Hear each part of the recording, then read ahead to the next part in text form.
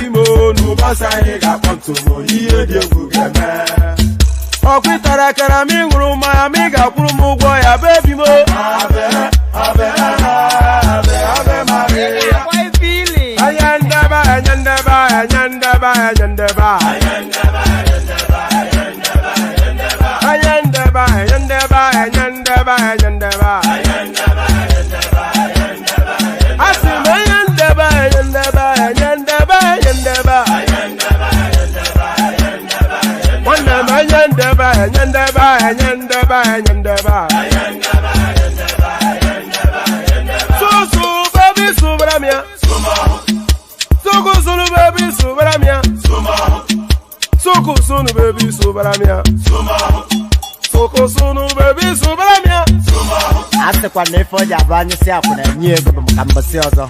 Since I was born, but now I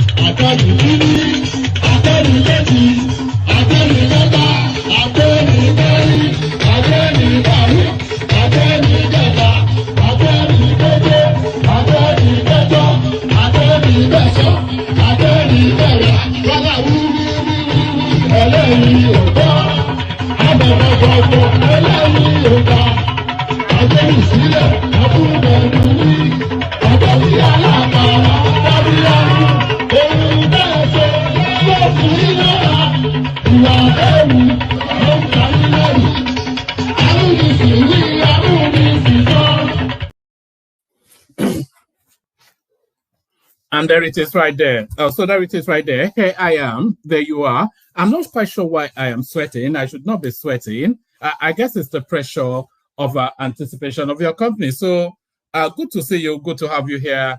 And here we go again.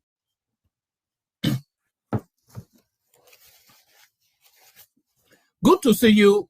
Good to have you here. And here we go again. So here we go again. Another day, another half cent. Another day, waging and raging all matters Nigeria. So good to be in your company. Good to have you here. And hope you've had a lovely day so far. So the session commences. and we go through it again. So we go through it again. The usual protocol, you know how we always start, so we're not starting any differently in this instance. Click on the like button just as soon as you're coming in. We're trying to hit 100 likes with every session now.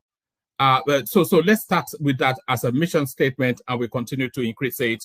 But hit on the like button to set us on our way, and then hit on subscribe if you haven't done that already. Hit on the hyperlink that says StreamYard if you want to come and join me on the screen. So do those. Hit on like, hit on subscribe, hit on the hyperlink that says StreamYard if you want to come and join me on the screen. So do all those. So plenty to go through. Matters changing almost on an hourly basis within Nigeria, and you're having to recalibrate your thoughts. You know, there's no clarity as to where we are or where we're headed, but there's some vagueness of a direction of travel, which everybody is clinging on to. But where is all of this going to land is the question. So where is all of this going to land? Let me bring you this. Federal government files 20 charges against Emefiele in Abuja, seeks to withdraw Lagos case. So, in a different space, I was explaining that the shotgun and 23 cartridges that they filed in Lagos State were just placeholder charges so that they can perfect down now more potent, more important, more serious charges to be leveled against this element called Emefiele. So it looks as though they have now gathered their paperwork and they are presenting it in court. Federal government files 20 charges against Emefiele. People mock me the way I pronounce that guy's name, so I'm only really pronouncing it the way it reads. Federal government files 20 charges against Emefiele in Abuja, seeks to withdraw Lagos case. So what charges those are and why the Lagos charges were withdrawn, all of that in play. So all of that's in play. So now from that, we go on to this. From that, we go on to this. Actually, before we go on to this, let's start it off with here because it makes more sense if we start it off from here. So let's start it off from here. Kenya. So now, when Nigeria removed fuel subsidy, a lot of other African countries also followed suit. And Kenya was one of those African countries. Just as soon as, you know that Nigeria, of course, always takes the lead, everything that happens within the African space. So as soon as Nigeria removed the fuel subsidy, a lot of African countries followed suit, and Kenya being one of them. So now, because, and not only did they remove fuel subsidy in Kenya, by the way, they removed subsidy on food, especially bread. So there's been protesting and rioting for days now in Kenya. So it looks as though a reversal of position.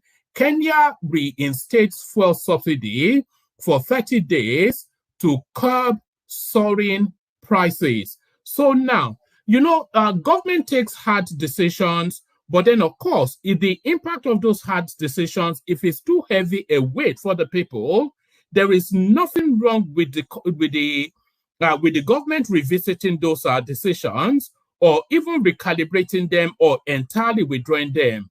That is not to say that it's a misstep, and there is no soothsaying to project into the future. For all of the calculations, sometimes things have to play out in real time for you to know just the extent of the impact of it. But then when you identify the extent of that impact, then what actions you take next is what defines leadership. So that is what is showing in Kenya. So that Kenya now a precursor to what is imminent in Nigeria, or is it?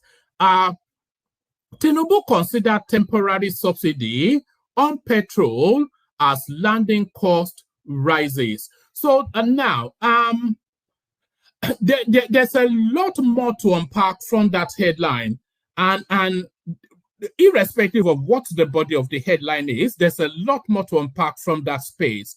But we'll do the readings, and then I'm going to play you a clip, which I'm not sure precedes or succeeds whatever the content of this article is, but it's a convoluted mix. But in that mix, it's some sort of assurance So we see what assurance comes out of this narrative. So stick with it. Tinubu considering temporary subsidy on petrol as landing cost rises. So we'll play with that, see what that has to offer us. We'll play with that, see what that has to offer us. So this one, a follow through from that space as well. There will be no fuel price hike, Tinubu assures Nigerians. So there will be no fuel price hike. If you assure a price point, then you have to be able to guarantee that. And if you're guaranteeing a price point, then you are manipulating the market. And the only way to manipulate the market, of course, is to subsidize the differentials. So quite what this assurance is based on, we'll find out. There will be no fuel price hike, Tinubu assures Nigerians. So we see what that assurance is in the course of. So now, pardon me.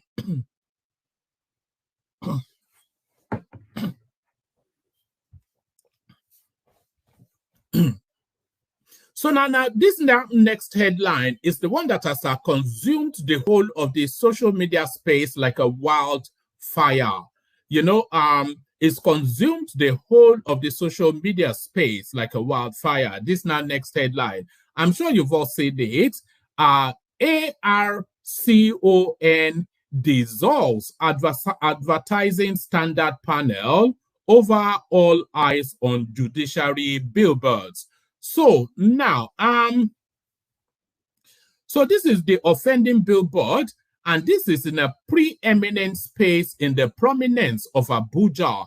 So in a preeminent space in the prominence of Abuja, all eyes on the election, all eyes on the election tribunal judges, all eyes on the election tribunal judges, diasporas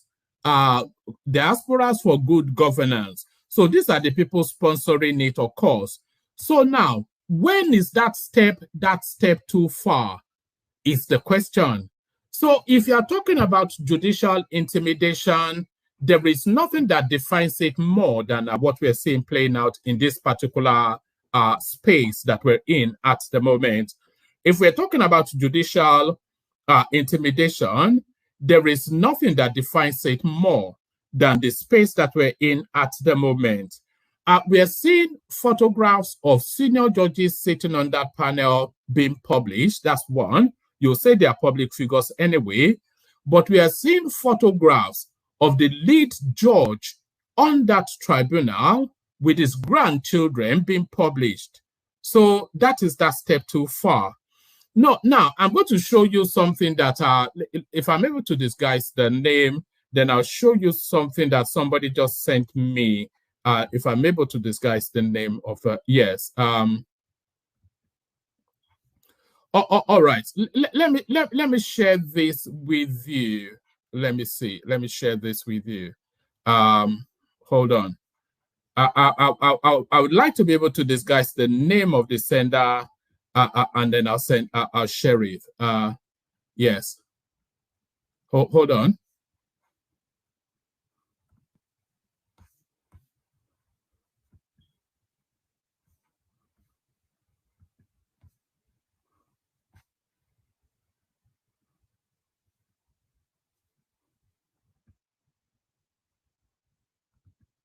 All right. So yes, I'm able to disguise the name of the. This is what is circulating on our Twitter. Justice Samani's daughter owns a clothing line in Wuse, Abuja.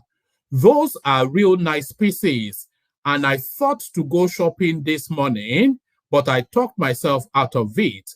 I said, Oluchi, it is too early to go shopping. And Obedient might want to join you too. So why not wait until ... So Justice Samani, of course, as you all know, the lead judge in that tribunal sitting. So when is that step too far? Lines are being crossed. So lines are being crossed. And really something has to be done. Really something must be done. This is not just done, is it? ARCON dissolves advertising standard panel, over all eyes on judiciary billboard. So there it is. The Diaspora for Good Governance, that is the people sponsoring the billboard. So Diaspora for Good Governance, the people sponsoring that billboard. So from that to this, so this is the latest development in a storyline that we have been following for the past couple of weeks. Ifa Council suspends Isheshe Festival in Ilorin, says Nigeria. Pardon me. Ifa Council suspends Isheshe Festival in Ilorin, says Nigeria police banned religious events to please Muslims. So yes, of course, the Emir of Ilorin now, as you all know, banned traditional worship in Ilorin to the point because there was a woman that wanted to, a priestess that wanted to celebrate the Yemoja festival, and he said he doesn't want any traditional practice in his domain. But then, of course, it's not his domain; it's Yoruba land, and we're nativists by nature. But it looks as though the will of the sultan or the emir, as it prescribes a singular religious doctrinal stance over Ilorin, it looks as though that will has prevailed. Ife Council suspends Isheshe Festival in Ilorin, says Nigeria police banned religious events to please Muslims. So there it is right there. And slowly and surely we're headed in that direction. So slowly and surely we're headed in that direction. But this now next headline is a direction that we want to head away from. This would not come as a surprise to any of you, but what might surprise you is that they are now starting to confess. Beneficiaries of job racketing tells rep that they receive salary without working. So ghost workers, a phenomenon that is unique and peculiar to our space.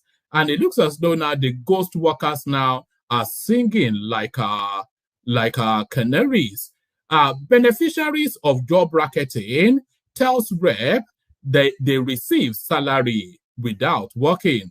Who would not want a share of that gig? Who doesn't want to not work and get paid? So it's all right for some. So that's what we'll be contending with, and whatever filters through in the news cycle. So there's plenty of space on the studio, by the way. So if you want to participate, you can join, because it's the interaction with the panel that makes the session. Otherwise, then it'll just be a broadcast and then a shutdown. So if you want to participate, then hop on. So lean back, kick back, take it easy, relax into it. As I said, click on the like button, click on subscribe, click on this hyperlink that says StreamYard right here if you want to come and participate.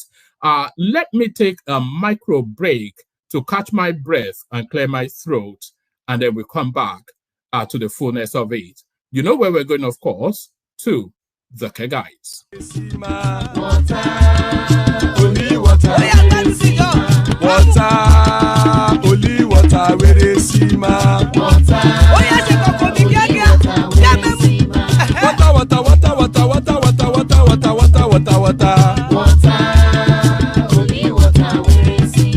Hapa o naido.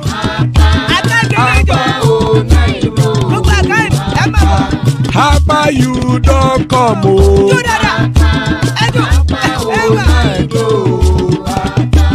Hapa o naido.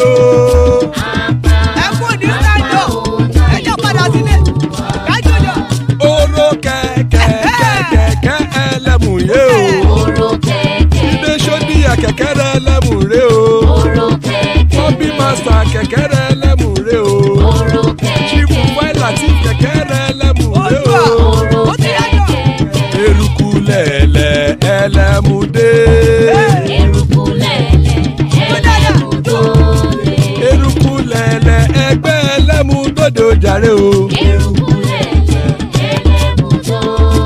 Eruku lele Ghana ti de egbe body o. Ọmọ ẹlẹ́yẹ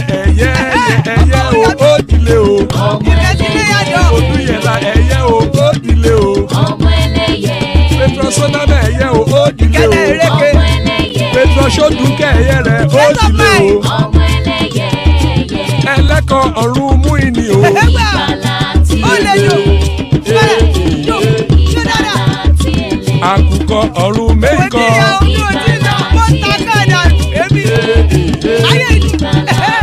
ikú kò ní ríwà gbéṣe o. ìgbàlà tí èlé. ìgbàlà tí èlé. àrùnkárùn.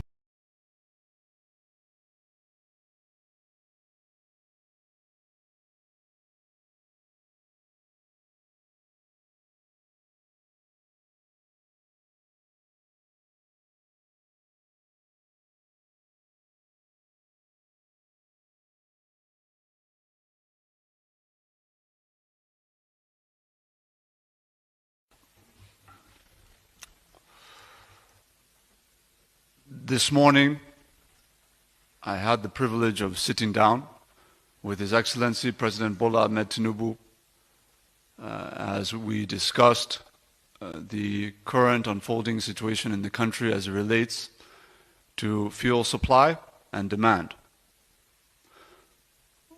The President wishes first to state that it is incumbent upon all stakeholders in the country to hold their peace. We have heard very recently from the organized labor movement in the country with respect to their most recent threat. We believe that the threat was premature and that there is a need on all sides to ensure that fact-finding and diligence is done on what the current state of the downstream and midstream petroleum industry is, before any threats or conclusions are arrived at or issued. Secondly, Mr. President wishes to assure Nigerians, following the announcement by the NNPC Limited just yesterday, that there will be no increase in the pump price of petroleum motor spirit anywhere in the country. We repeat, the President affirms that there will be no increase in the pump price of petroleum motor spirit. We also wish to affirm that the President is determined to maintain competitive tension within all subsectors of the petroleum industry. He is determined to ensure that our policy drawn up as well as policy implemented follows the cue that there will not be any single one entity dominating the market. The market has been deregulated. It has been liberalized, and we are moving forward in that direction without looking back. The President also wishes to affirm that there are presently inefficiencies within the midstream and downstream petroleum subsectors that, once very swiftly addressed and cleaned up, will ensure that we can maintain prices where they are without having to resort to a reversal of this administration's deregulation policy in the petroleum industry. I wish at this juncture to also provide a set of graphics which the President has authorized me to share with Nigerians that otherwise would be confidential. These are graphics supplied to Mr. President by the NNPCL. In the graphic, what you will find is the present cost of refined petroleum motor spirit at the pump in each of the West African nations that neighbor us. And I'll just name some, for example, even as I know you'll be showing your audiences the graphics which the President has graciously approved for public release today. Senegal at pump price today of 1,273 naira equivalent per liter. Guinea at 1,075 naira per liter. Cote d'Ivoire at 1,048 naira per liter equivalent in their currency. Mali, 1,113 naira per liter. Central African Republic, 1,414 per liter. Nigeria is presently averaging between 568 and 630 naira per liter. We are presently the cheapest, most affordable purchasing state in the West African sub-region by some distance. There's no country that is below 700 naira per liter. So this is the backdrop. We have seen that at the inception of our deregulation policy as of June 1, as Mr. President took office, we have seen PMS consumption in the country drop immediately from 67 million liters per day consumption down to 46 million liters per day consumption. The impact is evident. What it also does mean, though, is that we are not at the end of the tunnel. There is still a bit of darkness to travel through to get toward the light. And we are pleading with Nigerians to please be patient with us. And as we promised from the beginning, we will be open with Nigerians, we will be transparent with them, and we are ready to show you exactly what it is that our nation is facing with respect to the illiquidity in the market in terms of foreign exchange as a result of what is now known to have been a gross mismanagement of the Central Bank of Nigeria over the course of several years preceding this time.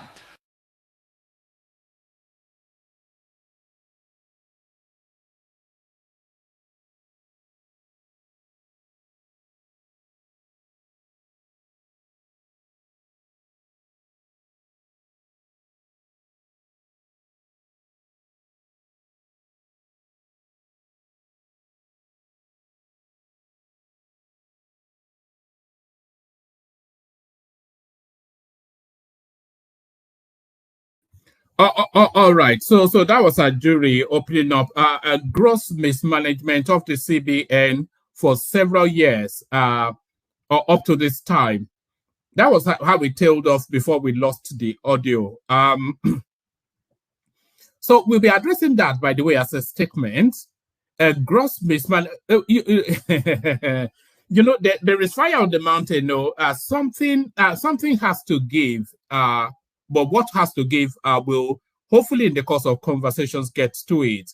There was a gross mismanagement of the Central Bank of Nigeria for many years up till this time. That was how he tailed off. But we get to all of that. Before we get to all of that, let's get to this. And by the way, there's still plenty of space on the studio for whoever wants to come and join.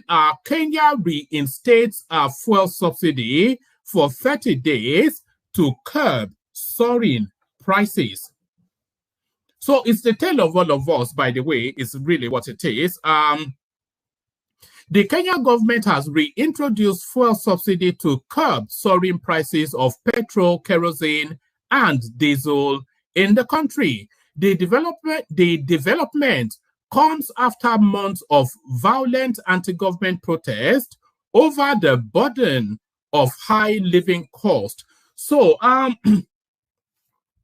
the subsidized life that they live in Nigeria is not unique or peculiar to the Nigerian space, is what we're saying. So the African space, they say you are poverty-stricken, but you are actually very much mollycoddled by the state. So the international space now, the pressure of money is now leading to that mollycoddling now being removed. And it's not just a unique or peculiar thing to the Nigerian space. The Kenyan government has reintroduced fuel subsidy to curb soaring prices of petrol, kerosene, and diesel in the country. The development comes after months of violent anti-government protest over the burden of high living cost. On Monday, the Energy and Petroleum Regulatory Authority, Kenya's energy regulator, said oil marketing companies will be compensated for the petroleum from the Petroleum Development Fund. So all marketing companies will be compensated essentially that subsidy. The regulator said the maximum retail price of a liter of petrol will remain constant at 194.68 shillings, $1.35 for the next month, shielding consumers from an increase of 7.33 shillings 5 cents. EPRA also said small subsidies will be implemented for kerosene and diesel in order to cushion consumers from the spike in pump price. As a consequence of the increased landing cost, the government has opted to stabilize pump price for August and September 2023 pricing cycle. The statement reads in part, all marketing companies will be compensated from the Petroleum Development Fund. In Kenya, retail fuel prices are set in the middle of each month. The development means the price of petrol, diesel, and kerosene will remain unchanged until September the 14th. After taking office in September last year, Kenyan President William Ruto removed fuel and maize. So, like I said, the price of bread has also gone up. So the two mainstays are bread to the Kenyans is almost similar to what bread is to the French.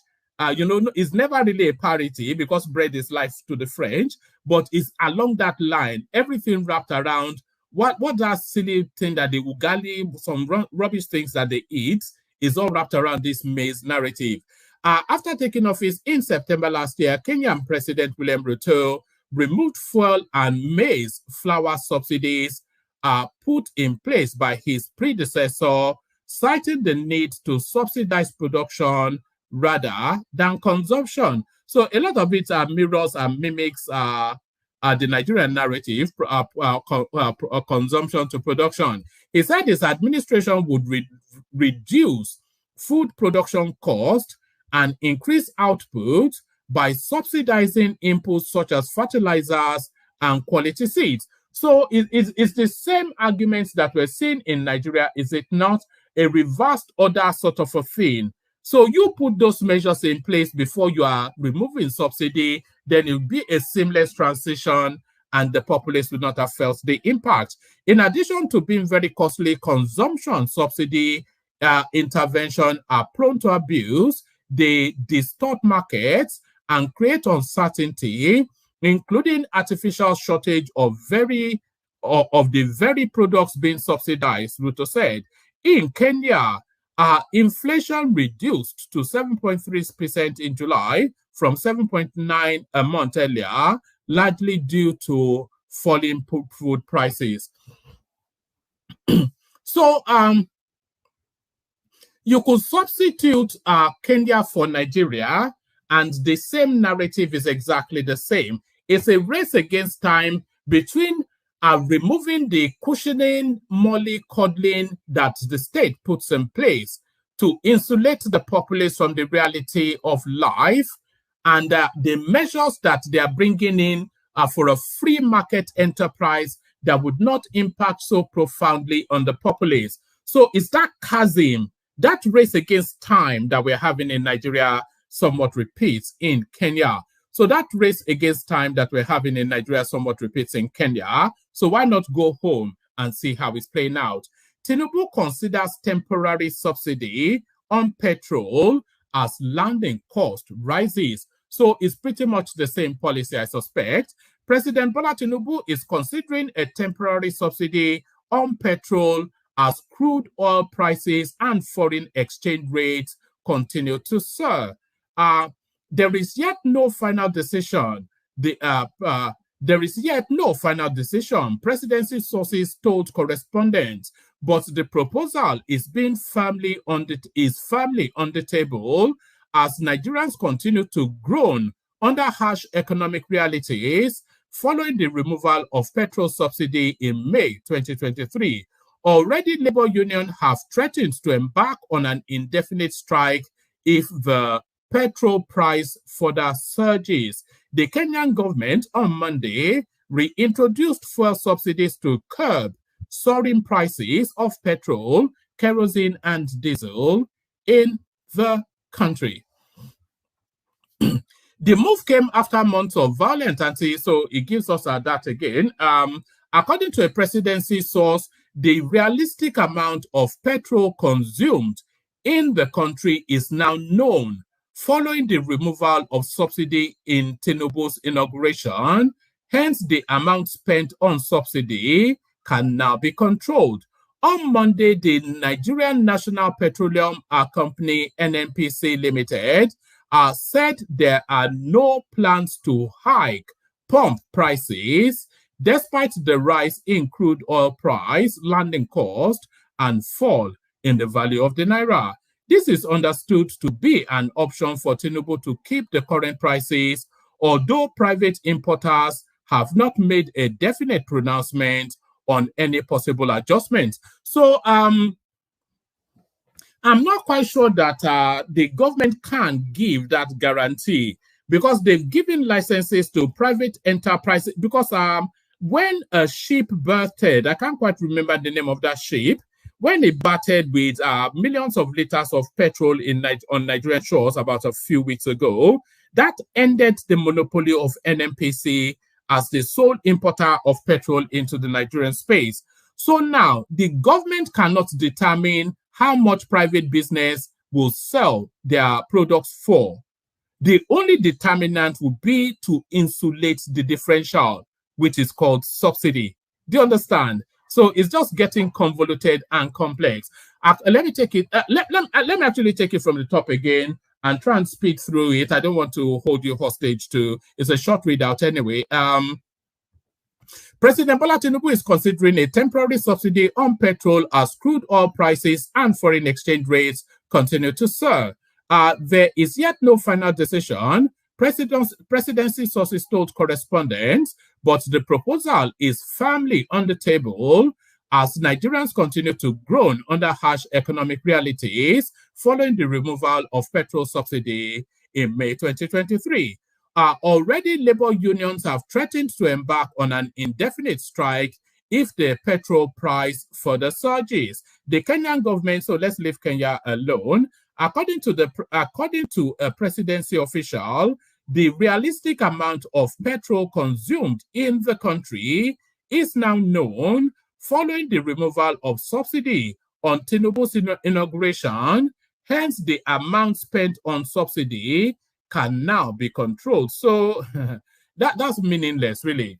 On Monday, the Nigerian National Petroleum Company, NNPC Limited, said there are no plans to hike pump price despite the rise in crude oil price, landing cost, and fall in the value of the naira. This is understood to be an option for Tinubu to keep the current prices, although private importers have not made a definite pronouncement on any possible adjustments. But speculations around another increase in the pump price of petrol, currently under 600 naira, have caused tensions across the country, leading to panic buying in the early hours of Tuesday. In Nigeria, the petrol pump price has been increased twice since the subsidy was scrapped. It moved from 185 naira to over 500 naira in May and later to 617 naira in July. The exchange rate, which reached an all-time high of 950 at the parallel market, has also witnessed significant increase. So since Tinubu announced the removal of petrol subsidy, Nigerians have had no respite from price hikes. Foreign exchange challenges, coupled with the unrestrained slump of the naira, Nigeria's local currency, have led to a sustained upward trend in the prices of goods and services. On Monday, correspondents report that the Central Bank of Nigeria plans to implement new measures to stabilize the naira against the dollar. weeks after Tinubu was inaugurated as Nigeria's elected president, his administration, already fraught with legitimacy issues, quickly introduced several policies in a bid to revive the economy. But with the current economic realities, it appears these policies are not yet yielding the expected results. So the policy is not yet yielding the expected results, but there is somewhat of a predictability to the impact of the policy. So nobody can claim to be caught off guard. But the impact of it all on Nigerians really is what has to be managed. There will be no fuel price hike, Tinubu assures Nigerians. So let's see. Okay, it's a short read, so let's just go through this. President Bola Tinubu on Tuesday, August the 15th, assured Nigerians that there will be no increase in the pump price of premium motor spirit PMS or petrol anywhere in the country. According to the special advisor to the president on media and publicity, Ajuri Ingalali, the petroleum market has been deregulated and will remain the same way. So there's an inherent contradiction just between those two paragraphs, which we have already said. So Tinubu gives the assurance that there will be no increase in the price of petrol, and they also insist that the market has been deregulated and it will remain deregulated. So you can't, I don't know quite what this means. We'll see in the fullness of time what this does mean, but what this means is subsidy. That's just what it means. There's no other interpretation other than subsidy. He stated that the federal government will address the inefficiencies within the mainstream and downstream petroleum subsectors to maintain prices where they are, without having to resort to a reversal of the administration's policy in the petroleum industry. This comes less than 24 hours after the NNPC Limited said it had no plan to raise the pump price of petrol. In a terse statement on Monday, the company urged Nigerians to disregard speculations of a fresh hike in the price of premium products. The NNPC has repeatedly increased pump price of PMS or petrol since May the 29th declaration by Bola Tinubu that fuel subsidy is gone. So now, the biggest player, of course, within that space, the biggest player, of course, within that space is the biggest player within that space is the NNPC, as you know. So, however they determine the price, it usually the market follows through.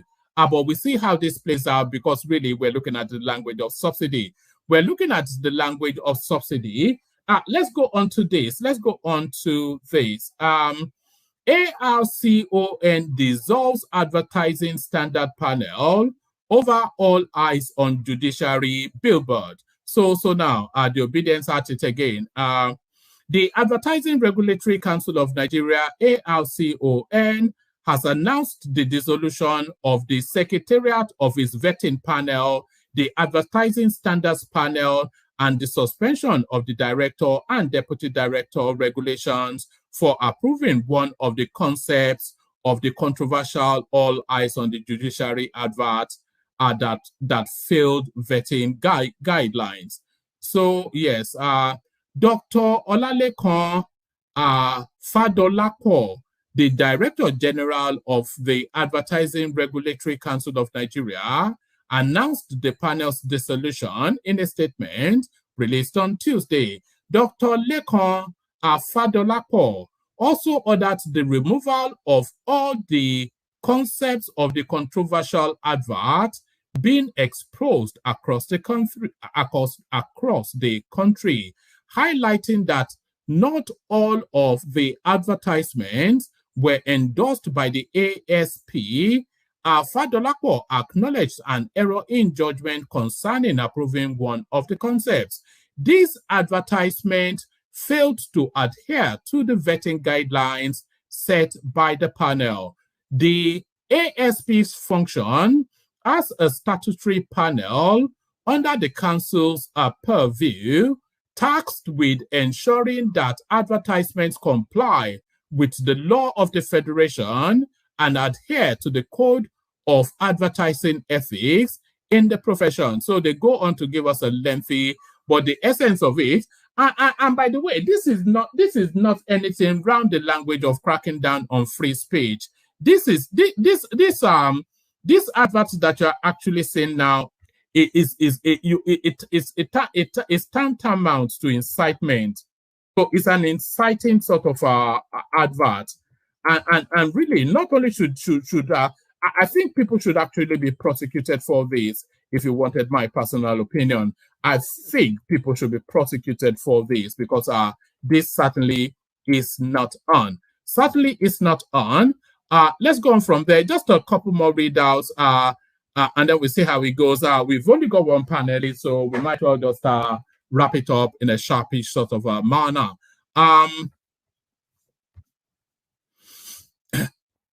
Ifa Council suspends Isheshe Festival in Ilorin, says Nigeria police banned religious events to please Muslims. So yes, this is a long one, so I might not give you the fullness of it. The International Council of Ifa Religion has decided to suspend its planned Isheshe Festival in Ilorin, the Kwara State capital, north central Nigeria. The council made the announcement on Tuesday via a statement by its president, Oluwo Pokuola, which was obtained by correspondents in Abuja.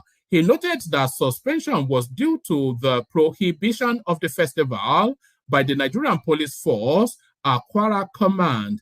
The ICIR alleged that the police, during a meeting with traditional worshippers on Monday, declared that the proposed Isheshe Day, which was earlier slated for August the 20th, should not hold due to security reasons. The statement reads, yesterday, August the 14th, 2023, our representatives attended a meeting with the Kwara State Police Commissioner in Ilorin after having been invited in respect of our letter of notification on the proposed celebration of the Isheshe Day, slated to hold in Ilorin on the 20th of October 2023. The outcome of the meeting was the prohibition of the hosting of the festival, purportedly as a result of what they called rising tension in the state. ICIR is not unaware that police authorities have the power to enforce laws and regulations, maintain public order, and ensure the safety and security of the community. They can also, under certain circumstances, impose restrictions or place a ban on specific events or activities if they deem it necessary for public safety, law enforcement, or other legitimate reasons. Nevertheless, the ban placed on our Isheshe Festival has been viewed from a legal perspective as an abuse of the fundamental rights of all traditionalists in Kwara State. It has also been seen as a testimony to the fact that the police authorities were already prejudiced against our faith. The ban is the first to be imposed on any lawful religious gathering in the entire history of Kwara State, to the advantage of the antagonist of such an event. Although we are not unaware of the clandestine moves, efforts, and preparations by some disgruntled elements within the Islamic faith to unleash unwarranted attacks on some of our members in Kwara State before, during, and after the 20th of August proposed events, we had wanted to go ahead in the hope that the security agencies would do their best to put a check on the unbridled lust of the bellicose Islamists for war, thereby ensuring us to exercise our fundamental rights as an organization. It is therefore shocking to realize that those whose role it is to enforce the law, ensure peace, and maintain orderliness indirectly declared that they have neither the capacity nor the political willpower to do so, and would rather deny us our rights to please those they are expected to caution. So it goes on and on, but you know the theme of it. So there it is. So there it is. So there it is. I've got Ajanle Koko with me, and I've got Darati with me. So we see how that goes. Good to have you both, gentlemen. Who wants to kick it off? Darati, do you want to kick it off? Yeah, good evening, one man. Yeah, good to have you, Darati. What's going on? Thank God, everything is good. Thank God for everything. I think I yes, can't hear you, man. take me through the. You want to take me through some of the headlines? All right, start it off with start it off with this Isheshe space and the police putting a ban on people being able to exercise their right to free worship. Well, as for me, I think it is wrong. It is completely wrong. Why would they say they should not have their what? They should not have their Isheshe festival. No, I don't understand.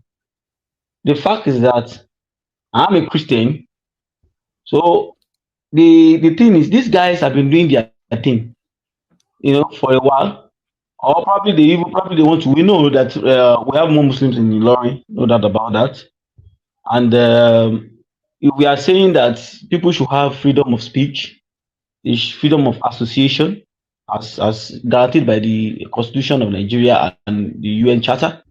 So I think nobody should hold them without. I mean, nobody should disturb them or disturb whatever they want to do. You cannot say because Nigeria is a secular state. As far as we are concerned, Nigeria is a secular state. Not even if they have come into probably within their own space, or I mean, to say they want to do their thing, probably we decide a mosque or something. Now I can say you are trespassing, because we know even before all these two religions even came, Christianity and Islam came into Nigeria. We have been having this. In fact, this was something of our forefathers. Fine, we said okay, we have moved a bit away from that. Some people have already dropped it, but that doesn't mean that some people are still not having something to do with it. Even if you are going to convert them, you have to go through. You have to do it probably in a more subtle way. I mean, you are going to talk to them, and probably they have their right. I don't see any reason why the police should connive with the Emirates or whatever. I don't know. It's a very sensitive issue. But I'm just going to say that as for these traditionalists, they are also Nigerians. They are Nigerians, and they have the right, and they participate in everything. So they pay their taxes. So I don't think anybody should hold them to not ransom, saying they should not, because something. As far as I'm concerned, the Constitution of Nigeria supersedes any other religious institution in the country. So it's against their human right to say that. And the police is also conniving with the people within within that Emirates space. I mean, Ilorin Emirates to deny these guys. I've watched videos. Why I'm saying this? I've watched videos where they were fighting them, trying to fight them. They were trying to fight them. I think just last week or so, I think they did their Oshun in Osun State. I once worked in Osun, and my own friends. One of my friends is from Osun. And I know where people normally come from all over the world to come and observe this Osun festival and sort of a thing. It brings in a lot of money. The people bring in money, and they come and have a feel of what our culture looks like. Fine, some of us might not identify with it again. That is just it. But that doesn't mean that we should rub it in their face by denying them their right. It's their right. It's their right. So, and Nigeria is a secular state. By constitution, we are a secular state. Nigeria is not an Islamic country.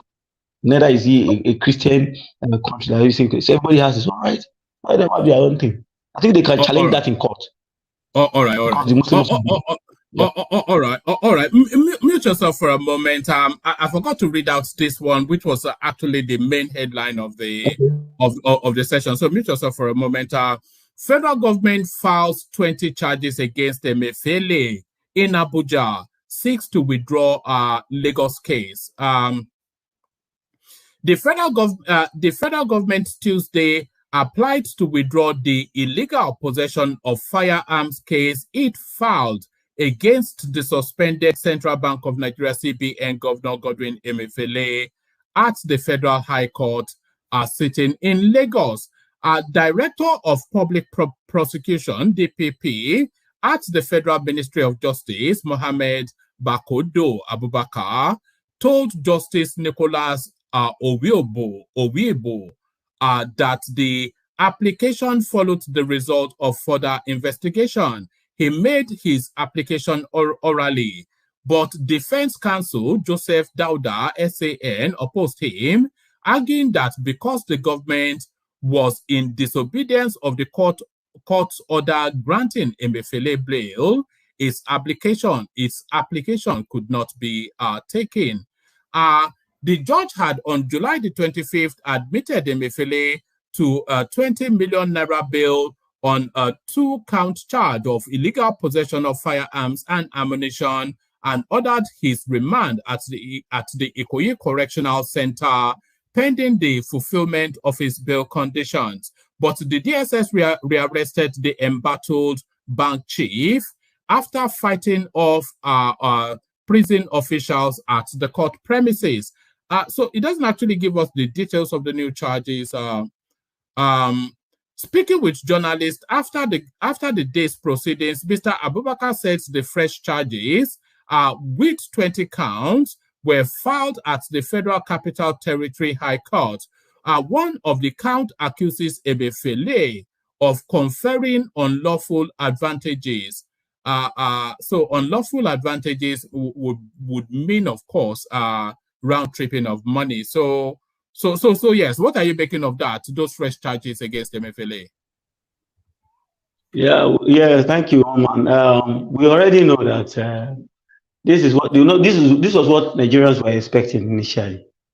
All this nonsense of illegal firearms were just a kind of let's hold him down a bit to perfect the work. I think probably when the suspension came, they have not had enough evidence to prosecute him. So, and they cannot just come to the court to come and present an inconsistent evidence. I mean, and it has not been perfected. So they needed something to just hold him down. They cannot also hold him without charging him, because they are also violating his human rights one way or the other. So they felt they have to just push him to the court using under one context of prohibition of illegal firearms, possession of illegal firearms. And when he saw that one will not actually hold water, it's still a bailable offense. So you have to just kind of switch. And I think that was the reason why probably Tinubu asked them to start the probe to understand what has gone all wrong within the CBN over the years, because that's the only way by which they can actually. That was the basis of his arrest. Some of the basis of his arrest. So, and anything they're going to provide also must also go in that direction. At least go in that direction. So I think probably they have already fine-tuned their stuff now. I mean, the evidences that are within the public domain right now about some of the atrocities that happened under him. So I think that was why they had to arrest him that time, to buy some time in order to perfect their work. And because I heard on channels just today that they are going to be doing that again. I mean, they're going to tender that evidence in court, and they're charging him based on that and withdrawing the former case. Of course, they already lost that case actually. So probably they don't want to just flog a dead horse. What do you mean they have already lost that case? That case has not been heard. What do you mean they've lost it? No, I think the judge already gave him a bail, and they know that it's not. A bail is not a verdict now. A bail is releasing him until pending. I know. One man, you and I know that. You and I don't know anything. If you are released on The bail, you are still in court. The court has what not given a judgment on the matter. okay, what I mean is this: the federal government knows that that particular case will not be enough to really nail him. What that was not what they really wanted for him. There are some Yeah, other no, things. that was And a they are place. letting Yeah, no, that was a placeholder charge. That was just to hold that, him. But that's that different was from what you they did. saying, yeah, that's different from you saying they lost. They've not lost anything. Nothing has been heard. Well, the fact is that we already, I don't need to argue about that. We already, all of us, were here yesterday. It was day before yesterday when everybody was talking about, oh, okay, suspend the rule of law, suspend this, use martial law, executive order. You know how it goes in Nigeria, except we want to deceive ourselves. So, but probably, probably they can see one or two things to pin him down and get back some money from him. Now this is where the money is. Go for the money. This is where not the gun. You actually don't have any interest in the gun. Get the money. That's the major thing. Yeah, And that's beyond getting the money, do you think Nigerians want to actually see Emefiele serve some jail term because of the way he mismanaged that country's economy for over 1 decade? Do you think they want to see him serve some jail term? Yeah. there will be some hallelujah on the street. I'm telling you, a lot of kumbayas and people will do. They have to take the have to have some thanksgiving in church. I'm telling you, because during that time, I know very well of some people that said if they see Emefiele walking, side by side with Shekara or any of these Boko Haram strong man, that they will prefer to kill Emefiele. Allow that the Boko Haram guy to just enjoy his life and enjoy, as in people are ready to tear him down. I can tell you that.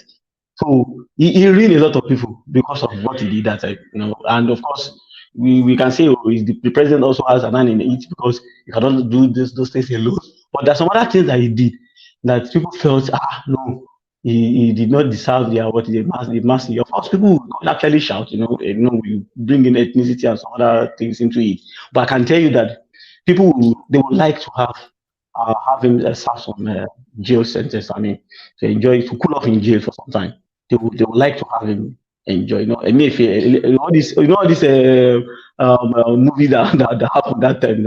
A lot of videos climbing up and down, being pushed on the social media. People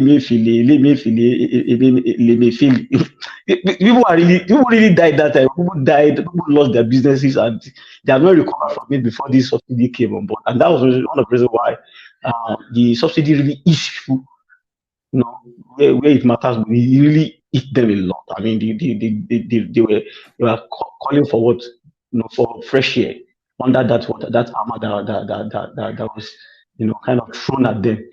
So that's it. People they will like it. They will like it. I can tell you. All right.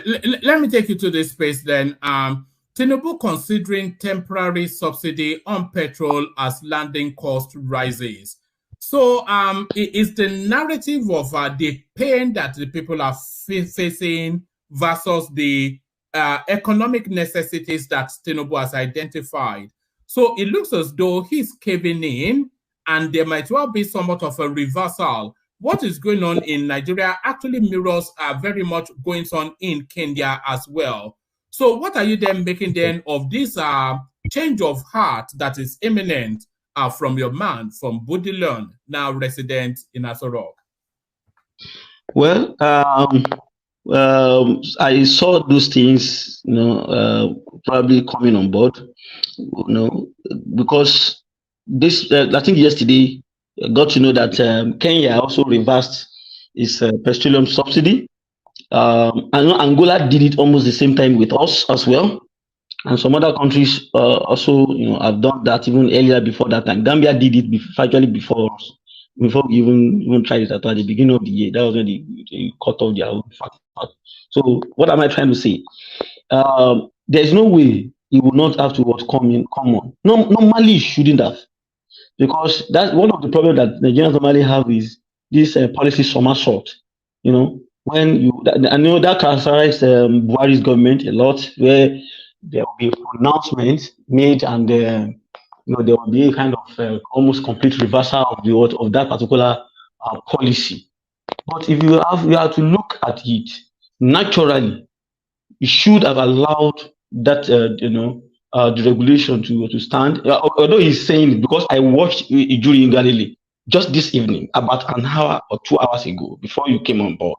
I watched his media chat with the press, on Viable TV, where he was saying that they are still holding on to that the regulation policy, that which means that the government is still not going to be in the business of regulating the prices and stuff like that, and there will be no increase in prices.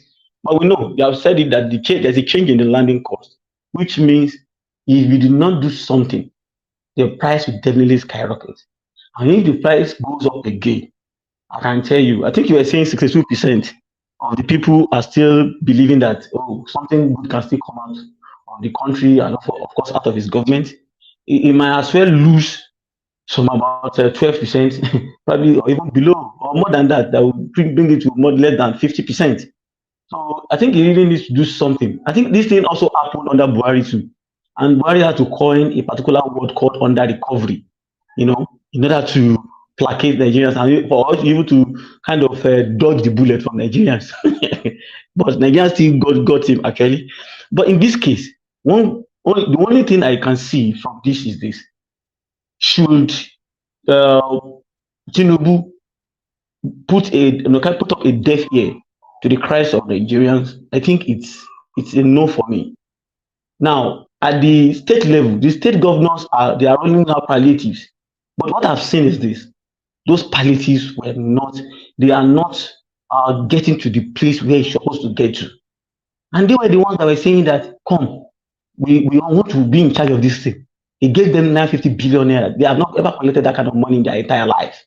The highest they have ever collected is 450. I mean, state and local government. Now they are collecting 950. That's times 2, and some a small on it, not small percentage on it. So they are supposed to do more than that.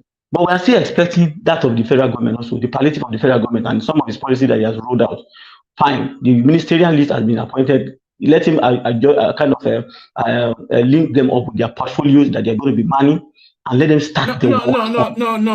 Don't go that far. We were talking about the subsidy, so I'm not quite sure what you are talking about. The portfolios. Yeah. What I'm saying is that if he had been able to do that, then he might not really have to look at how to balance these things up. But he has not been able to put those things in place. Now he must find a way to block that increase. If that increase goes up again, because based on the two factors, when you were having your readout, you said 2 factors: the devaluation of the naira again to about 900 and something, as well as the landing cost, increase in the landing cost. So definitely there is a temporary subsidy that will be coming in. But the only good thing that I saw in this is, at least we're able to know that the number of petroleum products being consumed in the country is fake. The figure that was given to us earlier, around 67 million, is fake. That is the small over 20-something million. No. So sorry. Stay. I want you to stay in this conversation. It says there will be no price hike. There will be no fuel price hike. Tinubu assures Nigerians. So if he gives that assurance, so there will be no price hike. By the way, is of course completely different from there will be no price reduction. And when we were listening to Ajuri earlier on, he was telling us comparisons that even our nearest neighbors, and you cannot say the economy is here or there, between all these countries listed by Ajuri, that they are paying twice as much as we are for petrol. But he's telling us there will be no price hike. But then he's also telling us that the deregulated market has come to stay, which is to say that our private entrepreneurs are also importing. So how is he able to guarantee? Hold on. How is he able to guarantee that there will be no price hike when it's an open market space? Well, the fact is just that there will be a form of temporary subsidy, just like you have said. So a friend of mine on Facebook posted something like that, and I told him that I said it that come, this will likely that will be what is going to happen in our own case too. If he did not do that, a lot of things can go wrong. I'm telling you, people might be pushed to the wall, one way or the other. Fine, we might say that it's a policy reversal, or probably he's also trying to save face one way or the other. That, oh, I did not reverse my policy, and of course, their independent marketers are now bringing in the products. I watched one on their channels the other time. They even celebrated it. We saw it on channels when the company brought in the product by themselves. It was not under the purview of the NNPC fully again, that we are the only sole importer of this product. So if he has to still keep the goodwill of people, probably we will have to kind of shift base and make some of these compromise. And I think it's not a bad thing for a leader. If it does shift base and introduces a temporary subsidy or a subsidy of sorts, because if he's guaranteeing a price, then he has to substitute the differential. So how would that play out amongst the population? Are they going to say he's indecisive and wishy-washy, or are they going to say he's a listening president who is trying to insulate the people from suffering? How do you think it will play out in the public space if it introduces some temporary subsidy? Okay, thank you, woman. As for me, I will place it this way. As for me, I would say is probably a listening president, and he's not only also doing it only for us as Nigerians. He's also doing it for himself politically. He's going to lose some political will. That's just it. If he doesn't do something. As for some other people that will say, "Oh, he's a wishy-washy, indecisive, person," you cannot rule that out. Many people will still come. In fact, they're already doing it. Don't let us just talk about it. I was on the word on the Bible TV. I saw the word. I saw one other guy, one other blogger too. People are already saying it. So there's no going back on that. People will definitely say it. The opposition will definitely say that. But as for me, and Fatai already, we exhausted this thing yesterday when you came on board. We spoke about this thing before this thing happened yesterday. I mean, this morning. I did today. So if some people say, "Oh, it's a wishy-washy policy or it's indecisive," so be it. So Nigerians only, and everybody has been saying it, that what Nigerians only understand is having a stable currency or a stable market price for the petroleum product, which is the blood that runs the economy. If people are able to get that, probably they will still hold on and still wait and see. So it now depends on how people see it based on their own opinions. As for me, I see it as something that is at least still good, at least for the fact that it's able to cushion some of this effect. Because many of these things that happen also. Look at what is happening. I learned not quite long that speculators and some other guys are the ones behind all this the increase in the price at the black market. Even in the banks, they are doing these things. In the bank, they will give you $5, $10, lower denomination. And somebody is sitting among the people as if is a customer, and the person will come to you and say, let's stay with the subsidy. Let's stay with the subsidy. Was it a mistake for Tinubu to remove it just in one action instead of phasing it out? Because now, if he reintroduces the first subsidy, then as a temporary measure, then that tells you then that it will still have to be totally removed fairly quickly. So that would then be a phased removal for the people to make the lifestyle adjustments to those phases. So him now considering introducing a temporary subsidy, is that an admission that it was a mistake for him to have done it in one fell swoop? Well, for me, I think it's actually not a mistake. We have exhausted this thing. We have said it that this thing ought to have gone for some time. But But if he's reintroducing subsidy, then clearly is admitting then that he got something wrong. No. Let's not look at it that way. You know, it was not the CNC before. You know, and of course, we all thought that the Dangote refinery, which should be the cushion, should come on board by July, August, probably July, August. I think that was what we were talking about since, that it will come up in July, August. If it comes up, there may be no reason for this. I think everybody should understand that. If that Dangote refinery comes on board, or our own Port Harcourt refinery that we all thought we also come by that August, September, comes on board, I think there will be no need for all this. Let's be clear about this. Let people just know this. But if these two things are not coming on board, I don't think there is any reason for him to just hold on to his gun and say, oh, because I want to feel good. I want people to say, oh, I'm highly decisive and things will be going wrong. No, the refineries are not working. Our refineries are not working. The one that we want to use to cushion the effect is also not coming up on stream by this August. It's not coming up on stream. So what should a president do? A leader should look after the welfare of his people. Fine, we have been able to save some money. At least everybody is able to see that truly the government is paying something now. I mean, we are paying subsidy actually, but we are able to gain something. At least we saw it in what they shared, and all the governors, everybody acknowledged that, which means at least we are able to get an information from there. We're able to also reduce, get an information that we are subsidizing not only ourselves and other West African countries. Those are the takeaways from that particular action that he took.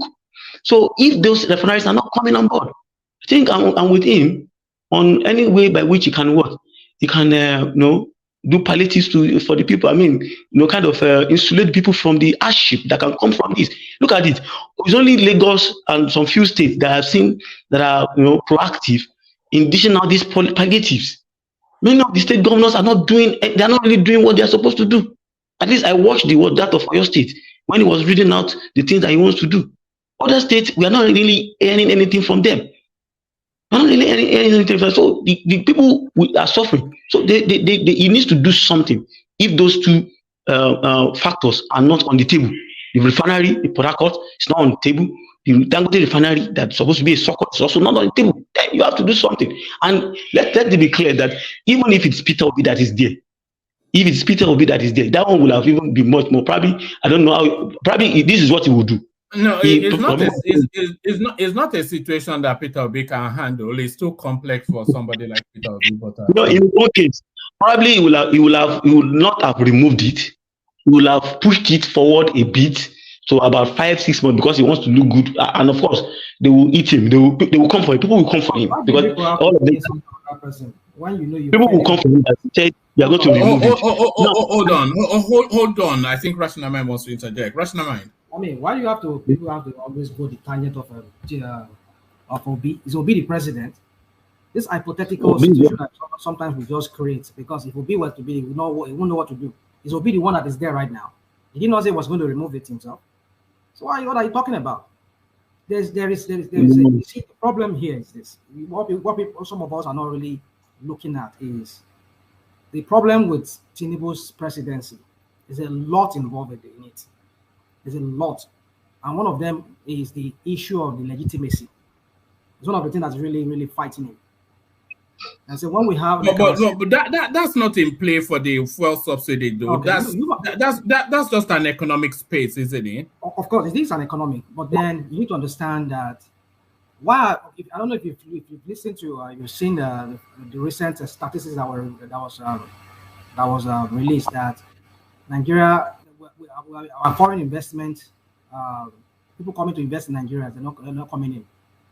And have you asked us a question? No. I've read figures to the contrary. What figures is that? The one they do yesterday, they said some people with No. That there's a steady and an increasing inflow of investment. Where's your figure coming from? 2.9 billion just last month. No. You see, this is the kind of propaganda that we hear from this APC. So what you've just said is not propaganda. What you just said is not propaganda. Hold on. If there are foreign investors coming in, why Yes. why we have a problem with forex?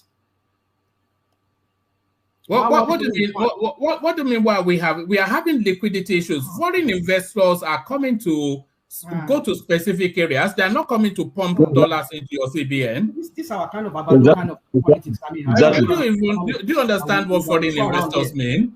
You mean they come and you do you know what foreign investors mean? Do you think they just come and park money in your CBN?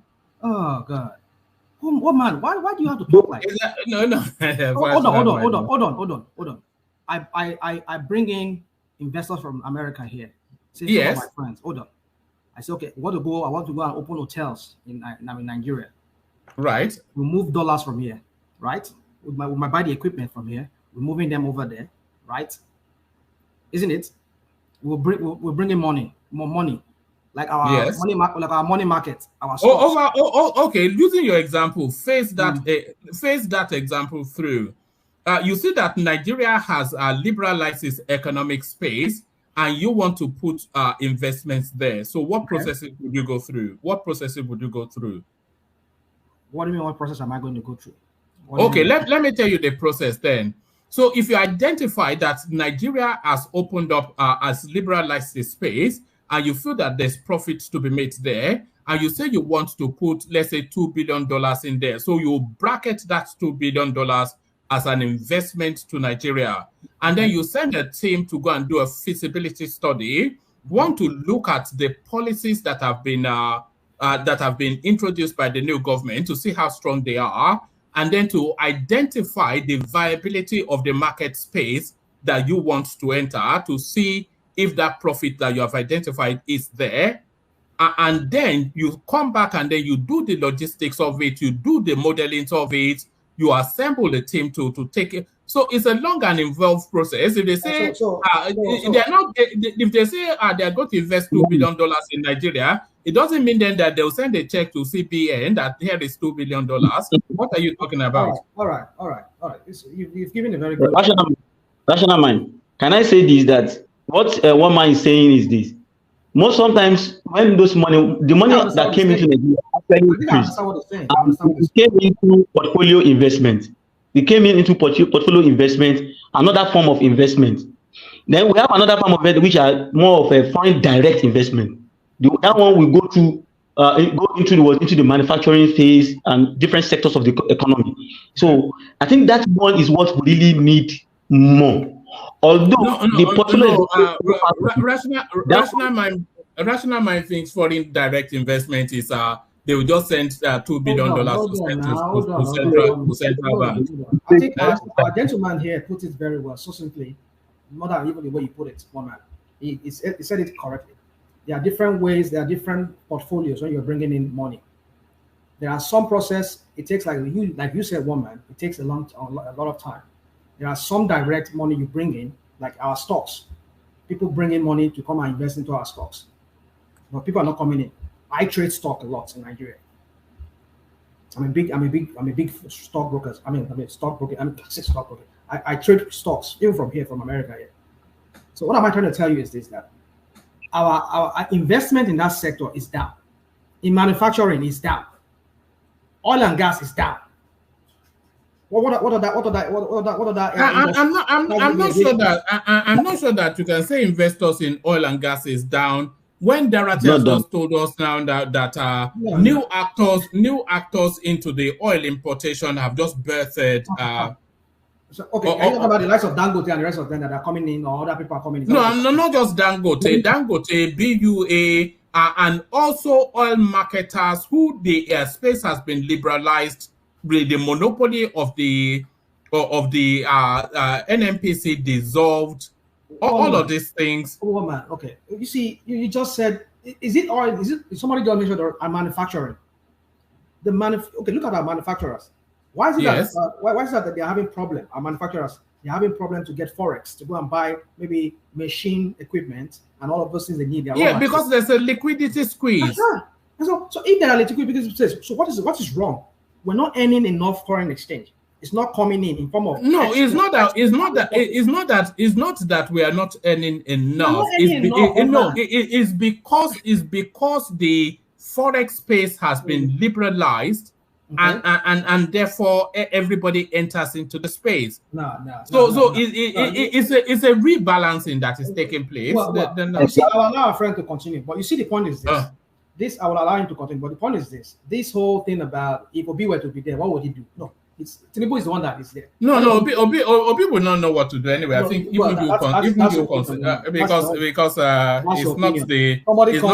not the sharpest tool in the box. It's not the sharpest tool in the box. Did you listen to what this pastor Bakari said?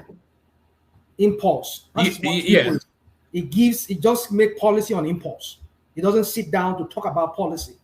You came the first day, don't get me wrong. I'm not saying it's wrong. Which policy has he made on impulse? Hold on. I'm talking. Let me just like.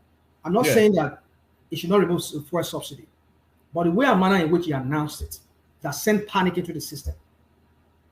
And again, you also remove the arbitrage. You say you remove it without putting in place. Is that on impulse? Putting in place things that will really check that sector very well, whereby there will be the abuse that we're seeing right now that you're talking about. I don't think we're not earning enough. Even I don't even believe that we earn enough. Even the little that we earn, look at how they are just holding it around themselves. Some people are just buying that dollar. It's a lot more complex. It's a lot more complex than this. You want us to believe it's not rocket science. One man. It's not rocket science. It's not rocket science. We have criminals in charge of Nigeria. Criminals. No, I agree with that. I agree with that one. I agree with. So the point I'm trying to make, my friend, let me quickly just make this point. I know you're itching to come back. My point is this: that let us stop using this hypothetical situation of if Obi were to be there. Let us talk about Tinubu. Tinubu is the one we're talking about right now. If Obi is there, you know why he said if Obi was there. The country finds itself in a precarious situation, in a sticky mess. So now. The best person to navigate us out of that sticky mess, out of the options that we had available, not the best person in totality, but out of the options that we had available, were either Tinubu or Atiku Abubakar. So those are the only two. I don't believe any of those out of the options available. Certainly not Peter Obi, who a lot of people find. Like I said, everything goes down. Somewhat liking in IQ, you know. Let me let our friend continue. When it's my turn, maybe I will be able to flesh it out. All right, but back to you, Dorothy. Yes, woman. Why I said what I said was because after that announcement, Obi said he was going to face it out in batches, going to do it in tranches, probably 40 first, probably 50. He was not specific actually, but he said he was going to do that in tranches. And what I saw there is this: it will have forced him actually to also go borrowing one way or the other. He will have seen himself not being able to curtail all these loopholes that we have seen, at least that have gone down. That's gone down right now. He will still have to go and borrow, probably because he will like, oh, this is anti-people or whatever. Some people want to hold on to his jugular and say, no, this is not what you told us, and so on and so forth. So, and at the end of the day, if he pushes it for like 6 months, you can see what happened now. Even Tinubu that removed it, what happened to him? You can see the differentials came up, and he had to fill in. Now, what will have happened is that he said he's going to be paying 50. Okay, let's say 50%. At the point, he might see himself paying about 75%, or even closing on to almost 100, and we'll fall into the same rat race if we are not careful. So, but as it stands now, we can only wait and keep our fingers crossed. And as regards the investment thing, I think the foreign direct investment is actually what Nigeria needs. Foreign direct investment, but the way we normally market, the way the country is being marketed to, it doesn't matter. We need direct foreign direct investment to have a desirable effect on the manufacturing sector and other sectors, vital sectors, agriculture and other sectors of the economy. But although from the portfolio and some other places, of course, the government through its fiscal policy and fiscal monetary policy could find a way to channel some of those goodies, to help out to subsidize production, like we have been saying.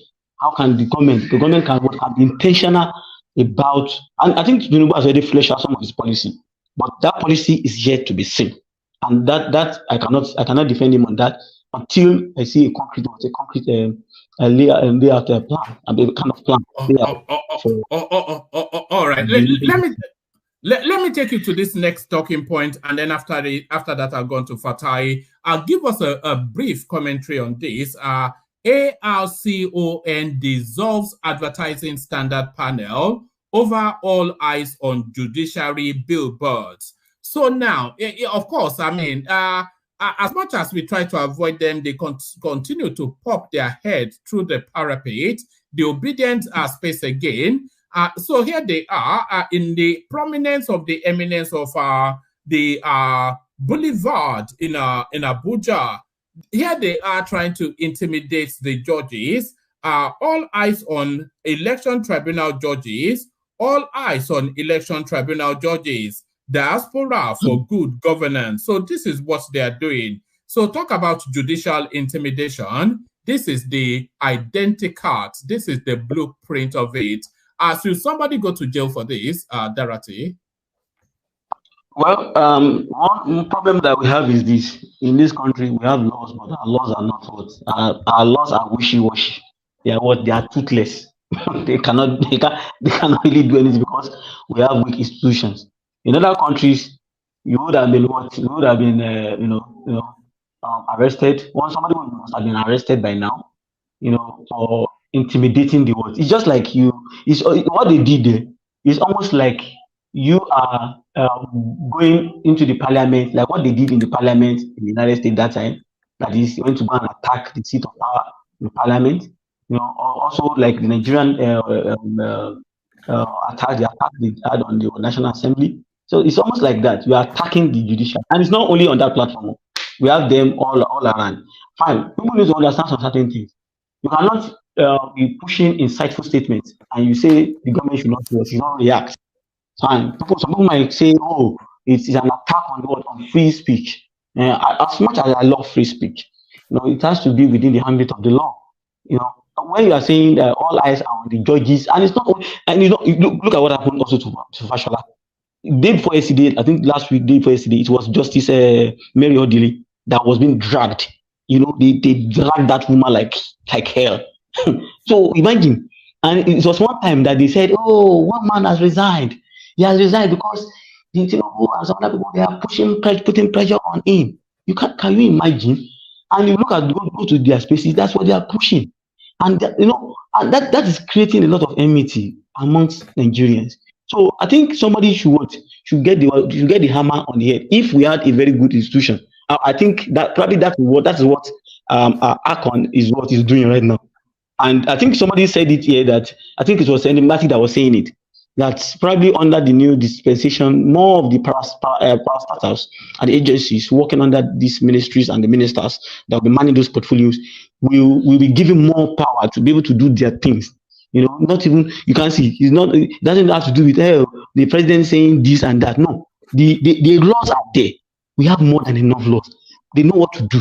You cannot put that on a billboard. If you are saying it amongst ourselves, or you carry a placard with a permission from the police to protest, good. You can carry that. The same thing, you can carry it, but that one will be for some time. But when you put it on billboards all over the country, and you are attacking that all eyes are on you, some of them are even calling. They might be probably, I don't know. Probably they are even calling the judges, on their private number that we are watching you. Imagine that is an attack on their privacy. And we were all here. We were the ones that said when Buhari attacked the judiciary that time, we went to go and molest them, arrest some of them, and stuff like that. We were the ones that was saying, imagine that this is undemocratic. So are we not doing the same thing that Buhari is doing? But I know that Nigerians we are hypocritical, and we are not. Sometimes I'm sorry to say this, we might not be responsible sometimes. Yeah, that's just it. That is, when we are supposed to tell out things the way it is, they will find a way to say it in another way. If it was not within the ambit of the law, I would say that yes, they are crossed their boundary. But I think ACON did the right thing by regulating. That's what their job is. Let them do their job, and anybody that needs to be arrested, let them be arrested. All right. That's hate speech, and you can trigger a lot of problems. What if other people also start to do billboard? We now have like 3 billboards All attacking right. each other. So that's it.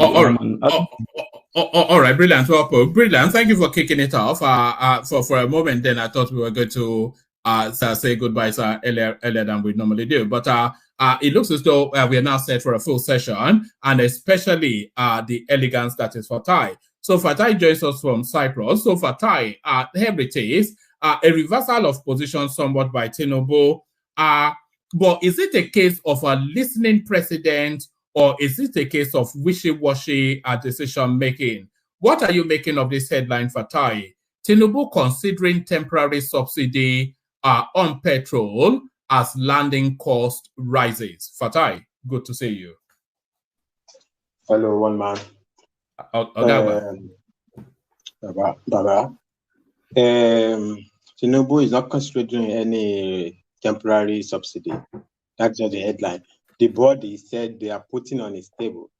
So they are playing games to make Tinubu to reverse the policy. That is what they are doing.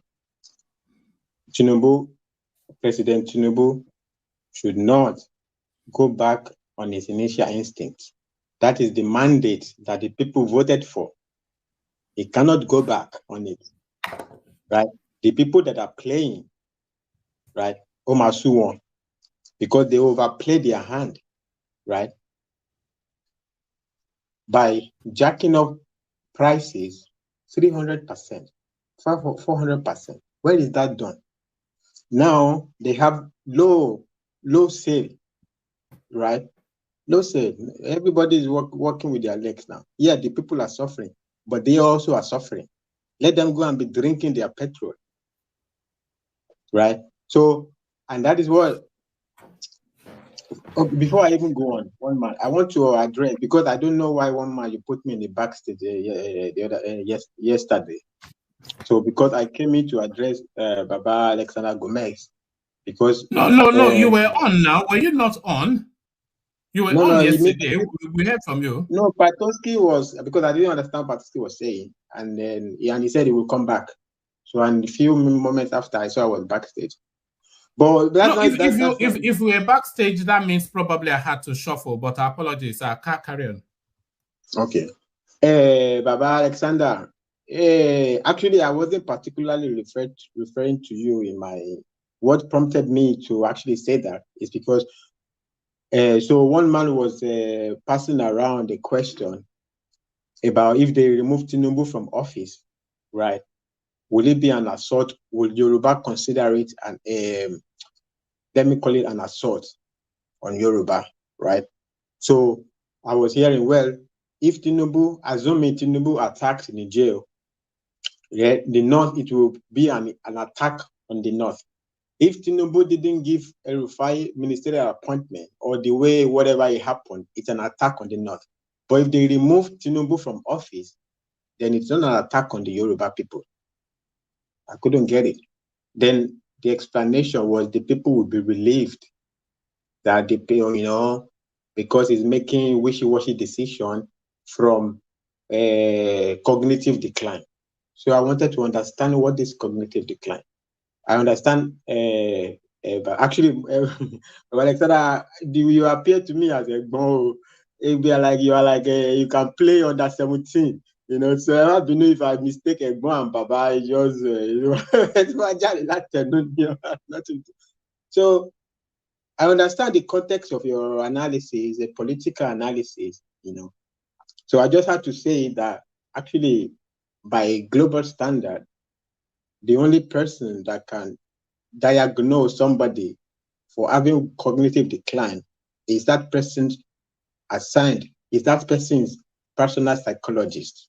It's just a general comment. It's not even particular for what you said, is that what then started to build up on me, right? Because I don't know what is, and it also made me to start asking the question, what are the wishy-washy decisions, right? The man hasn't really made that many decisions to be wishy-washy. The only problem that we have on ground now, right, is not even Tinubu's fault. It is National Assembly's fault. Because what is on ground is a supplementary budget problem, right? So supplementary budget problem, right? So Tinubu requests what they call palliatives, right? For, I don't know, whatever, was it $500 million or whatever. So the National Assembly, because now it's been explained now, it's a public knowledge now, they now inserted their own 110 million, right? And that is what is blocking the supplementary budget. And now they are, because of this supplementary budget that is on the table, because this supplementary budget is supposed to, because if you see, the budget running now is Buhari's budget. With Buhari's budget, Tinubu cannot do anything because government runs on budget. The money that executive spends is from National Assembly, pass the budget, and they sign it into law. He can't spend money out of his own pocket to relieve the people. He has to run on Buhari's budget. If there is nothing on the Buhari's budget to relieve the people, what can Tinubu do? Except if he passes a supplementary budget and say, I want to show money to take care of this side or that side, right? So whatever is in Buhari's budget is what can relieve the people. So then people have to come down too much over blaming of Tinubu on what is going on. Also, the subsidy that they are talking about, it's Buhari's budget that says subsidy ends June 30, right? When Tinubu says subsidy is gone, Tinubu is speaking to budgets that will come from him, starting with supplementary budget. So he said he's gone. No, I'm not going to reinstate. I'm not going to reinstate subsidy. That's what he's speaking to. So when people are saying it affects market, excuse me, look, if you tell me it affected investors' market, like the people who invested in investors in petrol businesses, they start to withdraw their shares. The shares crashed. Yeah, that is what a president's speech can speak to, or a CEO speech, or a manager's speech can speak to. If there is a truck coming from Niger Delta to dump a PMS in a depot in Niger Delta to dump a PMS in a petrol station in Lagos, Thailand, because Tinubu says subsidy is gone, does not immediately stop the engine of that truck to go and deliver that this thing. His speech has nothing to do with that market. If its speech affects any market, it will be investors' market, because people will say, this is going to be a policy shift, and from my calculation, that industry is going down. I'm withdrawing my money. And for that to even trickle down to this market of a pump price, it will take process. It will take, you will see the crashing down is gradual. So I don't know where people get this idea that it is. Yeah, you can interject me. I'm just listening. I don't understand where these people get this idea that it is subsidy is gone, the greatest political statement in the last 4 decades. For his timing, for everything, for the time he said it. And they said, you should first have sat down with labor union and stakeholders before he put the subsidy down. The sitting down that they've been doing. Let rational mind come in. I think we get the gist of where you are. Let rational mind come in. Yeah. So, my brother Fatai, you said you didn't see any correlation between Tinubu's speech and and the ripple effect. Not only I don't see it doesn't exist. So when you talk about the tankers that will move fuel from whatever depot, and if the investors, like you talked about, like you said, they reacted to the speech. So, no, I didn't say they react. I say if it affected, that is where you will notice the reaction to his speech.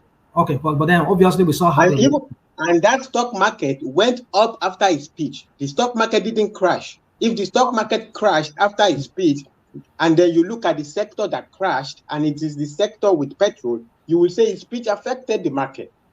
Yeah, I know. Some oil companies that I invested in, like stocks, they went up. Yeah. So, but I'm not talking about stock. We're talking about the effect, the ripple effect, the reaction, not just from the labor, even the oil marketers. You remember that the Biodun, what's his name, Ogun State governor had to go with some of those oil marketers because himself he lifts oil. He has a company that lifts oil. He's one of those oil marketers too. So he had to take them to Aso Rock because some of them were grumbling. And you're telling me that it did not affect them. Goodness. When we give an analysis, I understand how you're talking, when you're speaking to you have not said anything, rational mind. You have said what I'm saying to you is that you said it's saying no. I don't know. Tell What I'm me saying, how it affected them. Tell me it's how it affected. affected them. Can I Then we say can have something? an Hold on. Let me land my Oh, point. Let me quickly land the point. The point I'm trying to make is this: it affected them in the sense that number one. How? Okay, hold on. Number one, they've been used to this subsidy, getting money directly from the federal government to pay them. Which still existed at the time it made the speech. It existed. It still existed. It still add another one more to exist. Hold on. But they knew that since he has announced it, although they knew that it was going to be removed, but they feel that they could still influence whoever comes in. They feel. They feel. Yeah. Okay. From what I got. Hold on. Let him make the point. Yeah, make the point. They feel that they could influence whoever comes in to maybe postpone, to put forward, or whatever. I don't know. But then no. Hold on, rational mind. There's a big leap in what you're saying. Okay. Because the removal of the oil subsidy is actually also embedded in law. Signed by Buhari. So there are no reasons to and also the budgeting for the fuel subsidy ended at the end of the month succeeding when Tinubu made his speech. So nobody had any reason to think that it wasn't ending. So you're taking a leap into the. Okay, fine. I assume it's just it's a bit wild. One man now. It's wild. You are making. I understand. But what my point is this: is that when he said that it did not affect them, it does affect them because these people are used to collecting money directly from the federal government for whatever they do.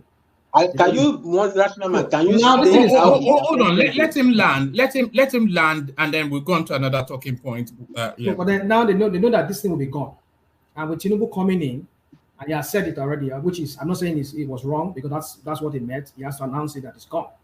They knew it was going to be gone even before Tinubu said so. They knew. Yes. But this is my own opinion. That I feel that they felt that they could still influence whoever comes in to revert back or to at least to postpone it. It's embedded in law. It's embedded in law. It's embedded in law. You see, this is Nigeria. Anything goes in Nigeria. All right. You are really reaching, man. You are reaching. Yeah. Well, I know we can say this, but my point is this: that it did affect them because in any way you look at it, even though they know it was going to go, but that they will have to go and source for foreign exchange themselves. Like that is what is driving it up right now, because they said the landing cost. So now it's foreign exchange. It's not foreign exchange. It's not foreign exchange that they are thinking about. Not the that's what they're talking about now. I think the landing cost. What does it have to do with the subsidy? What does it have to do with subsidy? Is gone. You see, I understand what you're talking about. That they do not formally they get the money directly from the federal government, but now that they have to go and source the whole money themselves and go and refine this product and bring it back, and they cannot.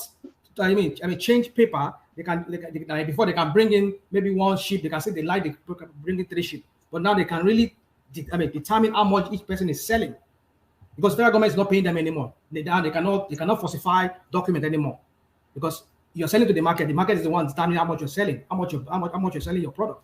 So my point is this: that it did affect them. Either you. Let me just. I don't want to argue with you, but what I'm just trying to say, it did affect them.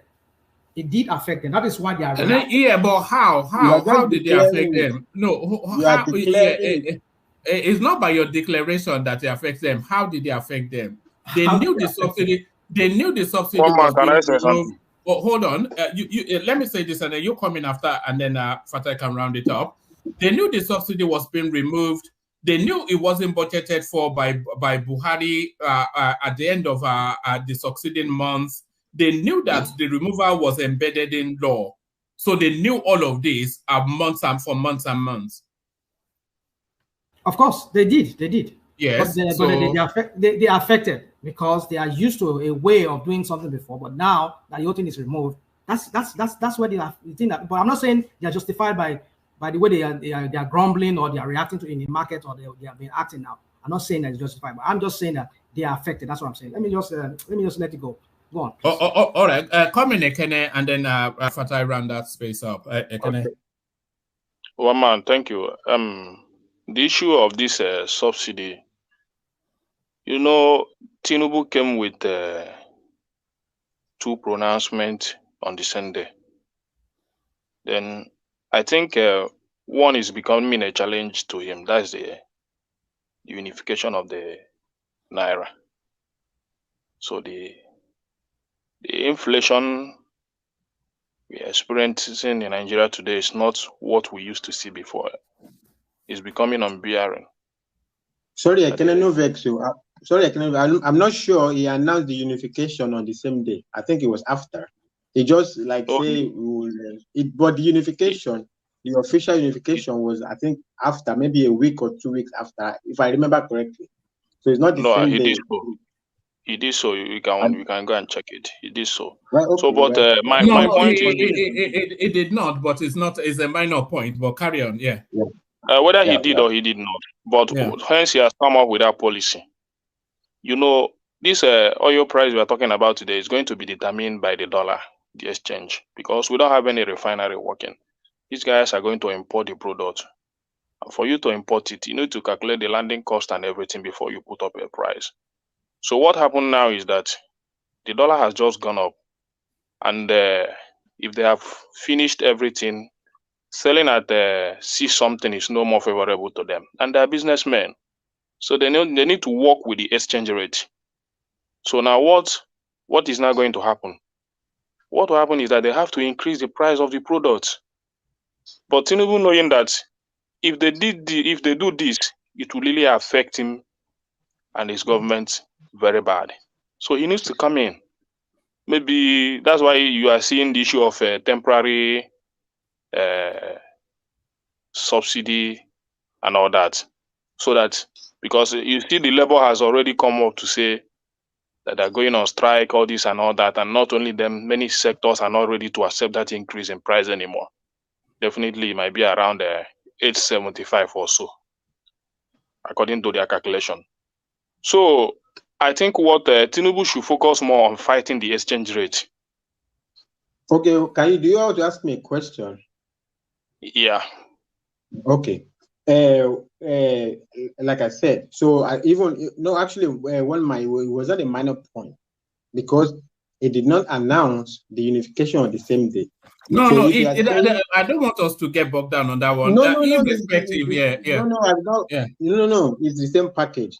The reason I'm saying that is this: you are saying it's the dollar that is making them jack up the price. So the day after subsidy is gone, and the day after they increased it, the dollar was still the same as it was before.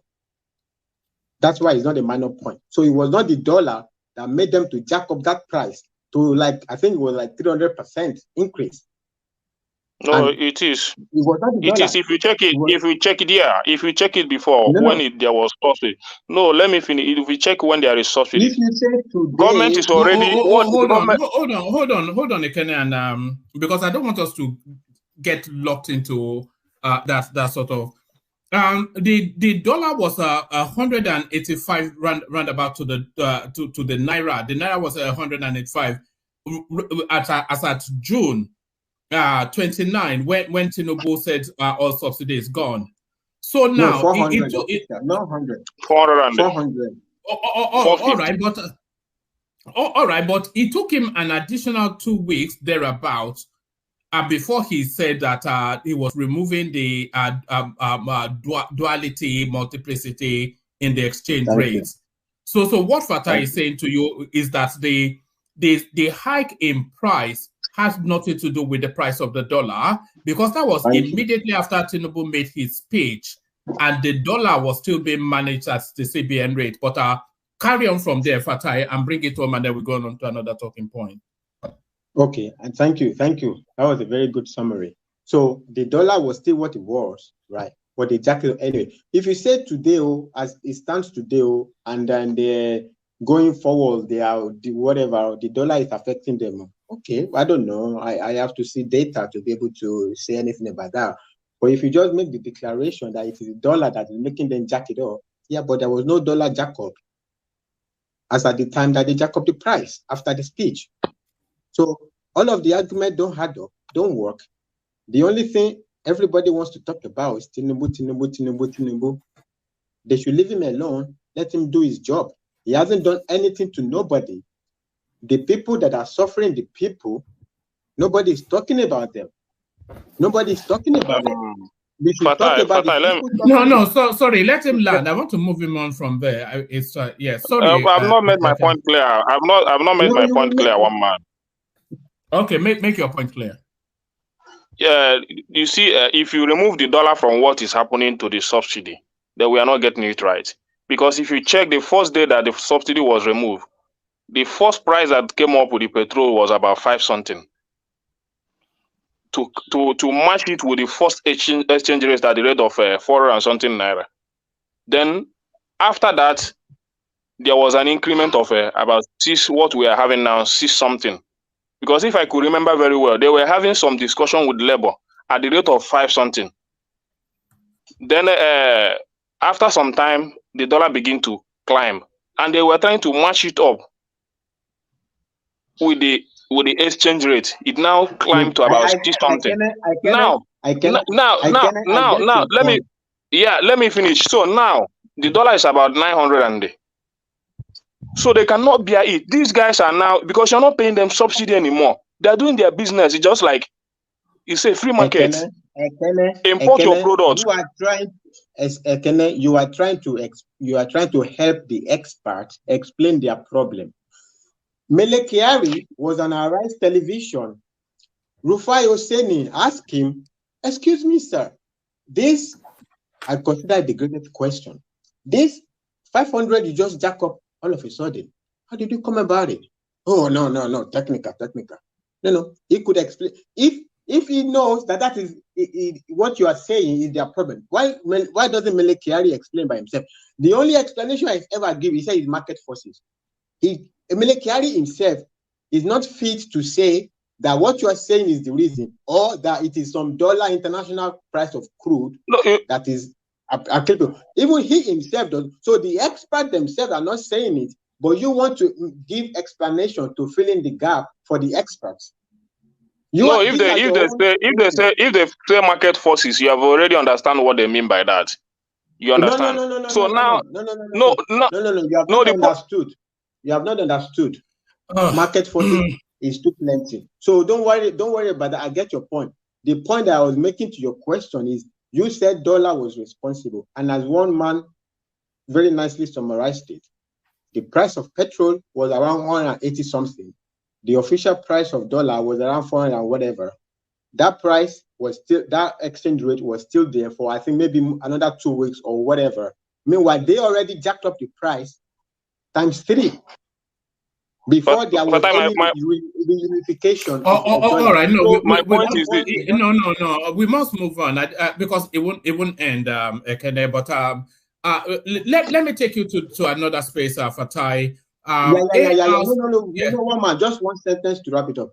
Where is my point? Me personally, I'm talking you. I think a man is always innocent until proven guilty. If you cannot prove how Tinubu's speech, subsidy is gone, is what is responsible, you are just having feeling. He must be the one responsible. I think they should cut him a slack. He's not the one. The people suffering, the people, the marketers and NNPC and the National Assembly, who, because out of their selfish interest, inserted money to lock jam the subsidy and the supplementary budget that the man wanted to request to see what he can do in light of the issues. They locked jam it by inserting their own 110 million. Nobody talks about them. It's Tinubu. His speech. No. If you cannot prove how Tinubu's speech is what jacked up the price, I think can people just cut somebody a little bit of slack? It's a pressure for him to reverse his thinking, his original instincts. And I pray to God he doesn't reverse it. Nigeria belongs to all of us. 40 years of the destruction of the country, ordered some subsidy that is not even subsidy. It's kind of enough. Let him do his presidency. the way with his instinct that they campaigned on. It's enough. Is enough of the pressure. He hasn't done anything to nobody. Well, what do you mean enough of the pressure? It's the president of a country with a lot of people.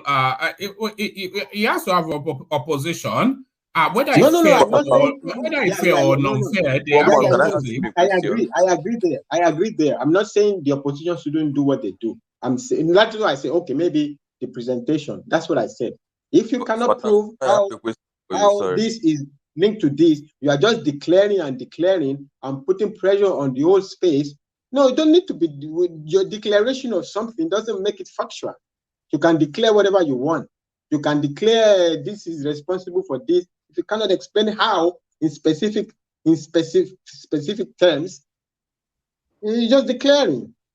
That's what I mean. Like that's what I mean by that. Not that opposition shouldn't do their thing. It's politics. Yes, brother.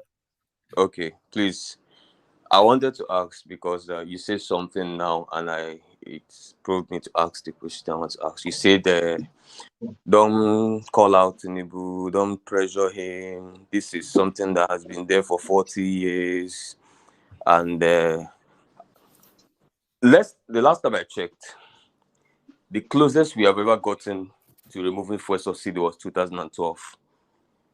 And one of the loudest voices that stopped that thing from happening was Tinubu. In fact, he wrote an open letter and he wrote a column in the Nation's magazine where he called the removal of subsidy a fraud. He called it Jonathan tax. He said that subsidy shouldn't be removed, that Jonathan just wants to tax Nigerians for nothing. And he said a lot of things in that column. And all of a sudden, 12 years later, he's finding himself in the same position. And nobody is yet to write a column on any newspaper to politicize it unnecessarily, because that's what he did in 2012. He knew that subsidy. You don't think it's politicized? You don't think it's been politicized? No, what they did in 2012 with Occupy Nigeria was politicizing. No. I'm talking about this situation now. You don't think the situation now is being politicized? Nobody has done half of what was done in 2012. You don't think so? All the raging and wailing every single day. There's no Occupy Nigeria. One man, there was an Occupy Nigeria. What is going on is not Occupy Nigeria. Nobody shut down Nigeria because of subsidy. Nobody. Okay. In fact, Nigeria has been so. I'm coming. Let me finish. Nigeria has been so tolerant. This is the highest I've seen Nigeria as being tolerant. We know what happened in 2012. Sponsored, in fact. Were they being tolerant when the Labour Union were kicking in the gate at the Parliament? Were they being tolerant then? No, one man. Can I respond to I get the point. No, wait. Let me learn, because one man is trying to make me look like I don't know what I'm talking about. When you talk about labor unions kicking at the gate of the Parliament, one man, you need to go back to 2012 and find out what happened. Nobody was talking about kicking in the gate of Parliament. People were talking about shutting down the country across the nation. People, everybody was out. The indefinite strike that the labor union is threatening, that's made the government send out a jury. Nobody threatened Jonathan for anything. People shut down the country. I get the point. No, I'm coming. Wait, no, it's because of what one man is saying, as if we have selective amnesia. In 2012, it's okay. In 2012, it's my flaw, not one man. Can I respond to you? What Femi Kuti said in 2012. Femi said that he was tricked to come out to join Occupy Nigeria because he thought that was a genuine protest for the people. And after joining in the day one, he had to excuse himself and release a press release and say that this is a political sponsored protest against the government, that this has nothing to do with the masses. This was an APC protest, and he excused himself and he apologized for ever joining. And that thing forced that government to shut down something, and that was the best time that subsidy would have left because our economy was booming. That was the best time that people won't feel it so much. They chose to politicize it, and now, years later, they come back and start pontificating, and people are just tweeting. And just one labor protest that just happened one day. It's not even just protest. And then people are just online, just tweeting, we are suffering and all that. Nobody's shutting down Nigeria. I No get violence the anywhere. point. And people are saying, stop pressuring Tinubu and all that. He's the No, don't embellish on what I said. And like I responded to one man, I said, cut him a slack if you cannot. Actually, and it's a very specific stuff about because he said subsidy is gone and therefore he's responsible for this and this. I said if you cannot provide the specific link between the statement and subsidy, I'm not saying you should not criticize a politician. Tinubu is a politician. You can criticize him all you want. That's not my point. I say accusing him of because he said subsidy is gone, then therefore this. If you cannot prove it specifically that is what is responsible, that's what I was speaking to. But by the way, what you're saying, you said that's a very subjective statement. You said Jonathan's period was the best time to remove subsidy. From where? That's your subjective opinion. How do you know that? The best time was it not? Was it not? No, you have made was it not? Did you know? Do you know what? No, do you know what? It was about to address that, so let him address it. Yeah, address it. Let him also answer. Let him take it one at a time. So let him address that first. Fatai, yeah. Fatai, have you lost connection, Fatai? You beaten him down. He's surrendered. Look at that. What if Fatai? The Odofin of Cyprus. Okay, one man. Good evening. May I help Fatai to answer the question now that it's not available? Carry on. Yeah. Yeah. Thank you. So it was since the 80s that the country had decided that this subsidy was very injurious to the country. And all these people, all of them, all the politicians, they haven't fought and back because they didn't fully grasp the destruction it's causing to the country. So all of them has been on both sides of the argument here and there. Obasanjo institutionalized this at the time. He saw you need to go. This and this, say, let it stay, that and that, say, let it stay. Okay, so the best time, forget all that, the best time was the Jonathan time. There was no best time to Jonathan. It's very subjective. When was really the best time, because you could make easy argument that the best time to remove it was from the 80s. From the 80s, it had become clear that the subsidy was destroying the country, and there's been so much shout to be removed. So all of them has been responsible here and there for not removing it. So now you're at the point where it's totally crashed the country. You are borrowing, maybe I think it's billions or whatever of dollars for some subsidy. Maybe during Jonathan time, maybe everybody is seeing it from different angles. Like, okay, you are still paying, you are still bringing money from crude oil, and you are whatever. But definitely at Buhari's time, it became clear. What was the exchange? Buhari's time, Buhari was borrowing so much money to sustain a subsidy, and all the budget is gone on subsidy. That is where it became so clear to all of them. The exchange rate, everybody, all against. So forget that Jonathan's time is the best time. What was the exchange rate during Jonathan? That's the question to you. What was the exchange rate? Am I talking about exchange rate? Yeah, that's the issue right now, because the issue why this thing jumped from one something that they were, how much were they buying the liter per before 150 to 200? Rational mind. No. I can already raise this point now. You want to get into an argument with Kenny raise. When you say I am not talking about your dollar. Yeah, because I only said to your dollar. Listen. They said to you. No. I get your point now. No, I get your point. You don't. No. I get your point. The dollar. For Fatai, let him make the point. And then one voice. Yeah. Let him make the point, and then you bat it back, and then we just move on. Yeah. I'm sorry if I'm interjecting too much. It's just because sometimes. No. The interjection is the lifeblood of this. People cannot make statements without being pushed. So of course. I just want to appear maybe I'm just always confrontational. But the thing is that we need to put things in perspective. I might be wrong. You might be right. Anybody can be wrong. So, but I just want to push back. You said what's his name? Runtown, is it Runtown, Uptown? When he said something about Runtown, you're probably right. Runtown, you see. He said. Was that a Freudian slip? Is that how you say? I know there's him? somebody named my name wrong town. I don't know. Maybe that's okay. Carry on. Anyway, yeah. So you said it when you said it was the right time was Jonathan's time, and you said no, it was not. And then let me give you the reason why it was, because right now Nigeria is faced with it jumped from somebody said from 200 naira per liter to what? To like 7. How much did they buy it now? Is it almost like 600 something naira per liter now?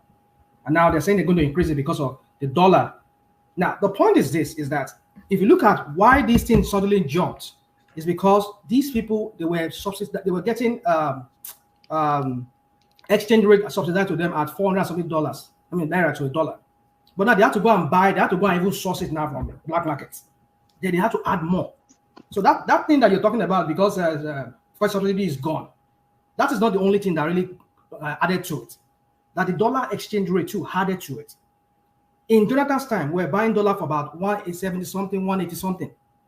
If Tinubu and his people had allowed Jonathan to have done it back then, these excuses that you people are making here, oh, they don't know the magnitude of it. Okay, even Bubu that was there, did not say he was going to remove it, but did not call it. Okay. One man, rational man.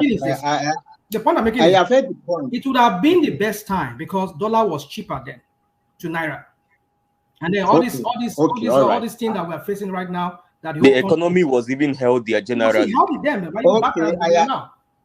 I have heard you, and I have heard you, and I've responded. Like, actually, no, that is not the best time. The best time will have been in the 80s when the dollar that you are talking about was the naira situation was much more better. Maybe by that time, maybe even the dollar was maybe like I don't know, maybe 2 naira or 3 naira, and nobody would feel any pain. Okay, and the economy was much better than Jonathan's time. The naira situation was much better than Jonathan's time, and everybody knew that the subsidy was bad for the economy of the country. So that is better time. That's why if to make the categorical statement that Jonathan's time was the best time to remove it. No, it was not the best time to remove it. Fatai, may I come in, please? May I interject? Fatai, should you say that the best time should have been when our refineries are working? Why our refineries working under Jonathan? No, when the refineries were working, there was no importation. May I interject, please? In the 80s, I think the refineries were working in the 80s. They could have just removed it, but all of them were dilly-dallying. So all the politicians, they are all politicians doing whatever they are doing. So the best time to have removed it was in the 80s, not Jonathan's time. All right. Let Baba come in, and then after Baba, we will move on because I think we've over-labored it. Yeah, Baba. Yes. My take here is a president is not only in government, but in power. Politicians will always play brickmanship. Why was Jonathan afraid of the opposition? A president should have balls. He should be firm and take decision, because thank you for that. He was privy to information we don't have. If he knew then that it was the best thing for the country, he should have stood his ground. No. Go ahead and do it. I disagree. Just like Tinubu is doing right now. You are in power as a president, and you must be firm. That's my take. Thank you very much, and that's why. But if there is anything I hate about Good Luck, it's all about his sluggish attitude. He had a lot of good policies to have made this country more better. Even all these those confab report and all that, many things that he brought up, but because of he lacked political will, he was not able to achieve those things. It's not that he didn't have the idea. He have a very good idea, have a very good mindset. He have a very genuine mindset to make Nigerians more better. But good the political class, good point. Political class was so much against him, and he was trying to make them feel paddy and all that. I noticed it in his government. It's not there is nothing we can deny about that. Good Luck was really a good man, but didn't have political will to govern the nation. That's my point. No political will. No political will. That's the problem he has. All right. Thank you. Let me move the conversation on from you. Do you want to give us a commentary on this space, Fatai? ARCON dissolves advertising standard panel over all eyes on judiciary billboards. So it is the excesses now. It's somewhat of an intimidation now, you know, and this thing is getting somewhat out of control. Do you even think somebody should be jailed for this? No, what I don't understand is, well, I mean, okay, you can protest if you want, but what I don't understand is what they want from the judiciary. Okay, so because you have an election, there is an election petition, right, that is ongoing, in which the petitioner is requesting that makes a petition that I come third, though I'm not challenging the second person, but knock out the first person. And then what? The judiciary is not going to remove Atiku's votes behind him. So if you are not challenging Atiku, how are you going to be president? So what do you want to subsidy? So you go to election petition, you file for election petition, you are talking about some stupidity drug conviction, in which the paper does not say conviction, in which the paper does not say nothing, right? And you are talking about judiciary for what? Even in which, that's why those people didn't even bother to respond. Even by Nigerian law, 10 years situation, even if there was conviction, 10 years situation, which there was no conviction. So those one is like saying a virgin is having a baby. Like if somebody is a virgin, we don't need to discuss pregnancy and the children of the baby, except for only Mary. So it does not even pass the first test, which is that it has been 10 years before. So these are your case. And the other one is, if somebody wins 100% in 36 states, but got 5% in Abuja, so you should not be president of Nigeria. Those are your case. You didn't tell us that, even the barest minimum of 25% in 24 states, how you even made that cut. You don't tell us which other 8 states will have been added, if except for the rigging. Maybe it's Sokoto, maybe it's, I don't know, maybe it's Ijebode village. Never mind the Ogun State. Maybe it's I don't know, wherever. Maybe it's Borno. No, you don't tell us nothing. Just all over the place, all over the place. No, you go and make your case in court and you let the judiciary do their job. What is the case? It's a no case. It's a no case. What is the case? It's an election petition. How is an election petition supposed to decide? It's not a criminal court, even if you want to go and charge him about drug, whatever. And if you say he's not qualified, the thing says 10 years period. And you're asking us, even if I don't know what, so you want judiciary now to hand you presidency of Abuja, declare you president, the president of Federal Republic of Abuja, or what? I don't know what you want. Nobody knows what you want. Nobody knows what you want. What do you want? You had a chance to present your case. You present some stupid case that says nothing. And then we are you know that case, you know, even though you know, I was disappointed with the case, you know, that was presented by both Atiku Abubakar and Peter Obi. And when Ogbeni came to break down the legal underpinnings of it, I was even more disappointed. They didn't even bring anything that would make it. They didn't bring anything to make it an interesting fight. One man. They took $200,000 from him in America, and Shetima, he double dipping. You know, just some sluggish, incoherent. They didn't tell us that they won the election.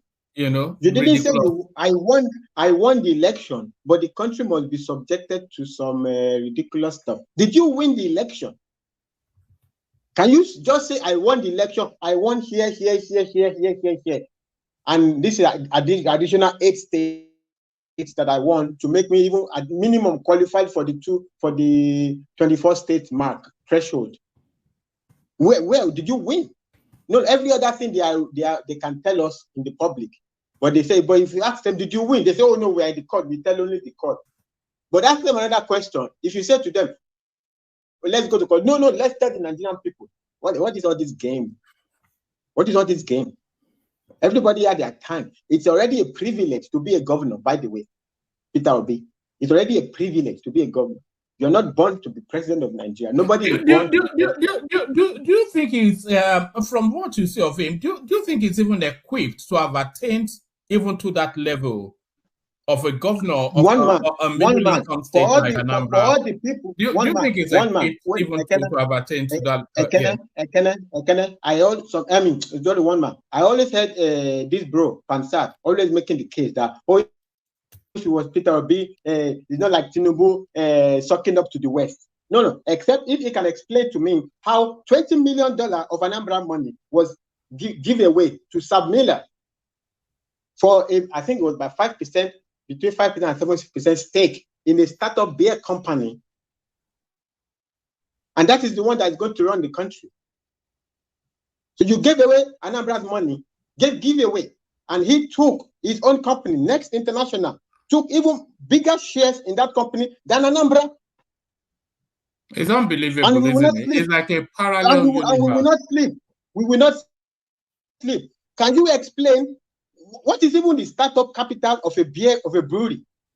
No, Anambra should have got 80% of that of the stake of that company. If they put that much money that Peter Obi put, it's a disgrace. Is it not just barley and yeast? You mix it together, and that's Fatai, let me respond to you now. At this point, I have to come in, one man. If you know that much, one man, I want to come in now. At this point, if you want me to respond to Fatai, I want to speak now. Respond to me. Respond to me. Yeah, you said he took all the Anambra State money to Sabmila and all that.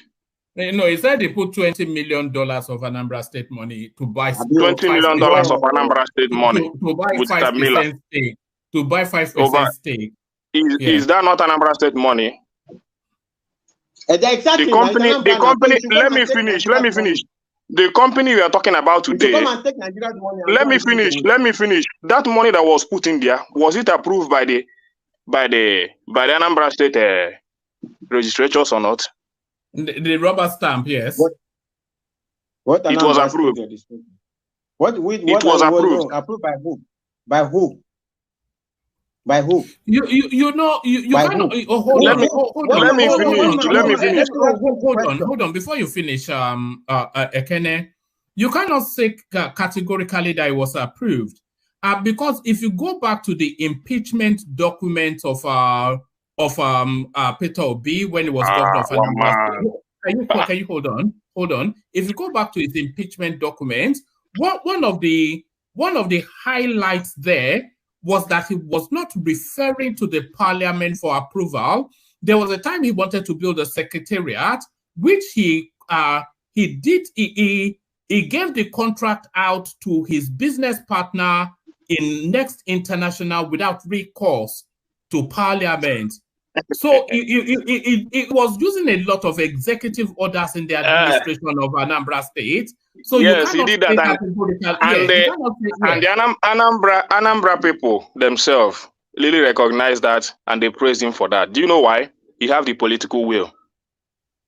Do you understand? Political will. Yes. When he came in as a governor, let me finish. Let me say what I want to say now. Let me finish, Fatai. Let me finish. Then you can, because you brought up that P2B matter now, so I need to settle it now before I go even to the first subsidy. So when he came in as a governor, the state house was not there, all that, everything was burned down. It was from his house that he needs to work. And that money has been budgeted for by the House of Assembly. The other one is about 80-something million. About 80-something million naira. The other one is about 280-something. 500 billion. Then he came in, he came in and made his own calculation and said, this money is too much. I cannot do these two projects with this amount of money. He went ahead, bring it down. The other one, he was able to do it with about 40 million. The other one of 200, and he was able to do it with about 80-something million. And the record is there. He showed it to the Anambra people, and the people were happy. Soludo was Then not happy. let me Soludo was not happy. yeah, let me Let me finish. Let me finish. Let me finish, Batai. Please, I didn't talk about State House that was burned down. I spoke about Submiller. Yes, I will still come to that. You spoke about it now. Hold on. Don't take us on a long journey. Stay where he said about Sad Miller. So address that so that we can move on. Yeah. So Sad Miller is after all this issue, you talk about his impeachment and all that. This brought up his impeachment because the assembly was not happy with him. So the Sad Miller issue, Sad Miller issue, and the other investment is there. P2B was able to come out to tell you that I saved $50 million of Anambra State money in this bank. This bank, $50 million. This bank, $50 million. In about 3 banks. No, let me finish now. Let me finish. Yeah. He said it by himself. And it was that money there. Now, the facts say differently. One man, allow me to speak now. You just give me the floor to speak now. Go on. But say facts though. So the man was able to come out to tell you that he saved Anambra State money in 3 banks. And the people that came before him didn't say that they didn't see the money there. The money is there. Is the money missing? No. Why? Do you know the worth of $150 million now in Nigeria currency? Hold on, Ekene. You cannot say something that's not true now. Do you want me to go and bring you the clip of Willie Obiano when he told us the whole thing was a fraud? After you bring that clip, you will still bring it. Let me finish. After you bring this clip, after you bring the clips. Fatai, let me talk now. Let me finish. Yeah, after you bring the clips. Just let him finish, so we can move on. Yeah. After you bring the clips where he said that the whole thing was fraud, you will still bring the clips where he said that the airport he was able to build because of the money P2B left for him. I think those 2 clips are there. You bring it, then we explain it. I don't want to know. I don't want to know. He said it. Another governor confirmed it. So why should another governor confirm it? So I don't care. I'm from Anambra State. I don't think you answered his Submiller question. I don't think. So the Submiller issue, the Submiller, you know, many people said that. Many people said that. Sorry, Kenneth. When somebody wants to come in, give them that window. It's not a matter of pushing hard. Just let it be fluid and so that the audience can enjoy it. Yeah, carry on. Okay, the Submiller issue we are talking about today. The Hero Beer, the trophy, the Dubik Malt, and all that. It's almost the product is almost everywhere in the South. We are seeing it. It's not like it's a fraud that it didn't happen. We say that this happened and it didn't happen. If you go everywhere in Onitsha today, you see that that company bubbling, employing a lot of people, a lot of workers. The company is very alive today. No. So it's not another company. You are not there to speak. Let me speak now. Let me finish. But let me finish. You are saying wrong things. Okay. Immediately Peter Obi left office. Maybe 1 year. 1 year or 2. Just let it finish and then we move on. It's getting that rowdy. Company crashed and they let me finish now. Why I'm not whether you say that the point is this. The money was approved by the State House in Anambra State, and the Anambra people know that their money is there. Let me finish. Nobody has come. People not shout over people. Hold on. Please. You not shout over people. Hold on. You cannot say that it was approved when you don't know. So just stick to the facts. One minute, I can speak to this. Let Ekene land. Let Ekene land. So Ekene land it, and then others can come in. Yeah, but one voice at the time, so it's not rowdy. Yeah. Ekene, okay. Yeah. Ekene, we're listening. Coming to that, yeah, my point is this. Nobody has come out today from Anambra State to come and accuse P2B of stealing Anambra State money. Well, they have. The only argument, I don't want, let them come and arrest him. Let them bring him to the EFCC. Let him answer for that. He has even put out that challenge. And nobody has been able to do that. You understand? A lot of questions has come. Hold on, Bishop. Bishop, let me finish now. Yeah. So if anybody, if since he has said that, ever since the day I left Anambra State office, let anyone come and prove to me where Anambra State 1 naira is missing. I think he made that statement. And up till today, nobody has been able to make that claim or to take him to court to say, P2B, the $150 million you said you saved for Anambra State is for your own personal interest. And up to today, nobody has said that you don't have any right to argue about anything. And we, the Anambrarians, have never complained that P2B stole our money. The money was transparent. It's not like you say you will do this, you didn't do it. I invested this amount of money in Submiller. Is the Submiller working? It's working. The company is there, employing workers in Anambra State. Yeah, and after that, hold on. Yeah, Pastor, let me finish with this now. Just hold on 1 minute. Let me. No, this statement now. Let me finish with this statement. Then you can come in. And after that, he said that among the whole governors in Nigeria today, all the whole governors in Nigeria today, how many of them disagree not to accept any form of salary on pension after they left office? I think P2B is the only governor today in Nigeria. That's another question. Hold on, that's not the conversation. So it's part of it. It's part of it, yes. It's not part of it. Yes, it's part of it. If we come for that, settle down now, settle down. That's not what we're talking about. We're talking about Peter Obi's Submiller adventures, yes. Okay. Whatever you want to say about that. The only thing I want to say that P2B has shown us transparency during his time as an Anambra State governor. Everything he said he would do. Mr. Miller is there. Mr. Miller is there. Whether you say, you the floor for that people. You've been taking so much. Okay, no problem. Let Uptown speak. Hold on, let me first say something. Fatah mentioned my name. Hold on. Let Bishop come in, and then you come in after him. Uptown, Bishop. Yeah, Bishop come in. Yeah. I'm just very curious. I mean, if according to Ekene, which he has said repeatedly over, if Peter Obi is actually the standard unit to measure good governance in Nigeria and performance and faithful, that means your bar of measurement, or what you call it, is very low.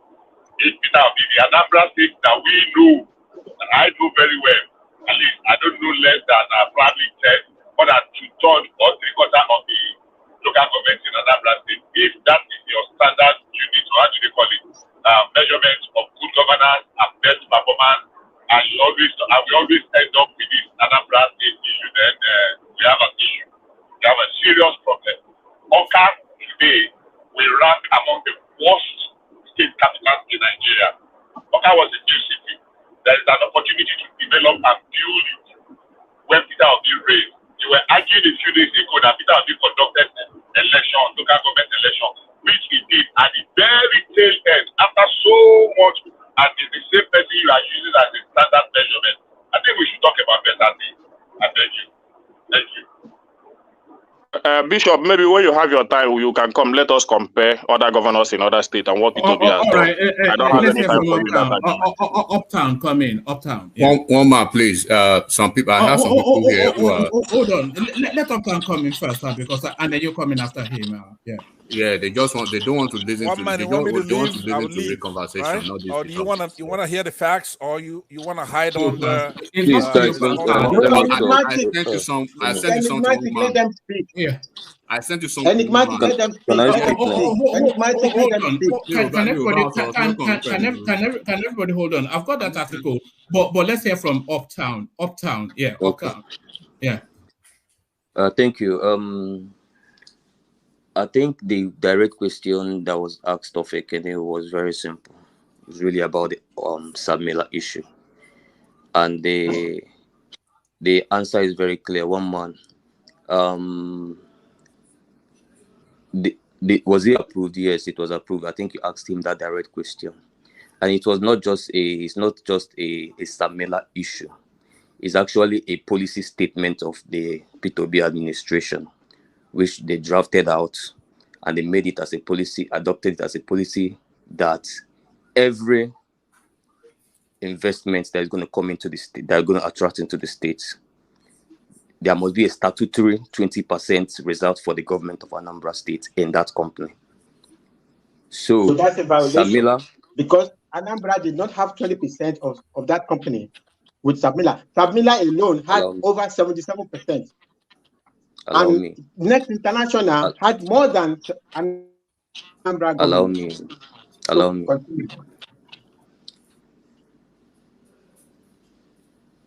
Okay, yeah. A statutory 5%, sorry, I take that back. A statutory 5% of every investment that come into that state. And it's on record that from now till two successive governors, Anambra saw the highest investment influx into Anambra State under Obi's watch. And if you listen to Alex Oti, when he spoke about some of Obi's investments, where he actually told us about some of the investments that is still yet to mature this year. I think he said this about January. He said it was going to mature later this year. And the governor, which is Soludo, they are definitely going to reap the benefits. He actually made a point. He said that the investments will be made for Anambra State that will keep maturing every single year will outlive about 5 different administrations.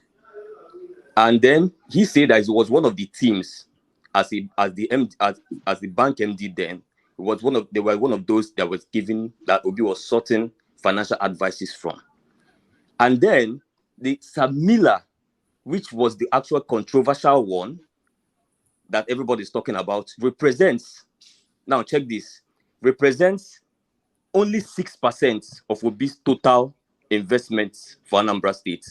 That's Samila, the controversial one, represents only 6% of Obi's total investments that will be made for Anambra State in various companies, whether it's in stakes, bonds, or whatever it is. That is one. Second, I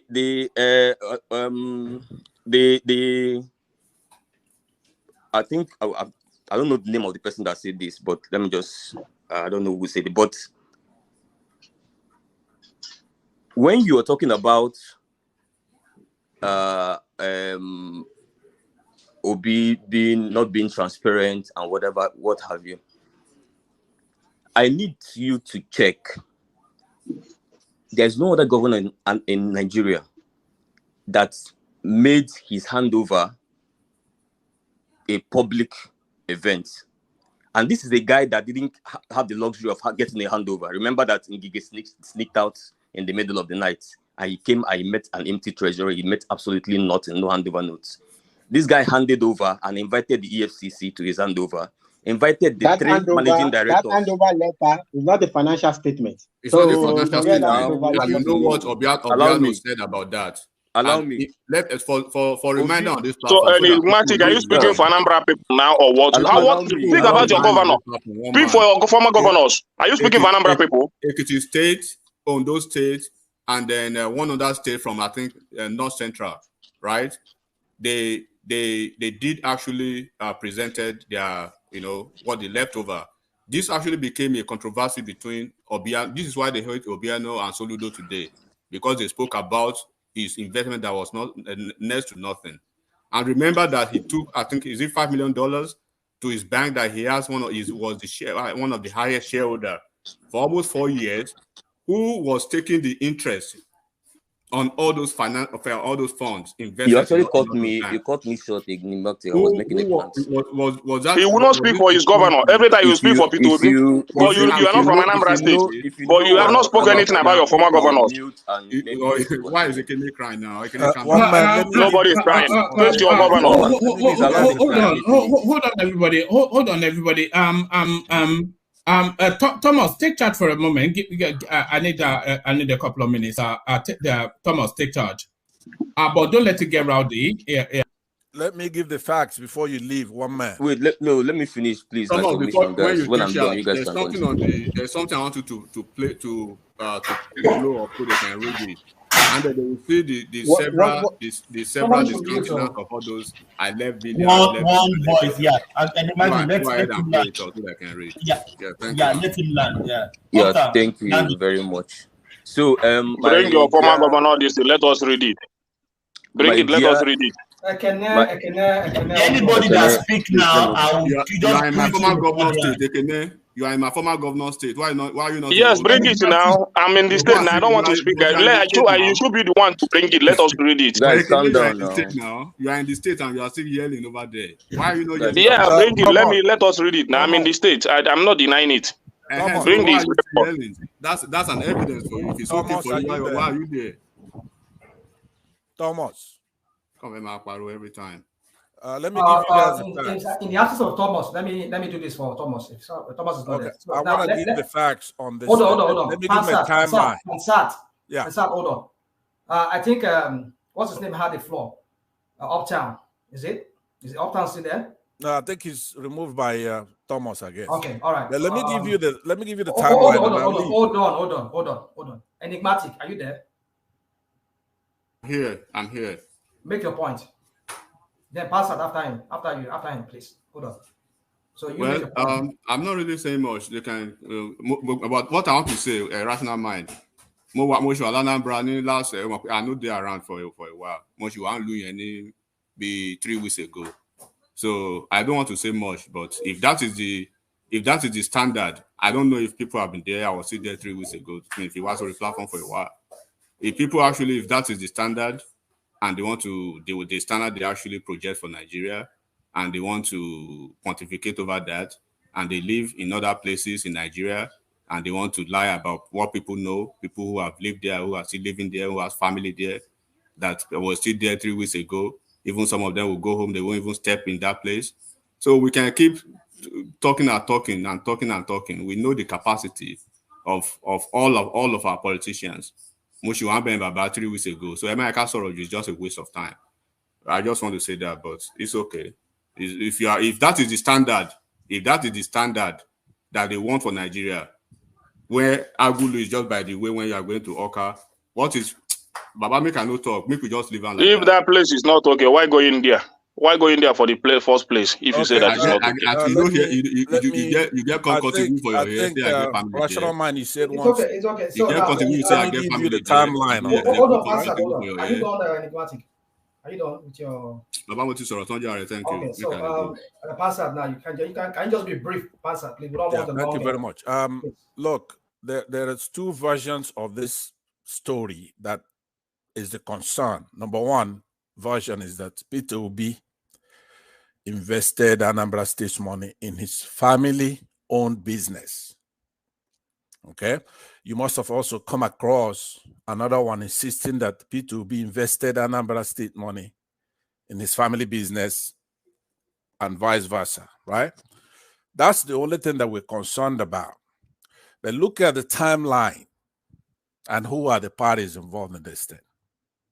So, for Fatai, who mentioned my name, actually, that's why I came in. I want him to write this down. So, because I hear Ekene and others coming here killing themselves over nothing with this type of stories. So, you can't keep repeating it, trying as if you're here to praise P2B. These people don't have a responsible politician in their states. But they're making you trying to defend somebody who's almost a saint. So it's up to him now to write it down. If he doesn't want to get the facts and keep it with him, he can make us keep going over this over and over again. Sam Miller originally called South African Breweries. It's a South African multinational brewing and beverage company, headquartered in Woking, England, until October 2016. He needs to understand that now. Who is Sab Miller? It's a South African multinational brewing company, perhaps the second largest. It was acquired by Anheuser-Busch AB. Here, Anheuser-Busch is a United States entity. Prior to the date that they were acquired, it was the world's second largest brewery, measured by revenues. So it's not a P2B business, which solves one of our main concerns, because it will be illegal for somebody to take their family business and invest this money in it, and vice versa. So it was incorporated in Nigeria in February 2007. Now, Fatai, write the dates down. I have never discussed this issue and issues like this, because there's only two things to know legally and ethically. Did a former governor or a sitting governor invest state's funds in his family business? That's important. Once you realize that's not the case, the performance of the stock or whatever, it's Pansa, let me push back. I think go ahead. The bone of contention here is that his in-law or somebody related to him has a stake in Sab Miller. And so if he has to put the state money into that, that's a conflict of interest, because you have a family member who already has an interest there. No, but it's not true. I'm just going through the timeline. Sorry. What's not true? What's not true is that what he just said. That Margaret Obi does not have a stake in Sab Miller. No, it does not, because I'm going to go through it. Okay, if somebody has remember there are two issues: right? Ethical and legal issues. That's all I'm concerned about. The Nigerian citizens, such as the lady you mentioned, is quite free to invest anywhere, and then there could be also ethical debate on that. But let's look at the major things where you will shudder when you hear it. You go, okay, this man, before I vouch for him, if he did that, of course I'm not going to support him, right? That's the thing. But other things, brothers. All right. So let me run down. No, don't run down anything. You don't want to hear the facts, then, right? No. Let me. Everybody. I want to give you the facts. No, you don't have any facts. Yes, I do. I'm going to give you dates and facts right now. Let me just present this. Let me present this. To add this to the conversation. So let me present this. This is from Tolu Ogunlesi, and he's speaking to that space the way Peter Obi was just looting hand over face the coffers of Anambra State. So he says the trending story of Atani Ozubulu Road Project led me to Distill Beverages Nigeria Limited, which Peter Obi claimed in 2014 as FDI he brought to Anambra. Also said Anambra State government invested 10% of cost. I did a search to find out the owners of Distill, his Sab Miller model all over again. So let's take it from where Tolu brought it in. It says Anambra spent 6.9 billion on Atani Ozubulu Road. The Anambra government on Tuesday said it has spent 6.9, and by the way, I think Soludo has had to go and reveal that. The Anambra government on Tuesday said it has spent 6.9 billion on the ongoing Atani Ozubulu Road. The state governor, Peter Obi, disclosed this at the groundbreaking ceremony of the 8.5 billion Distill Breweries plant at Ozubulu Industrial Estate in something or the other local government area. Mr. Obi said that the amount already spent on the road project was part of the 12 billion naira cost of the contract, explaining that the road had 3 bridges. So bear in mind that dates back to, I think, 2007, 2008. On the distill plant, Mr. Obi said that the facility was another direct foreign investment attracted by his administration. He said that since the beginning of the year, the state government had attracted foreign investment value at more than 30 billion naira. He disclosed that the deal was a partnership between the government and a South African beverage firm, explaining that the state would provide 10% of the total cost. He noted that due to the government's efforts at providing infrastructure around the state, especially in the industrial estate, more multinational companies were concluding arrangements to invest in the state. Tolu continues to investigate. So now the structures of Distilled Beverages Nigeria Limited. Distilled Beverages Nigeria Limited was incorporated in Ikoyi, Nigeria, with registration number XYZ. It was registered on the 28th of June 2013, and its current status is unknown. Our company's registered office address is 1 Muritala Mohammed Drive, Ikoyi, Lagos, a property owned by Peter Obi. Name, basic information, name, Distilled Beverages Nigeria Limited, status unknown, type of entity, private company limited by shares, activity, general merchants and traders, registration number XYZ, registration date, the 28th of June, 2013. Tolu continues to investigate. Owners, directors, key management personnel. So director, South African Distillery and Wine. So that's Sab Miller. So South African Distilleries and Wine Limited, director. Next International Limited, director. Okolu International Limited, director. State of Anambra, director. Peter Obi Margaret, director. Odum Undu Dennis, director, etc., etc. So it's I mean, and I can dig out more. I can dig out more. We still not got into the money that was found that he looted. On what you just read. Omar, can you read about the 75 billion that they always want to brag about? Okay, the one before that he reads, let me is that what you're saying? All right, let me bring this one up as well. Let me bring this one up as well.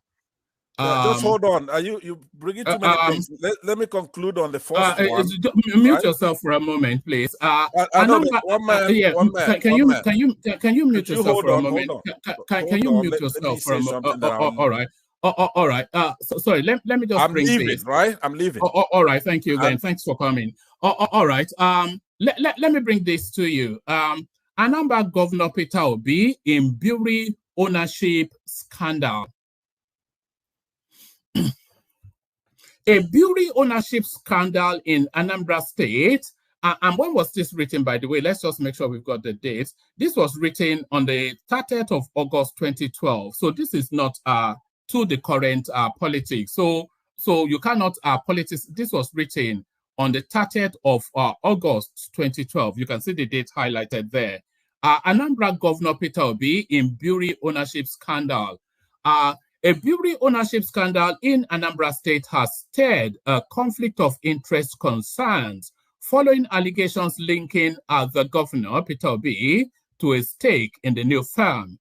Mr. Obi is accused of fraudulently financing the purported government-owned company with state funds when indeed his company has an interest in the group. The company at the center of the controversy, Interfact Brewery Limited, is one of the projects earmarked for commissioning by President Goodluck Jonathan, who is visiting the southeastern state on Thursday.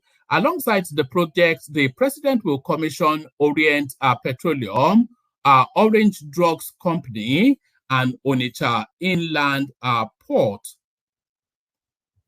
Allegations have built up for weeks that Mr. Obi was promoting Interfact, jointly owned by Sab Miller, a South African joint brewery venture, as a state business interest, and funding the firm with more than 2 billion naira of Anambra State government's funds, whilst allocating shares in the company to himself. The governor is allegedly represented on the company by his company, Next International Limited.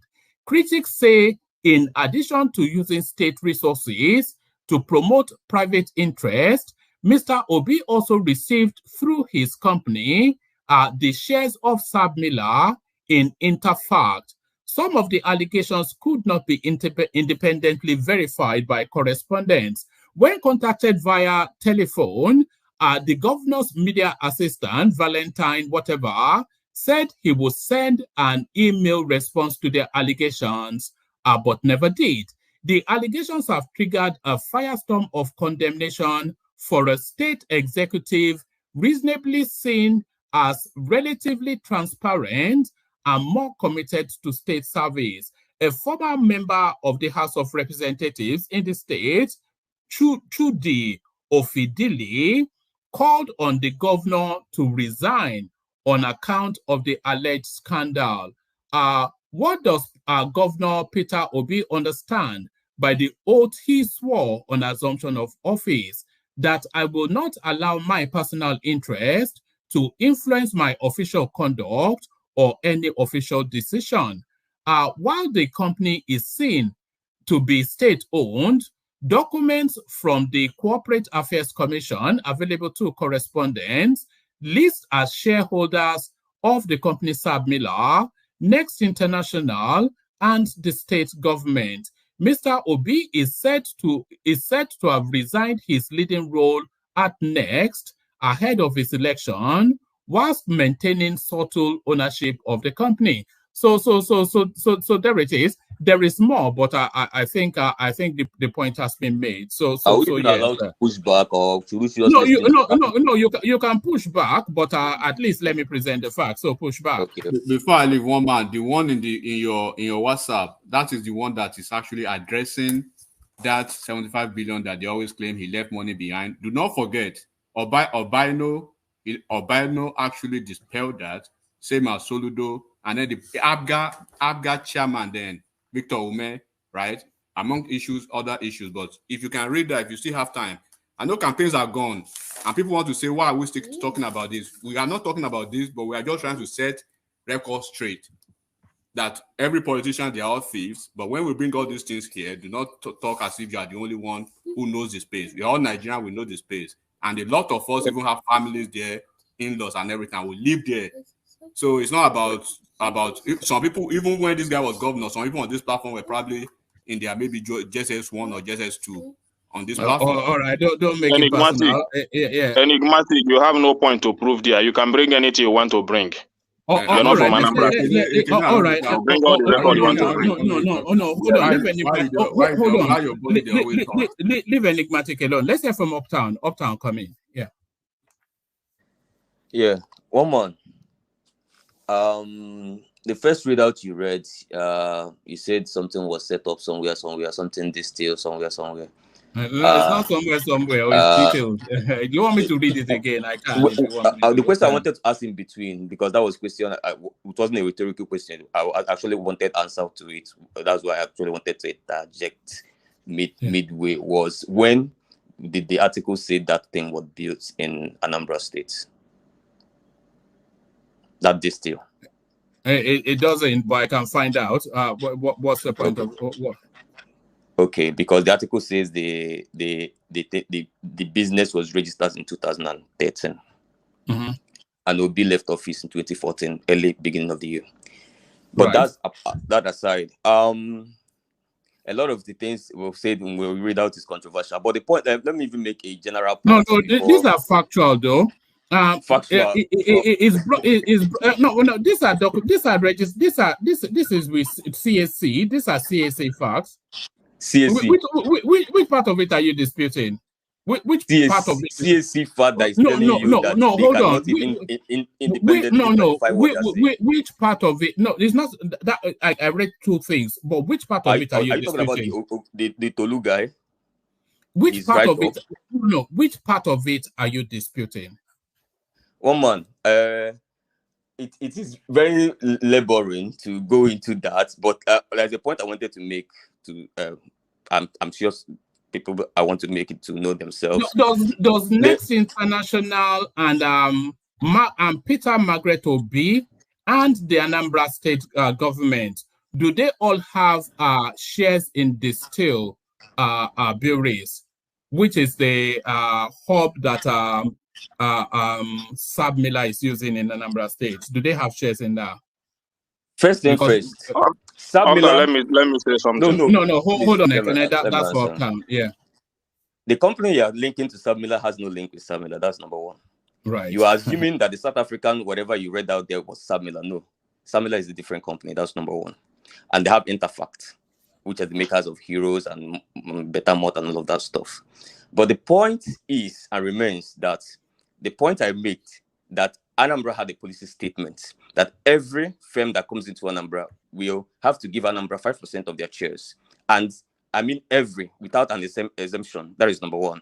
But the point again I have to make is that if we start having this argument, nobody has done these investigations more than me. So anybody that goes to bring out a paper now, if only this platform is willing to give time, which I assure this platform does not have the luxury of that. But the general point I want to make is that they cannot compare Obi with your governor in your state. And then a lot of people don't want to talk about their state. They only want to bring up an established crook, just like every other company is an established crook. I'm coming. You cannot, again, let me say, compare Obi with your state governor, which a lot of people like dodging their state. They like talking about their states. They like talking about Lagos. Though, even in Lagos, you cannot change the fact that while Obi is a guy that set up several businesses, grew them from scratch to being some of headed boards that we are listed in Nigeria Stock Exchange, whether in the private or the commercial. Or what enduring legacy? We're talking about him as a state governor. What enduring legacy? There's a point I'm landing. Can we move away from this? Yes,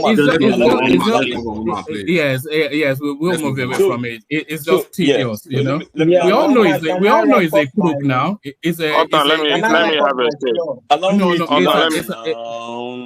Let Uptown land, yes. All right, let's Uptown land. The point I am making is very clear.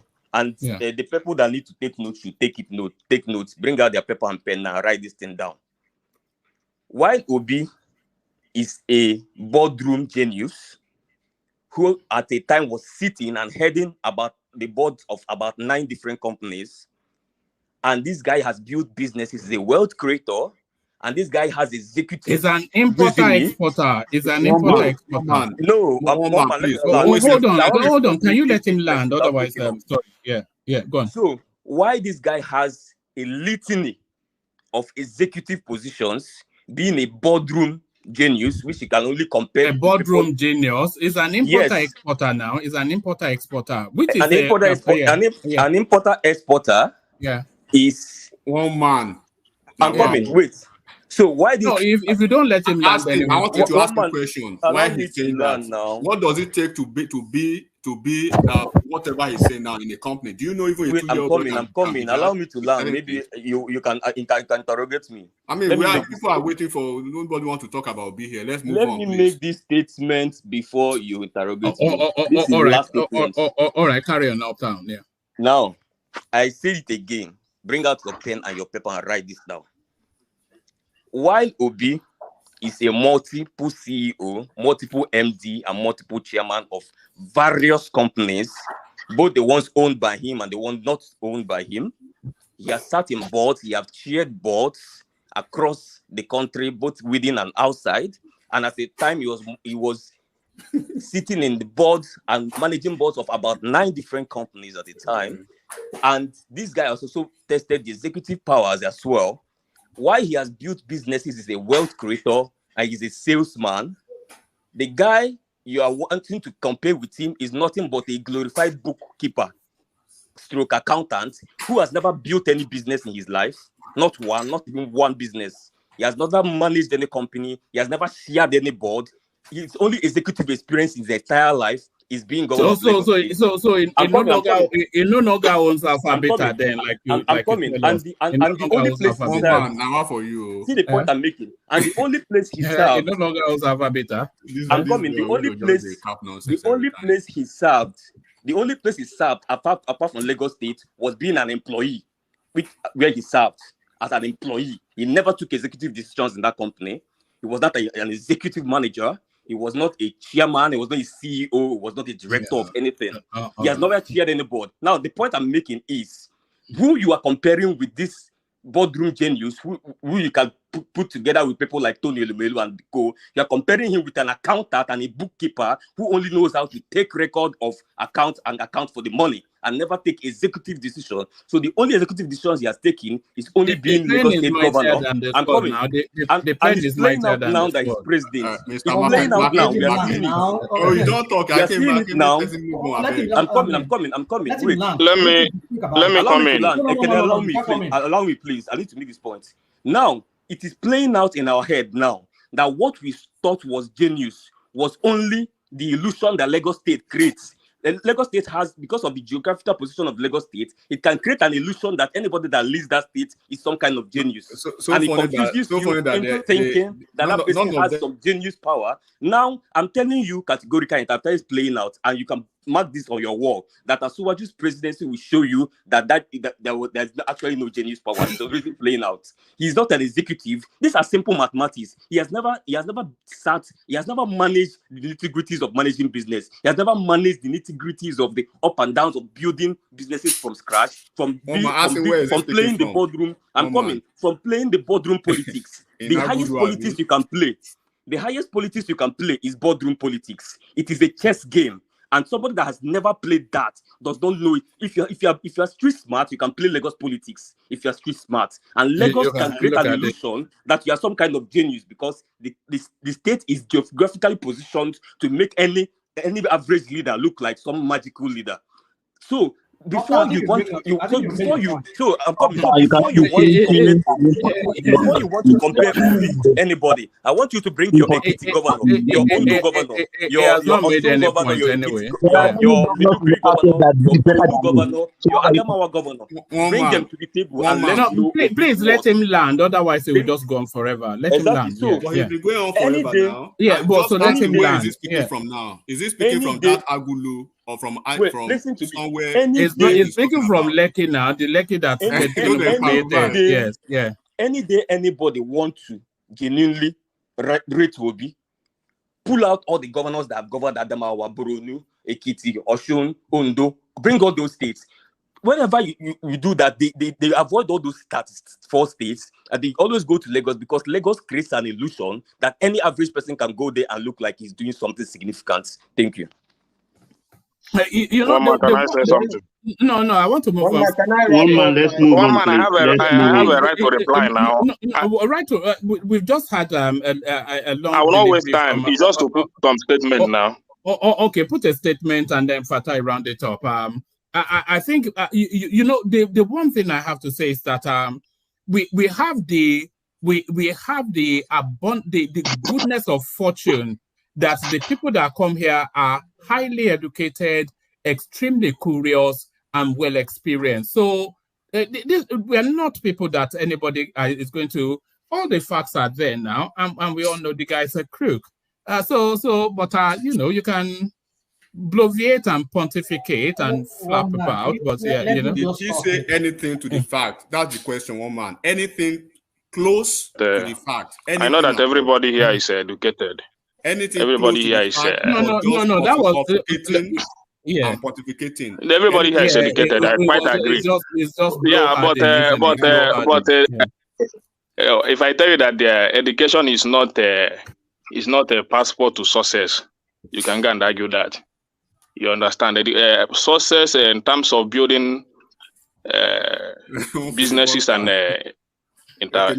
entrepreneurs and all those things. Please, let him speak, Enigma. So it's not only from speaking English and education. It comes from idea from within.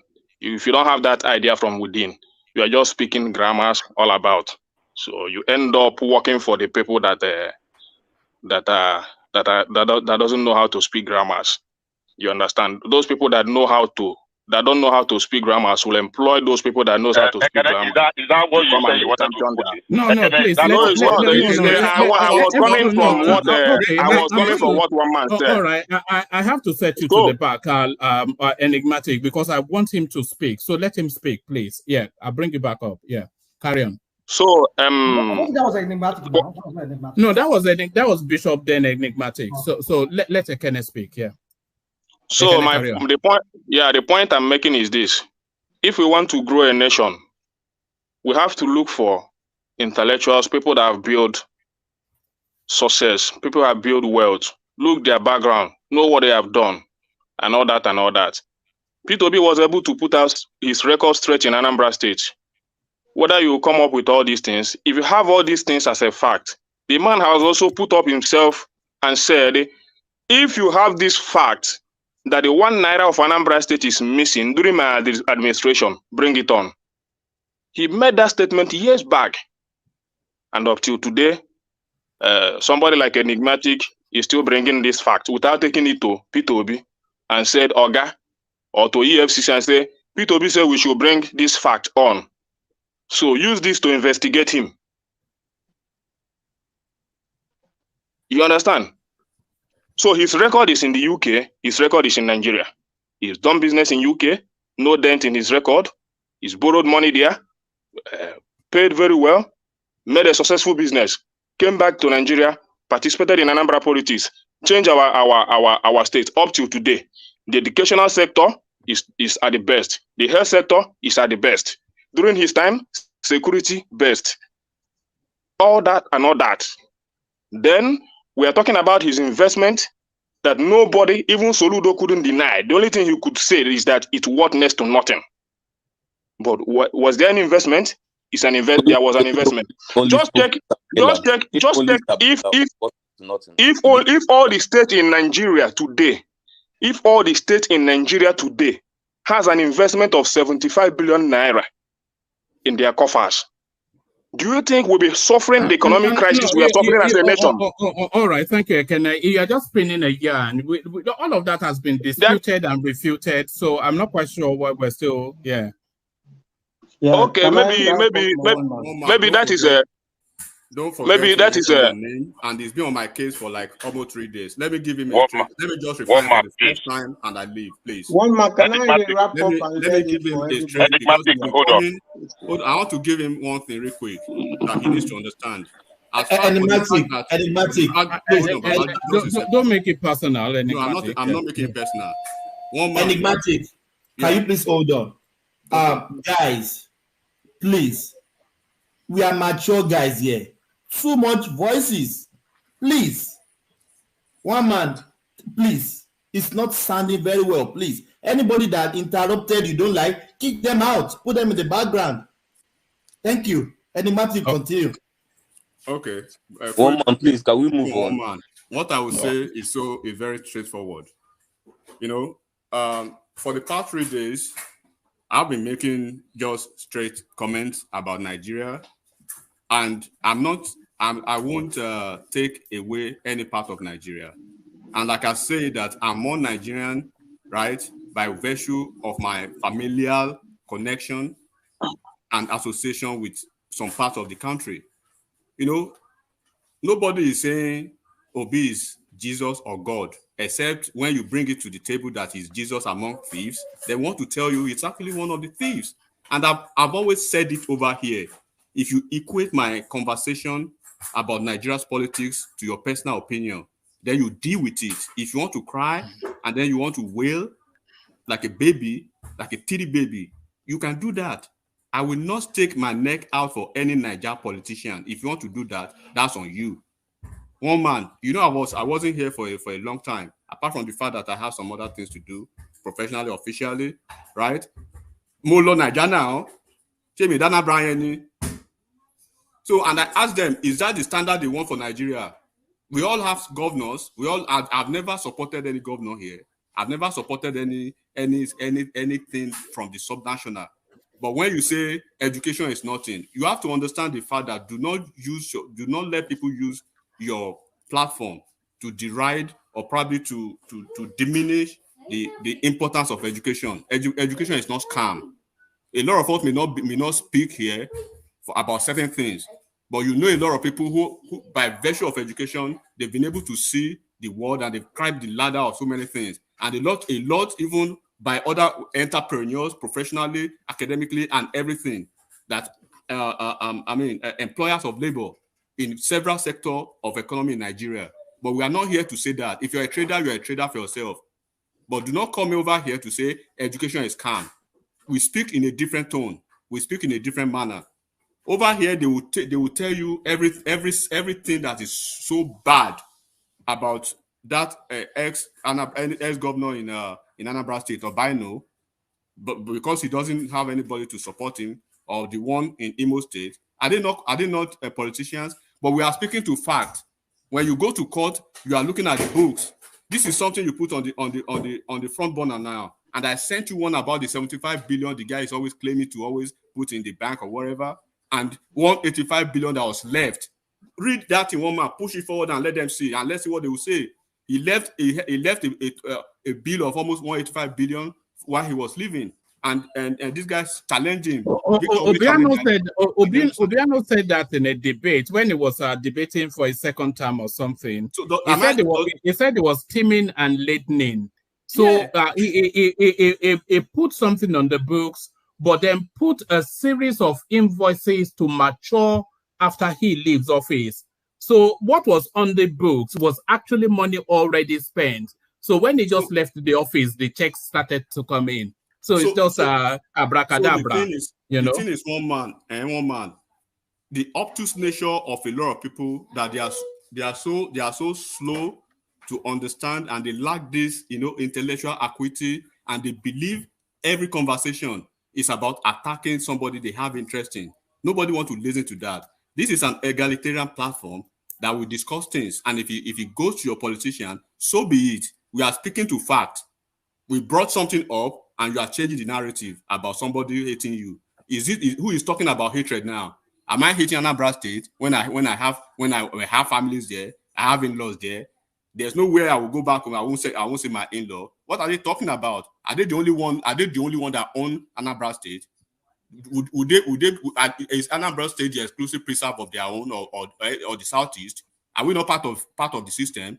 Where am I going to push all my nephews and nieces because you answer Igbo name and I don't answer Igbo name? My nephews and nieces, don't they have Igbo names? What are you talking about? So we are talking about politician. If the politician is Jesus to you, if I see him as devil, so be it. Rational mind see Tinubu as devil, and some people see him as a rational person. That is politics, respect, and we move on. But not talking about somebody. Do you know even the business most people on this platform has in the Southeast? No, nobody want to call. We are talking to facts. These are the facts. Talk to that fact. He said he left 75 billion. The governor said you are lying. The ex-party chairman, Abga, Victor Ume, who is back as his friend now, he campaigned for him. He said, dude, you are lying. You actually started flagging off contract upon contract upon contract when you were out of the government, or when you're on your way out, to the tune of enigmatic. Sorry, well, guys, let me quiz. But like your interest in the Southeast now. Hold on. What's the problem? Hold on. He said. Can I say something? Which I heard from Obiano. You see, Obiano, let me just go straight to what he said. Obiano said it was the money that this guy left that he used in building, executing some projects, like even the airport. So why would Obiano be contradicting himself when he was faced with a question during a debate? Somebody put him on the spot, and he was like talking crap, and then later after that he was saying that it was the money that will be left that he was able to use, maybe part of it or most of it, to do some of the project. So you see that contradiction. That's why I'm saying that Ekene has a point. Rashomon, let me add to what. One man, please. I want to go to sleep. It's midnight. Can I wrap up? Okay. You want to wrap up? Okay, let me just say this so that you can give me the back and forth. So you see this contradiction sometimes. I just don't know which is the truth. But one thing I know is that if he has a problem, I know the EFCC would have gone after him. The only time I know they went after him was when the leak on the what's the name, the Pandora issue That was when he said the EFCC called him. He had a brief. He had a meeting with the EFCC. So it's very, very difficult for me to understand all these things that there were 5 million naira missing. There was many bad checks that were paid, that were not paid. And you see, all those things is just, if truly, like he said, Obiano said, there was no money. There were checks that were coming in. So where did he get the money to execute those projects that he later said that were from the money that this guy left for him towards the end of his 8 years tenure? So where was that? Rational mind. Obiano did not say. He did not say that. You are not listening well. So what did he say? Obiano did not say that he didn't leave money. Thank you, Baba. What Obiano said was that that was the first claim about Jaliko, and I have evidence to that. Hold on. I know all of you will push back at everything, even the Batify too. They will push back at every nonsense of their politician. That is the same people, the same mindset, the same mentality. Just support your criminal. That is it. That is the problem of all of you people. So Obiano did not say that he didn't leave money. What Obiano said that the figure he declared contradict what is actually on the ground, because he issued us some check before he left, which automatically reduced the figure is clear as the amount left behind. So that was what Obiano said. Obiano did not say that he didn't leave any money behind. So let us understand the situation well so that we know how to argue your yeah, let Ajando Koko land and then let me play this. Yeah, Ajando Koko land. Yeah. Yes, that is what he said. He didn't say he didn't leave, but he said he do add some check prior to leaving, which he didn't declare on his what do you call, on his handover note. And when those shares cleared, it reduced the amount that he declared. So it was contradictory. So Obi lied right there. He lied. He deceived the people. How did he lie now? He issued out a check, which already reduced the amount he declared as amount he left behind. You understand? In his handing over note. What do you expect now? When you check? No, you can't do that. Hold on, everybody. Everybody, hold on. Let me just. This is just. It's barely a minute and a bit, but listen. Did he actually live in the state coffers when he left as governor? And are you willing to publicly publish the bank verified statement to settle the matter once and for all? Yes. Not talking. Yes. My predecessor left 9 billion cash and 9 million or 9 billion? 9 billion cash and 25.6 billion in script issues. These are sovereign wealth fund and shares in other banks. You know, if you put 9 million to that, you get 35.5 billion. Technically, you know, but he issued checks worth over 15 billion before he left, waiting for me to cross over before those checks started appearing. You know, so you can see it's teaming and leading in accounting. That's what happened. So this is fact. We have published it already. It's already in the social media. It's everywhere. That what he left was 35 billion. Let me even tell you, if I were not only publishing the figures, publishing the bank statement, would you our accounts are properly audited. If I have the largest funding from the donor agencies. They will not touch you with a long spoon if they don't see your transparency. Okay. So that is it. It's abracadabra. One man. Need argument now. What is how much did Obiano leave when he left? How much did Obiano leave when he left? How much did he leave for his predecessor? What are you even talking about? Are we talking about Obiano or Peter Obi? Yes. How much did he left for his predecessor? Guy, it's not. Don't do that now. We're not talking about Obiano now. We're talking about Peter Obi. And hold on, and the facts or lack thereof of its narrative. Obiano is a crook as well, so nobody is disputing that. So, but don't do what about now? Thomas, please don't remove people. But Don't do what about. Let Bishop come in. Bishop come in. Nobody is saying we're not saying Obiano is not a crook. We're saying that Peter Obi's narrative, it doesn't cohere with facts, which we have established. Let's hear from Bishop. Let's hear from Bishop. Thank you. I promise I won't exceed 2 minutes. Number one, it's amazing how we want to try to begin to deify or even canonize some politicians. I want to make a quick reference to people here to go and look for article that there are 3 articles I want to remember. I can't remember the name of the top person. I think one was by Oke Indibe and another one by Chidi Onuma. They are both from Anambra. They wrote an article about Peter Obi's stewardship, I think in 2012 and 2013. I can't remember the name of the top person. Please go and look for that article and read, and you make your own conclusion. These are Anambra indigenes that wrote about him, why he was there, not now. It's not like something they just wrote yesterday. And if I have my time, I can look for it and send to woman. I've read those articles before, and they gave an account of what he did while he was governor. And about being a chairman of several companies. Look, we used to have one man in Nevada many years ago, Dauda Moriliwa, and what's this guy? No, not Arishikola Lao. I don't even want to mention Arishikola, but Arishikola was a little because Lanihu Lanihu was sitting on the board of 13 companies. We are not talking in the mood of this other man, Adeojo.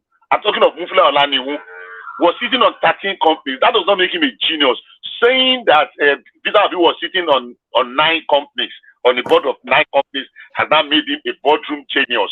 Come on, he's belittling us. Rudolph is saying Chido or Onuma is not from Anambra State, but still he knows what to, I don't know. How about Ndibe? Anyhow, just look for those. Those are yes. I mean, still he wrote the article. Peter Obi is probably the better of a bad bunch, but it's still the lesser of 2 evils is still evil. That's just the thing. The lesser of 2 evils is still. One man, can I wrap up, please? I want to go to sleep. All right, let Fatai round up. Fatai round up. Anytime we get into the Peter Obi space, we always get locked down. But Fatai, back to you. Yeah. One man, the interjection Badaliko could make is so. I don't know. So, and the explanation that this man gives. So, one time maybe you could remember we were talking about one time here something about account receivable.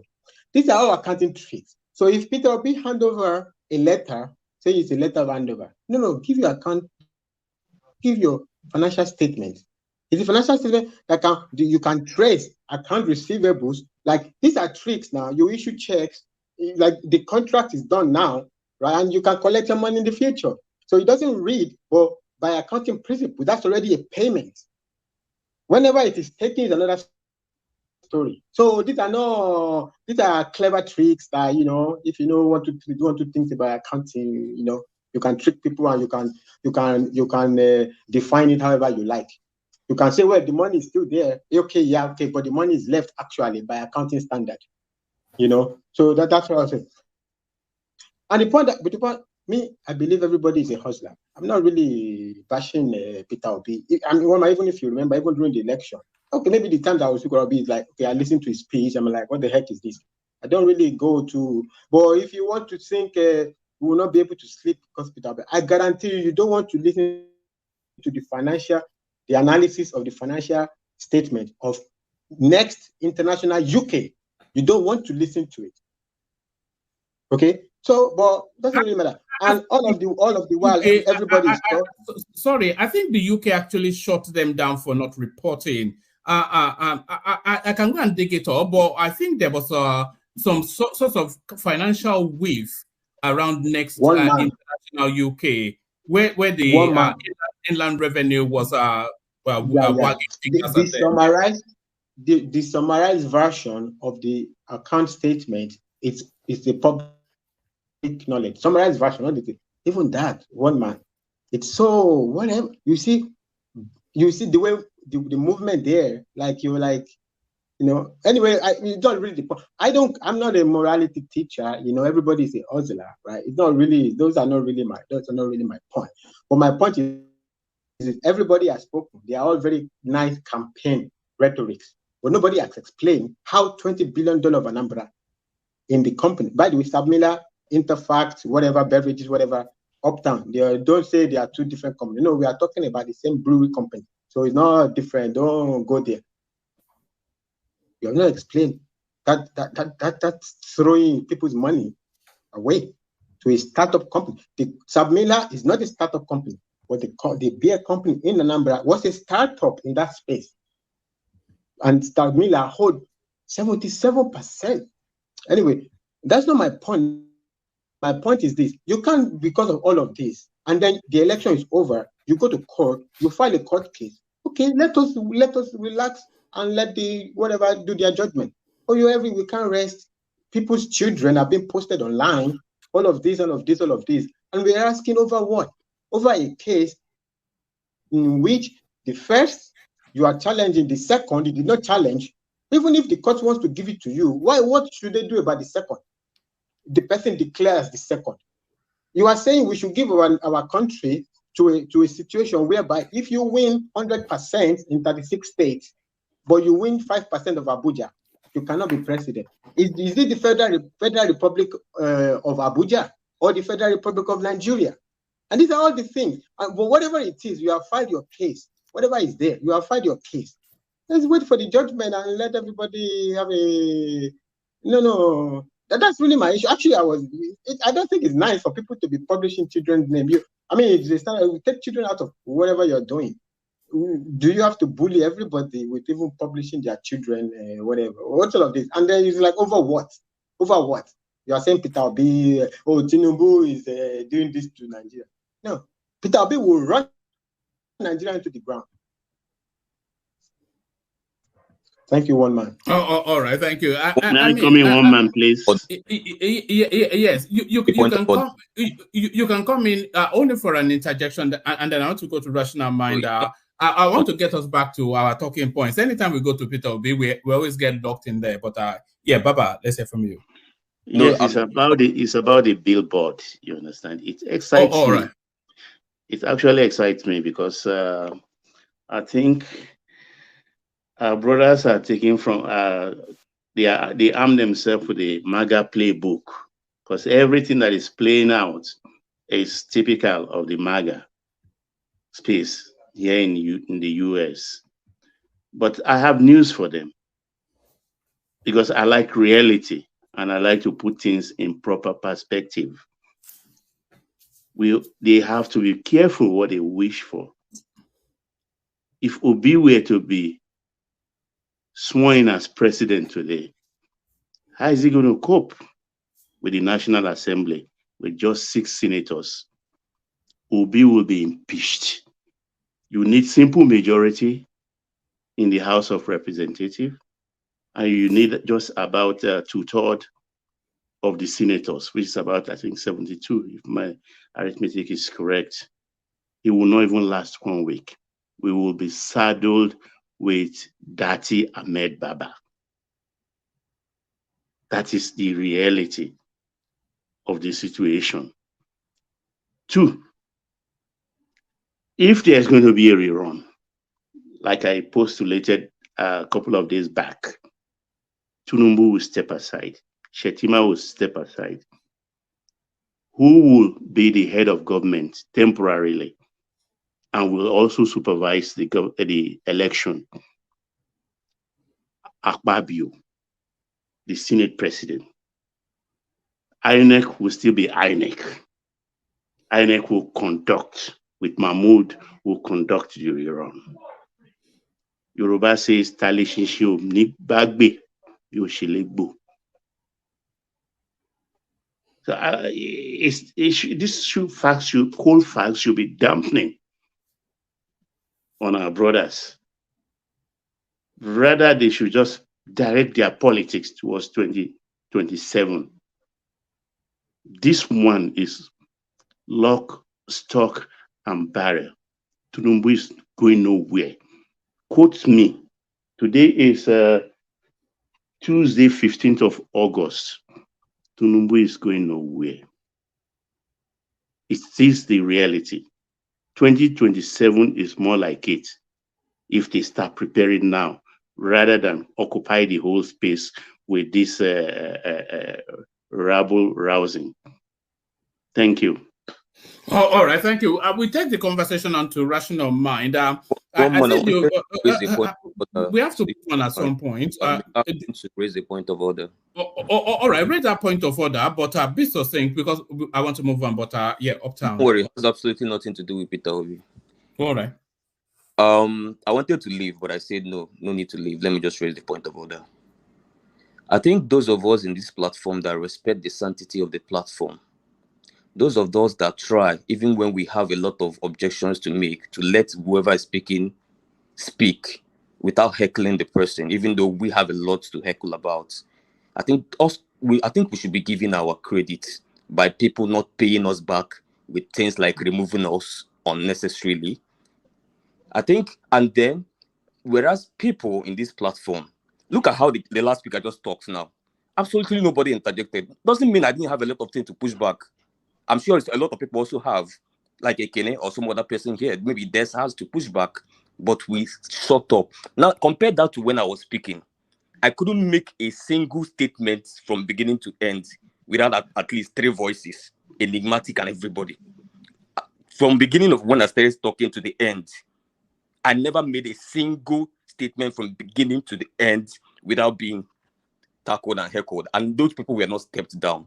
So I got angry. I think I did step them down. No, you stepped enigmatic down after minutes of doing that continuously. No. First, hold on. I think you're being a bit unfair. I invited him to let you carry on, and he continued to interject, and then I set him to the backstage. So okay, now fair, see the point. Be One fair, more. I don't know if you're the person that stepped me down twice. It got me no, really angry. I wasn't it the got one. Me really angry because it was uncalled for. What I did, somebody was talking. A lot of people were entering. I didn't enter. When I saw his piece, I just opened my mic and said, and demanded. I didn't even go ahead. I said, "Can I ask you a question?" So that the person can say yes, you can, or no, let me finish. And immediately I just asked, "Can I ask you a question?" I was stepped down. I was like, really? It was really insulting, and it's good that you said it's not you. Whoever that is doing that, if the person do it again, that's the last time I'll come to this platform. The very last time. It can't be the last. Hold on. Settle down. Settle down. Up down. You're part of. You're part of the funny. You're part of the furniture. You're part of. Hold on. Up down. You're part of the furniture here.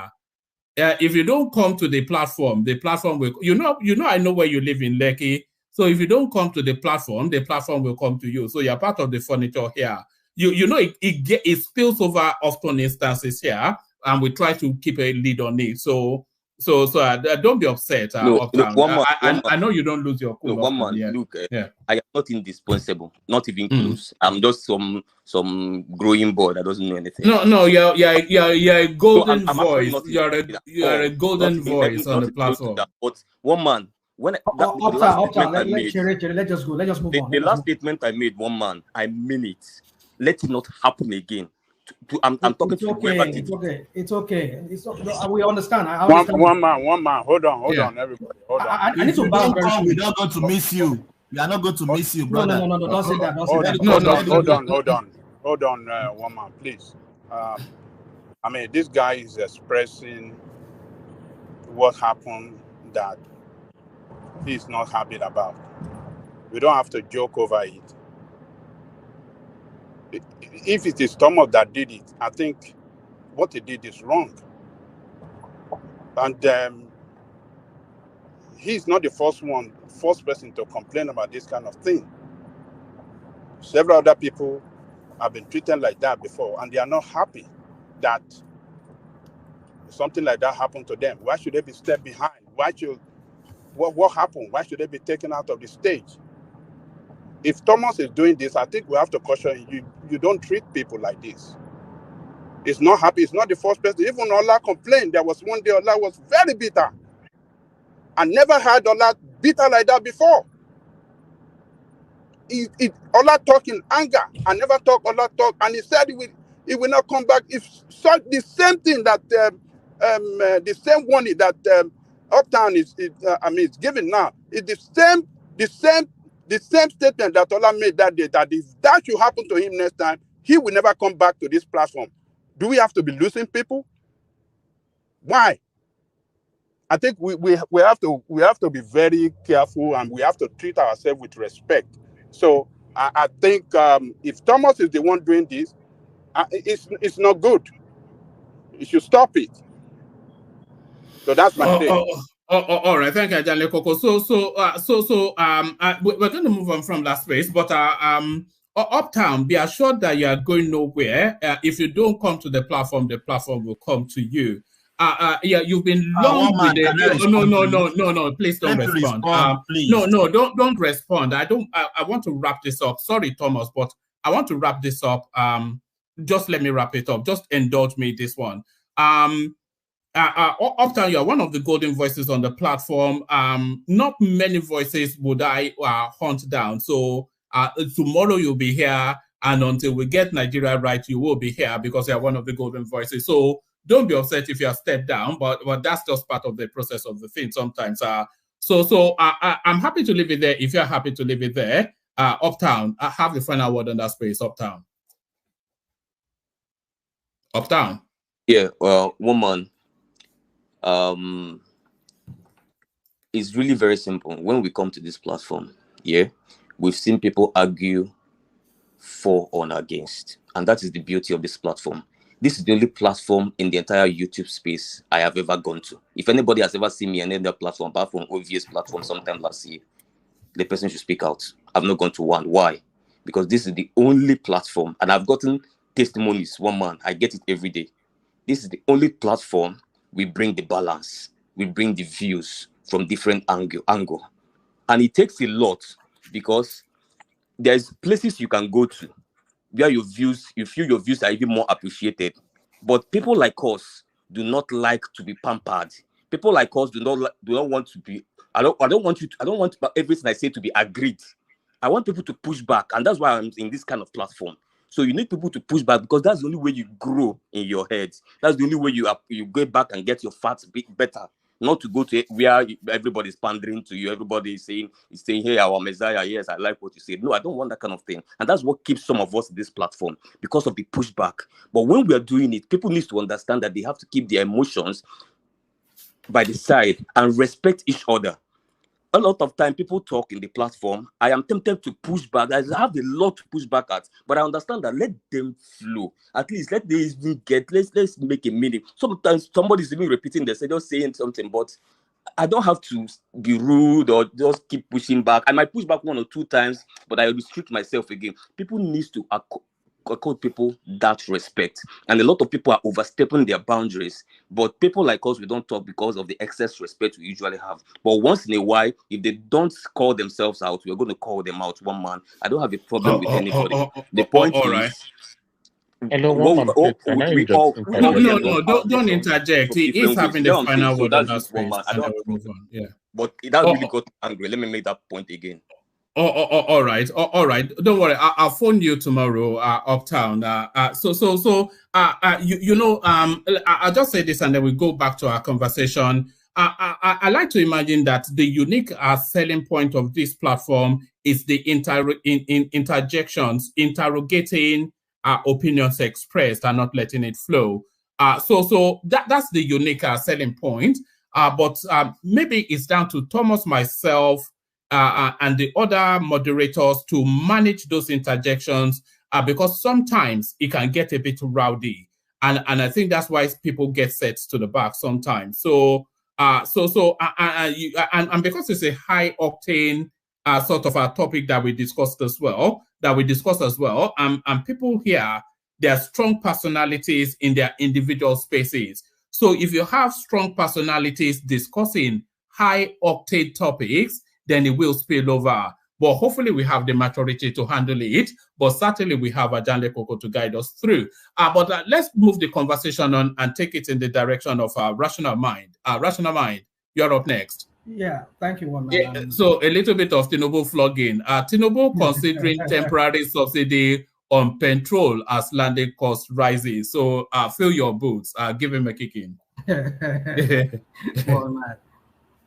Well, I think it's been speculated that they said he's going to suspend it. I don't know if he's going to suspend it or I don't know. And then, Rational mind, Baba. Just, I feel cravent indulgence for to just say maybe a second if I leave. One man, thanks for the opportunity. Ekene and Uptown, away from nothing they happen. We are just talking politics. So make everybody calm down. I was trying to give my Abia report, but I'll leave it alone. So emotions. So, so I'll leave it. Maybe I'll bring it tomorrow. He wants to do report tomorrow. Something. But you know why we always fight on this platform, one man. You know, when you have a multitude of multifaceted opinion coming from hot heads, not hot heads of dust, right? But substance and intelligence, and then you know you always see this. It's like when you see yourself in a boardroom of almost A plus individuals, you can as well imagine what will happen. So, and then a lot of us may not really know.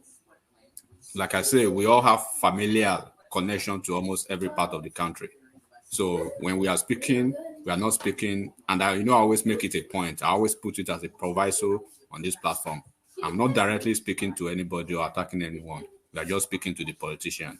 But of course, once again, to Capitol, it's unfortunate I can't give my report from Aroshuku today, but I hope maybe during the week I'll be able to do that. But everybody, let's Jojo and enjoy. Thank you, one man. Hello, please. All right. Back to your rational mind. Back to your. No, I want to say something enigmatic, please. Back to your rational mind. Rational mind. Enigmatic is my friend. I want to. But you have to cooperate. Look, guys, you have to cooperate with me. You know, somebody has to coordinate the space. I'm not inviting that you respect me, but respect the space and the audience. So when I say back to rational mind, just indulge me. Please, back to your rational. Okay, please, because we need some kind of order here. You know, please. I'm not saying. Please just bear with us. Let me just because I have to go very soon because I have a 7 o'clock appointment here. So anyway, yeah. So So woman, you see, I think we said it. I mean, during my interjection, I've said a little bit about this very topic. For me, I just think. Do I think it should go back? That's a very difficult one because Tinubu doesn't want people to look at him as somebody who just like this man said, this pastor Bakari said, he just says things on impulse. He does things on impulse, and then that's what we've been seeing ever since he has become. Even during his campaign, the certain things he said, he just veer off script, you know, and then just says things on impulse the way he comes into his head. Maybe because he feels that because people worship him like a strategy, like some people worship him, talk about him like a strategist and blah, blah, blah, you know. I mean, this guy has already been unraveled. I mean, it's unraveling before our very eyes. Like this guy is not the genius that we think he was. He was just oversold. The way he oversell, he had nowhere always overselling himself over the years and making himself look like he's some sort of genius. Yeah, that is for me. But I think should he go back? I don't know how that would make people to see him like somebody who is not consistent. You said one thing and then you're going back on it. The same thing you said about invading Niger, and then you're going back on it. It's like you're retracting. You are still like, you know, it's like a tiger paper, as people say. It's not really a paper tiger. You mean? Look at this guy. Paper tiger, right? So, woman is very hot here. I mean, it's giving us a lot of mental confusion here because we're almost like in the 108 today. Yeah, 108 Fahrenheit. It's insane. As I'm talking to you right now, I turned on fan. It's just still hot. I'm dressed up to go to somewhere, but then still I'm just feeling hot. So anyway, yeah. So I just think for me, I just can't see clarity as to what's going to happen if he ever reverts back to. Or like people said, I mean, this is what I was arguing about the other time. So if he is to revert back, to how it used to be. Is that what the article was it's all about? Right? That is going to reinstate the subsidy, right? Is that what the article is about? No, they're giving consideration to it as part of the mix of how to handle the spiraling out of control cost of living in Nigeria. So what they are saying is that they're telling us that the price of petrol is not going to increase. So if they are able to give that guarantee, and they are also saying that the free marketing of the petroleum space is also coming to stay. So if you are free marketing and you have given licenses to people to import PMS, but you are guaranteeing price, then that infers subsidy. Yeah, it sounds like it, but I don't. You see, that's the problem we're talking about here. This policy somersault that we just see here and here. Just this confusion of this. I don't even understand. What I wouldn't want to say is there's some sort of subsidy. Is it trying to tell us that? I think it's just like when he was talking about. So people were saying this here that said it was going to our refineries are going to be functional before December. December? Did this guy even think about what he was talking about before? Whoever made that pronouncement, or maybe himself made that pronouncement, that it will get as part of the promise he made to the NLC that I'll make sure that the refineries are working by December. Something that they could not even do under Buhari. You want to get it done? Where are you even going to get the money from? I mean, are you going to borrow money? Are you going to withdraw money from your excess crude account or what? I don't just know. So it's like it does just make his policy on impulse. It doesn't do wider consultation with his whoever his Aswaro cabals or the people working in the presidency with him. I just don't know. Maybe because he doesn't have his cabinet yet. Maybe that's why he's just making all this blunder. I don't know. But then we just have to wait and see. Because for me, what you just said now, if it is that you are going to like guarantee price, how can you guarantee price when the arbitrage you remove already is also already driving dollar into like almost like in the 1000s? Imagine that. So I don't know what he's talking about. So we begs the question, like, what is this man up to? What does this man even know what he was about? Because this is what he sold to us when he was campaigning. I know the problem. I can fix it. So the same way he sold Buhari to us, that if when the French people needed a person to solve their problem, they went to go look for General Shadow Go to come and solve their problem. We have a general here in Buhari, and look at what Buhari did. The same way he sold himself now too. That he's saying, I'm the strategist.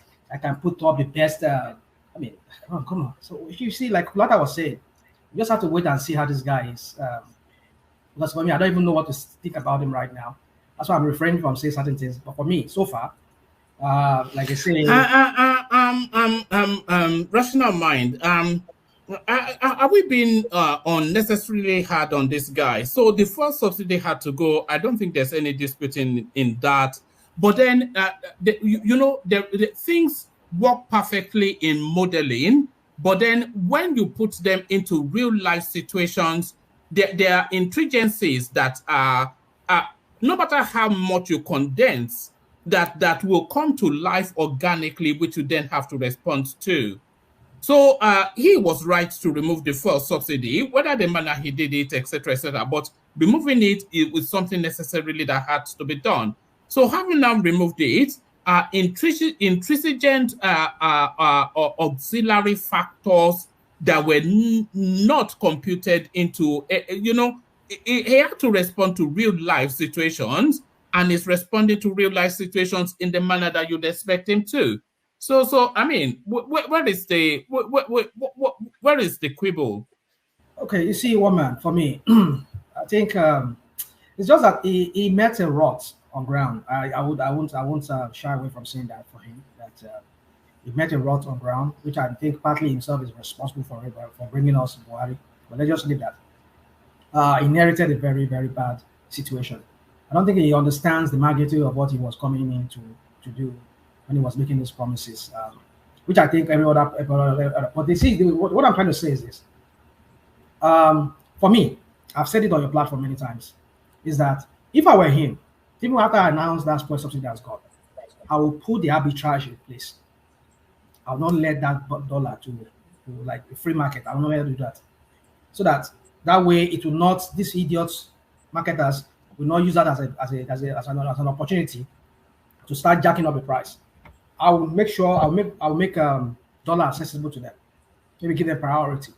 And on the one ground, I'll start looking for investors that will go and take over that refineries, or maybe even give out licenses to people that will build modular refineries and make it speed it up so fast that they'll be able to get access to whatever they need just to build up these refineries. So that way, we can shop our own production of our own locally made petroleum products. At least if we cut it down to like almost like 80% of our used petroleum gas and whatever we use, petroleum product is made in Nigeria. Maybe 20% from at least would have at least by the time they'll make all those modular refineries and other refineries start working, and then by then we know we would have at least solved the problem of this whole issue with the gas. I mean this petrol issue in Nigeria to at least about 80%. But you announced it, fine. That is what has been signed into law. But then arbitrage, you can make that policy. Okay, I'm not going to remove arbitrage. Arbitrage will remain in place for some time. I just want to see so that these guys can have access to forex. Do you think it would be right to introduce some sort of subsidy to just to ease the space as a temporary measure? Do you think it'd be right to do that? One man. The thing is this: how long is this going to take? The $800 million dollars they took from World Bank. How long is that going to last, people? That's the question you should be asking. How long? No, the 800 million is not really a factor. Nigeria is a multi-billion economy, so the 800 million is just is nothing. He just needs to sit down and put in place a very, very good economic team that will help him to navigate this stormy times, this stormy water that he finds himself. I'm not saying that he's totally responsible to be blamed for it, but I blame him because he's brought people to us. That I will never forgive him for that.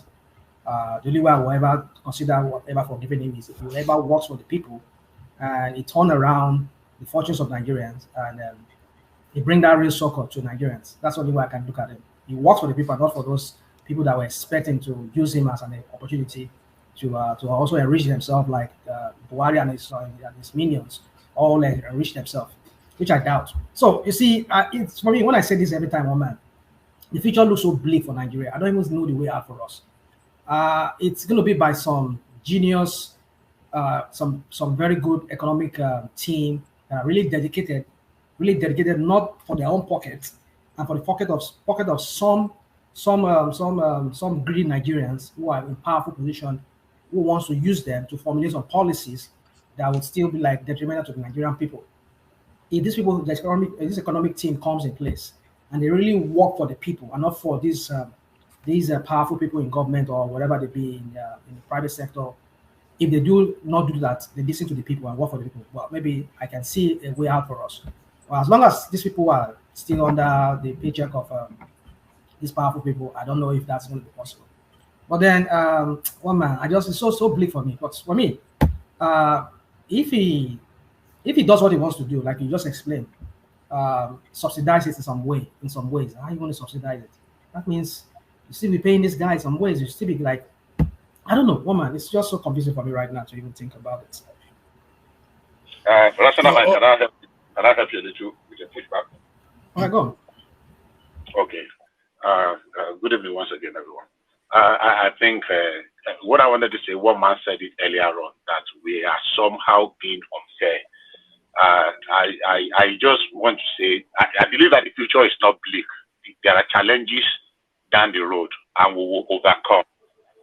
You have said the future is bleak. The future is bleak. I was counting. I counted like 4 times. The future is not bleak. There are challenges which we will overcome, but I think we are not being very fair. It's been 75 days. Just 75 days. And we know the enormity of the challenges on ground. Sometimes, the way we escalate things and only concentrate on the downside, like we are already pessimistic, very pessimistic that nothing is going to work, so that we'll be justified that, oh, we told you so. That's the attitude we put up most time. I love objective criticism that adds value. We can criticize. I do my own bit of criticism. I believe in Nigeria. Sometimes I see physically what I've seen might not be really too good, but I still want to put a little bit of faith that look, yes, the substance of seeing things not seen or the evidence of things hoped for. But I want to look at the positive side of things and see the cup as half full rather than half empty. This government is just 75 days. That's what it is. It's been 75 days. I will not even really have a full complement of government in place. Yeah, maybe there have been some policies that the way I see it is that there are certain things that will be done no matter where you want to dice it. People that want to see the flip side of it will concentrate on that flip side of it, and they will blow you to the high heavens. We had this conversation about the fuel subsidy when it was removed, whether it was properly. There is no amount of dressing you want to dress it. If you give 5 years that we are going to remove subsidy in 5 years, the eve of that 5 years, there will still be an outcry. There will still be people that will still, because some people have been benefiting from this rot, and they are not going to give up easily. In everything, even the Naira, every pundit that came on television for several years have been talking, one of the biggest challenges we had under Jonathan's previous government was that we were spending too much money in defending the Naira. But it is not ordinary people that are benefiting from it. Some people will just sit in their room. They were getting millions of dollars every day without importing anything. And people know it. They were saying it. But where is the courage to stop it? Now they are stopping. They are sabotaging. Just give me a minute, please. I don't know if you ever get to me. So for me, yeah, I know there are challenges. But are the future is bleak? No. The future is very bright. And we will get there. Thank you. Yeah, you see, one man, let me say just I remember I said one day call. He sang, I think it sang. I will quote two of these Nigerian musicians. There's one of them is called I think One Day Call. It says, "Shena like this we go day." God Almighty, don't give up the day job, You see, ever since that country has existed. Do you remember Abdul Karim too that said Nigeria jaga jaga? Yeah. So everything is you remember that one too? Hold on. So there's a reason why I'm quoting these guys. Then there's another guy called Dark Green. That's his name. He says for Nigeria. Are you still trying to be down with the kids? Is this what is going on? I was once a kid now, you know. Look at that. All right. Listen to music too. I listen to their music. So anyway, all right. Dark Green said, Nigeria, Nigeria. Now, why am I quoting these two people? Ever since that country has existed, it has been one problem after the other. Nigerians has never had respite. It is always hope. They keep selling us false hope, this hope, that hope, renew hope, the whatever hope. God, and you say people should not be pessimistic. I'm not saying that one should just go about and mopping up all day long and looking like, life is going to be. It should be. I mean, maybe on your own. Don't be optimistic. Say someday maybe you go jack over that country, or you just see one person who just carry good dollar can't give you for Nigeria. You go move on. I mean, I don't see that ever happening in Nigeria. I don't know. Is it because of Tinubu? Is that why suddenly we just have to have this? Just find this sudden renewed hope or whatever crap hope that is sold to us? Come on. You see. Even despite we have to be optimistic. We have to look at the future with that hope that something better might happen. Forget it. I'm pessimistic about these people, not even the way he became the president and all of that. So you see, I understand you, Bishop, but I understand the area you're coming from. But for me, if Nigerians are pessimistic, those people don't. Nigeria people don't suffer originally. Let me go to that one. Yalagbaja. Like I say, did we come to this? Did we come to Nigeria just to call every day? Always talk on one man's platform here. We've always been talking about Nigeria. When Bubu was there, we talk about it. You see, why? What hope do we have that it's going to be better? Suddenly, because Tinubu comes there, is that why it's going to be better? They say, how Sunday is going to be, or Saturday is going to be from the day before. We are only seeing a tip of the iceberg now. We don't know what is even in store for us. And if you look at it, it looks like it's so bleak. You just talk about it now that some people, like Kulata was asking the question in the comment section, says, where are all the dollars going to? All the remittances from abroad. And if you listen to what they said, the CBN governor said today, he said he was threatening people that if you people don't bring out your dollar, we will make sure that you lose on that dollar. By the time we pump money into where are they going to find that dollar to pump into circulation? Just want to just to cause panic in the system so that people will start bringing out their money or start buying more. You see, we have a lot of problems facing us in that country. That's why I say it looks so bleak for me. What should I be optimistic? Maybe in my own way, I'm optimistic. I won't be go around every day mopping around like, oh, the life is bad, I'm going to die. No, that's what I'm saying. But I do not have faith in these politicians to change anything for Nigerians because Nigerians have suffered too much. My parents, they were in this mess. Their parents were in this mess. I was born, my own kids, maybe my own kids are all here. I mean, they are all born into all this mess in Nigeria. I mean, she want to be, I want to have so right. I don't even know what I'm going to say right now. So my point is this, Bishop. Yes, we can be optimistic, but I do not have I don't have that hope that whatever crap they're sending to us, you need hope, whatever. I don't have the belief that Tinubu can do anything. But if he does it, let him prove me wrong. One man, are you still there?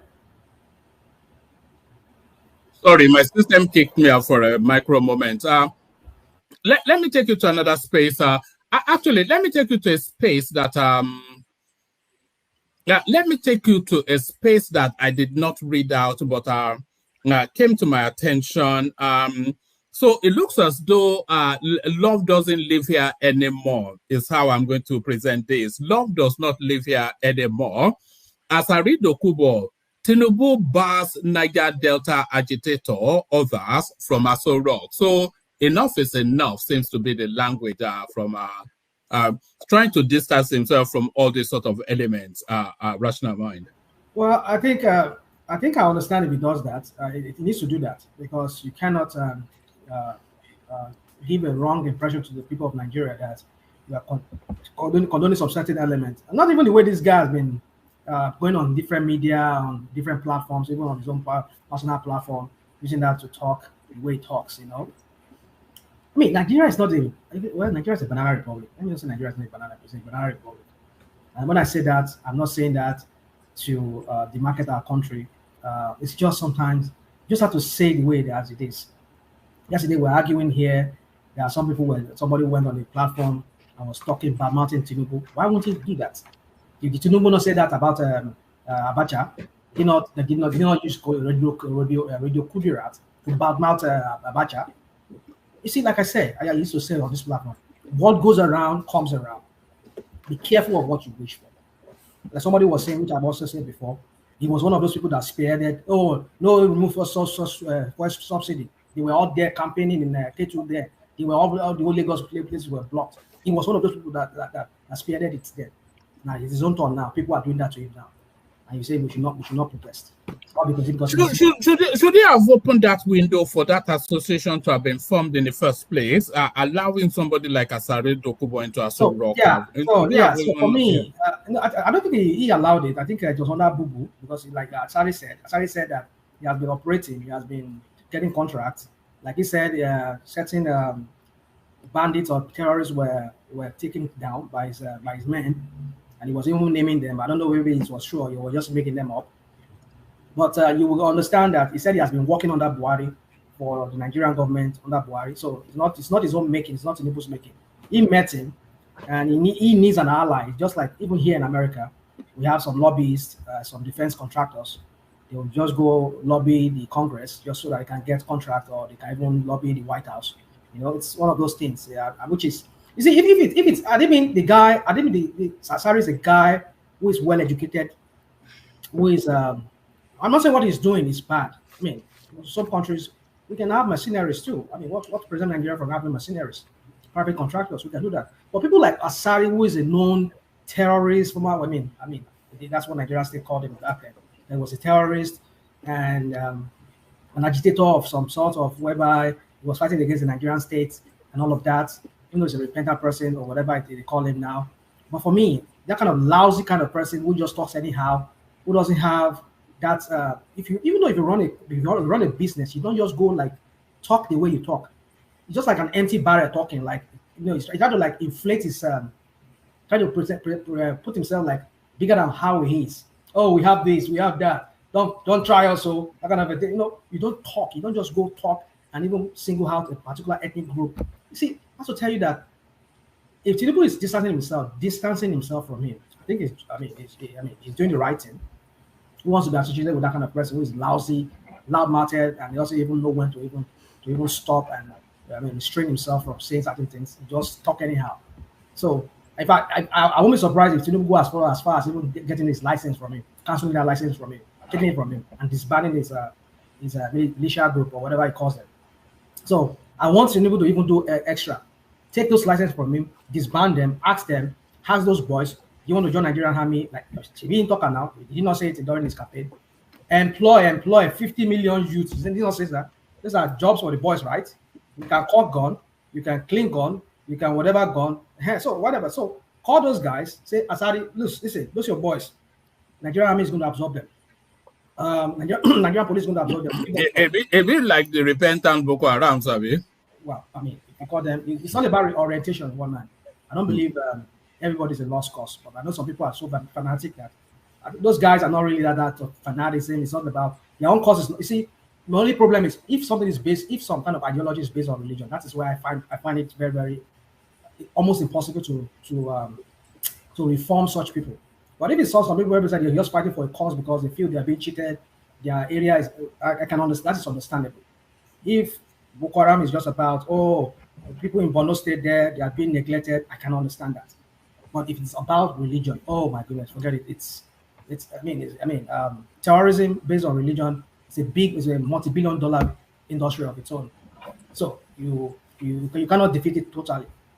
So let them integrate those guys, take them, absorb them into Nigerian army, or give them orientation, and then put them into Nigerian police or civil defense or whatever, or Nigerian Navy. Just absorb those guys. You know, all these Tompolo guys, take them off. I mean, just give the whole, use drones. I mean, they say they have drones now. They have some Turkish drones. Let them use those Turkish drones and just map those all our oil well around that around this Atlantic Ocean there, by the sea or inshore or on land. Let them map all of them. Use drone and always monitor them. I don't know. You know, it's just so for me. Let him distance himself from Asari. But you know, these are just reports. We don't know how true it is. Because they can say one thing. No, I think you don't really want an element like Asari around the presidency of a prestige nation like Nigeria. I mean, you don't. Not that we don't want some people who you see. I would you see, it's how do you call it in economics? Division of labor or whatever. I mean, the guy is employing people. He really is employing people because the guy, looking at the way he even talks, it tells you like it's not somebody who is well read, who is that really. So those kind of thuggery and all of that, That's the kind of person. That's how I see it.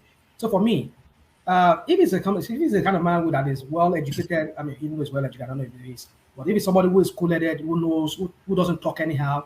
I mean, why not go to Absolute? Because that's how they do it in most countries. You know, they lobby the president, they lobby the House of the National Assembly. Yeah, you can get contracts from them because it's employing guys. These guys in turn also they are feeding their family because they get salary.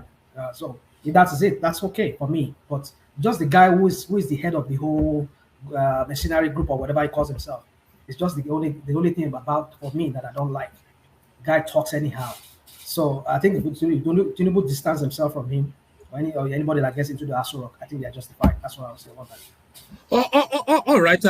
So when Emefiele was first charged, I think I said somewhere once that the gun and 23 cartridges, those were just placeholder charges just to hold him. So it looks as though now, in the course of their investigations, they've now found sufficient enough footing to hold him. Federal government files 20 charges against Emefiele in Abuja, seeks to withdraw Lagos case. So this guy, a lot of people want him to spend the rest of his living days in custody. Well, man, you see, if Tinubu wants to do right, I don't think Emefiele is the only person that should go down for this. But I can understand. If the whole thing is just, the searchlight was just on him and him alone, I can understand. But if they really want to do justice, allow this guy present his case, which of course I expect him to do that. And whoever he names that are also accessory to all of this, so um, um, economic terrorism that was done under him, whereby the CBN was used by some few Nigerians to enrich themselves, and they plunged a country of about over 200 million people into this serious. I mean, a lot of people are dying. I know people who could not pay their hospital bills, not because they could not afford it. They don't have the means. Their husbands are not working. Their wives are. Nobody's working. Nobody can help them. They died from this because they could not pay. Not even when they had that naira swap or naira change they were trying to do. And some people who lost their life because they could not get access to money to be able to pay off some bills. So that's terrorism in some ways. So if Emefiele and Dangote, all of them, are part of this scheme, because they borrow so much money from international banks, from other banks, international banks, U.S. banks, and all of that, and they keep falsifying documents, falsifying ledger for us, giving us the illusion that Nigeria is healthy. Central bank has balanced their ledger, our books, and in the actual fact, we now see after Tinubu got in there, another person got in there, and I was saying how healthy the Nigeria Central Bank is. It tells us a lot that, I mean, if they investigate him, all this money that were missing or whatever that were done, is it only him that took that money? Who are the people also? I know. What's his name? This guy that owns this refinery is part of them. Dangote. Yeah, it's part of them because it gave money to Dangote to go and build that refinery. Dangote was getting dollar at subsidized rates, and he was round tripping it again. You get it? So these are the people that causes that. Those are one of the people that cause this economic terrorism that we see in Nigeria. Whereby a lot of people are dying because their purchasing power is just not no more. Somebody collecting 30,000 naira from salary. How can he survive in Nigeria today? Even my dad that does not even work, I know how much I send to him every month. Not even a salary person even gets what I get. I mean, some salary people get that kind of amount. So what I'm trying to say is this, woman, is that for me, I just believe that Emefiele should not go down only by himself for this. But you see, I doubt if they just want to distract the whole nation, get him out of the office, because if they were able to prove that case, then Tinubu will have a reason to remove him and put him in his own person there, because he has been found guilty of some kind of fraud or whatever. And at the end of the day, I know they'll prosecute him, and maybe Buhari, because if they prosecute him, Buhari and other people will have to go for it too.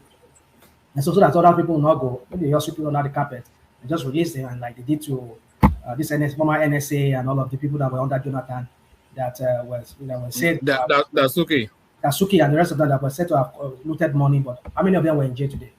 Daria that went to jail, they did not release him, they did not pardon him. So you see, woman, this is just Nigeria. When I say to our friend here, Bishop, that Nigeria is just so bleak to me. It's just so bleak. I just see it. I don't see a way forward for us, but maybe I'm wrong. I don't know. Maybe I'm just too pessimistic, but we shall see.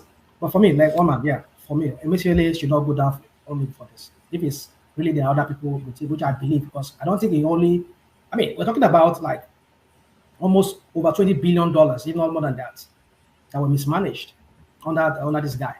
So where did he have this money in his bank account, or where in the foreign bank account did he have $20 billion that he stole for himself? If they can't find only him having that $20 billion, if they only find maybe $1 billion, so what are the money in 19 billion? Who are the people who have that? So everybody will have to go for it, including Buhari, if Buhari is part of them.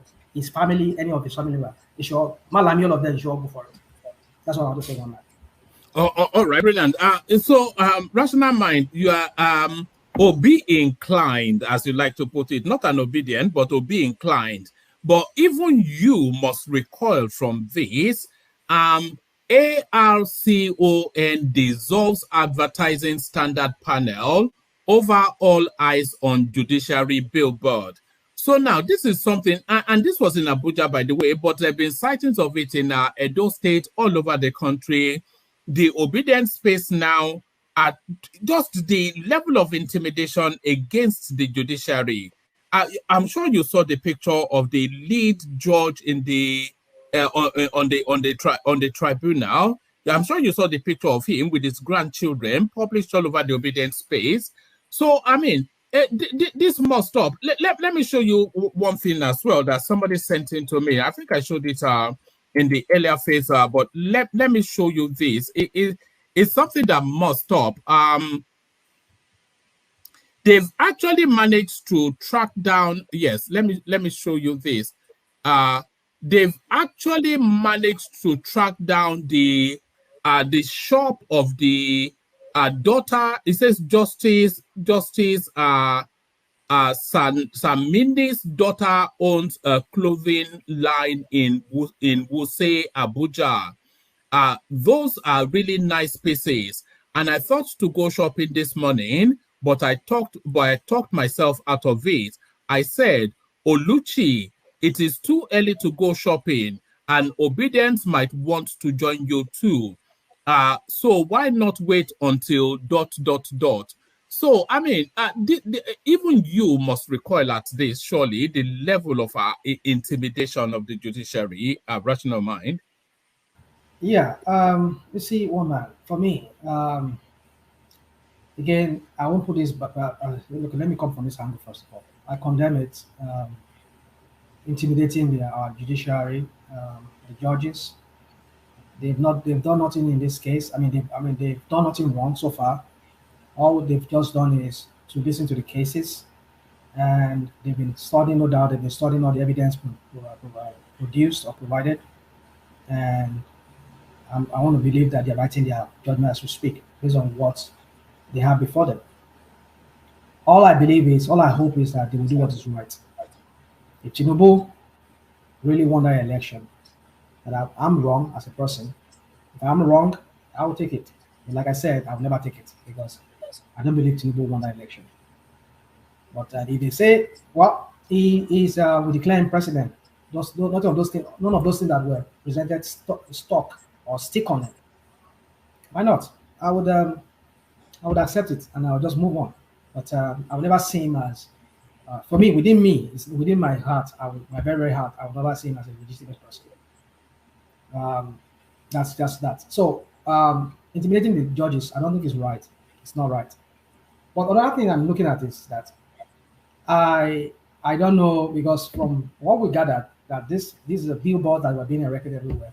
There were some people going by the name of something diaspora, I don't know, whatever they call themselves. They were the one financing this. Most of us on this platform here, we live abroad. And most of us who speak with passion, I can hear somebody call peace on them. I know maybe the same word peace in the comment section, saying that one might be negative. What is it? Don't get me wrong, I'm not one of those people. I don't even know this group of people. I don't belong to them that sponsor that advert. I will never do that because of my kind of job and what kind of work I do here. I cannot do that. It will violate certain things of my job ethics or whatever. So yeah, I can only come and express my political views like I do here or whatnot. However extreme you might see them, I will defend my view. But my point is that these people from the diaspora, the ones they allegedly said they say that the people sponsoring these adverts and billboards everywhere that we see. Now, if these are the ones, so the question I want to ask you, one man, and every other people is, are these people obedient? That's the question, because not only some of us, like Bishop. Do you want to answer that question yourself? Hold on. Who is likely to sponsor this? Is this coming from Emeka or Bayo? This judiciary. Yeah, is it coming from Emeka or Bayo? Let's just say the way you say. I'm a Yoruba man. I am part of. Like you said, I'm obedient. I'm not obedient, but I support Obi. But that does not make me an Igbo person. Does not make me an Okoro, as we will say. Does not make it like that. I am a full Yoruba man. Like you Yoruba man and woman I was born. Maybe their parents might be different, from different. I don't know, but I was born a Yoruba person.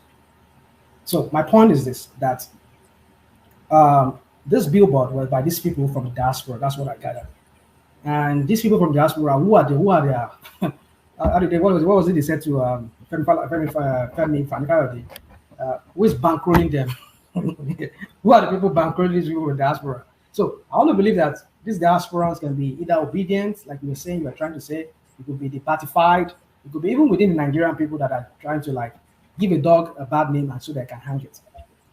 I believe that no sense anybody who is an obedient person and harasses our judges is a senseless person.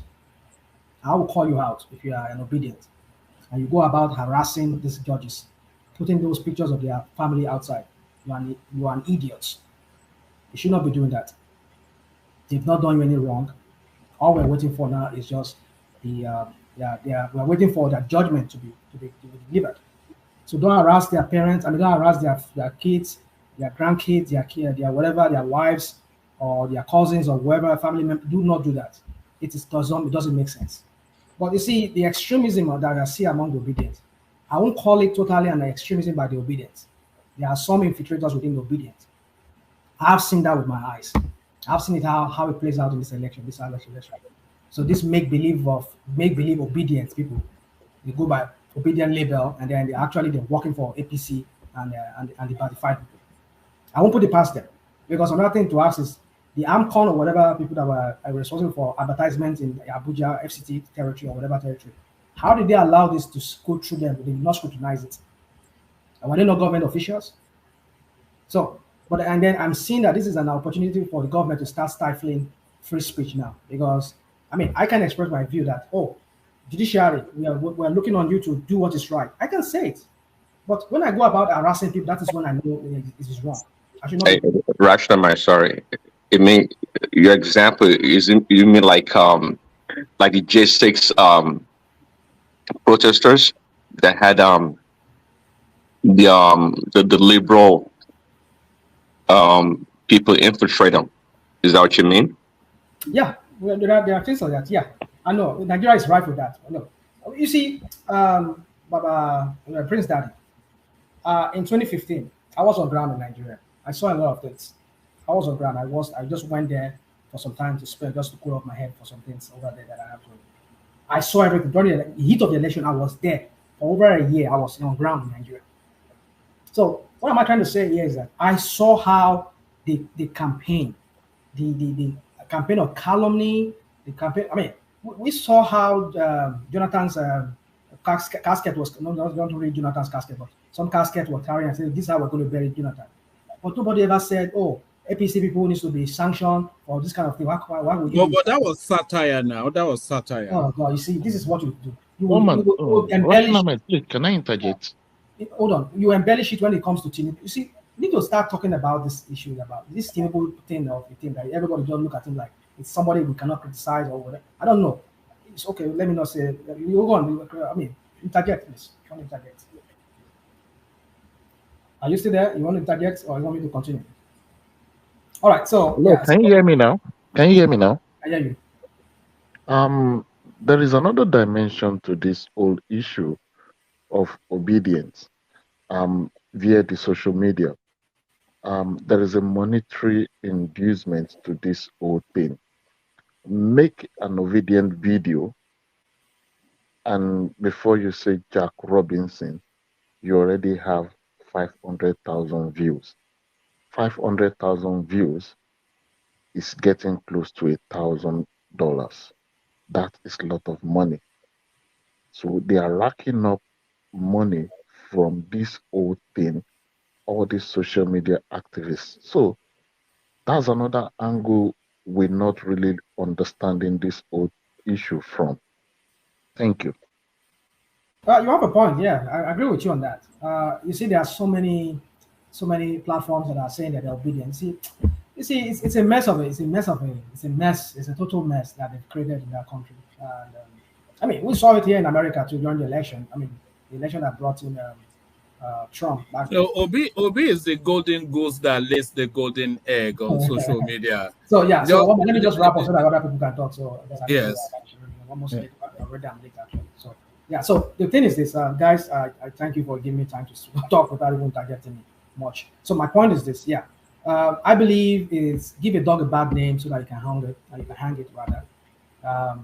For me, I'm not totally putting it on the Batified alone that they are the one doing this to make it look like, oh, the obedience are just belligerent people, they are violent people. I'm not saying it's all about about people, but I know they too are also pretending to be one of them and making it look so hard for them so that people can look at them in a bad light. And we can come on platforms like this and criticize them, and DSS can haunt them and kind of make other people to shudder because everybody's afraid of not being arrested. Because if you criticize anybody or if you just express any view like, oh, judiciary, do the right thing, then you'll be looked as an enemy of the state. That you are threatening it. You see, this is one of those things I'm afraid of, that they could use this as a means of clamping down on dissenting voices, because when people are being silenced just because they express a view that it looks like, oh, they are like obedient, the violent people. They're trying to, you see, this is what it is. So, oh man, I just want to rest it there. It's a dark time we're going into. I've said it before. We're already entering the dark time, and it's going to get dark. The more as we go deep and deep into it. I rest my case here. Oh, all right, brilliant. Thank you, Rational Mind. I know you have to dash off. I know you like that word dash. You have to dash off and do things. But thank you, Rational Mind. Let me go from you to Ekene. Now, Ekene, sorry I stopped you from having. Let me go. One man, let me go. We started together. Let me go. All right. Okay. You come first, then Ajan Lekoko. So, sorry, I'll get to you after Ajan Lekoko. So, Ajan Lekoko, yes. I pick it off from where Rational Mind stopped it off.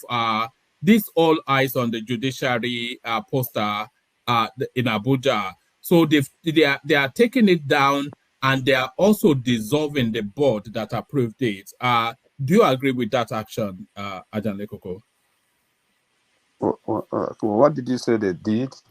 I can't hear you well. There is a billboard that is in Abuja. It's on the screen now. It's saying all eyes on the election tribunal judges. So it's a huge billboard pasted in a prominent place in Abuja, but they are also citing it all over in Edo State, everywhere. So now the body in charge of people that approve advertising, they've dissolved the organization that are approved of this advertising to be put up. They've dissolved the body. But the wider question is this an attempt to intimidate the judiciary? Well, what does even all eyes on the judiciary mean? Does that mean that if they don't give the verdict in the direction of the Labour Party, that they're going to... is this that step too far, and are they trying to intimidate the judiciary? Yeah, thank you, woman, and greetings to our listeners around the world. Please click on the like button, share and subscribe if you haven't done so. In the first place, the city, or maybe the state, or whoever that is responsible for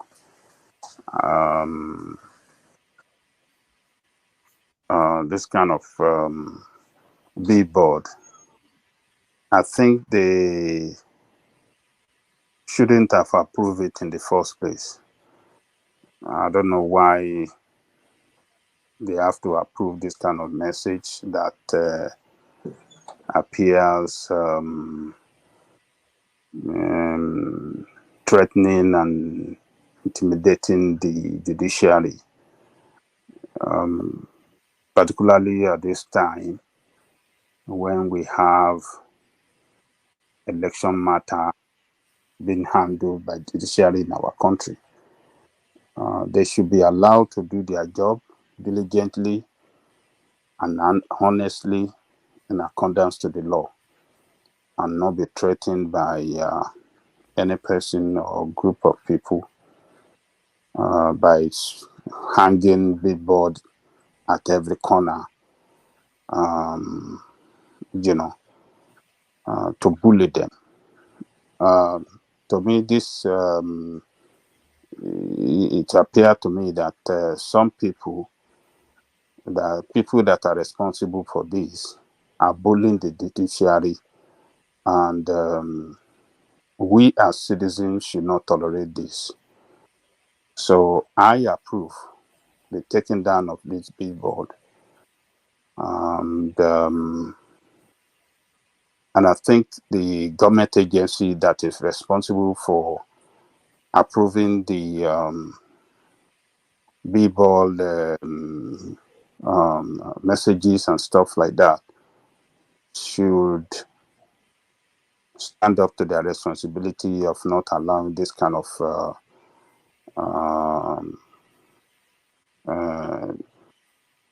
message to be carried on the billboard around the city. We are in a country that should be working on the unity of the country and not carrying out anything that will divide us the more or threaten any organ of government whatsoever. So I'm approve of it. It should be taken down. It should not be allowed, not this time or in the future. So that's my take on that. All right, brilliant. So Ajale Kokona, it looks as though proper charges are about to be leveled against or even levied against Emefiele. Federal government files 20 charges against Emefiele in Abuja, 6 to withdraw Lagos case. So they've not given us the details of the charges, but what they seem to have done was to first capture him, then use whatever excuse to hold on to him. So that illegal possession of gun, that was just a placeholder charge. So now in the course of their investigation, I think they've now found substance and they are confident now that at least within these 20 charges, I think it actually gives us a hint at one of them. It says, speaking with journalists after the proceedings, Mr. Abubakar said the fresh charges with 20 counts were filed at the Federal High Court Territory High Court, the Federal Capital Territory High Court. One of the counts accuses Emefiele of conferring unlawful advantages. So conferring unlawful advantages, that speaks to that space of round-tripping money. So what are you then making then of this set of fresh charges now being leveled against this guy that ruined the economy? You see, I think Emefiele arrest all this while and the charges against him for unlawful possession of firearm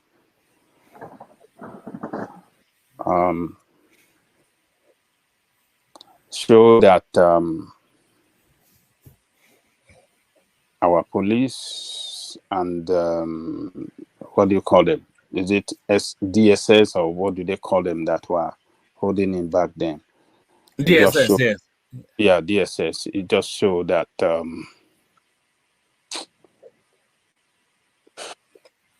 they were not doing their job well. If Emefiele is carrying firearm, I think that should have been a police issue because it's the police that is responsible for approval of firearm for citizens to carry. So police should have handled that. It is not the duty of DSS to have kept this guy for firearm, for in possession of firearm. So his right as a citizen there have been violated. We should not treat ourselves in our country this way. That is totally wrong. But for these charges, 21 count charges against him now, is it as a result of investigation being carried out against him by a newly constituted investigation team by the president, or what? Where is that? Yes. Yes, I think it is. Let me actually, it's a very short read, so let me just represent it. It says, the federal government Tuesday applied to withdraw the illegal possession of firearms case it filed against the suspended Central Bank of Nigeria Governor Godwin Emefiele at the Federal High Court sitting in Lagos. Director of Public Prosecution at the Federal Ministry of Justice, Mohammed Bakodo Abubakar, told Justice Nicholas that the application followed the result of further investigation. So yes, they used the firearms to hold him as they went to dig through the files. And remember, they've appointed a special investigator to do a forensic audit of CBN. So it looks as though they're starting to get something to nail this guy with. So the investigative team to audit the account, I don't think they have completed their job. This one, where is it coming from? Is it from who? Is it by the police or by the Ministry of? It's short on details because it's just breaking now. So what they've told us is that 20 charges to be filed, but the details of them, they are not. They've only teased out with the little bits that are conferring advantages on others, which is those dollar deals that he has been doing. So, well, I suspect that they will have something even more egregious. Oh, this is totally wrong. I mean, if they are filing... Sorry to disturb you. Yes, please just borrow me 1 minute from your time, and I'd like to talk to you, so you talk to your man, one man. You know, I'm a highly controversial person in this platform. We've already had one controversy today, so please don't open up another. No, it's for you. I just wanted to talk to you. Right. You know, yeah. I don't do my things behind the door. I'll do it openly. For the past 3 days now, I keep hearing you talking about the big board in Edo. And I understand people have been publishing judges' kids, their family pictures. So which give that word undertone or underlining of the smear campaign. But anytime they are talking about obedience, people are a bit too frontal about big board. Mama, you are quick to bring Edo in. You call Edo and bring Edo in. And you forgot that Edo State is a PDP state.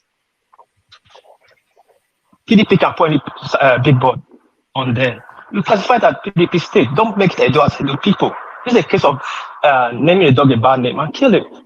When El-Rufai went to court, you call El-Rufai went to court to stop the dollar inflation. When Paseke went to court, you call it Edo State. I don't understand this other tune. You always want to paint with the Edo with. The PDP G5, hold on, Awama, listen, hold on. The PDP G5 Wahala started from Obaseki and Wike in Edo State, who led to the PDP action. Yesterday, I heard you talking about big board. You're talking about this obedient printed the judge's pictures, family pictures name. And the next thing you said that there's a big board in Edo, say all eyes on judiciary. But what's wrong with that big board to start with? Isn't everybody eyes on the judiciary? The party eyes on the judiciary. The articulator is on the judiciary. The obedience on the judiciary. The world eyes on the judiciary to see what would be the verdict. Because the way the obedience is so frontal, that's why we are reading on tune to it. Same eye here, Wapis. You know, on tune to every time you always bring out Edo when you have anything not to write about the government. But he mentioned Abuja as well now. He mentioned Abuja. Since yesterday. I don't know where that's coming from. When he said Abuja today, and the next thing says Edo and other places. Why is it that Edo is always be out? But there is a billboard. I can search for it and show yes, it. I'm not saying there's not. I'm not saying there's not. It's a PDP state. What offense in that? So what's the offense there? Why people are saying it's a threat that's really on that message? Actually, what's offense on billboard? That's what I'm saying. What is really the offense of billboard or the judiciary? There's nothing really offensive there. So you don't see that message as offensive? No, why is it offensive? Because listen, why is it offensive? Because the obedience are too frontal now, threatening people's families. So anybody can read on our tweet to it. That was my statement. Because our judges, which I do not support. So anything that is supposed to be okay, people read on our tweet to it, just the way I'm reading to it to one every time. Yesterday. Listen, Mama. Yesterday you said it. When they were plenty obedient bad, the next thing you said is a big board that somebody sent to you. That's all eyes in from Edo. There a big board in Yes, the set of yes. Edo. Yeah, you said that. The other thing I'm No, reading no, to you, no, you are no. putting the Edo people. I did say that, but I'm wondering why that riles anybody up. You said that. It's rousing me up because the way it roused you people up about what obedience did, it roused me because you painted as Edo. Not just, you said the government. It's a PDP state. They can put anything there. The people, they put it there. They are in court against challenging by fire. What does it matter about all of that? It's just a simple. It matters to me. Can you hold on? Well, it may matter to you, but it doesn't really matter. Just hold on one second. To you. Can you hold on? There was a billboard in Edo State that says "All eyes on the judiciary," which we know. There's another billboard that's now emerged in Abuja to say all eyes on the judiciary, which we know, which is all wrapped around the obedient space. So what are you inviting? What So conversation are you inviting? you just answered the question, which is around the obedient space. Meaning the obedient, that means Edo people, the obedient put the big board there in Edo State. But there are many. But hold on. But there are many in your state now. They defeated you people in presidential election. Let me answer. Please. We've had Uptown. We've had Pansat. Let's do it tomorrow. You're my dear friend, but enough of all of that. Adanle Koko, just speak to us about Emefiele and what's going on? So Emefiele, I think the government is not handling this Emefiele matter well. Now they are saying 21 charges. They should publish those charges in details. They should let us see it. We citizens deserve to see it. They can't hide it under the carpet and just say it blankly. Just blankly like that. Oh yeah, 21 charges. What does that mean? It doesn't make sense. It doesn't make sense at all. Why are they handling this Emefiele case like this? Are they trying to, deceive us, the people? Are they trying to play game so that they can, create a leeway for him to use instrumentation of the law, to defeat them or have his way, have his freedom back? Or why are they handling it in such a shady, like everything is shrouded with what is secret? It's been charged. What are the charges? Let us know them. Okay. Can I push 1 minute? Okay. I just wanted to know the fulcrum of your question. Is it that they are not told us the 20 or the 21 charges they are holding him for, or that they are taking too long in telling us the 21, or that it is illegal, it is wrong that they are coming up with these new 21 charges? I just want to understand the focus of your argument. Okay, I will repeat it again. My point is that why saying, oh, we have 21 charges against him and not publishing it in details for us to see what is the secret? Hold on. Let me respond to that. Yeah. Number one, they have just gone to say they have not. I'm sure the charges are going to be published. That's what I'm saying. That are you saying that they are wasting time in publishing it? The first step is they went to Abuja, to Lagos, to withdraw the case, which we all know does not make any really sense, of the illegal possession of gun or firearm. They have gone to withdraw that one. And so now, why are you withdrawing it? Oh, we are filing a new set of charges in an Abuja High Court. They have not filed it. They want to close out the one in Abuja, in Lagos first. When they go to Abuja and they appear in court, the charges they are going to file against him is not going to be a secret. And they are not going to first publish those charges on the pages of newspaper before they take him to court. So they will take him to court, they will read the charges to him, he will take a plea. But the case in Lagos is being closed out first, which is simply and completely procedural, so that there will be no conflict of abuse of judicial process. So when they finish that one, they will now go to Abuja and then say, oh, we have 20 can charge. We are ready now with 20 can charge. The question is, was it okay to have held him? Maybe it was a flight risk. On whose advice or on which order was he held for that period where they were completing the investigation? That's a different question. But to say that because they have not mentioned the charges, the 20 charges they are charging him for, it's illegal, I don't think I agree with you on that. Okay, fine. That's okay. But this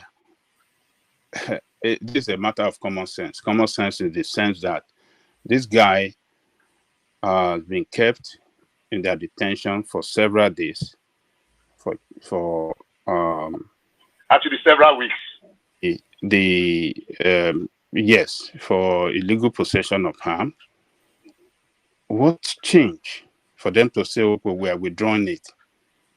What is the waste of time flying this guy with helicopter, allowing the media bombardment and the nation and shaking and making it look as if they have anything against him, only to say, oh, we are withdrawing it. Oh my God, that is ridiculous. But it's not ridiculous. It's very ridiculous. It's not. What is this? This is even telling us these 21 charges they said they're coming up with. They could do the same thing. They could withdraw the whole 21 charges against him. So if they don't have a case in the first place against him, why arrested him and detain him for several days? I mean, for several weeks. Sorry, let me just respond quickly to that. You see, we are looking at pragmatism now.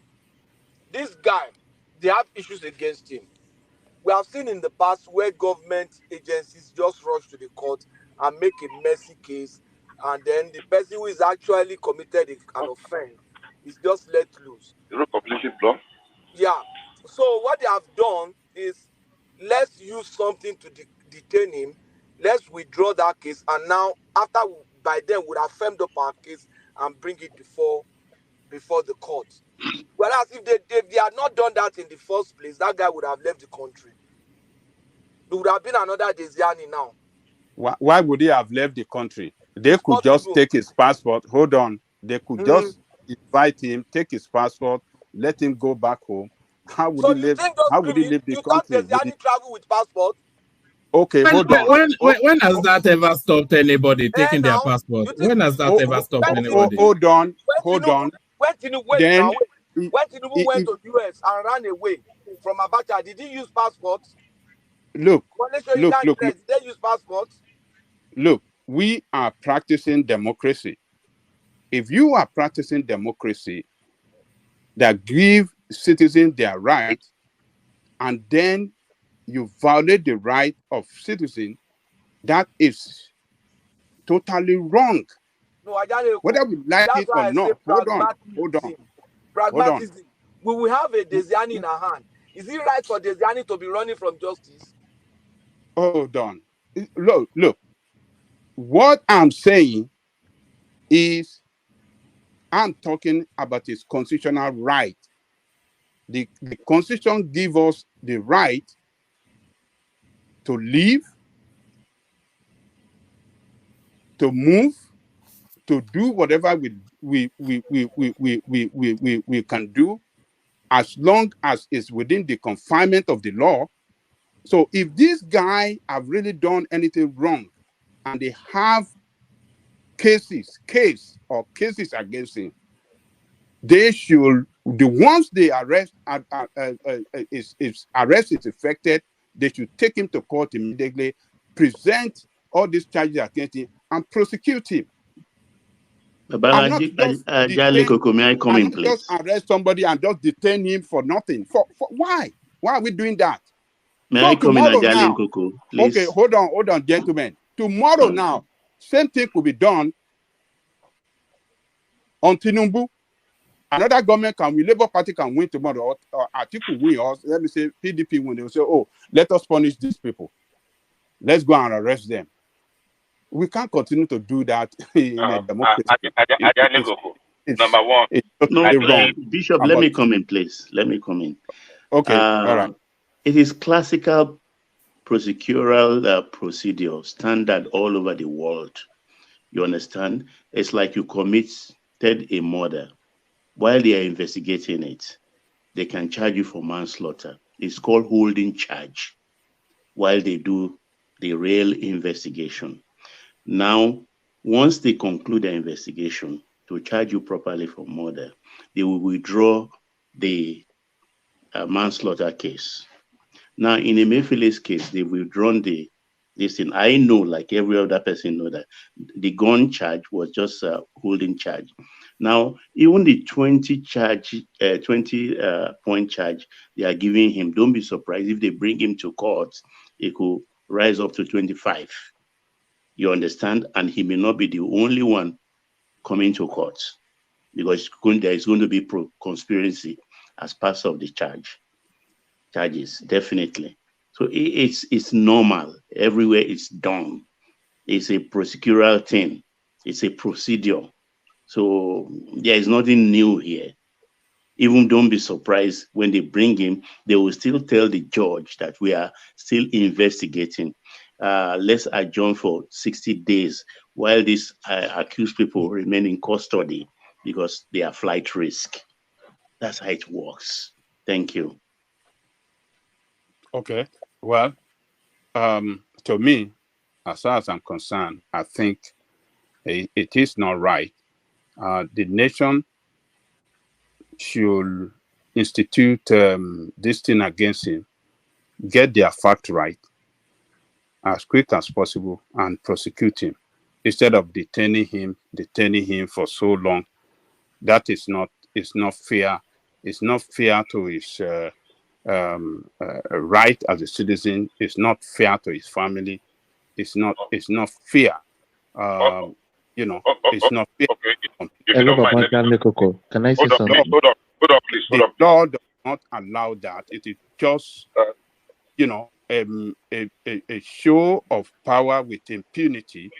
And, though they are serving it on him now, he and some other people have done it on some other people as well before. But what I'm saying, how long will we continue to treat ourselves this way? Agaliko, we've heard you, but I want you to hear my own part too. Very quickly. Number one, when this gentleman was arrested, there was a court order that granted them permission to hold him for certain days. Hello? Hello, can you hear me? Hello, can you hear me? Can anybody hear me? Hello? Yeah, Bishop, we can hear you. I can hear you. Okay. I'm hearing somebody trying to stop on that. So there was a court order. They got the court permission. Somebody's mic is on. So they got the court permission to hold him for certain days. I can't remember exactly. Then after that, woman, can you mute that person, please? Who is that laughing? Can you mute yourself? Everybody to mute their microphone so that we can remove it. That is Thomas. Thomas. That sounds like Thomas. Or who is that? Woman can mute you now. Look at. But ready. Maybe woman is not there. Thomas. Yeah. Thomas, you are the one disturbing. No. The system. Oh yeah, mute. Yeah. Yeah, Motiri. Yeah. You don't even know that you are talking to him. Thomas. Come on. What coffee can you teach? Okay, let's continue. Yeah, continue. So as I was saying, now did Thomas leak trade secret as usual? Yes.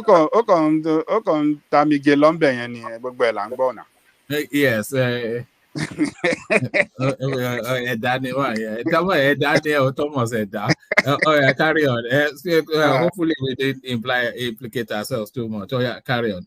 So as I was saying, so they held him. Then when that one elapsed, they now arraigned him on that gun. I believe it was purely a tactics to just hold him from fleeing. Now let's look at the flip side of it. In the midst of a throw, that's a throw as in THROE throw, that's the death clutch that Emefiele threw all of us into. That people were dying, they punched people's businesses, they punched a number of banks because of the cash confiscation, which was supposed to be a cash swap. Emefiele did the most brazen thing. He actually went on leave to the UK, and we saw him smiling in the midst of that madness that pushed Nigeria to the precipice. That could have that was at a certain day there were riots in about 5 cities, including Shagamu, Ibadan, some parts of Lagos, Benin, Warri, Port Harcourt. Real riots that they burnt banks. That bank officials, including women, were scaling fence because they were trying to run away from irate mob customers that were angry. People lost money. The gentleman chose that time to go on leave. He showed so much disdain for the generality of Nigerians. And I come to the conclusion, he does not deserve any pity. Now, the Supreme Court of the land then said, the court said, you know what? This thing is inflicting too much pain on people. Reverse. And immediately stood his gun against the law of the land that we are now saying should defend him. Yeah, human rights is very important and essential. There is a saying, to whom much is given, much is expected. What did he sow to show that he deserves the leniency or the consideration of that same law if he treated the law with so much disdain? The day they were interviewing him, he was laughing.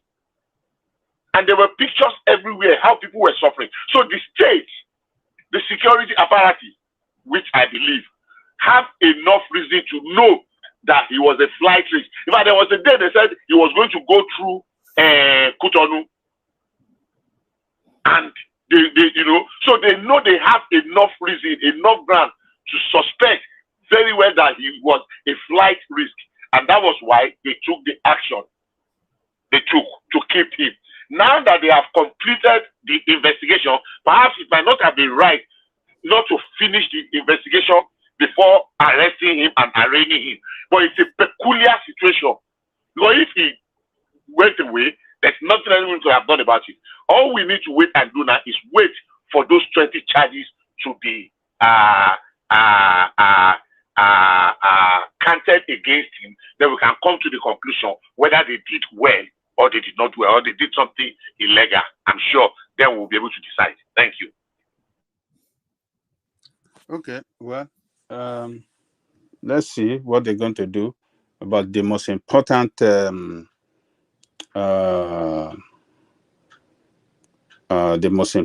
investigation on him that will reveal to us a lot of mismanagement of monetary policy and possibly corrupt practices that he carried out when he was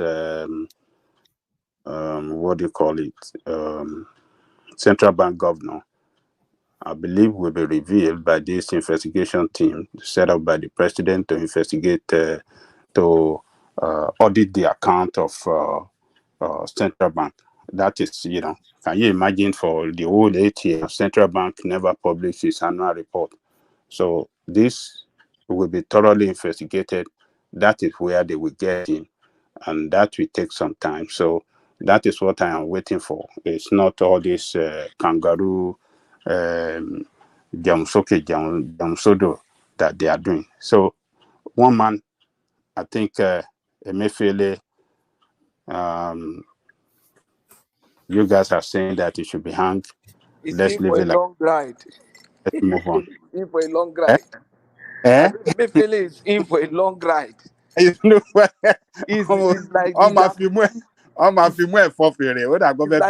the pastor. He's now a pastor now. You know that. He's carrying Bible. Is it not ridiculous the way he's carrying Bible all over the place? I mean, it's unbelievable. What people doing that? Yeah, One man. You see him carry passports and he's wearing this Rosary. Jalabia. He's wearing jalabia. This no way. All angles. The prime. All Yes. angles. He's wearing jalabia and he's carrying past Bible on the chest. This in Nigeria. Hello, woman, please. I want to say something quick. Yeah, go on.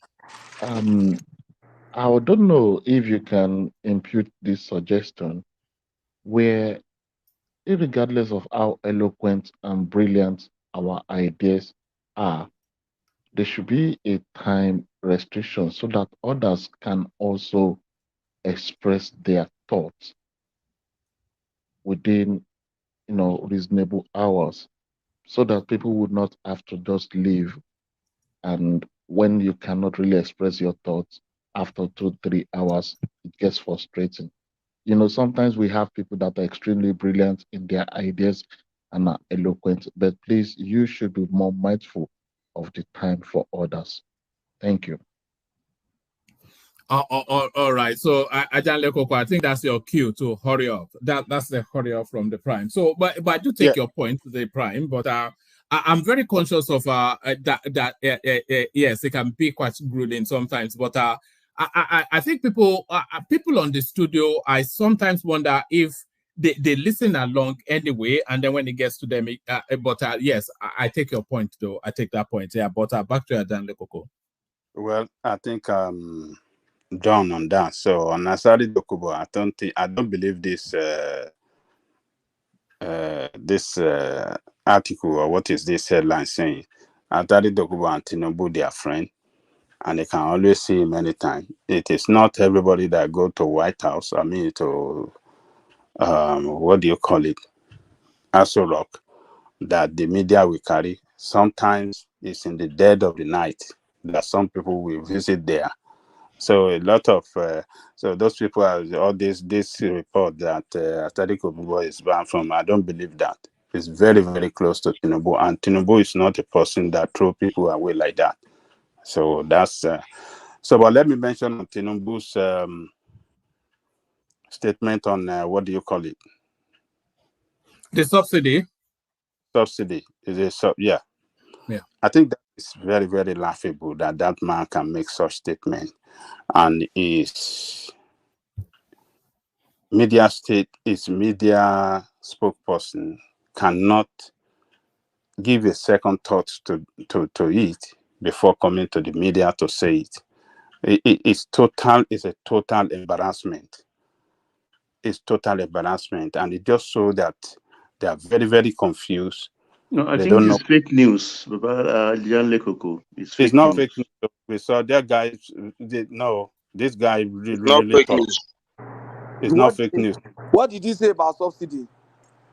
No, what it didn't say it on subsidy. It didn't say anything about so. What he said is that the price of the petrol will not remain the same. Will not go for that exactly. So that he didn't say he will remove subsidy. Yes, but no, they are trying to say that you will introduce some measures in the subsidy. Not that they will put it, they will bring it back in full. Just maybe just to cushion it so that the price removing will not some go up. taxes and VATs. Yeah. That's it.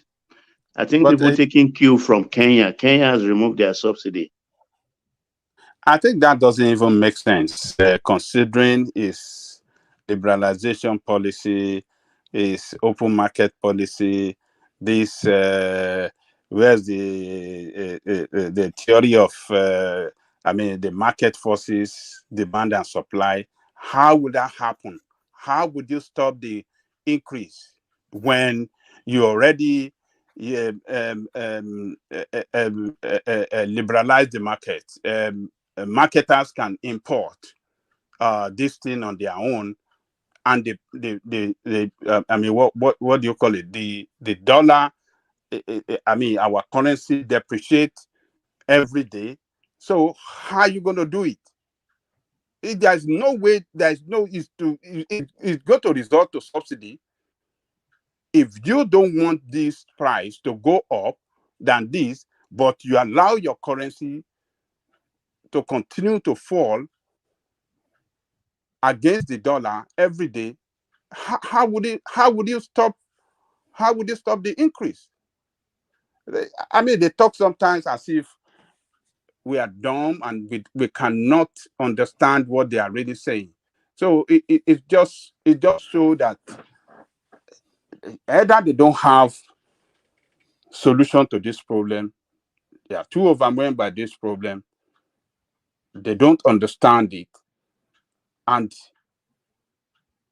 they are facing too much pressure, and they are just desperate to say something. Just let us say something, just the usual way that we can say anything to Nigerian people, and they just take it.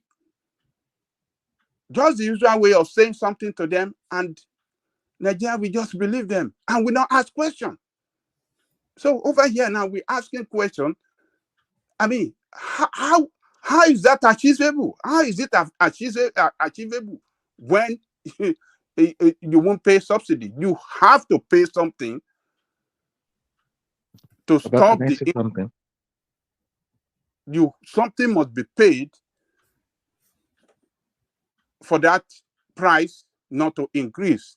Something must be paid for it, and the government, we have to pay something to stop the increase on that. Ajali Coco, if you don't mind, let me ask you this: do you think people still talking about subsidy? They are not the enemies of Nigeria. This thing has been removed, and it is been removed. Nigeria should adjust their life. But Ajali Coco, we can't afford continue paying subsidy. We can. I know you are a socialist. You always talk about people. No, we can't afford. We can. Ajali Coco, you know this. We can't continue to pay subsidy, and some few Nigerians are pocketing the money. It's obvious you are not listening. You've not been listening to me, Thomas. No. I'm not accusing you. I'm just you've not been listening to me. If you listen to me, you know that I am not saying that you pay subsidy, but it is Tinubu that make a statement that could note he will pay subsidy again. You understand? Because he's saying that the price of fuel, I will not allow the price of fuel to go up further than what it is today. What the price today, say will not let it go up more than that. So how is that going to be possible? Please, can I say something about that? There are so many creative There are ways. so many ways to do it. There are so many okay, ways. tell us, economists. Okay. Now, answer. Go first, my brother. Okay. First of all, when those products land, the government gets certain taxes, puts certain taxes on those products. If you import those products in the country, the government can seize or reduce their taxation. That's one. The facilities, some of the facilities for storage of these products, like the Moss Cement Tank Farm, the government can give some benefits to importers to use those things. The third one is the government can decide to give a longer period for demurrage for those vessels coming in. Very good. My thoughts too. So those are basic things the government can do. And to cap it up, when government gives you a contract, sometimes they give you a price cap. Like whatsoever you want to do in this business, you cannot bring above this price. That is. But this is dollarized. This is a dollarized product now. And if it's a dollarized product, sir, yes. So if the price, hold on. If the price of the oil go to like $150 or $200 tomorrow, so the government will still keep it at the same price, and you say you're not. The government can no, sir. This is what I'm saying. Mm. This is what I'm saying. The cost of transporting these products back to Nigeria plays a lot of part in how much it goes around. So within the territory of Nigeria, those are kinds of measures government can put. And when you have importers who there's an agreement, like At this point, you cannot bring it beyond 600. So if you cannot go and find that product and put in all your costs within certain amount, you might leave it. And others can go source for other places they can bring their own. Would that lead to scarcity? Would that lead How would you get it? It brings People, in let me tell new you players the into the latest field. information. Sorry, Ajan Lekoko, just give me 1 microsecond. I think I'm going to have to bail out and hand over to Thomas. Let me acknowledge Ayo for the super chat. Thank you, Ayo. Alexander Gomez joins him. Thank you, Alexander. Kulata reels off a couple, and then Rotimi joins them in that space. Kulata comes back in. And then Okweton TV rounds it up, but not fully rounded up. The session's still ongoing. Whoever wants to join that space. So, Ajanle Koko, sorry, I have to bail because I have something to do early. So I have to hand over to Thomas now. Okay, that's okay. Yeah, so let me hand over to Thomas. Should I hand over to him properly or just hand over to him? Do you want hand over to him properly? Hand over to him properly.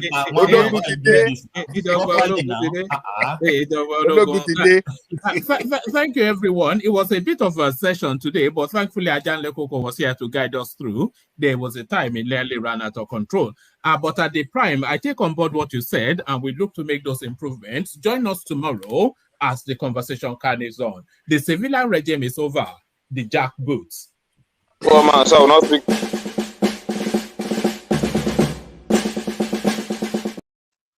So sorry. Thomas, Ekene is after Ajan Lekoko, so go to Ekene after Ajan Lekoko. Oh yes, I'll go to Ekene.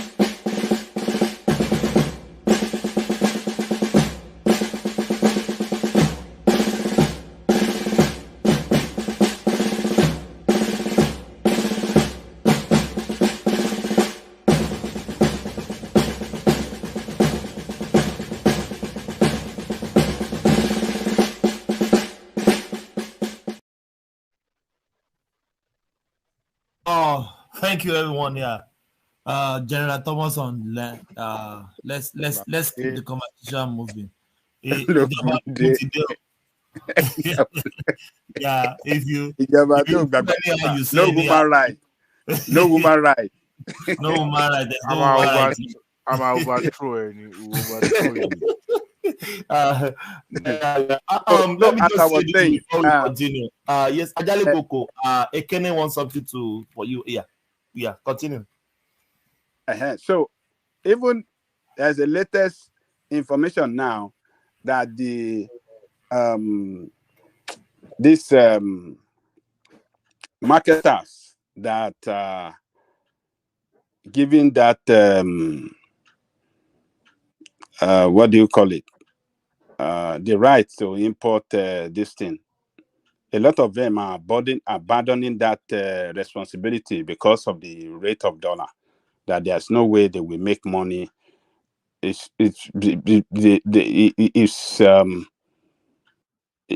not profitable for them. So I don't know how the government is going to do this by not paying something to keep it at this current rate. So paying those something can be interpreted as subsidy as well. That's what I'm saying. There's no way they can do it.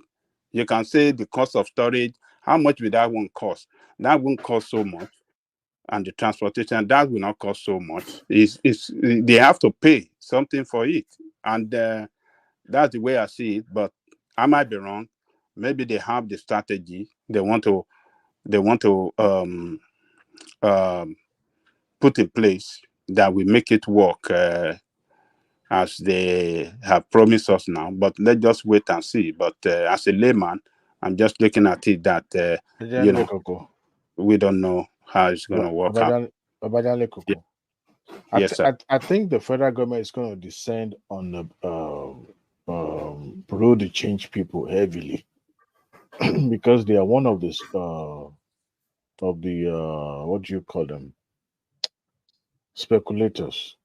And I also think that they are going to, if they don't descend on them, they are going to regulate that area really, really with iron fist, so that at least they'll be able to control. And I think also they will give the bank much control, to have to be able to be in charge of currency exchange than this bureau de change sort of people.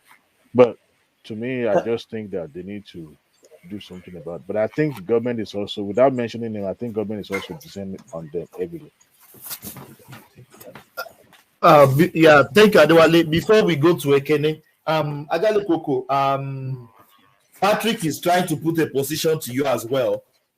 So, Patrick, Okay. yeah. Okay, Francisco. Yeah, from what my brother have said now, you understand that government will eventually make sure Can you that mute your Patrick? Hold on. Can you mute yourself when you are not talking? Please, we are having a feedback. Yeah, go on. yeah, so the prices will go down. But my challenge with prices going down in that manner is, okay, are we still going to be able to keep it within the country? If government is the one paying something, you understand? Are we going to be able to keep it within the country so that it doesn't go to all these foreign countries? Because at the end of the day, if the prices go down, you will discover that the petrol will be scarce in Nigeria.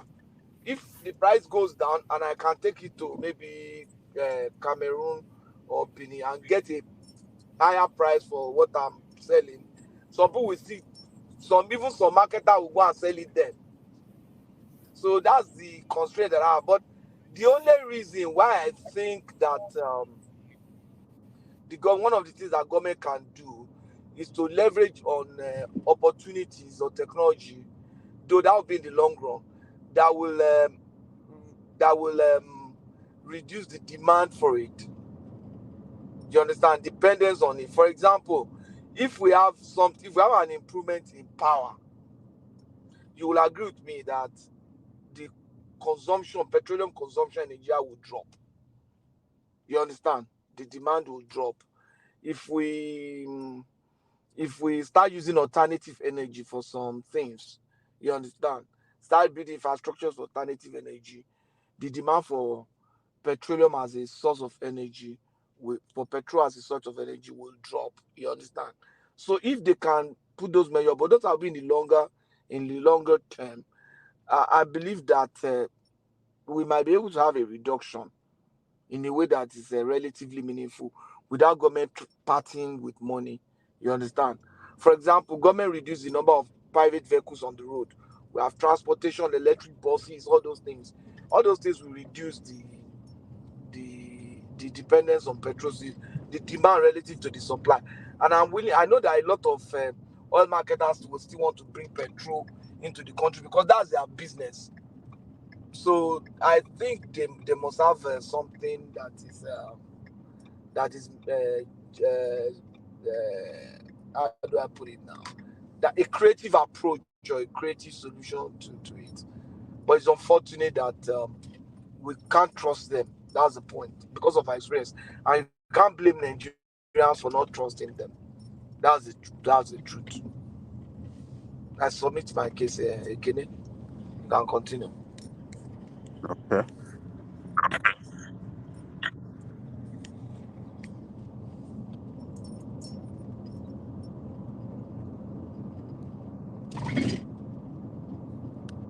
You say, can they fly? Okay. I think Ajali Koko is still has the floor. So. Let me make this statement, and then I will yield to you, Ekene.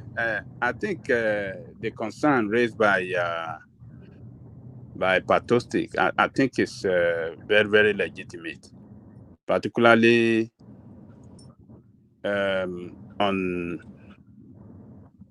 the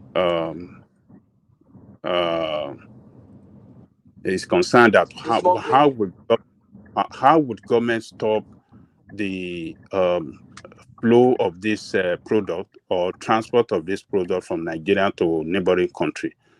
So that is number one problem, because according to information that the presidential spokesperson revealed today, petrol is the price is more higher in some of our neighboring countries than Nigeria, like in Senegal. I think he mentioned that it's 1,000 naira per liter and some other country 800, and some 1,000 to us. So if we still have it cheaper in Nigeria, according to them, with the current price, and they don't want it to go further up, they want to keep it at that price.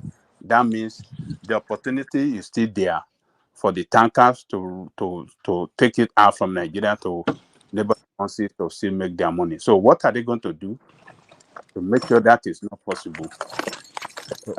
What are they going to do well to I mean, I don't know because it's just, but let's wait and see. I hope it doesn't go up though. I even go down. That is my own. Sorry, yes. Sorry. One second, Patoski, if you don't mind. Yeah. Okay. I wanted to say, don't mind that jury. When a jury was showing out those datas, and he did not factor in the standard of living of those countries, of the people living in those countries. Some you of are them right. are able to afford it even at a higher price. But come to think about the effect of this removal of subsidy in Nigeria, makes standard of living even worse than before. So even though we are selling lower price considered to all those countries, we still could not afford. Nigerians are unable to afford it because inflation one, and secondly, standard of living is completely dropped. So those are also good factors. Adewale, finish out. We're going to come after you real quick, if you don't mind. Go ahead. I'm just interjecting about Yeah, I think I've sorry, Angelica. I think I heard the argument before that a Toyota in America or in England is the same amount in Nigeria. Does the argument is that a valid argument? That's nice in the background. Do you understand what I'm saying? Hello? Oh, you talking to me? Yeah, I'm asking the question that the argument that a Toyota in America or England is the same price in Nigeria argument for the price of fuel. Is that a valid argument? Because okay, well, because what a jury and everybody else, they try to standardize the price of fuel across the world. It doesn't matter where it's sold. If it's not subsidized, the price should be relatively the same across the board. So and the point is valid somewhat. Okay, if you want to use that, which is true. If the cost of making a vehicle in a Toyota in Japan is fixed, and they sell it in the US or England for the same price, unless they want to cut out of their profit, then the same price, because the same parts go into making that Toyota. So the same applies for crude oil. So it doesn't matter what the standard of living is in Nigeria and other places. In other places, the price should remain the same. But of course, I do have an argument against that. I mean, I think there's a way we can reduce the price of fuel at the pump. But what do you think? Before you answer that, Adewale, and let me just ask you guys: is there anyone in the West, maybe they are subsidizing in your country for fuel? Is there any country in the West subsidizing fuel? Thomas, where I mean, you ask a valid question. Yeah, where rational mind lives, they subsidize. Yeah. And where people live. They subsidize it in Canada. In Canada. No. Thomas. There was a time. I'm hearing you. I think Go the on, average price of fuel in America, in Texas generally, I think it's around $3 plus. Now, before now, when I came to this country, fuel was selling at $1 plus. Per gallon. Yes, So dollar, I remember then somebody was saying I was a Jebu when I first got here, and I was like, no, 25 cent counts, towards putting gas in this fuel in this tank. So, and the person was laughing then, but no, there was an incident when Biden took over. There was at a time where there was uproar when the prices of fuel was actually climbing really rapidly, and they intervened by releasing fuel Adewale, from please give credit to Trump, please. Hey, there we go. Here we go. Here we go. Please, please, please, please. It was during COVID, and after COVID, the price of fuel was rising, and federal government had no choice than to Adewale, if you don't Adewale, mind, please, I'm going hold to be on, very rude. everybody, Give please hold credit on. to Trump. Hold on, We are not please. going through I this think route. I'm not going through this rabbit hole with you guys tonight. Adewale, please Yeah. hold on. Ekene wanted to interject earlier on. I've forgotten. Ekene, let's hear from Okay. Ekene. Then we continue the conversation. Do we see how Ekene? Okay, Thomas, thank you. Yes, yeah. Sorry, I nearly forgot. I've already exhausted. I don't know what. A lot of thoughts has come to my mind at left, but I will still have to recall some. I'm sorry. It just came to my thoughts just now that I think you want to interject earlier on. Yeah, that's all right. Yeah. Adewale, let's continue. I'm only concerned about this our economy of a thing, because that is where my mind is already. So I don't have any issue. I don't have things to say about other topic. But you see, our president made two important policies. But Ekene, you still continue calling Tinubu your president. Your people in your space, they don't call him their president. Your VDX. As far as I'm concerned, he is the president of this country now. So it's left for the tribunal to do otherwise. So if they do otherwise, we follow the otherwise. All we are doing here is to obey the law. That's the thing. Hello, so Ekene. yeah. Yeah. I sent a message in the comment that I want to have an engagement with you.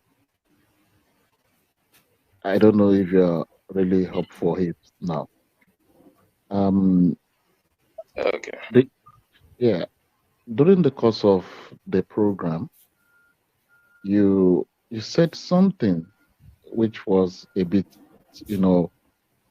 controversial to me. Yeah. I could have easily let it go, but it is the third time you're referring to that statement. You might be a very successful businessman in Nigeria, but you mentioned something like after the big grammar, it is still the businessman that is still going to employ. Over time, there is something called Abraham Maestro hierarchy of needs. What that thing says simply is we are at different levels in life. What people seek at different points, what matters to them differs. Some people, money matters. Some people, power matters. Some people, influence matters. However, each of those things, we are all trying to seek self-recognition in one form or the other. Because at the end of the day, we live in a complex world where you would need the service of the other person. No matter how rich you are in business, you will need the service of a doctor. You will submit yourself to a doctor one day. You will submit yourself to an engineer one day. So for those people that see things differently, it's a bit sad when some of us that have committed our lives to another angle and another endeavor of life, and we've worked towards it. But just because of the level of decency we've acquired, we will not want to start a kind of rumble. But when you said it, it was really it was really contentious. So I tried to come in. I had to like, okay, when I had my time, I'm going to talk to you about it. At some point Okay. in life, money is not what determines people's achievement. Okay.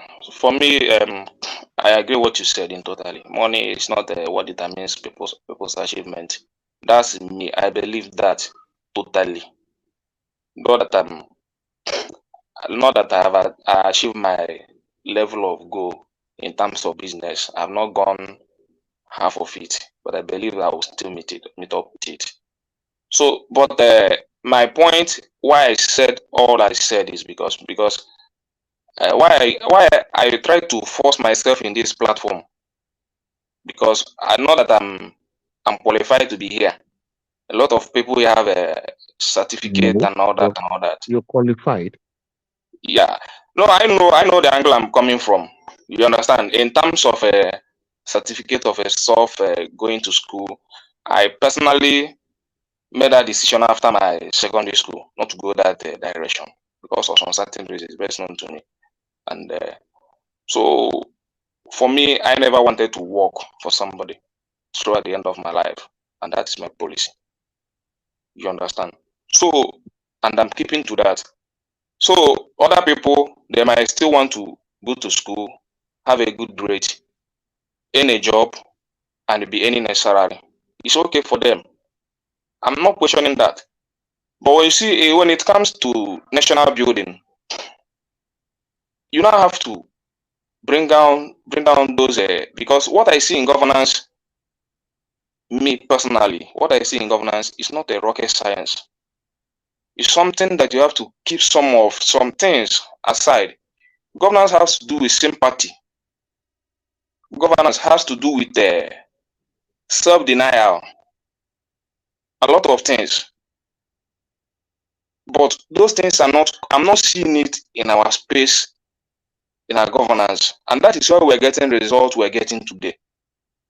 So coming here, meeting all these intellectuals, enigmatic, very intelligent guys, speak eloquently. I love him so much. I want to have a one-on-one with him at a particular point in time. But I'm not getting what I want. It's my thoughts. I'm not getting what I want, especially from enigmatic. The way I see him, the way I look up to him. Enigmatic, he can teach me English if I desire. I want to learn English tomorrow. I can call enigmatic and say, enigmatic, I see you are a professional in this area. Come and teach me English. It's a different thing. Come and teach me mathematics. It's a different thing. But for me, unlike what we are talking about, is our economy and all that. See, as a businessman, I understand at least some things, not everything, but some things that you need to do to build capital. Adam Soshomolo was on TV today, still trying to blame Buhari, passing on a failed economy to Tinubu. I have a problem with that. The same APC. But what is there? It's not a rocket science. You are using 96% of your revenue to service your debt, left with only 4% to pay salaries and all that. How can you succeed? So I will now be angry when I have intellectuals here that will gather and iron it out. We try to use glamour to defend it. That is why I begin to be offended. Okay, you know what? Let me put it like this. You see, I believe most of us on this platform right now we're men, and we probably enjoy the game of football. The angle a striker is seeing the game from is different from the angle a goalkeeper is seeing it. It's also different from the angle a coach is seeing it. Now, you do business. Business is a very small subset of the economy. The economy is a more complicated situation than business because the economy, just policies,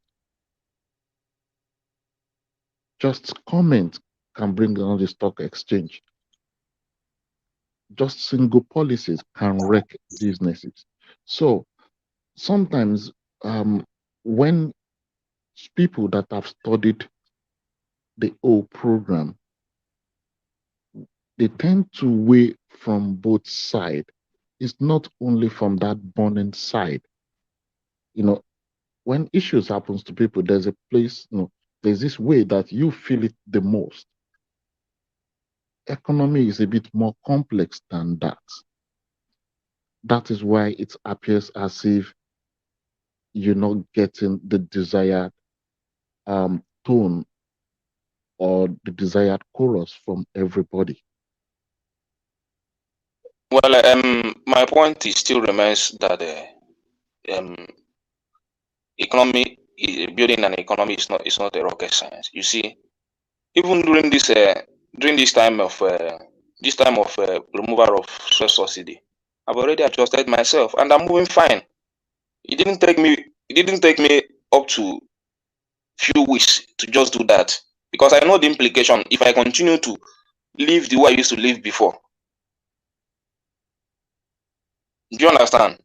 And that is how you build economy. So for me to maintain my capital, I have to drop some certain levels.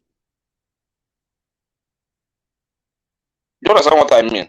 So, and I'm okay with it. So when people are complaining about the removal of fuel subsidy, this and that, the only problem I'm having now is inflation, which I'm still, I know that I will still overcome.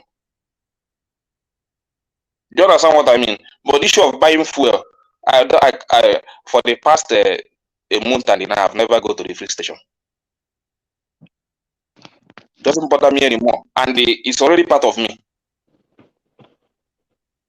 Do you understand what I mean? So when it comes to governance,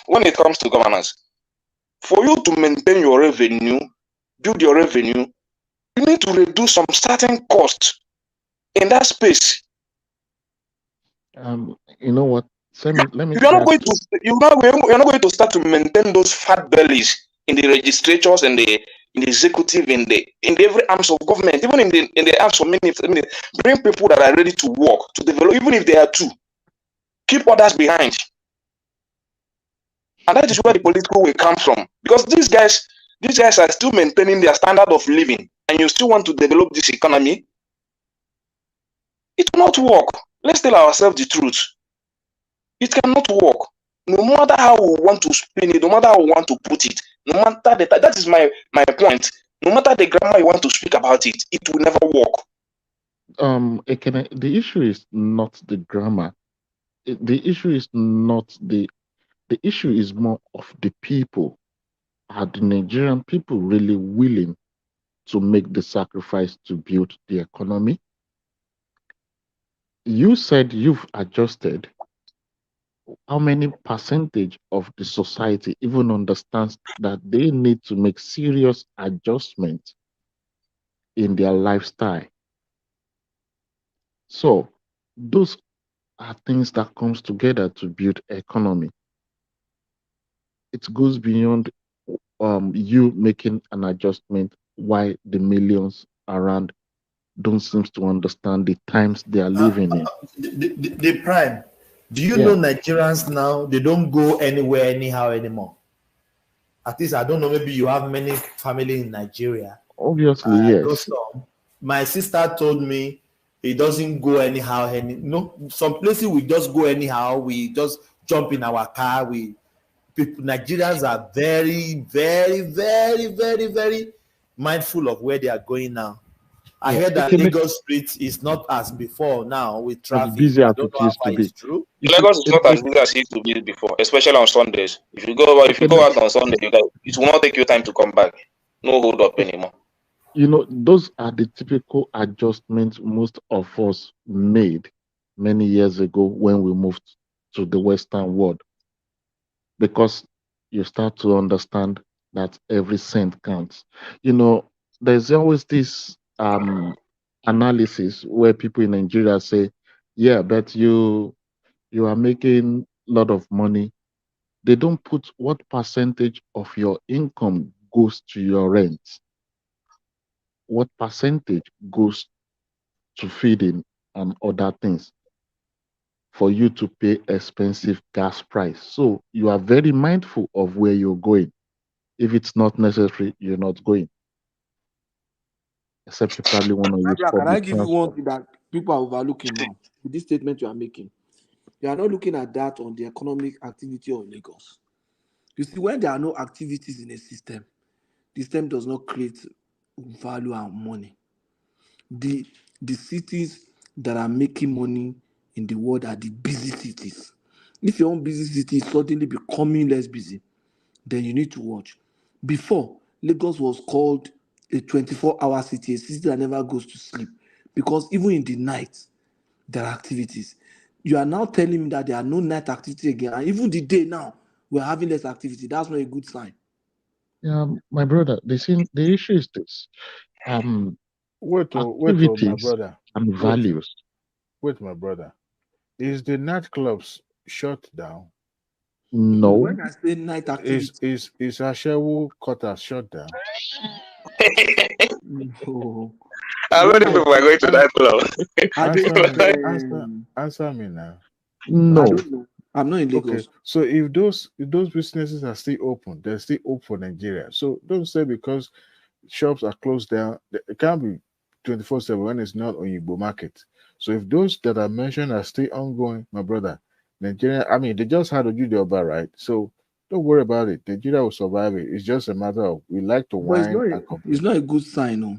Yeah, It's but not a good sign. if you consider the security issues and all that, you don't expect a city like And Lagos to that's still continue not a 24 good hours. sign too, because if things are okay, it shouldn't be. It should be. I'll give you a good example. Okay. I will sound a bit technical now, but Ekene, who is a business person, will understand what I'm trying to say. Ekene, for example, if somebody goes store, and somebody carry money now as a businessman, you take your money to store. You go and buy something. Maybe you buy material. You bring it to your store. You sell. Maybe you sell on credit too. Maybe you give your good buyers, you give them like 1 week to pay you. You understand? So maybe on the first, now you buy.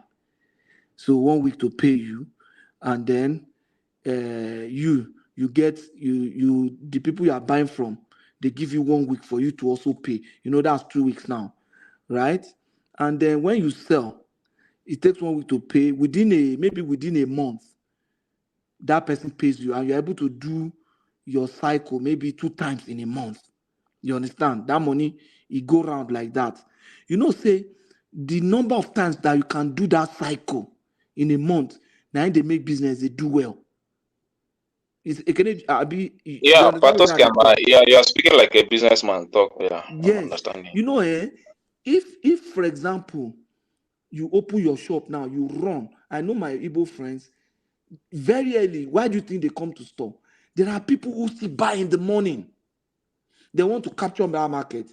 They will be the last to also leave their shop, because there are people who are closing and they are buying the night. Let me give an instance, like in our market, early in the morning, if you have like a Cotonou customer or Niger customer, you're expecting that person to come to your shop as early as 8 o'clock.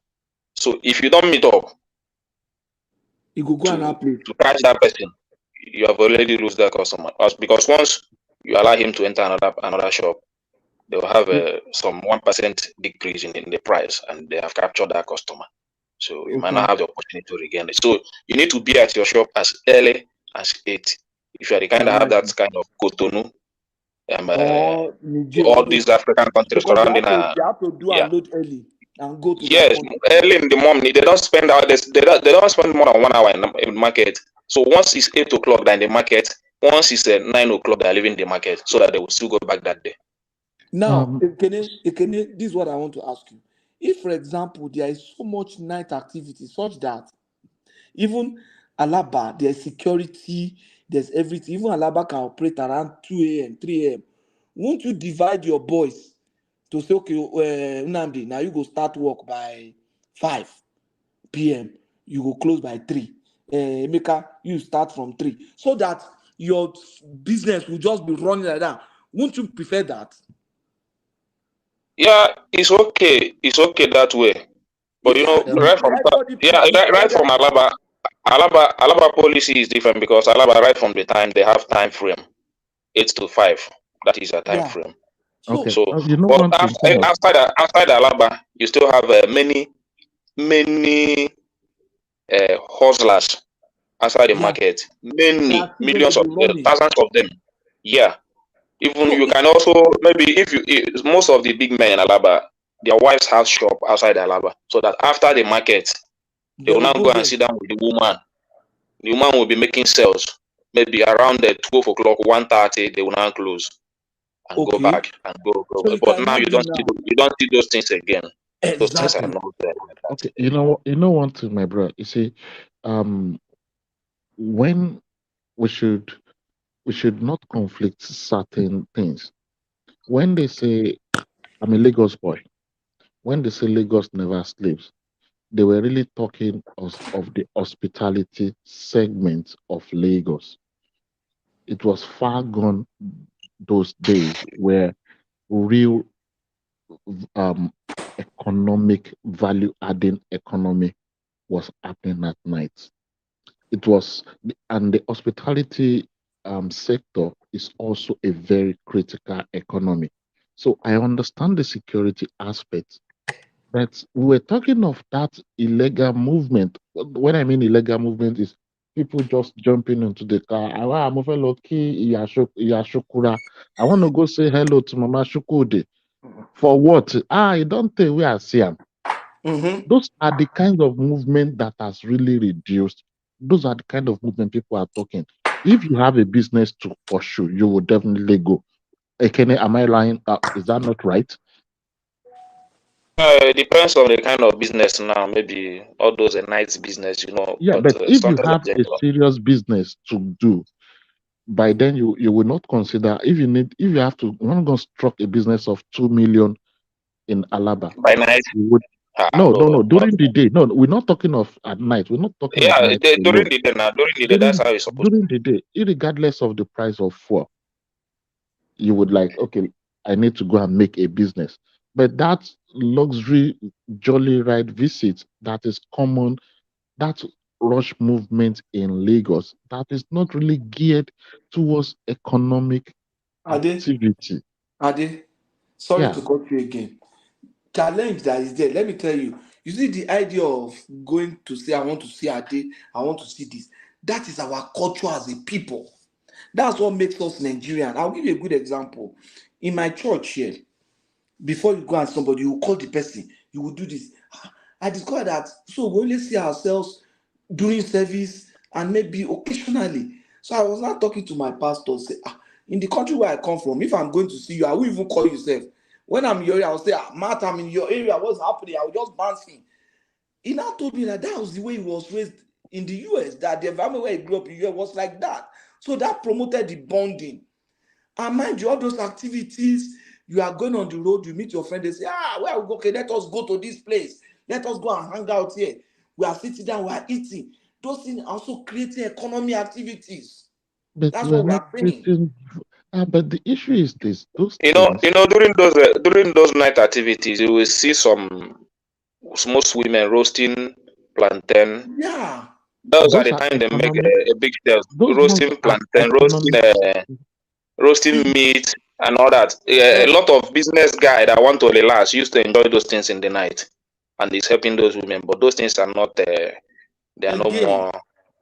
So that thing yeah, where you talk, now some students take go school. All those money where you yeah, talk. Now some of yeah. us say we So speak grammar here, take go school. those things is not there again. You can see it nowhere. Yeah, I Before understand. highest 10 o'clock. 10 I was o'clock, in those things Lagos are few months ago. Ekene, I was yeah. really sad when shops were locked by 10 o'clock. I'm like, what is happening here? I understand that. But however, our people, we need to engage more in proper economic activities. We need some level of orientation. I understand there's no country that is going to progress if they deal only on daytime economy. The night economy is equally important. but it has to be geared towards Do you know?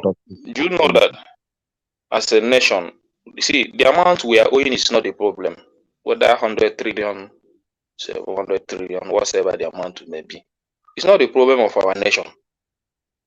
The problem is the foreign reserve, the revenue. Because when you now, because I still bring down my idea of a businessman, what business is all about. When you can be owing like 10 million naira and they have a property worth, you know that you can discount with about 20 million or 30 million. So that money you are owing is not shaking you because you have something that makes you to say yes, whatever that happen, I will still pay this money. Ekene, you understand how it works? You just mentioned something. You just mentioned something I tried to speak about a few weeks ago. What's your stand about Tinubu fighting Niger? Well, for me, I really don't have much to say in that area because, you know, Tinubu, I'm not supporting him in that move. Reason because we are losing a lot of things in our space and we have a lot of things to fix. Because that period, they were having the inauguration of the ministers and all that. So I was expecting some portfolios. I'm still expecting. Let these guys get to work. Okay. I'm still expecting it up till today. So those time we are wasting in those Niger really angered me personally, that I don't care what they're saying there. So if that is the, for me, I don't really care about that Niger stuff. Okay, let me explain something quick. The old Niger move, I said this sometimes ago on this platform, is about money. Nigeria is looking at about possibility of $80 billion from that Niger move with our gas pipeline. The old money we are owing since 1960 is about 110 billion. So in 2-3 years, if we can get our pipe through Niger to Europe, Nigeria will find its feet again. So as a businessman, you should understand where I'm coming from and what I'm trying to say. Russia sells in 2021 sold $160 billion worth of gas to Europe. Europe don't want to buy gas again from Russia. They want to buy from Nigeria. Russia has decided to block Nigeria through Chad, Niger, and Burkina Mali and Co. So that is why they are fighting. What do you think about it as a businessman? It's a very good move. It's a very good move. But we should not endanger the life of some Nigerians. That is why some people are coming up with the diplomacy move and all that. So if you can achieve it through diplomacy, it's very nice. But if it is about people going down for it, Nigeria is still our brothers. We cannot deny that. So, sorry. So what if diplomacy fails? Well, for me, I don't think that the diplomacy will fail. I don't think so. I'm asking you a question. Let us assume without considering that diplomacy fails. Diplomacy can fail. It has failed previously. But at least now Niger have accepted to dialogue. So it's left for the ECOWAS to do the right thing. You have not answered my question. I said they have accepted to dialogue. If diplomacy fails. If diplomacy fails, we cannot waste the life of citizens because of the money that is involved. That is my point. Okay. I value life more than money. Okay. But if we can do that, through diplomacy, it's very nice. But for me to say go and kill, go and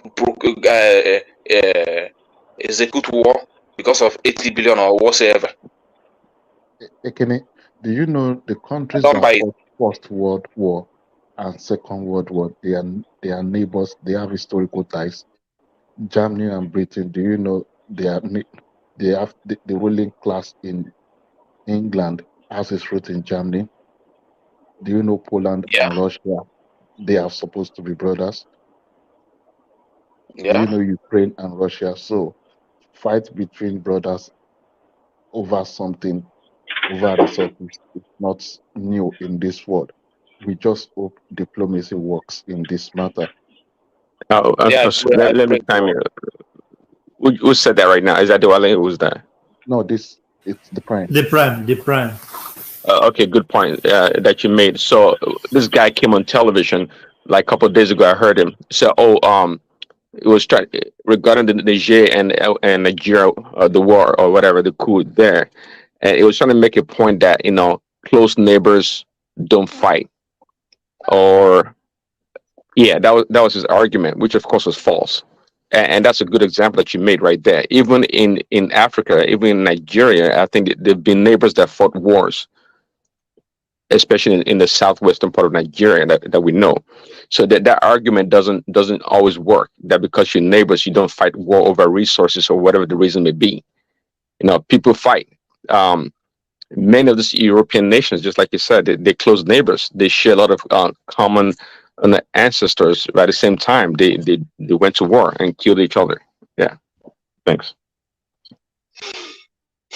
Well, for me, people are not really. Does not justify the war now.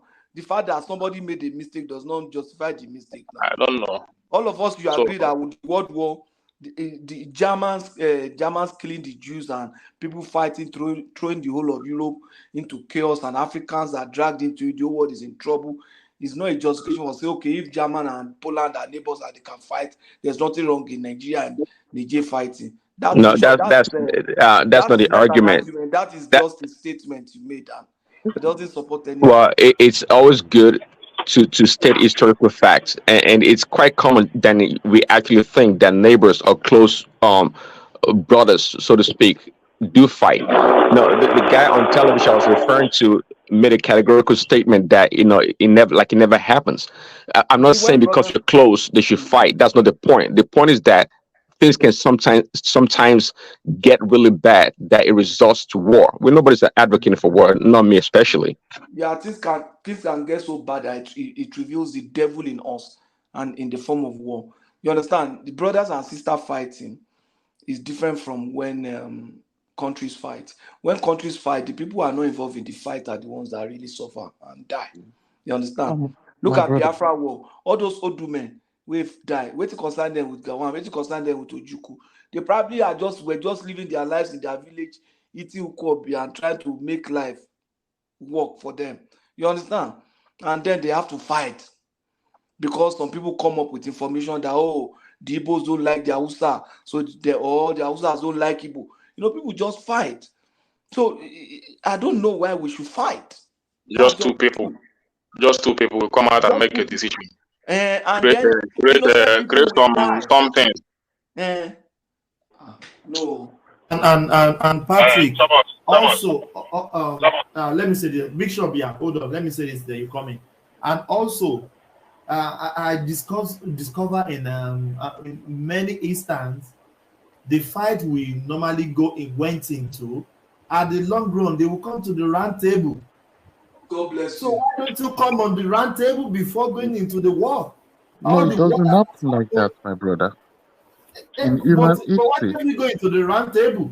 No, it doesn't happen like that.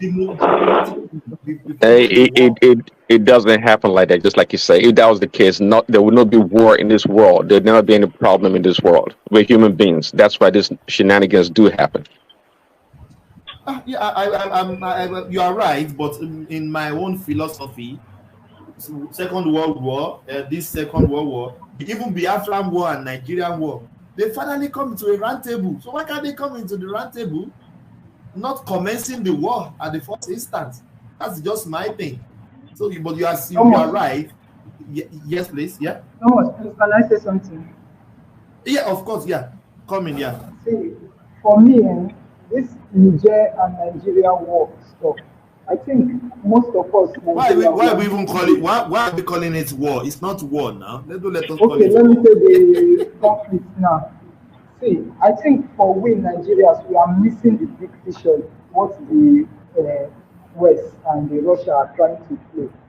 You know, in the game of chess, you try as much as possible to hide your end goal and let your opponent think that they are winning you. I think Russia and the West, they are trying to lure Nigeria into a war that we, at the end, will be the one to lose. If you shake this uranium that Russia, France is bent on getting from Niger, do you know that in Nigeria we have 9 states that have commercial quantity of uranium, and we have not even touched 1% of it? Do you know? And Niger only have two locations where they have uranium. And we in Nigeria, we have 8 states, not location, 9 states. We have Adamawa, Bauchi, Bayelsa, Benue, Cross River, Gombe, Imo, Kano, and Sokoto that have uranium in commercial quantity. So I think this whole drama they are playing between the Russia and the West the target is Nigeria, but they are trying as much as possible to fool you to go into a battle that at the end of the day the war will come into Nigeria and they will fix on what and then they can steal uranium and go. Yes, that's what, for me, that's just what that keep running on my head. I don't know how. Yeah, you may be right, but let's hear from Bishop. Yeah, Bishop. Well, I think someone corrected what I wanted to correct. I think we have allowed propaganda and I don't know what they call them to blow this issue of Nigeria, ECOWAS and Niger out of proportion. Number one, the tactics war. I have said here repeatedly, Nigeria is not going to war against Niger. No, there is an intervention force that ECOWAS has established. In early 80s, if I'm not mistaken, we were in Lebanon, Unibas. There was another one, United Nations Force, UNIFIL. We were in Congo. We were in how many places do we want to before ECOMOG? Those were even before the days of ECOMOG, which was West African led. We have participated in United Nations intervention in several other places. All of a sudden, people that wanted to benefit from it and think a very dangerous and selfish, self-centered, self-serving scenario, tag this intervention as a war against the people of Niger. I have said here repeatedly, I spoke with some people personally, and they just laugh. But of course, they are not allowed to come into the public space and engage in this political gerrymandering. Nigeria is not going to war against Niger. ECOWAS is intervening to restore civil order because people that are there, they know more than us outside. That look, if you allow that space to fall into different rebel hands, it's going to be a problem. We have not recovered from the fallout of what happened in Libya. So if we keep joining them to help spread that, Nigeria wants to go to war against Niger, we are spreading falsehood. Nigeria is not, I've said it yet, tired to fact. I should be tired of saying it. We are not going to war against Niger. What do you mean by intervention force? What intervention? How would intervention force give ultimatum that government should be returned to how did the another? Intervention force? How did the ECOWAS intervention force give ultimatum in Gambia, and we even flew our afterjet and dispatched our warship? So what is going to happen if after that 7 days, let's say that they didn't chicken out the way they did? As those people refuse, to leave. Now. If the Yahya men had not stepped down, they would have picked him. Exactly. Let's play a scenario. What did you say, Patisco? They would have picked Yahya men. No. They would have I'm picked talking him. about the Now, case of Niger. now The day of Niger. sincerely, between you and me, do you think if they want to pick this guy, they can't pick them? If they want to pick them up, yeah, they will pick them. it's going to be that means we are waging without. They're going to wage war against them now. No, they have to no, kill they will them. pick them. They don't hold need to on. wage They war. can't. They have to. Batowski, They have that is to. a war. They You have to have wage to. war. They have to kill them. They have You to think kill they will them. surrender? Yeah, You think they will surrender they easily? can pick them. If How they would fail, they kill they them? kill them. How would they pick them? If they can pick them successfully without killing them. If they How? resist, How? that's How? for the military strategists now. Which military are they not military as well? Okay. Are they not military? If they send Navy SEAL to that place, can they pick them? If they send Navy SEAL to that place, Do you know that those guys attended most courses, military courses with Nigerian army? Do you know that? If they send American Navy SEAL there, Forget that. You say they just go and pick them, but let him pick one as if they are baby that will surrender. Mommy, yes, here is me, mommy. Give me my food. Now they will kill them. Yeah. Can we get serious a little bit, please? They can kill them. I am Nothing is saying wrong with that. Number one, if it does, and ECOWAS decided to take a military action, what would have happened first is that we have the capacity to they don't even have an existing air force. That's number one. And when we encircle the government house, their presidential palace, they will just tell them to give themselves up. Now, you are saying that they will kill them. Why didn't they do that? Why didn't they do that? It's because no, they can't do that now because those guys they see a Bazoom. Because people they see are a saying that we did not use diplomacy. On the second day of the coup, they sent a president of the republic to go there. Is that not diplomacy? They sent several people to go there. They tried to talk to them. They report everything that they're just apologizing. Look, we are making this up. So let's be very sincere with ourselves. It was just based on personal thing, and it was a Tinubu thing. I said here a couple of days or weeks ago that if Tinubu had not been the president of Ghana, I mean of ECOWAS, that it is Ghanaian president that under his leadership as the chairman of ECOWAS that issued that statement.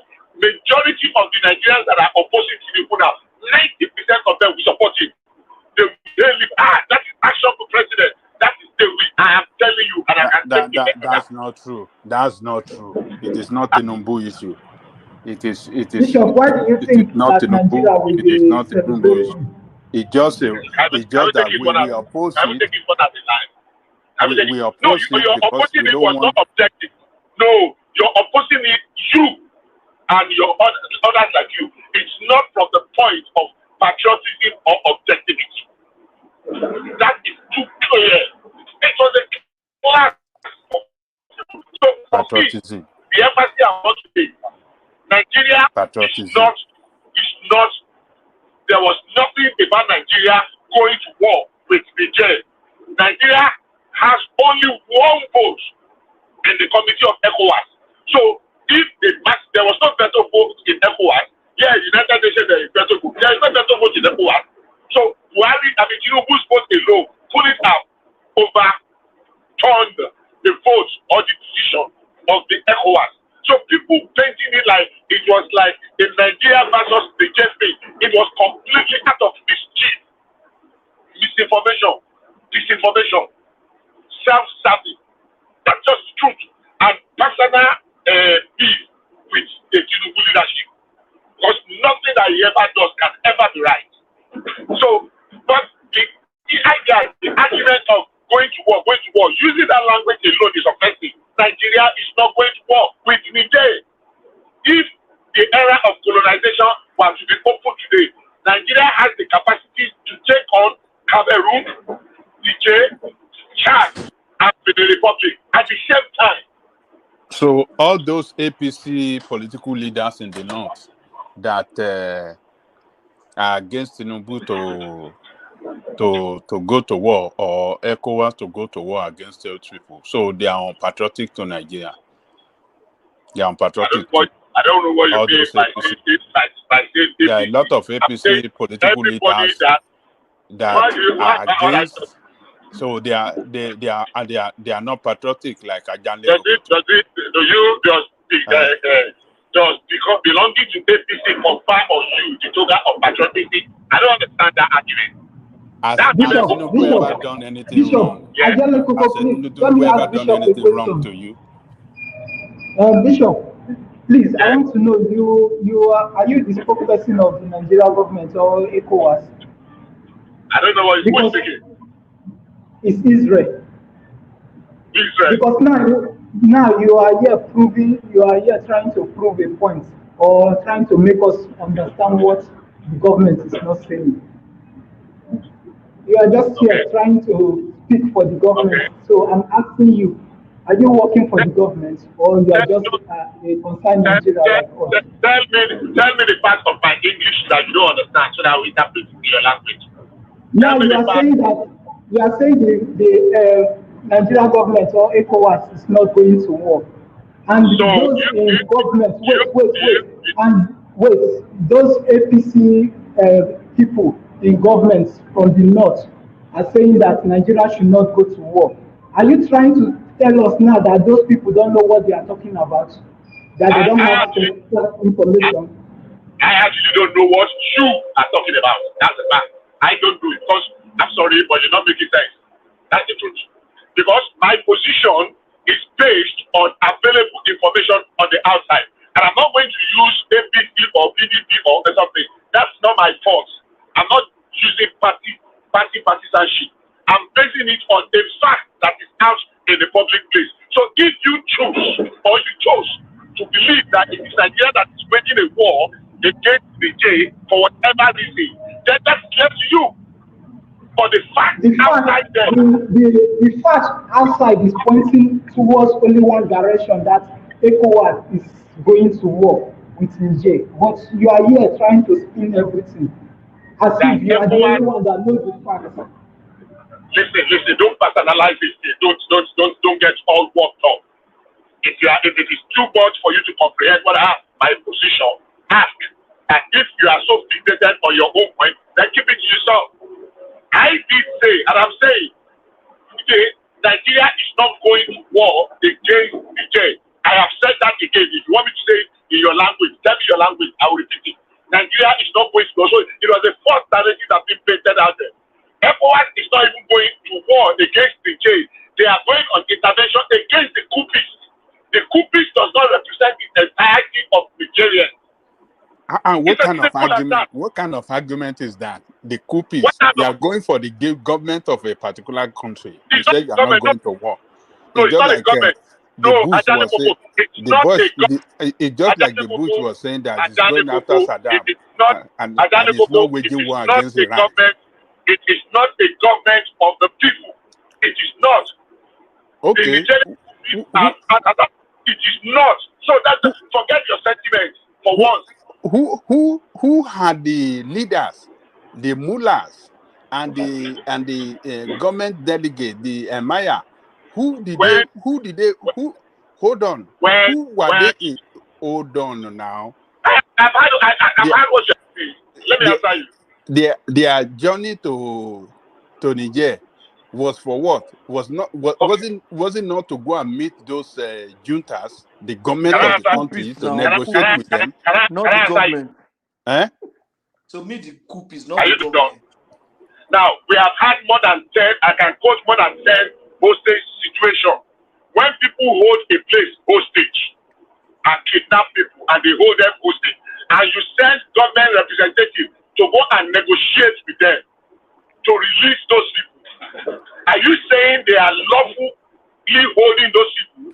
These people have hijacked a state and they are holding the state. So who is in control of the Niger now? Who are the people in control of Niger today? Holding a place. No, hold on. Who are the people in control of Niger today as a government? Let me answer that, Mike. You see, somebody who stole something, does not make that person automatically the owner, because the person has custody of something that does not belong to him. It does not make it. It does not make the person the owner. That's what you are. That's what you are just simply saying now. They are saying those people are illegal. That's the argument. That's why we are making that noise. That they are not supposed to be there. Patowski, Which is true. every military government that ever existed in this world are illegal government. Yes, but that's they, why we should but, fight but the them. world deal with them, right? They engage with them. They engages with them. They do things with them. They represent their country on so many levels. So what do you mean? We are saying in ECOWAS it is no longer acceptable. Simple as that. Why is it that you people that are trained, that are posturing to be Democrats, and all of a sudden, Nigeria has become a beautiful. Hold on, Adaleko, you two hold on. You two hold on. You two hold on, please. Why is it that suddenly the Niger that is so abhorred that everybody wants to cut the neck of Buhari for building rail line? Everything about Niger was all of a sudden it's become a beautiful prize that you are so interested with them. That our brothers and sisters are there. Whose brothers and sisters? All of a sudden, look, ECOWAS made a statement, not Tinubu, that coup is not longer allowed. That they made a mistake, they allowed it in the previous time. And somebody said, look, under my watch as the chairman, we are not going to allow it to happen again. We do everything to stop it because it has not brought about anything good. Let us learn from our mistake. And some people say, oh, they were being foreign sponsored. It's okay, whether it's foreign sponsored or local sponsored.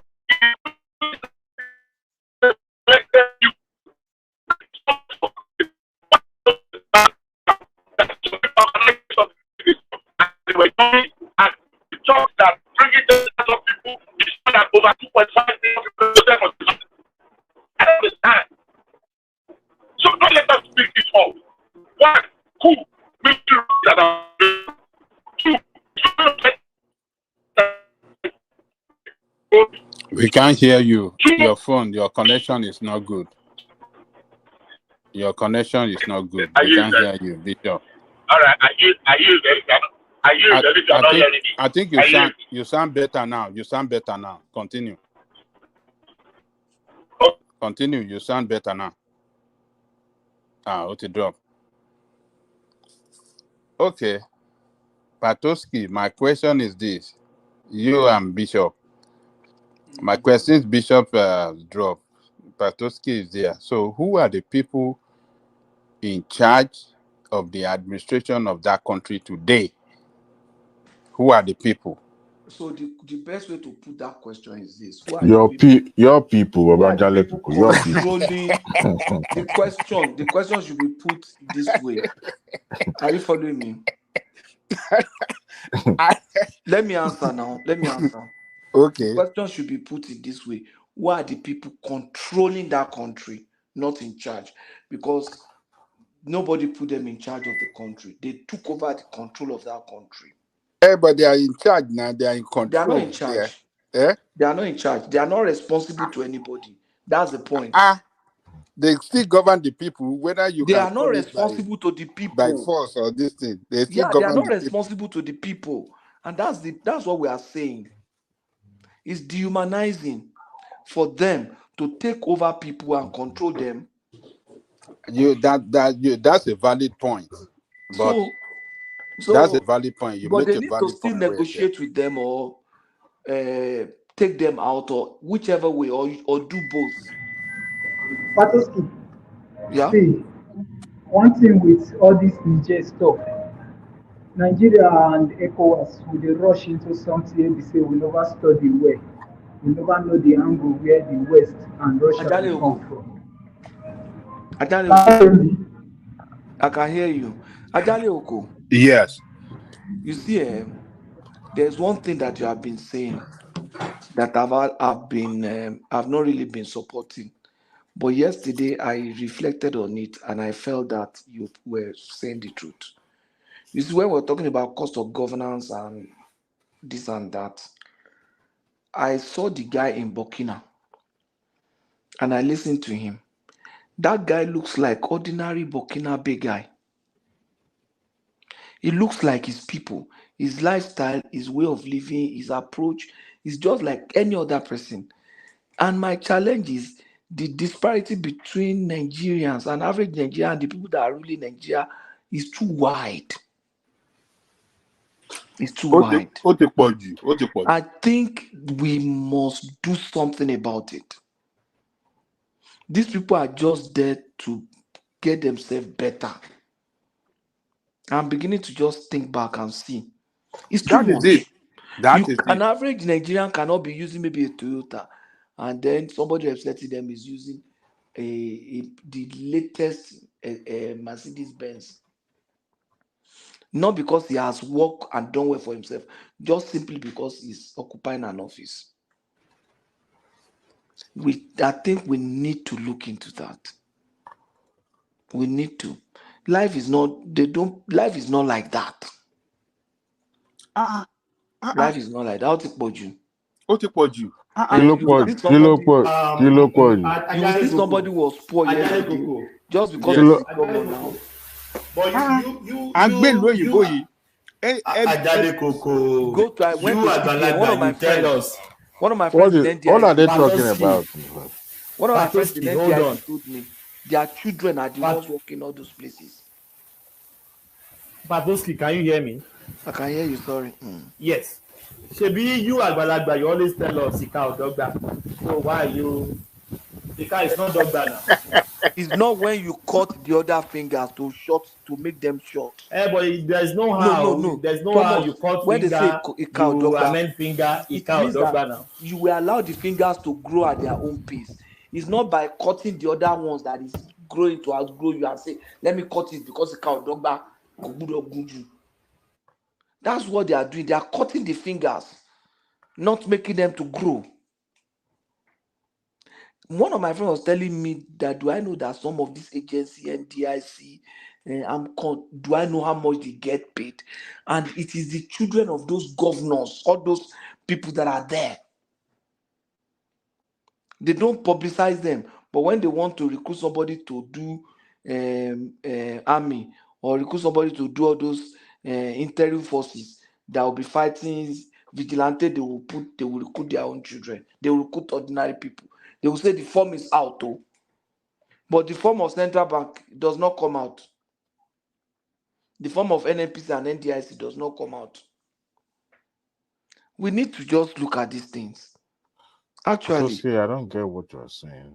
You still don't get it? Okay, maybe because it's coming from me. Ajariko, do you understand what I'm saying? Don't mind him. Why wouldn't you get what you are saying? Why wouldn't you get it? Yesterday, I just listened to that computer. I looked at that guy. I'm doing something on the computer. This guy looks like ordinary human being. Who? Those are the kind of people that we need to govern us. Who? Ordinary people that are like us. You see, let me go spiritual, and I will.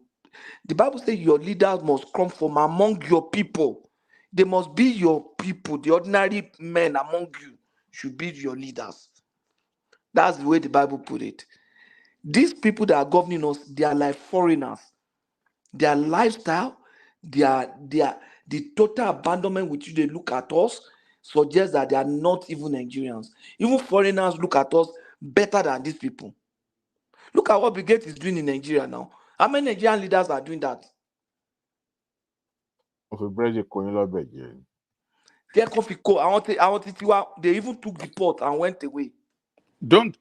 Patisco, did you remember this time? Maybe I think it was before COVID, maybe immediately after COVID, that Bill Gates went to Nigeria and went to deliver a speech among those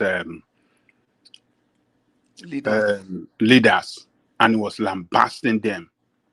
He was talking of the way they have neglected the health care and a lot of things.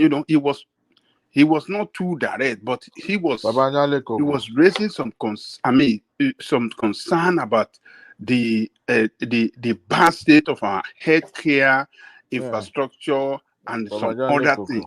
Man, I said, look at them. Look at this man talking to all of them. Look at in their own country. Look at the way he's yapping them. It's very shameful. Yeah, Mungbo. Oh, nice to save face. It should come to these poor rural areas in America and go and establish hospitals and help them. The way it was lambasting the government in Africa, it should go and lambast government in his own country here. Is everything being shown on TV make America the great? There are poverty everywhere. Let's not do that. Why would we do that? On the That's average, hypocrisy. no, it's not. The average American still enjoys better healthcare than we do in Nigeria. Have you been to rural area in America before? Yes, the rural area in America is not even as critical as our own. Yes. Have you been to rural area before? But I've seen where they, you know what they do? They do their business here in okay, hold on. But I'm alone sharing compared to what we're doing in Nigeria. Oh, if you win now, the numbers are just off. No. What I'm saying is that is hypocritical. Did you see their schools? Hey. Did you see their schools in the rural area? You guys live in the city, and living in the city sometimes makes people think America is the way, your immediate environment. I know places. They wait. Let's focus on ourselves. Leave America alone. No. I'm just making reference that it's hypocritical. No. Come to Africa to chastise the government official. When his own government. That's distraction. It's not distraction. Your argument. Holding their nose and spitting. Listen, what I'm saying. If I'm going to benefit from what he's saying, I don't care what happens in his own country. Let's focus on what's happening in ours. That's my point. Yeah, but why making reference to Brigade then? No, because of what he's saying. Don't forget the man. Focus of the point he's making is the issue. I just have to disagree about Jale Koko one way or the other. It doesn't matter whether the argument is... Oti Mutiabi. Where you go? Oti Mutiabi.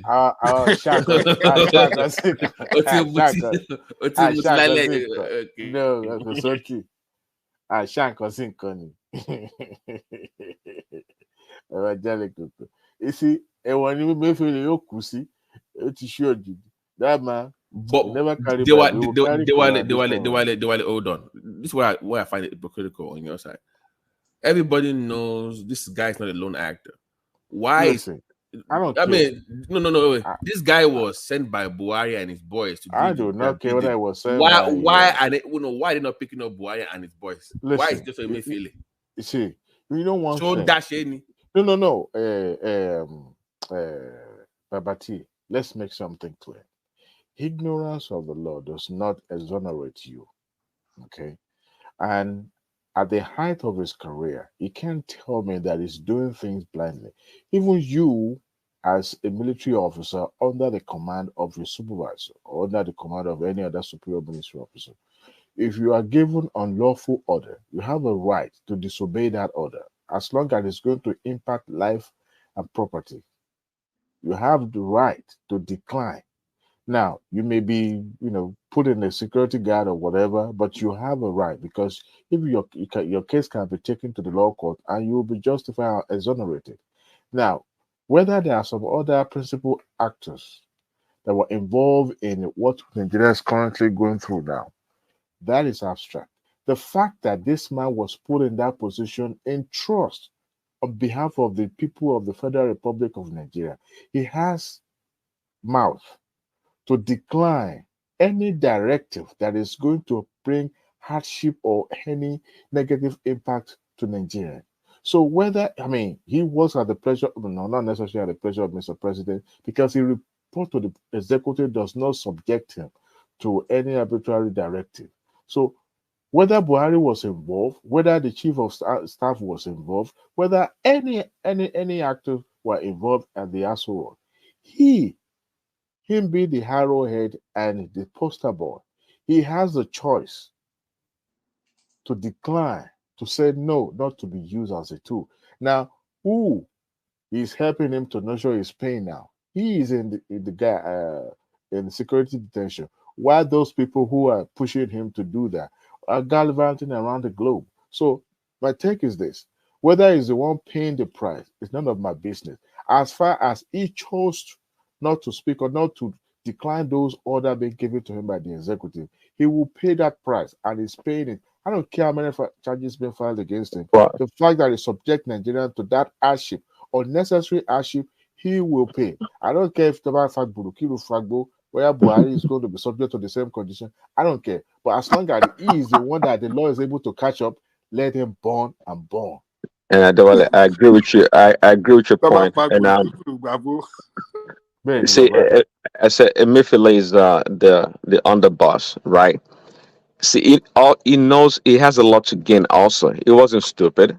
I mean, the people that gave him the permission to roam around freely, they know, and he also knows he's getting paid. That guy's got a lot of money. That Emefiele guy.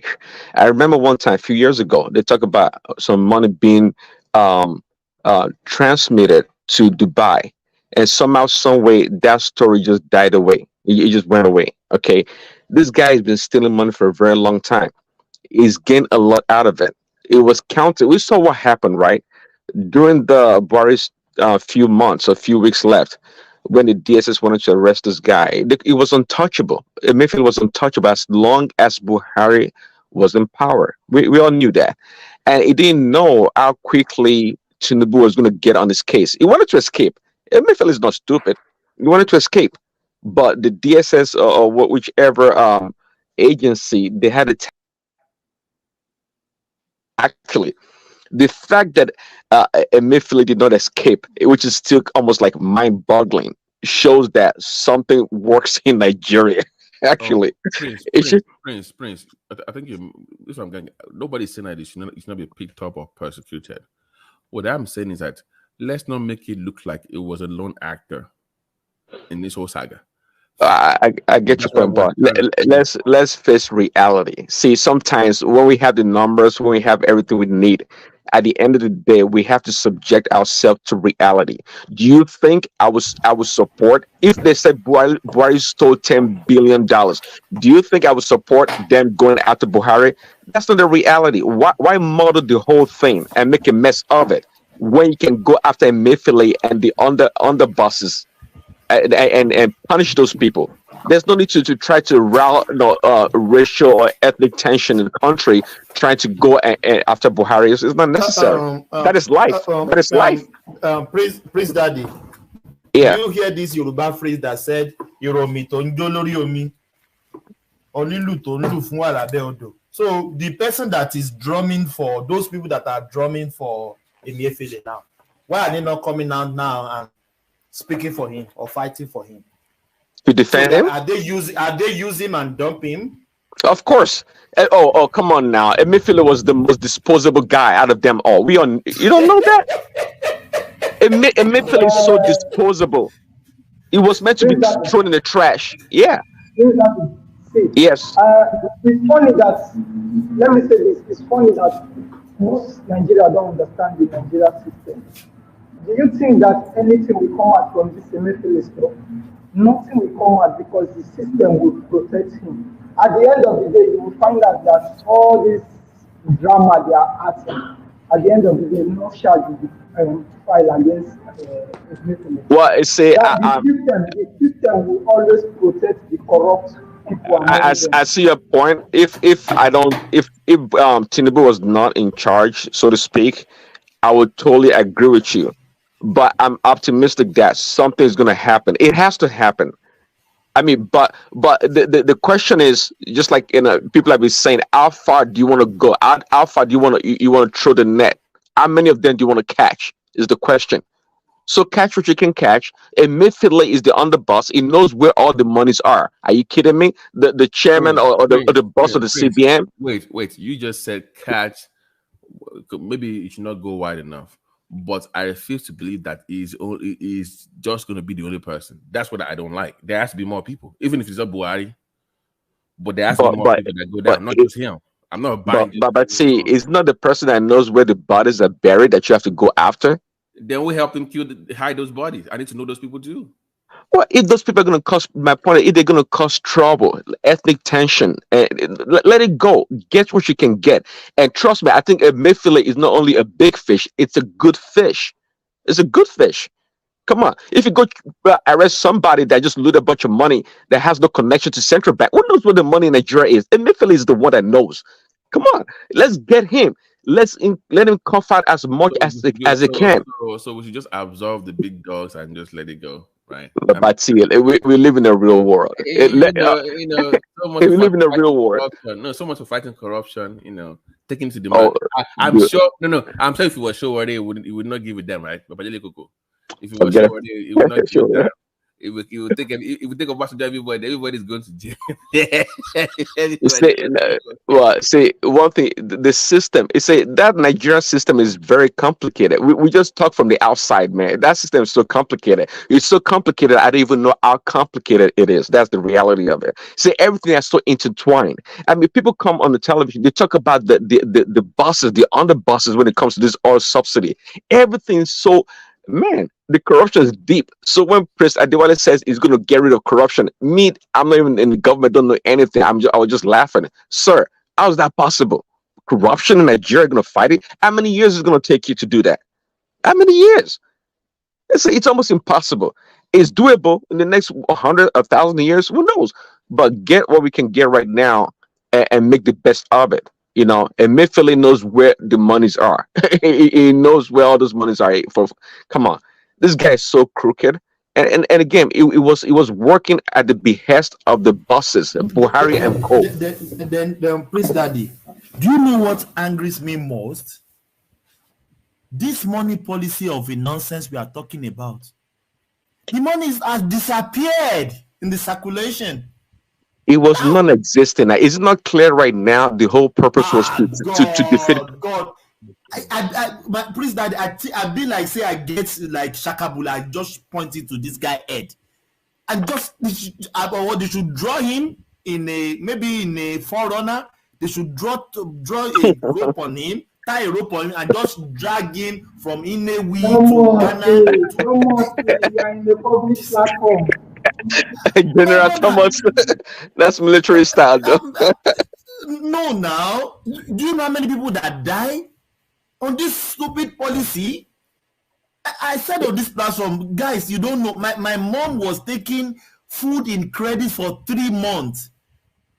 The money was lying fallow in the bank. She couldn't get the money. Can you imagine? I'm eating here. My mom is getting credit food in Nigeria. It's not that there's no money. Right. Do you know how many people that die? Well, this is what the FBI or the CIA calls blowback. See, they miscalculated. I mean, really, I think if they hadn't done that, maybe the votes would have would have had a large turnout, whereby a large number of people would have voted for Obi or Atiku. They miscalculated. They kept a lot of people away from the polling booths because of their calculation, and they miscalculated. Okay, the old monetary policy was just a joke. We saw everything. It's just a charade, my brother. We saw everything unfolding. We know it was of no value. We saw it. Everybody saw what was going on. It was meant to defeat Tinubu and punish the common people. That's what it was about. It didn't serve no. I mean, it was the dumbest policy ever at that point in time. And people, the opposition were trying to justify, they did it in India and all this other stuff. Not at even though you're gonna do it, not at this point in time. There was no reason for him to have done it, for Buhari to have done it with Emefiele. But anyways, they went ahead and did it for whatever reason, and we all know the reason. This is the corruption we're talking about. And today, how much did they spend on this money? This new money, billions of naira. Is wastage, my brother. Wastage. Yes, they wasted the money. They wasted everything. Please, Daddy, just mark my word. Emefiele, the federal government will grant him B. The court will grant him B, and he will pay money, and that will be the end of his case. That's how Nigeria operates. I know, but I think again, somebody has to go. And I think Emefiele is the sacrifice. They're going to sacrifice him. At the end of the day, maybe Tinubu and some other people are going to go behind behind the doors and talk about it. Say, hey, no, give us Emefiele and a couple more people, and we call it good. something got to give. Emefiele is not to me. It's not going to go anywhere. It will be a big example to Nigerians when it comes to corruption. But guess what? The people that have all the money in their pockets, they're going to end up walking away. What can we do? What can we do, really? That's the system we live in. It's a tough deal, but I think, but Emefiele to me is still a good catch. He knows where the money's at. He was the head of central bank. What more do you need? Who knows where the money is? I mean, Prince Daddy, what I'm suspecting Emefiele is that those people that gave him that job to do, they know his own corrupt practices as well. So maybe they just leave him as using as, well, we know this, we know this, we know this, we know this. Go ahead and do this. Maybe it's like Babangida that said, Babangida told us last time that the job that was annoyed is there's some power that belongs him. Don't you think that? Because I don't see what is the importance? What is the rush of changing money in 3 months to election? What is the rush? What is the end game? What is the end game? It's amount to total nonsense. Thomas, and some clowns came on this platform defending Emefiele's policy because of elections. Come on, them now. You remember now? They were like, yes, I'm like, guys, people are dying, people are suffering, and you defended this nonsense because you want your guy to win. It backfired. They didn't win still. But it takes this. It bothers me when people go to this extreme end to get what they want at the expense of the country. The same people will tell you that the military should take over the country. Those extremist views. If you don't get what you want, and it bothers me.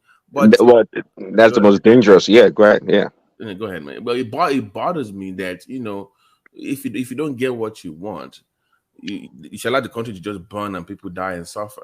That bothers me in our so-called democracy. And I've always said that, Prince Daddy, that we need to terraform our democracy. I think it was a mistake for us to accept democracy. But let me just say this. I saw a guy that had a poultry because people don't have money to buy the eggs in their thousands. They are burying the eggs. I want layer chickens. Yes. Wow. I'm talking about eggs. They are burying the eggs because nobody to buy the eggs. Yes. That one is even old one. The one Babati is talking about is recent now. The guy is about to lose millions of naira to invest in poultry because of the economy now. He's crying on social media looking for help. Like a lot, Nigerians are going through a lot. Nigerians are going really through a lot. And I don't know when the government will start amending things. Our people are going through a lot. I just don't feel like this accepting democracy in the purest form has done any good to Nigeria. I think we need to find our way back. Thomas, you are from Oyo State, right? I have talked about maybe perhaps you should bring back the House of Chiefs in Oyo State for starters, because it works for your culture over there, and we need to find a way to, because this what we're practicing right now, this pure democracy is not working. We can lie to ourselves, but are we really practicing pure democracy? Are we really doing that? No. I mean, in terms of election, I'm saying the purest form in terms of the politics of it, the elections, where majority carries the vote. There's no protection for minority groups. There's no recognition of their own concerns. We always glaze over what the Egun people feel. When last did you hear from the Nupe people? When we discuss democracy or politics, it's always Igbo, Yoruba, and Hausa people, forgetting that we have other people. There's no consideration for those minorities in the group, because democracy says it's about numbers. Well, there's more to numbers. There's more to democracy. There's more to the people than just voting. But unfortunately, when I say the purest form of democracy, I mean when we focus solely on numbers as the yardstick for electing people, and not just like the electoral college in America. What about it? the 25% that's required in 24 states, you don't think that's inclusive enough? No, it's inclusive enough for the top 3 to 4 majority groups.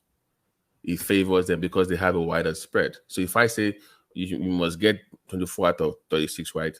Yorubas will still get about 67, 8 states. That is their base. So these big groups, they have 8 to 9 states already that they can work with. Now imagine somebody that is Egun is also running, and you say, "Oh, you must have 24 states." How many places do you have Egun people? There's no consideration for his own people in that. Well, I get your point. That is true, but he has to appeal to more people as opposed to a Fulani person or a person running, because they already have. Look at Obi, for instance. Now he's running now. He already has about 5 states guaranteed already from the jump. But if you're from the Nukwe or Baggy people, where's your base? You pretty much have one local government and that's it. So that does not really favor him. And let's say he's running against your own person and you like him. You know he has no chance. He has no chance. Yeah. Robert, yes. Robert, don't you think that this Tinubu of our president now that is always clamoring for restructure, don't you think it's time for we Nigerians to start pushing the agenda of restructuring? Yes, but I think maybe a year or 2 into his government, he needs to settle down first. But we should, of course, start to use his own words against him or in favor of that proposition, because he's always been a champion of states' rights, people's rights. That's what since the Nadeko days. So we have to hold his feet to the fire and say, listen, this is what you claim to have stood for, since standing for all these years. Babati, before you escape my mind, did anybody hear about Shore? Are you sure Shore has now been passed the Benin Republic to America? No, in Nigeria? I saw him today talking about revolution as usual. The usual. I mean, the video was released today, but I'm not sure. But he's still in Nigeria. I don't see anything. I've not heard anything to the contrary. So, but to answer your question, Sukuru, that's the thing. If we're going to hold his feet to fire, it has to be based on what he said in the past about states' rights, state policing, resource control, which I think is the biggest of them all. Resource control and security, I think, are the biggest.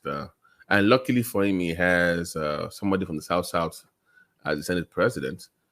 Would that part of would that they also favor some form of restructuring? So that would be something that I agree that we should push, but at least maybe a year or 2 into his administration would be a good starting point for Nigerians to start clamoring for restructuring, and that would be a good starting point for that. Because for me, I believe if the country is restructured, all this complaining and all the suffering in Nigeria will reduce. Because every state will have to generate their own revenue and use it for their people. And but how do you? But in that restructuring, this is my concern: protection for the minority of the minority. That is not been addressed in the history of the country. We've always addressed, because people don't even remember that even there are, because we talk about people in one local government. In that South, for instance, you have one local government that have about 5 or 10 to 20 tribes. It is. We think we are diverse in the Southwest. Go to that South. Go and look at their diversity. It is insane. Yeah, even my state, you can go for so many tribes. You can drive for like 3 minutes and it's a completely different people entirely in that part of Nigeria. It's crazy. So, but we don't address their own concern as the people. There's no consideration for what they believe.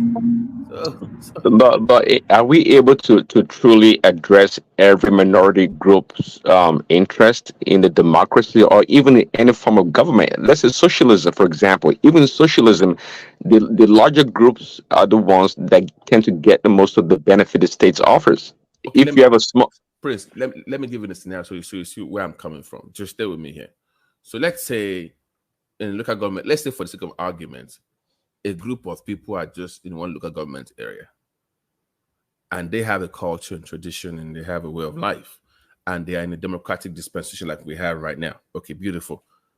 How about we say, when it comes to waste management, you have the control. Water resources, you have the control. For housing taxation, you have control. Policing, you have control. A sense of belonging in that democracy. Like you give some of those powers, they feel like they have control over something. That way, they will not be worried too much about who becomes the governor or who becomes the president, because they control almost everything that at their own disposal. That is true democracy, where they feel like, okay, I'm going to do my thing, but I can also join you up there to do more things. But if doing the main thing itself requires me to come up to Abuja or to Abeokuta, the capital, I, as a mandatory group, I have no chance against the Egba people or Ijebu people in Ogun State. I have no chance. So that's what I'm saying. They still have to vote. They still have to support you, but at least they have some kind of control, governance over their own lives.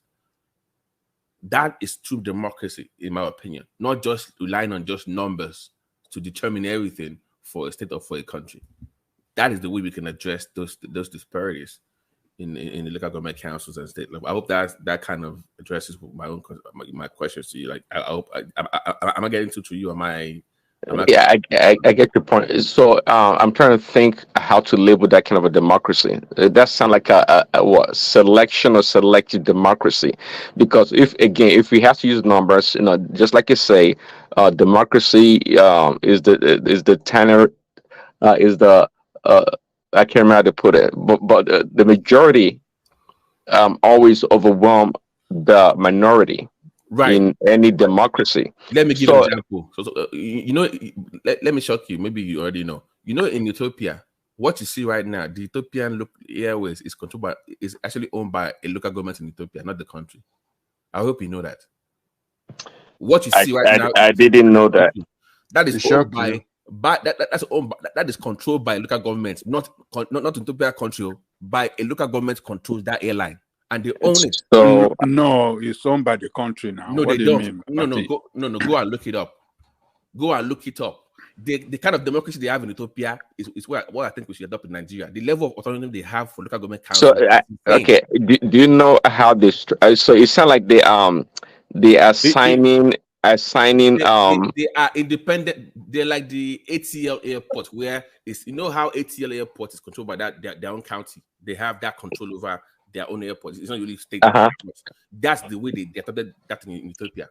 The control the counties have in Ethiopia, they are almost like a country on their own. Okay. But they're still part of the country. Are you talking about you are talking about the region? Yeah, the region, maybe not local government. I keep using county, local government. It depends on it's a different country, different names we use. America will say county, America will say local government. They say maybe region in their country. But I'm saying that those people in those regions, they have a sense of belonging. Like, man, we control something here.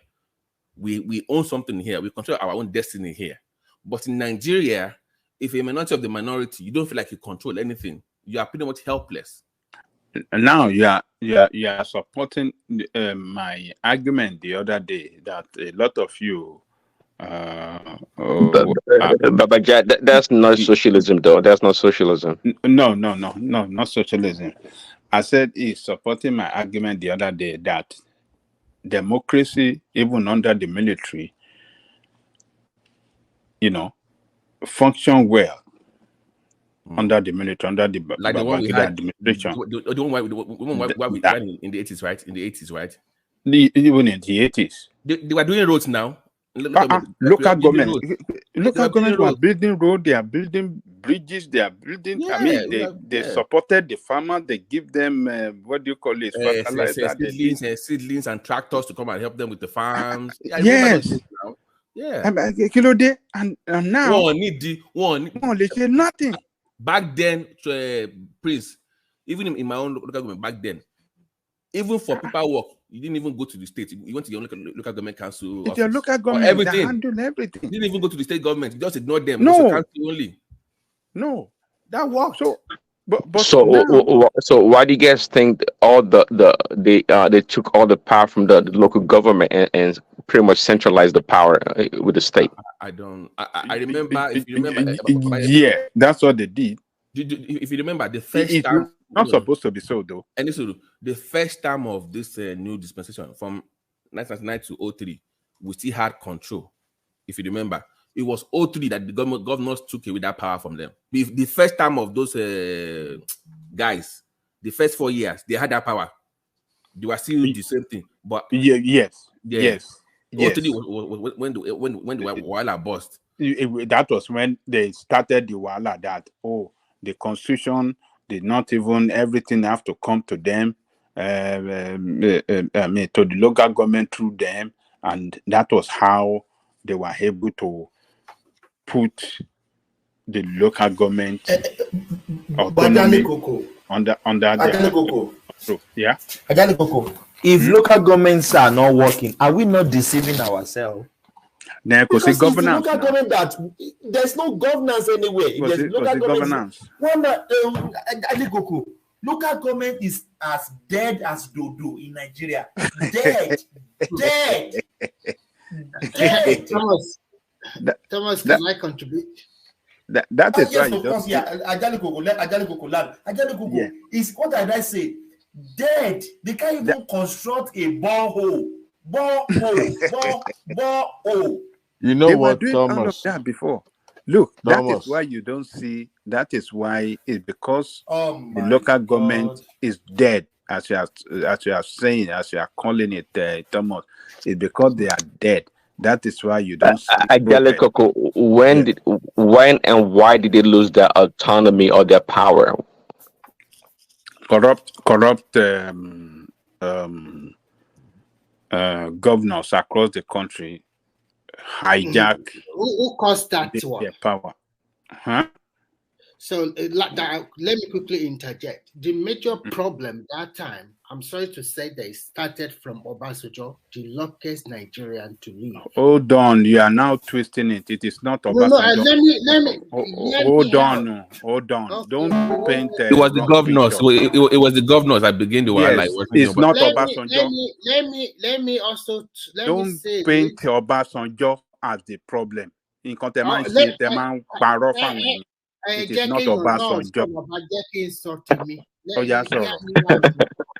When you hear me out there, you can now counter me with your own narrative. Obasanjo is the luckiest Nigerian to have ever lived, in my own opinion. And when they chose him and he became the president in 1999. And 4 years down the line, everything changes. Because first, he is so egoistic. He wants control of everything. And he will do whatever he likes. So because he has some governor in his pocket, if you are in a good book of ease, you can do whatever you want. And if he does not like you, he will kick you out whether you like it or not, even with a so-called 4 or 5 lawmaker. Maybe not even in your state, they will impeach you. So when this governor became so powerful under him, and he gave them the leeway to do whatever they want, that's how it started, why some governors started to control the resources of the local government. I remember very well in 1999, when we first have this dispensation, this particular democracy, that we have councillors and chairmen that time. And one of my friends, although he's an older friend, became a councillor at that particular moment. So down the line, after 4 years, those governments became so powerful that when resources are channeled to the local government, they control it. He didn't say nothing because he need them to support some of his action, and he also have his own ulterior motive in the long run, which he want to. So yeah, he has a lot of things on his shelf because he really wants that third time, because he loves power and he loves the way people worship him. To be frank, Obasanjo is the only president highly idolized and worshipped in Nigeria, like a semi-god, compared to the rest that follow. So when you now down the line, the governor also used the opportunity to also bargain with the presidency because they can control the local government. Now, as I always say, the followers in Nigeria are also dormant. Our docile. Look at the last 4 years of Buhari when they are doing constitutional review. And the state about 10 or 11 states, if my memory serves me right, refused that local government autonomy. I don't know what the lawmakers are doing in every state. So they refuse. If they have accepted that review, the local government would have been collecting their money directly today, and we would have our local government chairman. For me, I personally think that Remy, hold on, let me ask you a question. Remember in 1999 to 03, they were receiving their money. So did they change the law? No, the law change, or what changed in the law that barred them from receiving the money? What changed? Something had to change in the law for that. Nothing did not change. So what happened? Under the Nigerian constitution, they're supposed to collect their money directly. Right. Nobody tamper with any. I don't know whether it is a written constitution, but that's how it is. Right. You just wire the money to the local government. So, but what changed? How did the governors then hijack that? Even though it's not constitutional. No, let me explain. How it was hijacked at various ways. Most of these governors refused to conduct local government election. So when they refuse to conduct local government election, that resources going to the money going to the local government. Of course, they have what they call joint accounts. They started what they call joint accounts. State and local government have a joint account. So that means the money goes to them. Whereas the money is supposed to go to the local government directly. And then later, I don't know how joint account came into being. That the money would not go to the money that Remy, sorry for cutting you. So why are we always blaming federal government? That means our state governors are the problem. Most of our problem are from the state. That is the truth. But Nigerian people, they don't care sometimes who their governor is. Any little problem. No, Remy, hold on. No, hold on. Just hold on. Okay. What changed is my question. Kilo change that. Okay, let me tell you what changed. Okay. Look, when the military handed over power in 1999 to civilian, the constitution, nobody saw the constitution. Nobody knew how the constitution, every provision of the constitution, nobody knows how or what is in it. Even the Obasanjo, the president, did not see the constitution until after being sworn in. So what happened is that Abacha, as crooked, he wrote that constitution we are writing, and he have crooked a lot of things inside there to favor, because he was trying to transition himself into civilian president. So he has written the constitution to favor the political class that will back him, and when he becomes the president, we continue to back him till that the kingdom come. So he has put so many benefit right for the governors and all the rest into that constitution that that we give them sense of belonging in supporting him. So what happened is this: when the government in 1999, when president, governors, and all of them were sworn in, so that military era of democracy, the way local government operate, that was the way everybody took it. That was normal. We should be going like that. So local government was operating independently from without the control of the state. So because under the military, they were giving them their money directly. So their funding, everything goes to the local government directly. It doesn't go through the state. So, but in the constitution is that it has to go through them. The new constitution. It was later the governors, they saw it. The governors, they do their meeting and all this in this governor forum and all this thing. And they are able to establish in the constitution that this is our right now. We should be controlling these people. So they now gang up. They came up together and met Atiku, who Obasanjo gave the restaurant. When Obasanjo started, he gave so much. Atiku was the most powerful vice president ever in the history of that country. Because it was traveling a lot back. It was traveling a lot back then. Obasanjo was traveling a lot. Not in the country. So Yes, Obasanjo was traveling a lot. Even Obasanjo did not. There wasn't law that when he's leaving, he has to send a note to the president. To the Senate, or relinquish and the stuff power like to the president, or relinquish the power to. No, he was just look.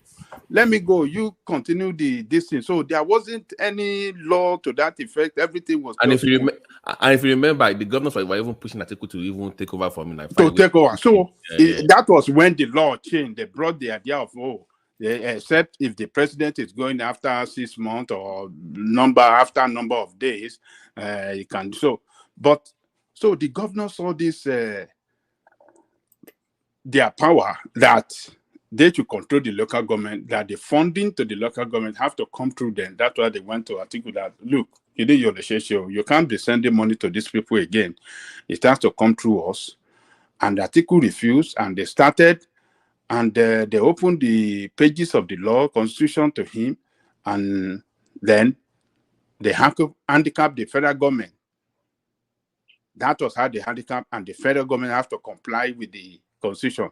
That was when the idea of joint account started, that the money should, and that was when they were able to amass so much power to themselves that so that money law in my hand. That law whatever, was that law was the law changed. That was how the law changed. Okay. That the money more, because that was what the but, constitution sorry, says. Baba Jericho, sorry. What you just said now is, to me, is not consistent. I'm very sorry to say that.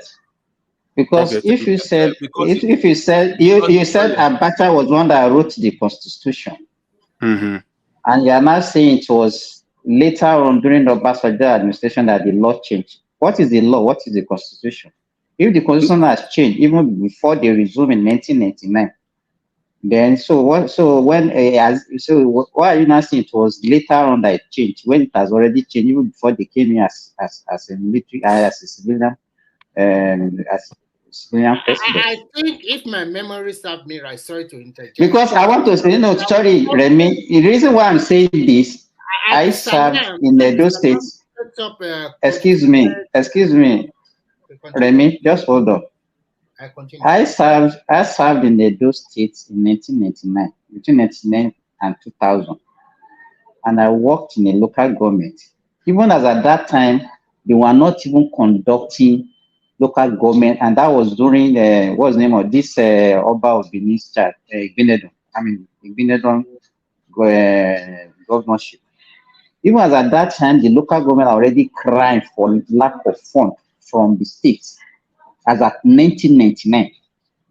So it's not true that it was a negotiation between. No. I don't know how that one happened. Simba, I'm telling you, I'm telling you. No, look where I work. Simba, hold on, Babati, hold on. Let Ajaliko clarify. Ajaliko clarify what he said. They were receiving money now for that. They were receiving money directly from the local government. They were from the federal. They were not under the control of the state. Let me. I'm telling you what is on the ground. You are telling us what you read in your America on the page of newspaper. I'm telling you. I'm telling you. I was in the local government. I was a doctor in the local government, and I can tell you the local government precisely. I work. Hold on.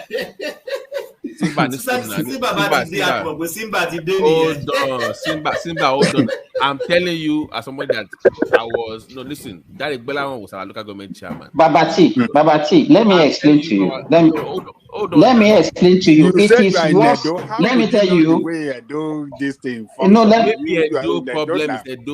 telling you, like on the. I'm telling you. I'm just telling you. It varies.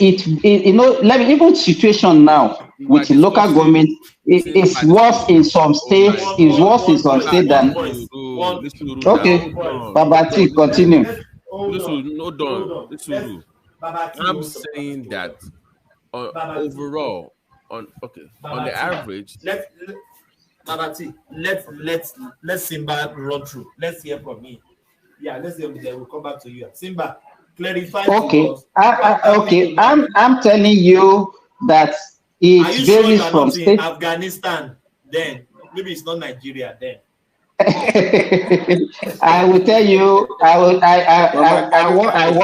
was in. Let me tell you. There is a town. You should go and confirm for people from Edo. I was in Sabongida Ora, and O1 West local government. That is where I served. I was the doctor in the local government then, and I worked directly with the chairman, and they were chosen and the secretary from people from their party.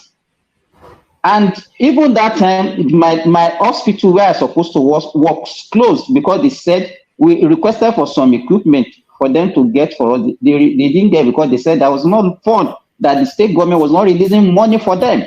What I'm saying, in the West, you cannot use what happened in Lagos, Ogun. Let me tell you, if you are talking about Nigeria and you want to use Southwest State as a template, you are not getting a true reflection of what is happening in Nigeria. That's what I so at that time in our own area, it's still functioning. Even if you go there now, there are still local governments. Local government. Even now, that's what I'm saying. Local governments still function to some extent in southwestern states. But if you go to the east, you go to the south, you go to the north, they are just, in fact, it's only when they are receiving salary that you see people coming to the local government. Simba, if truly we have representative in House of Assembly and House of Senate, why can't this representative fight for this total autonomous for the local government? No, let me tell you. They are really working for people. Thomas. Yes? Listen carefully. In 3 years ago, under the constitutional review, under the Senate leadership of who is the former Amin Lawan, this autonomy for the local government was there. But there must be 24 states must agree to it out of Nigeria. Do you know that more than 10 or 11 states refused? That was why we don't have local government autonomy. And remember that there was a time that Buhari signed an order. What do you call it? But Remy, sorry, I'm sorry. The people refuse. Why will somebody refuse? Why will the state refuse autonomous? I'm telling you, 11 or 12 states. Can you tell us where those states? No. I mean, can you tell us where those states are from? Were they mostly not? I can't remember some Please, of the Can you find it? No. Remy, wait. So, Babati, if you're not there, you go and beat them, eh? No. Wait. Hold on, guys. You want to know whether Ogun is there, right? No. Ask him. But I'm saying that we need to know. Guys, wait now. We need to know where they said no. Those states, you seem bad to serve one bear. That is why the local government did not have that financial autonomy. I'm saying solution, guys. You said solution. So let's know where the problem is we can find. Babati, let me tell you this. If Obasanjo that some of us are trying to exonerate from the problem of Nigeria, is actually very truthful to us, and is actually wanted to help Nigeria as a nation. He has all the goodwill, all the right apparatus for him to have changed that thing. Obasanjo was like a lord in Nigeria. Anything he does, he goes away with it. In fact, he was like a military ruler, I'm very sorry to say. So but the only thing that was in his mind is third-term agenda. And he traded a lot of things for that third. You are not right. I know you come for me. Spreading propaganda against Obasanjo. They are spreading propaganda against him. You knew what Obasanjo fought during his time. Obasanjo never had breathing space. The politician did not give him breathing space. It was fight. Before they passed the law for anti-corruption, it was hell before they passed the law for what do you call it? Police Affairs Commission, that he wanted Police Affairs Commission separate from the police. He wanted the regular police to face the operation and the police affairs to face the recruitment, training, and retraining, and all those administrative affairs. It was hell. Everything that Obasanjo did in that country, it was hell that man went through. This same Obasanjo that went through hell was removing governors all over the place. Wait now, let me counter Banjale Koko. You guys went through hell. Even though it was his party, even though that it was his party that was in majority, they didn't want it because a lot of reform he wanted to make.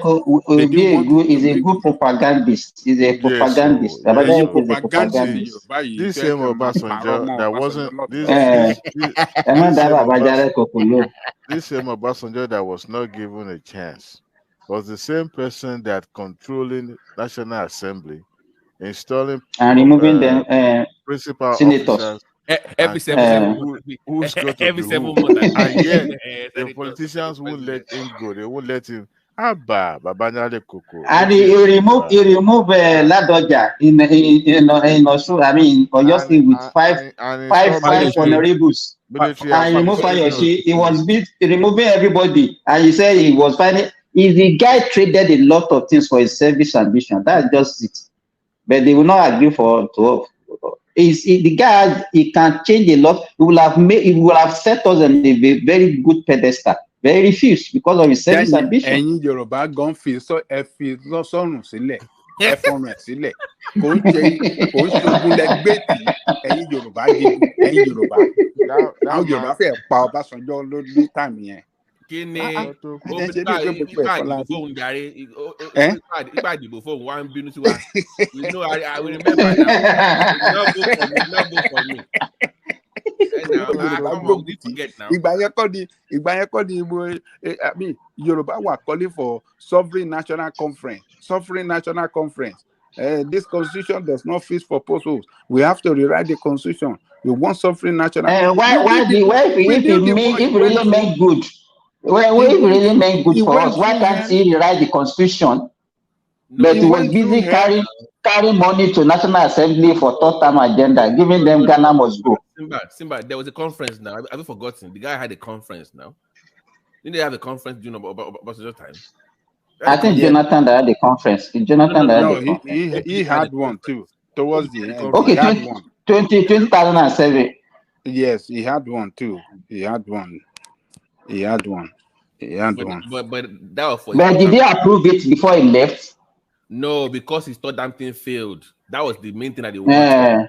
Once that one failed, he said, "To us with this Jare, he didn't give me my own share, so I'm not going to follow through with the other recommendations." But they had good recommendations though.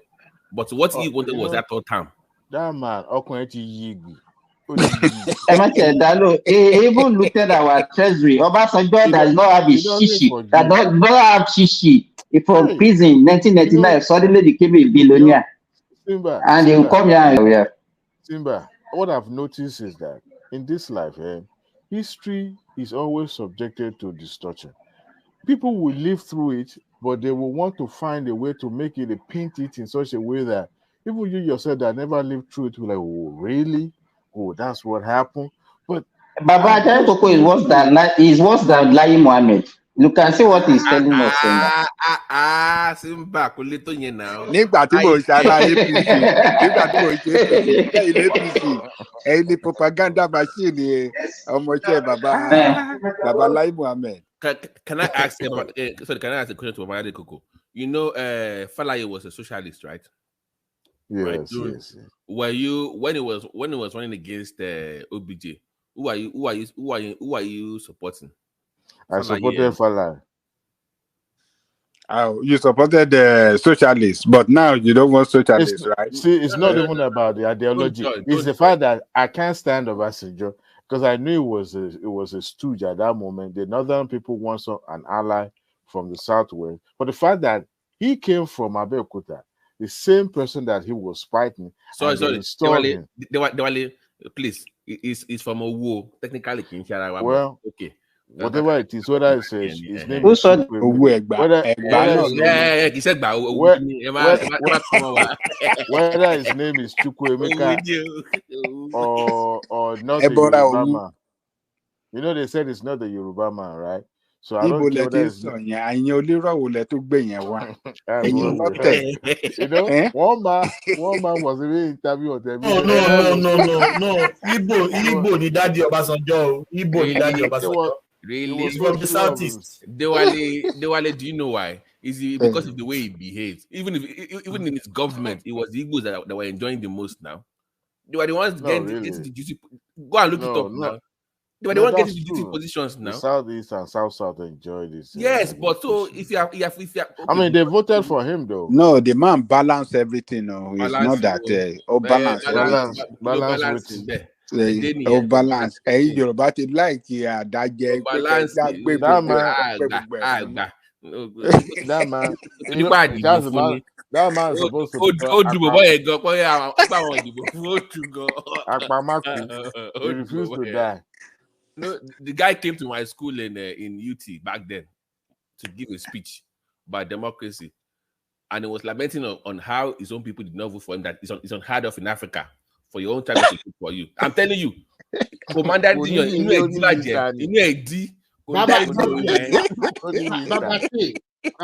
sorry, I have the states now. I will read it out. So everybody should listen. This man went to now.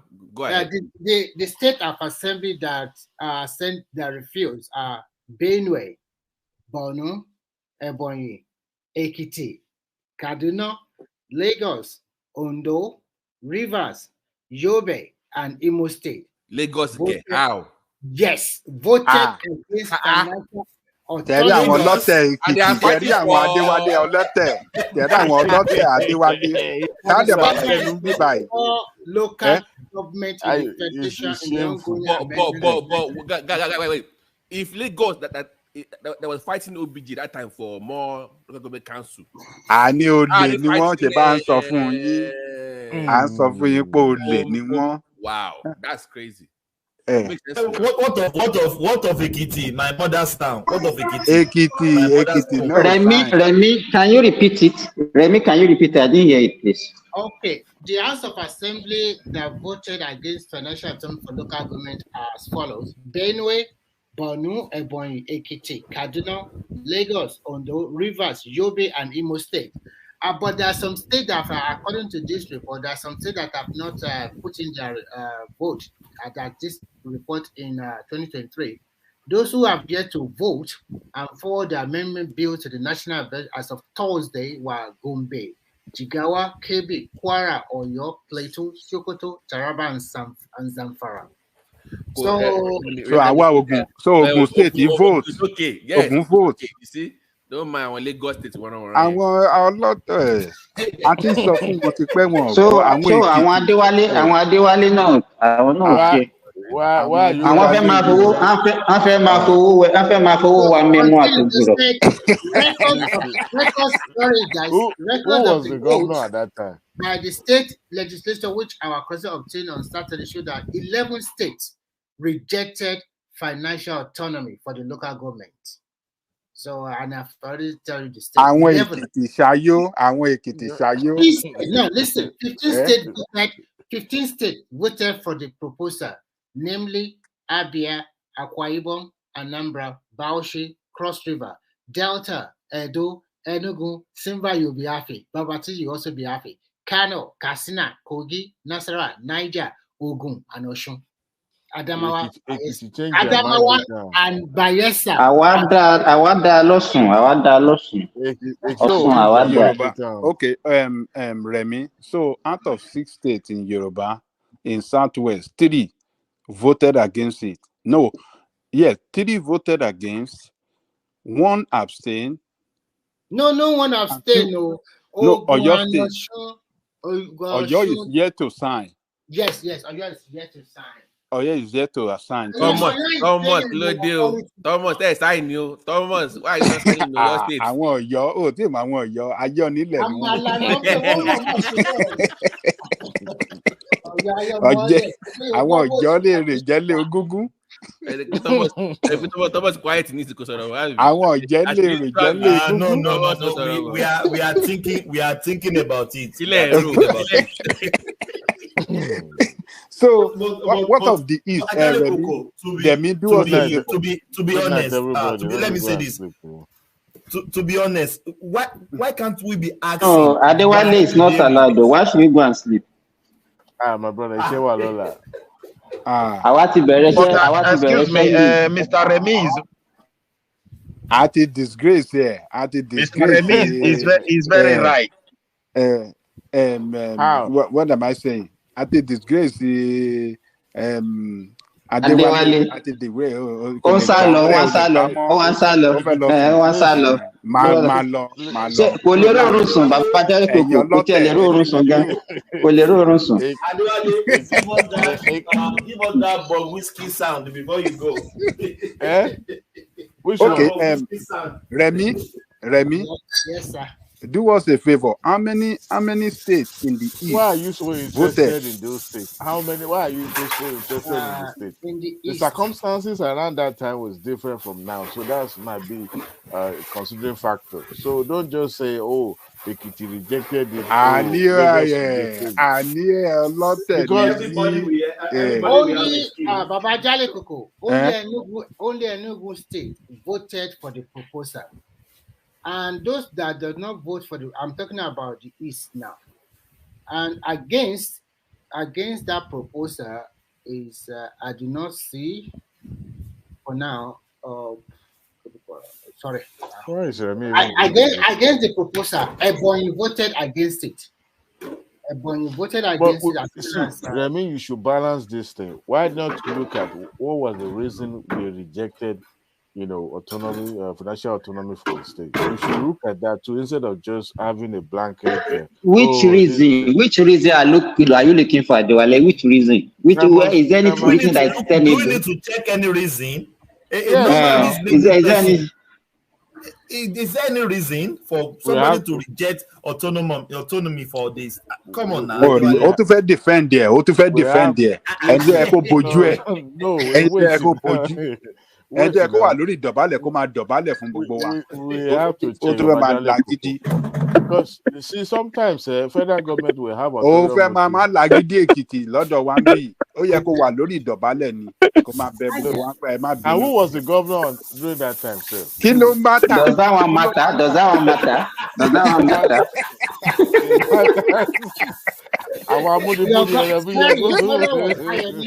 Fayemi was your governor. Can you imagine? It doesn't matter who is the governor. It doesn't matter. Simba. Yes, Baba. Simba, can you hear these people? Look at Fayemi was the one there, and these are the people say they are fighting for democracy. We are democracy people. Look at the Tinubu, Lagos State. We are democracy. We are fighting for democracy. That guy is a total failure. That Fayemi is a total failure in all ramifications. I'm very sorry to say. He's a total failure. The only thing he knows how to do is just to talk in English and just make another. Look at all of them that were deceiving us. We are democracy. We are fighting for democracy. All their states did not vote for.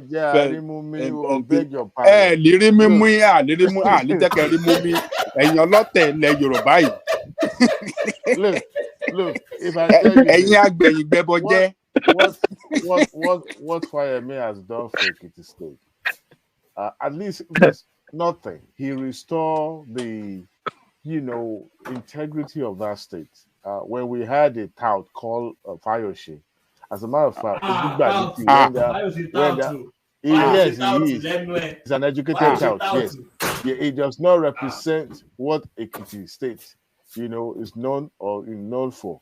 That man came and he was, apart from the fact that he was being ambitious and It was just being, it was like educated Fayose tout. tó build the gbogbo bridge tó wà ní Èkìtì lọ sọ pé Yeah, kò sí. very good. Pardon. Ẹ̀yin Bridge tẹ́ build. ní bridge kankan tẹ́ tẹ́lẹ̀.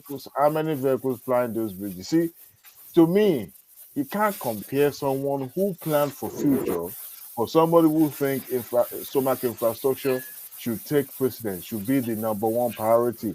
And that is, to me, that is very, very shameful for someone, for a state that was supposed to be full of knowledgeable people. So when Fayemi came, he put that state on the pedestal. He repositioned that state to the point that he knew that in the next couple of years down the road, Ekiti State will be, in terms of agricultural produce, we will be making, we too will be Bugara. And look, òyìnbó tó máa ń sọ òyìnbó ńlá tó máa fi parọ́ fáwọn èèyàn. This man felt if we need to compete in this century, we also have to reposition ourselves, and we have to bring ourselves close, not just to neighboring state, but globally. And he decided to build. What has that got to do with not airport. voting for local government autonomy? All this one, but we should also have it at the back of our mind that this. But Adewale, can we say any state that vote against this thing, the enemy of people? No. You can't see. That's a general. Thank you, Thomas. No. Thank you, Thomas. They are the enemy of people.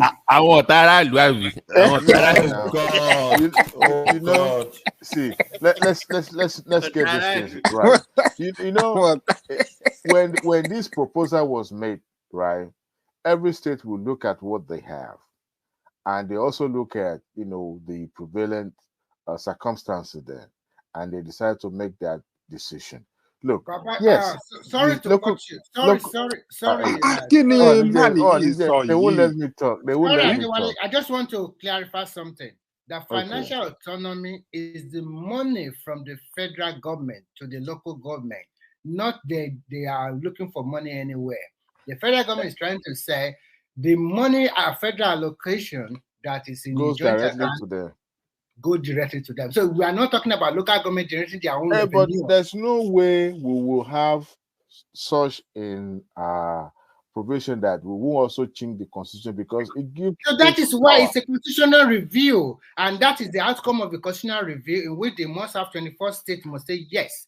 But unfortunately, more than 11 states said no, and 2 states abstained, and the rest voted for it. So they cannot have that number. I'm thinking that maybe the reason why the states, some states rejected it is because of the fact that they know that politically they are going to lose out. So the best option. For what? What are you saying? For God's sake! Let's look at this from different prisms. It was the state governors. Who is talking? Wait now, let me see. Everybody have right to his own perspective, but let me just start, please. You see, the state governors were the one that stopped that restructuring of the state of the local government. The reason is this. You should also understand that they didn't take that decision. When you restructure the reason is this why they took it. If you create local government and you restructure them and they become autonomous, it doesn't mean they are completely autonomous, that they can no longer account to the state. They will definitely account to the state, and the state as well, in distribution of the wealth of the state, will also account to them. So that will be genesis of accountability. Sometimes it will require both external and external auditor to have a proper balance sheet. So the state governor don't want it. And that is why this democracy is not producing anything good. And again, the federal government is not serious. They don't supposed to consult the state. What concern the state? Are the state created to make law? What do I have the House of Senate for? They are the one that's supposed to pass a law and look, things are not working. We want it this way. And it will become laws. With Midwest, Midwest is not, don't raise your, let me tell you, they've already passed it. Senate have already passed it. House of Representatives has passed it. There is something that concerns the state. So the state, they don't have power. They cannot outlaw the state. The state must agree to what they sent to them. So you cannot be blaming the Senate and the rep for this. That's how it works. Well, listen, I don't know. I don't know. I don't know whether the Senate. I don't know whether the it. Senate Just and the wait. House This of is the Rep, way whether it they have works. They passed what, it. The Senate wait. passed it. They passed Midwest, it, and that was okay. Midwest, Explain to Midwest. Explain to Midwest, Yes, Midwest. listen carefully. Mr. Under Remy, can you constitutional, clarify me on that? yeah, that's what I want to do. Under constitutional review, and when the senators and the rep have done their work, 24 states of the federation must say yes to all the what do you call it? The resolution that the Senate and the House of Rep agree on. If the 24 states, if it's 23 states, that particular law will not come into being. So the states are very powerful in this. Whatever you do in your senator or rep under constitutional review, go back to the state. So the states are very powerful, and when the states are powerful, that means the governors are powerful. So you can see that is why local government financial autonomy was rejected by some of the states. So all those laws all those laws must be say yes to by the 24 states. If 23 is not being Remy, should we go to those states? Midwest, hold on, please. Should we go to those governors in that state and go and stone the house? Maybe just teach them some lesson. No, you can't do that. You can't do that under federal constitution. Listen. The reason why we have state assemblies that states can also promulgate their own law under the Nigerian constitution. Continue, Remy. So far, it does not have any conflict with the federal law. And if there is a conflict, I think the federal law supersedes. So the state assemblies are also there. That is why what the president do, the governor also do by tabling his budget to the state assembly, making new law, asking for allocation. The state assembly must also say yes. But unfortunately for most Nigerian states, most of the lawmakers are just yes man. They don't even do nothing. Anything the governor send there is yes, because they were appointed. Remy, you see these governors, they are so criminal. They are criminal of the highest order. Do you know that even the legislators, they don't let them operate freely, and even the judiciary in their state? Yeah, that's exactly what I'm trying to say, because Nigeria play money politics, and then we also call man who know man. If you are the godfather or you are very influential in a state, you can select or choose people. You go for this. You are going to come out from this local government as a state lawmaker. You. The problem we are having in that country, I'm telling you the truth, is the state. Because an average Nigeria does not know that their governor is so powerful. Their governor is so powerful that they should hold their governor accountable. A lot of Nigeria just say anything that happens is the president. Everybody is shouting the president. The president does not have any power over how the governor of the state spends his money. He doesn't have that power. He cannot control the state lawmakers. He cannot control how they spend the money. That is why they have the EFCC. Despite the fact they produce the money, they don't have the power. Please let me ask this question before I round up. I want to ask this question, please. What stopped the federal government not to subject the state to an external auditors and internal auditors? How they spend their money? What stopped the federal? Because they have that power. That's where Midwest. You think you are in a military regime. The way you are talking as if you are in a military regime. You are. Is that how democracy works? Wait, my brother. I understand. We are not in a military regime, but every democracy that is succeeding worldwide, they don't play with accountability. And two, they don't play with their local government. There's no country that is succeeding without a local government. Just go and find out if you have anyone in the world. Can I answer your question? Why can't they subject them to an external auditor, please? Just answer that. We copy American democracy, where the local state and federal have their autonomy. The federal government cannot supersede the states to have an auditor to audit their book. Do you know why people like President, even Buhari, Obasanjo, and the rest of them, they always kowtow to the governor? Because the governors are so powerful. They can instigate impeachment against you in the assembly, because most of the senators or rep, you find out that 70% of them were sponsored or maybe were chosen by governors. So they have their hand in full. They control everything. Do you see how Rufai and the governor fought with Buhari at the last before the election? Do you see how the governors come together to support Atiku against Obasanjo? Do you now see why Obasanjo continued to impeach some governor with 3 or 4 lawmakers? So that is the point. And what Obasanjo was doing that time was totally illegal. But he was able to, because this is the first dispensation. So look at where we are today.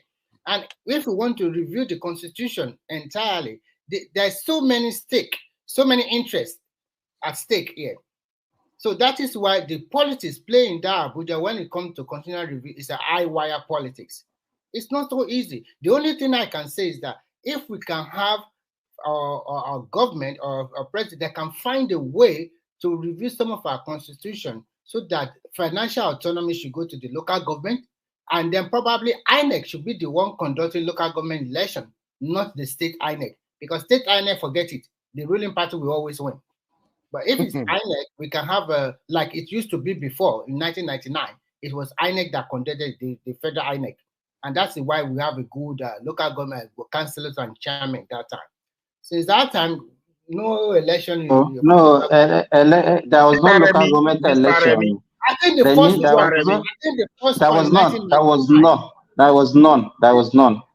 In 1999, I thought it was. There was no local government election. Mr. Remy. There was no local government election. Remy, please, I want to put this one in. Okay, go ahead. Mr. Remy, can I put this one? See, my brother, you see, when I talk about auditing is not something that, how will I put it? Let's take country like we had of United States, I've not been there. Or maybe I will not take like Spain, Germany, Sweden, for example. They are more or less like federal to some level or unitary to some level, but they still operate that federal. But at the end of it, or when it comes to finance of a country, everything still boils down to one umbrella, which is the federal government. Whether you enjoy autonomy as a local government does not mean you cannot find in the accurate paperwork that explain how you spend that local government money to the state and the federal. So this is what is missing in our country. That is why EFCC came into being. The EFCC, if they are doing their work very well, but when you are operating in a highly corrupt country, when the EFCC have a case against some of these governors after they have left office because they cannot prosecute them because of immunity, the state governor, what they used to do is just to get a very good son. And you know, a lot of Nigerians are very intelligent when it comes to law. They look for technicality, and judges will be bribed, things will go their way, and they will walk free. So that is the problem. So the issue here is that we have multifaceted problem in Nigeria. That in fact, a governor Remy, before you go on, that is why Peter Obi can have the audacity to say, if you have anything against me, bring it up. Let me finish, please. As thief, as we know that Fayose is a thief, he said the same thing on national TV. If you have anything against me, bring it out. And he's still working on the street of Nigeria, gallivanting with the corruption allegation with him because he knows he will fight the federal government. The thing is very sad, you know. The federal government will be pumping money to the state, and there is no accountability to the federal. I don't understand this. How are we going to progress? Like I told people, I'm not a supporter of Tinubu. But I don't see Tinubu as a bad person. No, but the chances for Nigeria is suffering to double more than 3 times is very obvious. The way I'm seeing things, with the reality of Dubai economy, it's a corrupt system. There is no accountability. Everything goes. Everything goes. They distribute money from the top to the ground and no accountability. Nobody check. Okay, this money that we are giving to you, what did you use it for? What did you do with the money? Nothing like that. It just goes. Like, forget it. Forget. Don't worry your head. Do you know how I had that they pay the salary of ministries? Like Ministry of Health, they will just make budget and give them, this is your money. Ministry of Work and Housing, federal level, this is your money. Now it is left for the ministry to go and be paying salary and be employing people, and they don't even attach to anybody. Is what you are saying, Midwest. What you are saying is not true. How many people even come to the office? They only show up for salary now. They don't even show up in the office now. They only come up the Friday. They were going to call the salary. Man, the problem in that country is big. Midwest. Yeah. What you said just now is not true. Okay. Now you know that they have what they call the IPPIS in the federal now. You understand? I don't know and then before, because we have many things. I don't know if they really function. If you are living in diaspora, you hear jargons, all sorts, and you believe whatever you hear. There's so many lies. Make us to believe everything that nothing is working. That's just the truth. Because the people in diaspora, they fear more than even the people that are living in Nigeria. They even fear the poverty. They fear the poverty. They fear the poverty more than the people with poverty. Look, bend the light. If everything is working, can you see the National Assembly when it was raining the other day? It was their roof is leaking and rain came inside their chamber. Everywhere flooded. And everything. And somebody, Simba will tell me that everything is working in Nigeria. When I'm not saying anything. I'm not saying. When you talk about this, he will tell you because you are not in Nigeria. Leaking and flooded inside. What he made something. Don't generalize everything. Babajale Koko. He said the way they employ in Nigeria, they just each ministry will just make budget and government will just give them money. Let me tell you how I had that statement. You know, it doesn't work like that. They have to go through budgetary office. He has to go through budgetary. Somebody was Midwest. Hold on. Did you hear it from the Obidati channel? No. I think I am trying to recollect. No. It doesn't work like that. Even in the state and even local, you have to go through budget office. Let me land a little bit where I had it. There was a time they called somebody. I think something that have to do with the budgeting of Nigeria money, how they spend money.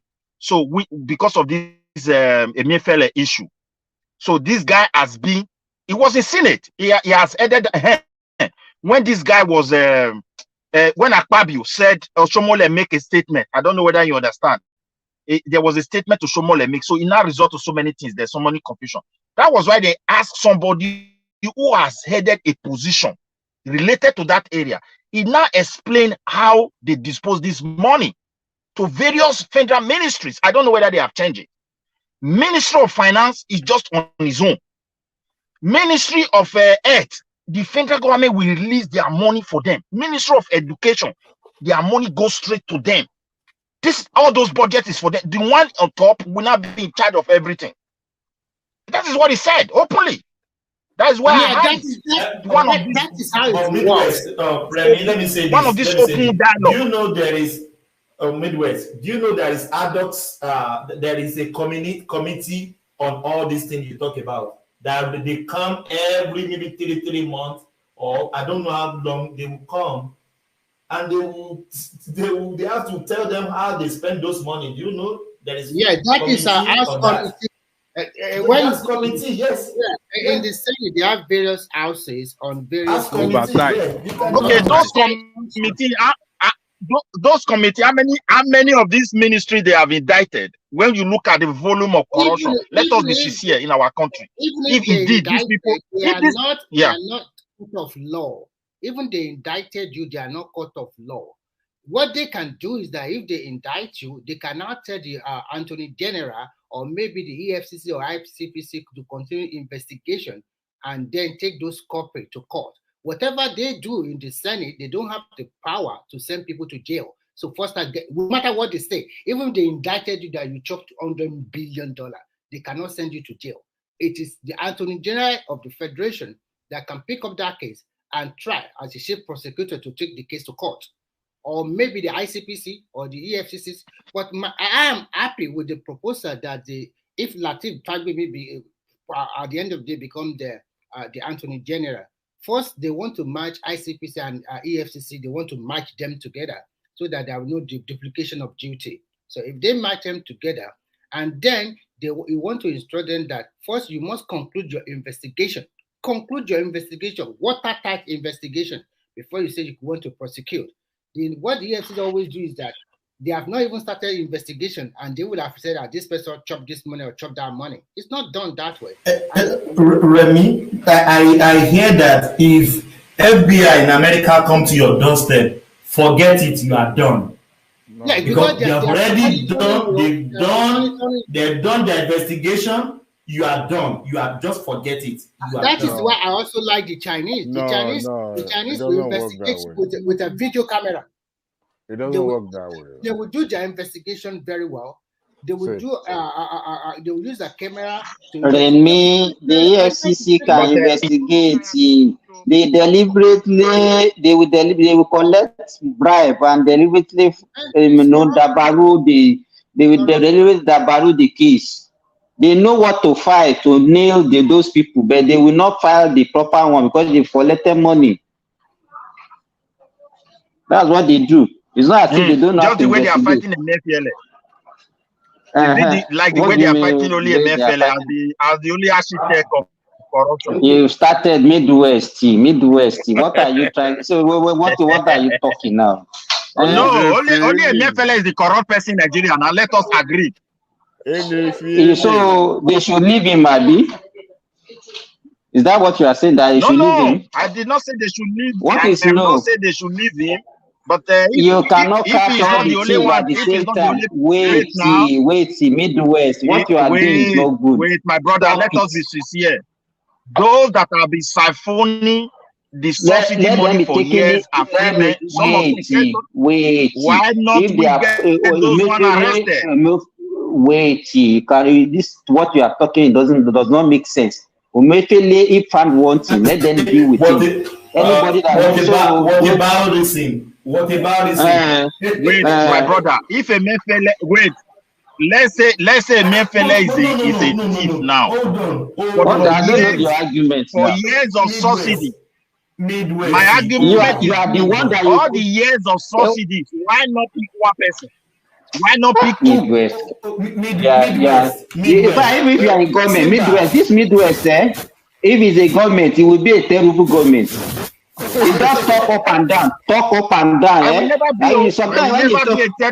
will never be a terrible government. You will be what? What you are saying now. What you are saying now is terrible. What you are saying is terrible. If I want to look, one voice. Yeah, what I'm saying is not terrible. Hold on, Midwest. Is it not, Simba? Is it not pathetic to Nigerians? Some people are even giving this Emefiele leeway.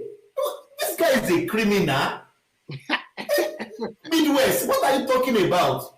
Okay. Can't you see the photo? Okay, wait. Okay, let me express myself, please. You know I come in with question. Can I just add it this way, please? Just give me time, I beg for it.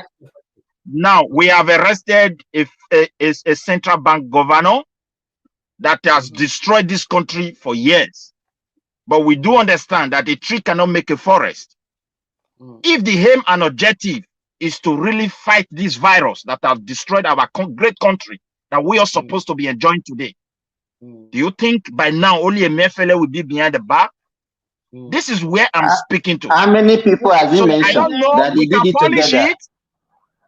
We can polish it. Let's polish it. Let it be there. He's the only corrupt person, so it can suffer. Let me respond to you.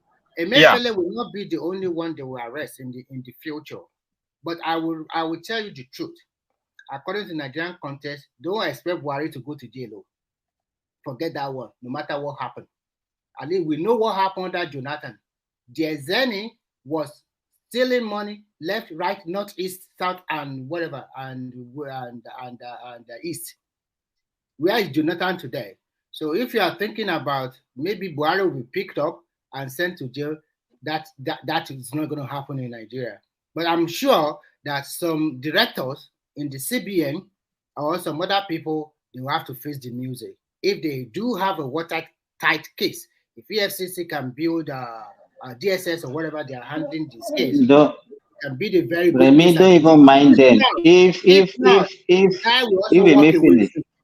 He will walk away free if they the case against it. He will walk away free. So don't Remy, if Emefiele has some other people that I can mention, let him mention him. So all these ones that the Midwest is shouting. Mr. Remy, let us also look at it from this angle. Now, let's say the central bank has failed us, and the central bank governor have to be dealt with. And I agree. Every one of them is a criminal. I'm not saying they should free him. Now, let's look at the subsidies. If you look at the amount of money that went into that subsidies and Nigeria did not enjoy it, I think by now people should have been called into question. Let's look at refineries. Emefiele was not in charge. A lot of money have been pumped into it. I think by now we should be questioning people. I think my prayer is for Tinubu. Is for Tinubu to have the strength. Your question by asking you a simple question. Yeah. If you are President Tinubu and you just stay there for 75 days, and all what you want to do is just to follow and prosecute these people, looking for them to jail them, and Nigeria still remain in the situation we are today. The first subsidy has been removed, and then there is a unification in our foreign exchange. What do you think Nigerians will think about you, President Midwest? They will hail the president because every Nigerian know their sickness now. Our sickness is corruption. And once you are serious, just listen. Anybody that comes to power, even you spend 2 months, as you pick Emefiele and you have opened a charter for these subsidies and there's a serious investigation. And this is our refinery, there's a serious investigation going on. Our electricity, that president only 2 months will be the best president in the history of that country. But if you arrest only Emefiele, he contested with you. He did what is it called? He did not contest. He did not contest. He did not contest. He did not contest. Okay, you know when you see, you know, Remy, when you see people that move from one platform to the other, he wanted to be a candidate. Midwest is Listen now, he wanted to be a political aspirant of being the president of Nigeria. I don't think you can argue that again. Maybe I did put it well before. Everybody knows that. Then he opened up for this cashless society, who was a complete tsunami. All of them were politically motivated. I don't say this man is good, but I pray for Tinubu to take politics away, because he is not going to make Nigerians happy. Tsunami. Wait now, for me, I want to put this before you. This administration, Nigerians are going to suffer. They are not going to suffer because Tinubu is bad, but because the structure of that country has been totally destroyed. I want to tell you something today. If he's not serious to tackle corruption, he will never end that popularity. More sufferings are coming. I want to tell you that Nigeria will not totally suffer under him. I will tell you what is going to happen. There is a proposal now that all taxes will be collected by federal inland revenue. They will be the only one that will collect federal taxes. They will build a kind of platform that the state can also borrow to generate revenue in their state.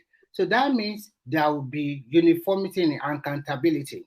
What they are proposing now is that customs, immigration, or all those generating bodies in Nigeria will not collect revenue from federal government anymore. You go ahead and pay to the Federal Inland Revenue Service account. If you want to clear your vehicle, you don't need to pay custom duty to the custom. You pay direct to the Federal Inland Revenue. So this way, they can monitor the kind of individual you are, because that's what is happening all over the world. So this way, they can monitor you, and then Nigeria at a glance can know how much income is coming from custom. Not that custom will say, okay, we were able to make 2 trillion. Whereas they make 4 trillion. The 2 trillion we share among their Oga and other people. It's not going to happen like that anymore. That is another way to block some loophole. But my only problem with that, so that is for one. And if the Attorney General also marginalize CPC and EFCs together, because Nigeria have to change. Tinubu is a person that is bold enough that can take some bold move. Nigeria is a complex country. If you want to be a president of that country, you must be bold. Nigeria does not need a weakling. You have to take your shot and I like the way he does it. It's better I have all my trouble in the beginning than to have my trouble in the middle or at the end. Let me have all the trouble in the beginning. I scratch my head to solve it, and I can move ahead. And I think that is the way to go. I think in the long run, if we are lucky that some of our refineries will be working and Dangote also come upstream, the price of the petrol will reduce a little bit, not a lot, not marginally, not significantly, but there might be a marginal reduction. And if the money he has already proposed to help moribund manufacturing, my only concern is that he has to use a little bit of force, a little bit, because we must push a lot of our citizens to agriculture or related industry in agri. This way, more people can go to work, and there must be a kind of and I don't like the way commercial bank operates in Nigeria. The interest on loan or soft loan is just too high. I think there must be a way to compare commercial bank. If you are borrowing less than 200,000 naira, the interest should not be more than 5%. This would be for small scale or especially small who want to just start a barbering shop or something like that, need 100 or 200,000 to set up a shop or something like that. This is a kind of soft loan that people can get from the bank. How come a commercial bank in Nigeria is charging 30%? Remy? Yeah. Remy, please let me put this on. When you look at Buhari administration, when it came to power, almost similar thing he did. You know, customs, they were having various accounts. You have to block it. They promise they are taking it to one account, everything. I don't know. And a lot of people were burying their money. They were running, and they run away from money. The money they have stolen already. We saw it. But the truth of the matter is that because they were afraid. If Tinubu want to succeed, I have to tell you the truth. I don't see Tinubu as a bad person.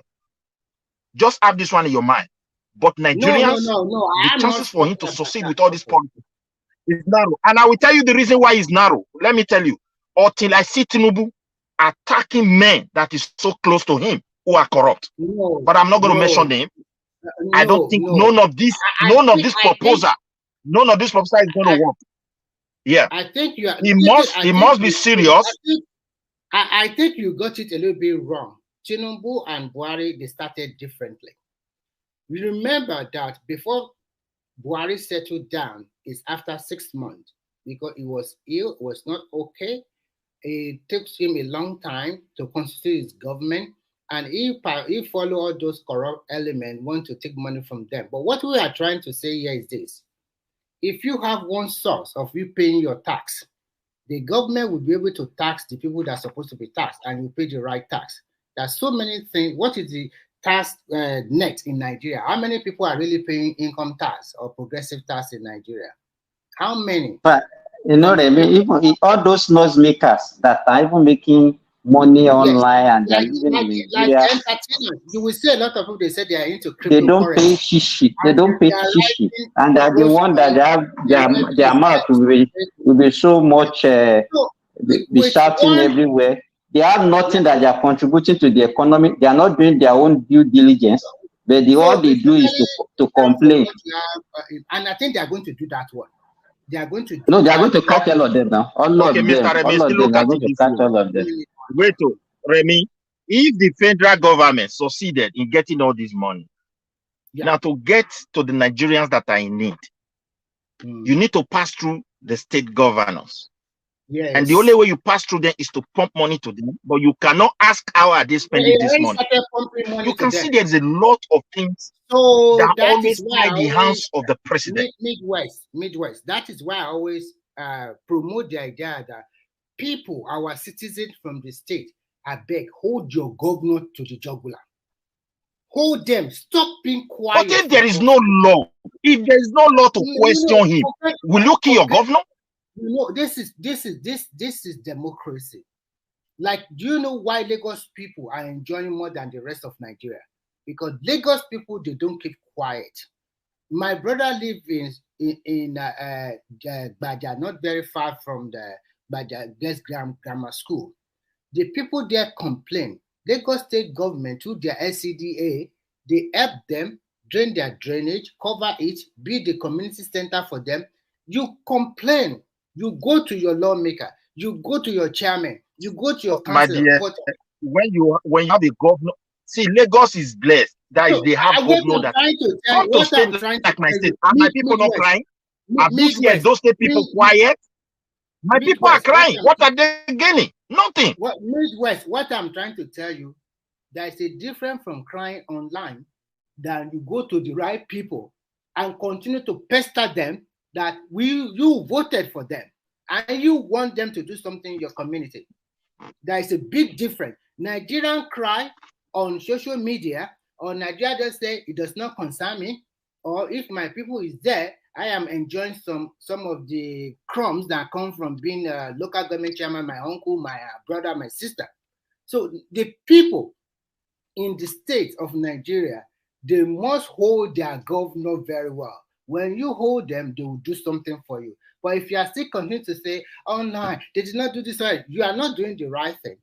When you pester them a lot, then they will do something for you because they need you more than you need them. Remy, in my state,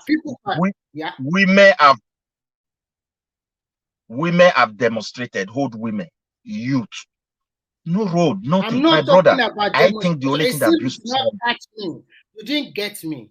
I'm not talking about what else can you do? And even individual, listen, there are few individuals that have sued. Can you listen to me?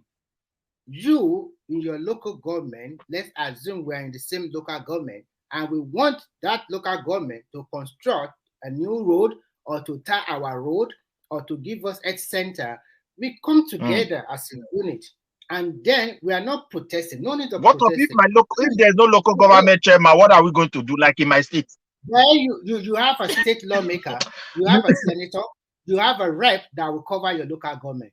Go and meet these people if you cannot get to the governor. When you continue to pester these people, and I know them, they always go back to their locality every Friday, spend the weekend.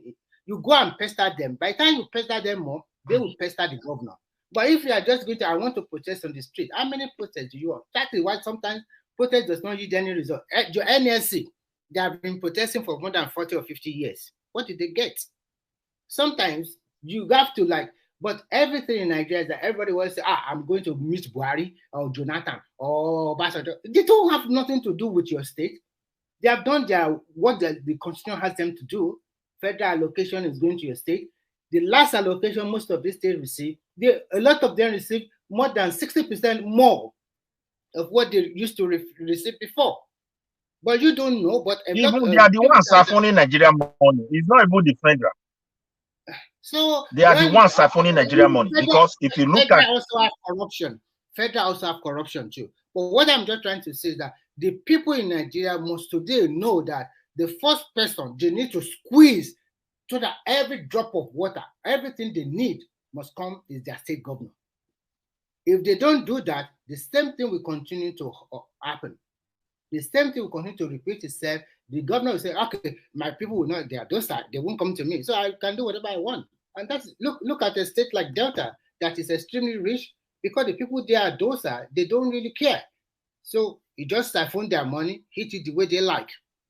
But I make an example. Look at today. Me and Babati, we will criticize our governor from Ogun State because we know it's not performing more than Amoson, the previous one. And I know the people will continue to pester him in Ogun State. So when every citizen of every state continue to pester their elected leaders, you don't need nothing from Tinubu, to be frank. You just pester your state governor, and you get what you want for your locality. If they refuse to make local government autonomy happen, then you have to pester them. So when you do that, we can see some level of development. So, and Nigeria is also waking up. People are asking for more accountability nowadays. People are no more docile like before. And that was why the election that took place a few months ago was so competitive. And I think the next election... You see, Remy, I enjoy your explanation. You see, the problem we have in Nigeria now currently, we have been raised with the notion that president is in charge of everything. And now we have a new leader. Currently, it's Tinubu that is the president of the country, whether we still have judiciary issue or not, but we have a president. And I don't think anybody is coming there to do a magic with the way they structure that country. No, I think it's you Nigerians that have that notion that everything is from the presidency. But it's very unfortunate that the global and our own is not If you sit down and read the constitution and read the way the democracy will practice, you will know that in federal, this kind of democracy, it is the governors that are very powerful. Ask people that are in America. They will tell you the governors are also very powerful there. So the governors are the most powerful in this kind of setup. Yeah, but that is what no. When you use the word when you use the word powerful, we have to find a balance. I live also in a country here in Sweden. We practice federal because they are regionals and the West and community. And when I look at the importance of the community, you are my neighbor. We are not far from. We are Scandinavia. They are very similar the way they do things. They are similar. So okay, now in a regional setting, yeah, let me round it up. We are almost like Nigeria as well. I live in a region that have a state local government as well, which is like the state. Are you hearing me? But the thing is, are you hearing me? I'm listening to you. I'm listening. I have a network problem. Okay, no, the problem is this. That's why there is autonomy. Everything still boy to the federal through bureaucracy.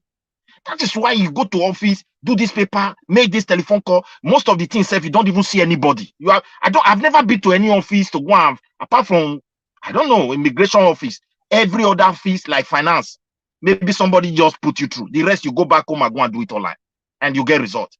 So the thing is, everything still boy to the central. But in Nigeria, on the way they are explaining this autonomy and restructuring, this is why they are so confused. They think is that you are now free to go and do whatever you like. It's not like that, because if they restructure it, there will be a framework of accountability that enhance the entire bureaucratic procedure. So what restructuring is totally different from autonomy. When you restructure, are you restructuring in terms of resource control, or when you restructure, are you restructuring in terms of the leadership position? See, it depends on the English we want to use. Midwest, first thing, we are practicing a democracy similar to our democracy is the American one, which is the presidential system of government. The president at the top, and then you have your vice president. But in America, after the president is the Senate president. So we are practicing this kind of democracy in Nigeria, which is a representative democracy. So the most important thing now is that how do ordinary people enjoy the dividend of democracy? The people that are close to ordinary people is their local mayor or maybe local government chairman, then the governor. We don't talk about the federal are doing the right thing. They are giving the state their federal allocation every month as they are supposed to do. And some, in the last few dispensations, the money has not been good, but the last one they got more money. So what we are just trying to say here is that you cannot equate the Western Europe with Nigeria, because you have to look at the context of the people in every country. Black men, I'm sorry, I must say black man, we tend to be a little bit greedy and power drunk. The white people believe in principle and a name for themselves. It is what I do that my people will remember me for the future. But in Africa, or let's say in Nigeria, what I do is that, do I give money to a lot of people in my locality so that they can see me as the big man and they wait for me every Friday or Saturday morning so that I can share the money to them? And that is what the problem with our followership too. The followership believe that Mr. Remy, I will like people in America. I will like people that live in America to really educate. But what I'm trying to point before you is this. Yeah, there is restructuring or maybe there. Wait, or regional government. Because I live here in a Western country that practice federalism, like the one we have in Nigeria. But the difference between what we have in Nigeria and what is going on, which I also feel in America, is lack of that, I don't know, enhancement of the bureaucratic procedures. Are you sure both the local presidential system? I think their government will be similar to that of Finland, where we have a ceremonial president. I don't. Prime minister. Okay, can we, Mr. Midwest? Let someone in America go. I want okay, let me give you leave America, please. Let me give you give us a picture. Give us a picture how America is able to tie their financial system right from the federal to the state and to the local government to ensure accountability, because this is what is missing in our country. How are they able to do it? Let me just give you a few things. I'm sure Prince Daddy can also add to it. Now, America is not really a democracy. It is really a republic. So a republic means that the rights of the minority groups is recognized and they have influence if they can make their case. So this absolutism of majority carries the vote is not really applicable in the sense of it at the local level. Or it can go at the federal level, but it's minimized in some way where the impact is reduced as you go down. So you only see if the majority makes like a law at the federal level, you at the local level can go to Supreme Court and say we don't want this law in our own jurisdiction, and you can challenge that law even though it's made by the majority. So they have protections for minority groups. Number two, what they also do is that let's say state police, right? For instance, we also have county police, which we call local government police councils. Even campuses, universities can have their own police. So they brought governors down to the not to the state level, to your county level, to your own local government, where they are responsible for basic services for you, like sewage management, water, security. Some people even do taxing for housing. So those basic amenities is controlled by those councils, local government councils, not state or federal government. Even judges for the county, judges for courts, you get to vote for the judge. The police, the DPU or the police head for that county, we get to vote for that person. So nobody's appointing that person because they know him. No. You as a police officer, you campaign for office and run for the head of department, and people will vote for you every 3 or 4 years. And the funding comes from the people, not from the federal government. So the funding comes from the people. They pretty much detach them from federal when it comes to those things. That way, they always have to do the wish of their own people. So America will tell you that people hate the federal government, but they love their own senators. We hate the federal government. We have a rep, but they love their own representative. That's the way it's designed. You love your own, you keep your own. So I have said, but that is their own reality based on their own history. That is the reason why California, that has 40 million people now, they only have 2 senators, right? But Wyoming, that barely has 1 million people, also has 2 senators. That is the way they balance the equality. That's why the reason why even in election now, even if you have the most votes in America, doesn't guarantee you a win. I hope you know that Midwest. In America, if you have the most votes, it doesn't guarantee you a win. Yeah, we know. Ask Hillary Clinton. Yes. So it's a way of protecting minority groups or minority interests. And I have said that we need to also terraform our own kind of democracy to our own reality. Something similar to that. Maybe borrow from what Ethiopia does, borrow from what America does, borrow from what Sweden does, and find a way to adjust to that reality. That way, if you are from the Southeast, you will not care so much about who becomes president, because you will have everything you want from your maybe prime minister from the Southeast. You can resource control. Yeah, so nobody gives a damn about Abuja anymore. It's just a bonus at this point, because if I want power, I can go to my councillor, I can go to my governor, I can go to my region. So that's what we need to. But all this idea, that's why people want to become president. Babati, as it is now that we have the states, and they were even finding it difficult. We are not even focusing on the state. You think by the time they have region, they focus on the region? No. The problem might be with the state that does not develop the resources in their state. Let me give you one example. Let me give an example. For instance, look at what happened with this power bill when they said, "Oh, you cannot do your own thing in your state." What happened in Lagos? Oh, we can do our own. What happened within the 2 weeks? They had a meeting with Ogun and Oyo State. We will partner with you. So what this does is it's going to force the people of that state to start voting for people with vision. So when you're campaigning, as opposed to saying that, oh, I'm going to give you water and education, those basic things that you're supposed to do anyways, you must now campaign on ideas, because down the road in Ogun State, I see what they are doing with their visionary leader. I can see what they are doing there. So when you're not campaigning for office, you must come up with ideas. Innovative thinking comes into play. Yes. You can't campaign based on, oh, I'm going to give you primary school education, I'm going to give you textbook and water, all those boreholes. That will not be, you cannot campaign that on that anymore. No. That goes away. So now, Lagos now has power, Ogun has power, they have railway, they have system. If I am running in, let's say, Sokoto now, I'll say, Mr. Man, look at what they're doing in Ogun State. You want to become my governor. What do you have for us? Besides power, besides water and basic things. That person must be able to come up with new ideas to even get your vote in the first place. So it forces leadership to change. So if you don't have ideas, you will not run. Just go and sit at home.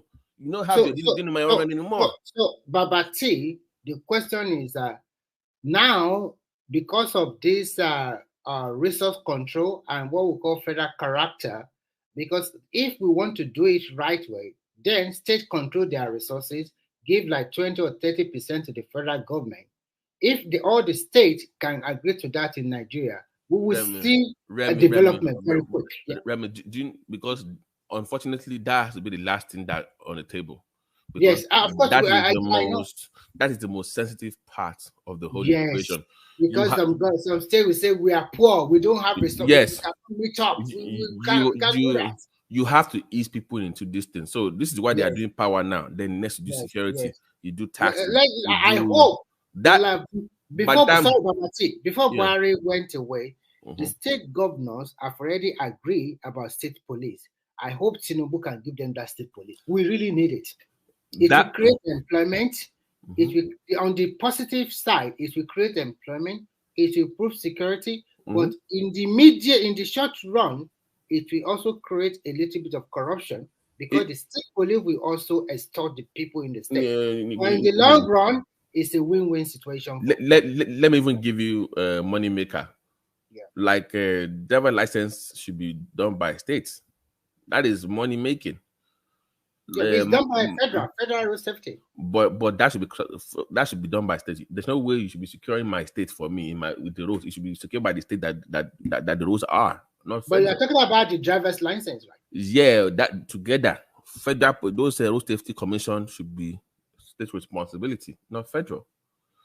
Cowardliness. But can't you see it this way? If it's supposed to be a universal thing, why should we be having different driver license within the country? I think is that the way in America that each driver's license from state are different? America in America it's done by state, it's not federal.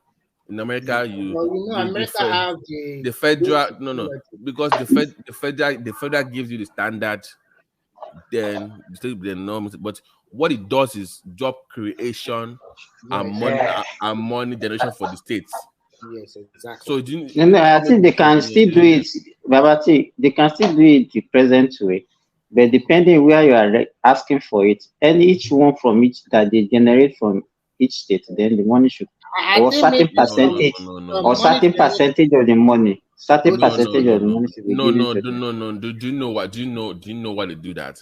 Because like let's say Wyoming now, they have 1 million people there. They don't have stuff. Some counties in America, do you even know how they survive? By giving tickets on traffic. So if you run traffic, that's how the whole town survives. Maybe they have a highway running through their town. So they will be anybody over speeding is how they make their money to survive in that county. Yes, and they have their police waiting for you. Like if you just and they make money, lots of money. So if you had that with driver license taxing, they do their home whatever, that they can survive. They don't even need the state to survive on their own. They can survive. So they are independent. You can't control them. Yeah, you're right. Even that's here, the idea. The parking fee. If you do a mistake like that before you know, Babati, I want to ask you a question. In America, how do they register people residency, like where you live and all those kind of things? Is it for the local government? No. So let's say you move to a state.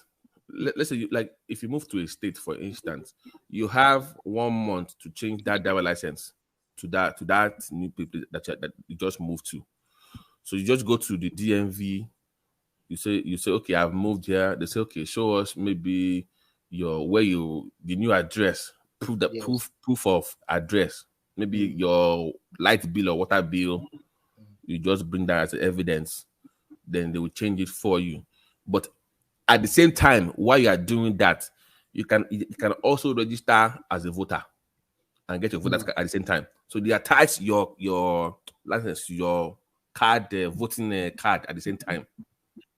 So you don't need to come back and say you want to come and line up for. That means the system in America is still a bit slow. Here, the system is quite quick and fast. When you come into this country, you have to go to the immigration to register your presence, and of course your name is already, before you even arrive, you already have all the data they want from you. But once you touch down here, you go to the immigration and then you register them. Anybody that is renting a house out for you, because most residential here are rented out by some housing company, and once you are given an apartment, immediately your name is already appear with the population commission. So they already have your address, your name, because through your social security number, everything is interconnected. So when you move to another city, what you just need to do is just go to their post office and then tell them you move to this address. And before you know it, voila, everything is already in their database. So but you see my point though, that those small fees that those counties are charging for change of address, it makes money for those counties. Those £5, £7, £10. You are right. That is money for them. In fact, you know what? I'm telling you, we are saying the same thing here. Most of our governors are lazy, and some of them just want to be governor without no plan. How can you want to be because they rely on the federal government for that federal allocation? But let's assume that they have to generate funds to fund the state by themselves. Then they have a lot of work to do. They need to plan very well. And Remy, that's my point. When you break, let's say that now in Ogun State now, that was now doing amazing. He introduces all these things we're discussing. What do you think they will be discussing in your state for the next election? Of course, I was there. I was in Ogun now. I see what they're doing there. They will force the person to start campaigning on what they are doing in Ogun State. So that is why I complain bitterly. You can ask Thomas, when you leave Lagos and you are moving to Ibadan is so dirty, disorganized, everything is in a messy way. And when you ask the people say, leave him, he's paying salary, that is all. How can people, for God's sake, because you are salary earner, what about majority that are not salary earners? But remember in the 80s, when it comes to Remy, you know why I asked this question? Please, I want to quickly put this one. Why I asked that question? How do they register? Let's say legal person now, someone that has been documented, that have right to be registered. Like, it is the local government that have to register you. But that same local government, once they put your name into that system, it goes around to the entire country. But in Nigeria, why do I make an example? When they born you from America, like here, where I live in Sweden, once you register your address, it goes straight to national population. Bro, listen. In America, once you are born, I think also once you are born in America, but in Nigeria, now we are afraid is that the local government is not connected to this. Continue. No database in Nigeria. Yeah, there's no. I really told 1 million people. We don't know. Nobody knows the true figures. Nobody knows the number of Igbo number. Nobody knows. Everything is politicized too much. Man. Do you know that this free movement of Nigerians undocumented is the real primary source of the high crime in that state, in that country? Yes. For example, can you agree with me? For example, when I is the primary source of the high crime in the entire country. For example, when I used to live in China, when you move to a new apartment, within 48 hours, you must go to the local police in that locality and register your presence. They will give you a paper. And once you register your presence, just 48 hours. Yes, all police all over China already know where you are living. Not like in Nigeria, you just give a room or an apartment to anybody you like. No ID. No ID. No ID, no information. You don't know who you are giving your apartment to. America, you must do a background check on that person before you give them any apartment to know if there's any crime. So you must run a check on them. You must get a deposit on them. You must know where they work. They must give you where they work. There are 3 months pay stub to confirm that they work there. But Nigeria, just show up. Nobody knows who you are, where you're coming from. Just I don't even know that America that is wait to my brother, Mr. T. Mr. T, let me put this one in. America that they claim that is well computerized. In Sweden, if you are a criminal, they put your address in that very community. The police will arrive there a few minutes time. If you are a wanted person. So I don't know why should I be doing verification with somebody that's already in the system with the government. No, for the I don't know. The person that owns the apartment, before they even take you in, they will ask for your number. Everybody has a social security number, right? But we can say, Babati, in America, that although America is good, but still they did not cover the total population because the rate of crime is so high, and a lot of people always got scot-free, and they continue to commit this crime. Like a lot of sadists, a lot of pedophile, and so many other crimes. They have registry on that, even if they give you anything, so they know. People can look you up and know, okay, how many people that are criminals are around. Like here, if you want to rent a house in Europe, the thing they will check for, the only thing they check for most of European countries have been to just your finance background, whether you've been able to pay those companies, the owners, or maybe those people that are going to give you the ad, not to be sure. Midwest, you have that social. But if you have a crime, say if you just have a crime, my brother, they put your name into local government. Everything will report you to the police immediately. This is how they program their computer here. No. I want to also the same thing now. Like I said, they do a background. The background check will bring everything out. Where you've lived in the past, if you have any criminal record, everything comes. That's the meaning of okay, yeah. So no, the beauty, Babati, the beauty here is this. If you go to pharmacy shop, if you go to hospital, if you go to any government, or you want to buy a car, or you want to buy everything, they just need your driver license or your social security number. Put it into the system. Everything about you will come. That's all in Scandinavia as a whole. It's the same thing here. We don't use paper to go to hospital. Nobody even trouble themselves too much. Even the doctor cannot even write the medicine and give you a paper. Yeah. An employer cannot give you a job if you don't have the required resident permit. Okay. So, but what is Nigeria afraid of, and they can't have that? Okay. What are they afraid of? Because it has been highly politicized. Mr. Remy, please call me Remy, please. Mr. Remy, if you go to pharmacy in Finland, the doctor, do they have to write you some papers for your how to get medicine? Do they still give you this? After the treatment, maybe make a recommendation for a drug for you. Do they need to give you any paper? Most time in the pharmacy, in the hospital will not give you medicine or anything. They refer you to the pharmacy, and they don't give you anything. I mean, when they refer you to the pharmacy, they give you paper. No. It's transfer. Once you go to the pharmacy and you give them your social security number, they will check it and they already know everything's already in the system. They will know that you are going to social you can transfer. All you need to do is to tell the doctor, the pharmacist you want them to send it to. So just send it to the social pharmacy, and they just send it to them. So transcription is done now. You don't need paper anymore for most. No paper. Drugs. There's no paper here. No paper. No, Babati. Do you know what some pharmacy here they are even use QR code? Right. You just scan Yes, for your prescription. You don't even need paperwork, never. No, you don't even use paperwork anymore. But let me digress a little bit. I don't know, maybe you guys are seeing what is going on the internet.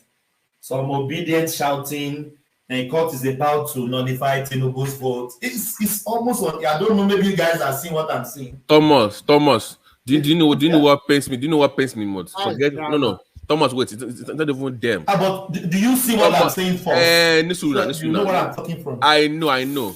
Forget them for a second. Do you know what pains me the most? It's not them. It's the idiots from different countries like Kenya, Zimbabwe. They will not be quoting those people like that's the fact. But in your country, they are doing this. I'm like, who told you that? They are the obedient. They have kind of made them look like they are the ones suffering, or somebody stole the money from them. And these people from those countries, they believe that nonsense. Do you know how to Remy, I even saw Remy, hold on. I even saw one that said the court just nullify now they just nullify Tinubu's presidency. Peter Obi will be swearing in, and he went to show one video of people celebrating, jumping up. I just say, and it's not proper. It's proper. You know what they are doing? I'm sorry to say this.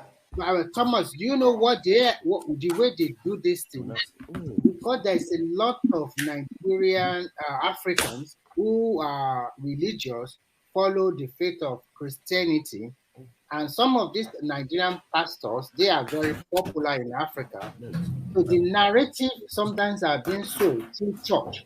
And when you look at Africa as a whole, most of Nigerian traders from all these African countries are from the southeast. They are the one trading in Kenya, in all West African coasts, in Central. They are going everywhere. And they are because when you trade in a locality by having a small shop or store, selling things to them, you're already in that community. So they are the ones selling this propaganda. So don't be too worried about that antics. It's just a play. Some of them online, just a way to attract crowd. The more people see, Remy, why are they doing these things? These things are false. So that is what we talk about patriotism. Nigeria needs a total impact. That country, we need to dip it in water again and start afresh. Because people are not patriotic enough. The point is that, and a lot of people, I see this kind of what is going on in Nigeria now as a rivalry between the West and the East. It's like, the West again, this Yoruba again, we are going to fight them to the last call. Did you see the South people? Are they complaining? They move on. The North Central, they move on. The Northwest, move on. Northeast, move on.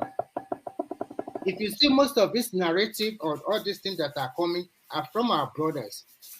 And I, as person, if Obi has won that election, I would have moved on since day one. It's so easy. Remy, do you really care? I don't care. Because at the end of the day, why should I die Why should I die in Tinubu's or Peter Obi's war? Really? I've never set my eyes on Tinubu physically like this in my life. I've never met him. I've never have any association with him. He's my candidate, but if he has lost that election, I would have moved on from day one. And I would support the winner as a Nigerian. But I don't know why Nigerians are so fixated that the election has come and gone, and they continue to hold on to this. Remy, do you know how many Africans always ask me when are they going to give Peter Obi back his mandate? I don't know.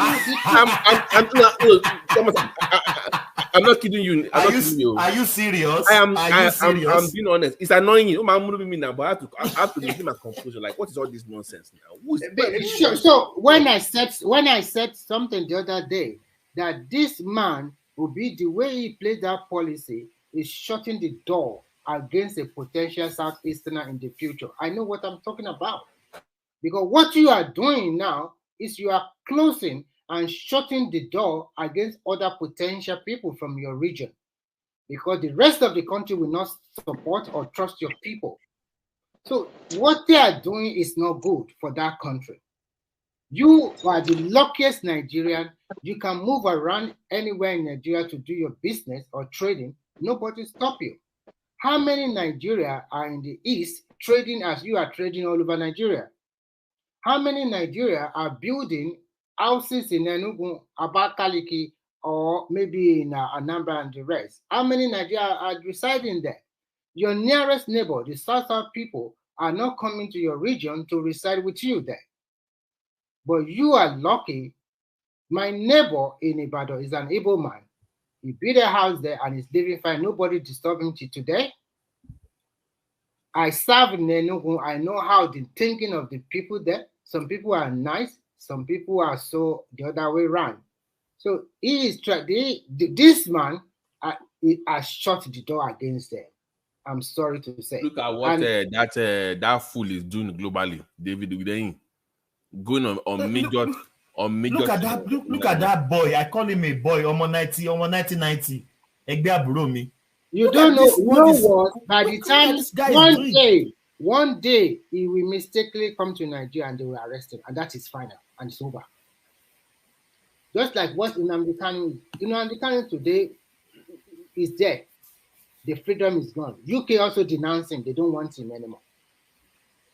So one day that Udeni will also go to Nigeria and they will arrest him and we go to one country, like I heard he went to Zimbabwe.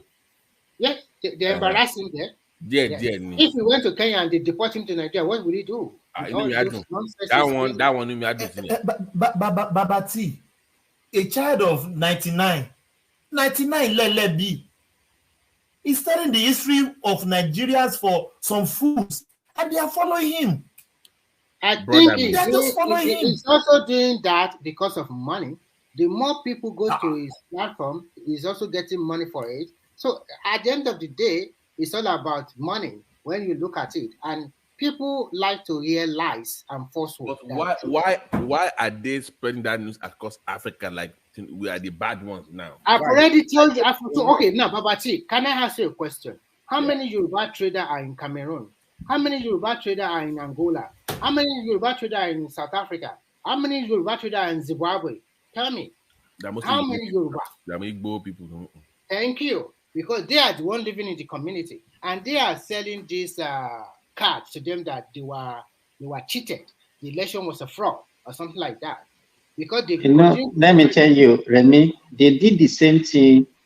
They did the same thing after the 1966 coup. I think I mentioned what happened.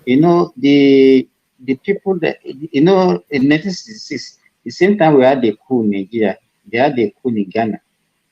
Agi, Rose, and Kotoka, they were classmates in Britain before they came back to their country. And the two of them, they had coup at the same time and overthrow their government. Kwame Nkrumah was overthrown in Ghana. Then Tafawa Balewa and Azikiwe was also overthrown in Nigeria. So when the war started, they were also claiming the victim role. And that one forced the military ruler in Ghana to force Nigerians out, basically Nigeria Yorubas, between 1967 and 1969. And they were replaced by the Igbos. And that's why if you hear Aburi Accord, actually that was where they had the meeting to actually quench the war. Aburi is in Ghana. Yeah, and they have this, so they have this sympathy because of the propaganda they were spreading that time. So it's working for them the same way that they did it. So, Simba, you can see that they planned this coup without nothing because from 1960 to 1966, Nigeria was practicing regional government and everything was going well, no problem. No problem. The North, they have their groundnut. The East have their palm kernel and rubber. The Yoruba people have their cocoa or whatever they are doing. Everything was going on fine, and they planned a bloody coup, and the coup was tribalistic. They continued to kill the other people and did not kill their own people. That was the genesis of our problem up to today. And that was the first genesis of our problem. And then, of course, in 1979, by 1983, Buhari also came. If it did not come, maybe if we have had a new leader after Shagari, maybe go to West or East or wherever, I don't know. And then when you see how Babangida ruled Nigeria, he institutionalized corruption. And Abacha came, if you don't like me, I will kill you. Nothing happened. And Abu Salah came. They come with their own nepotism and everything. But Remy, I'm shutting down in the next 10 minutes. We want to cover after 9 hours. But why is this level of unpatriotic just came on Nigerians?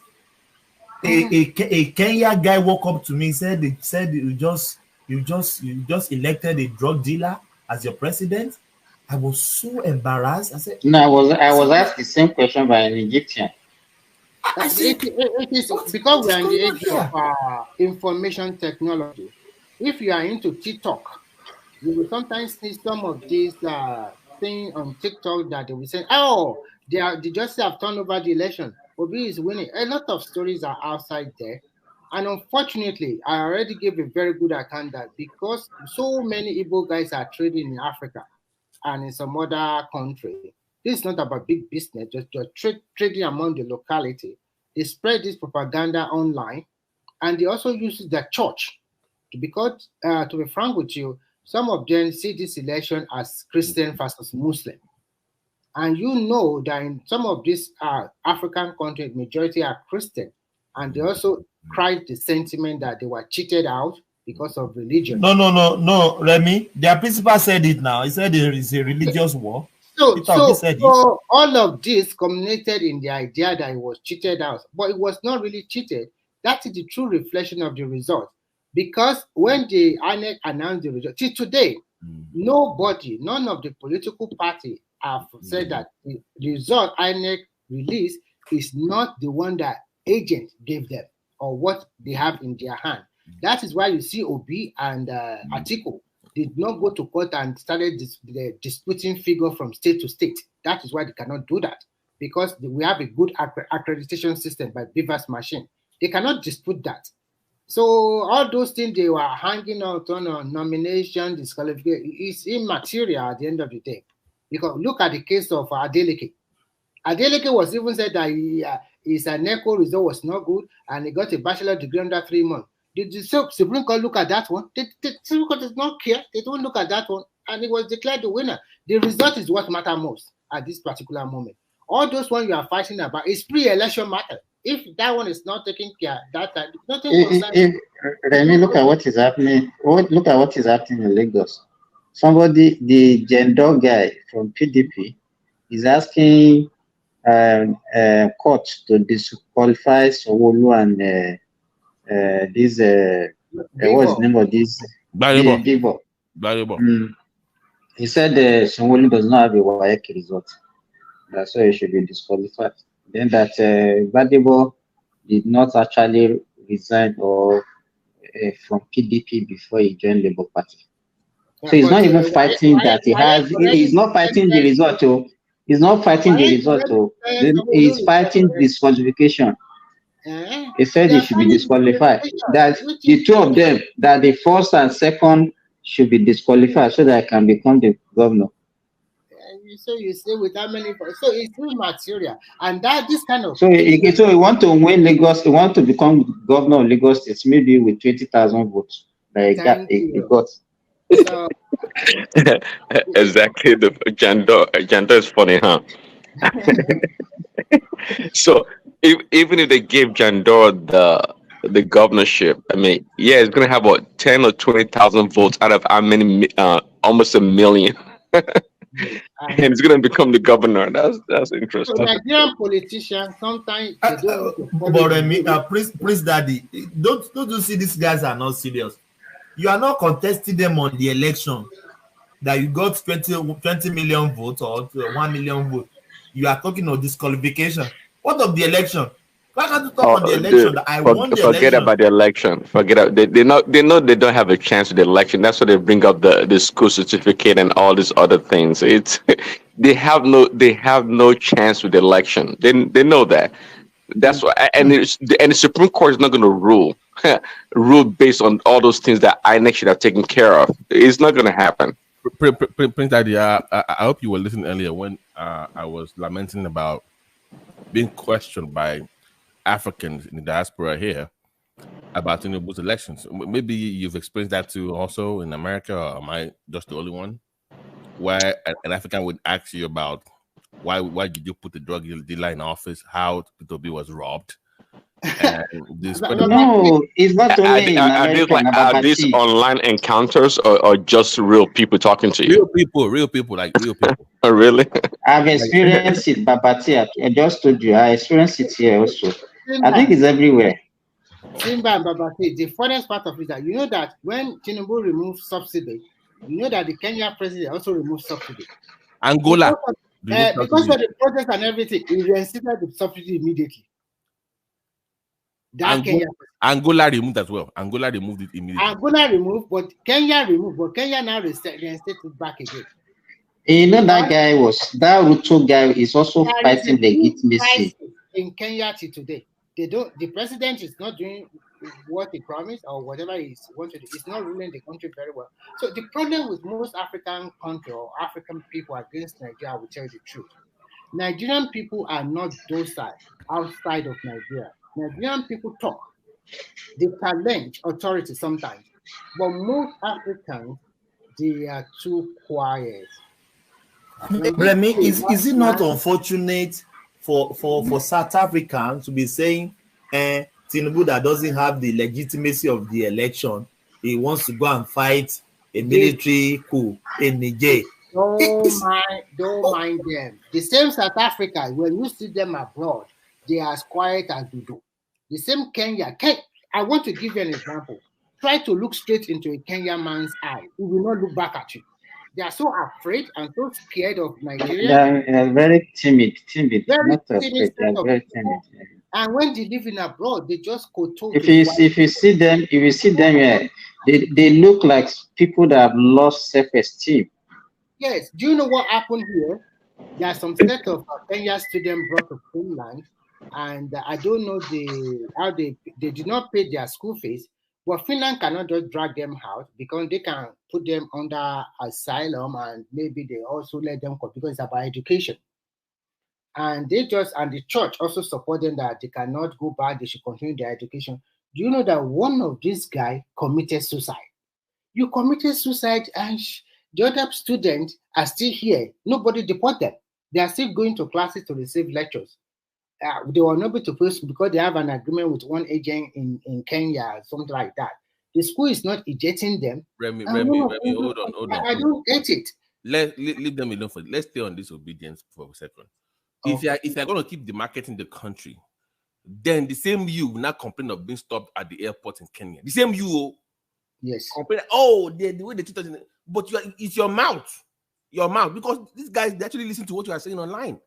They pay attention. Even investment. If I want to visit, I pay attention to what's online.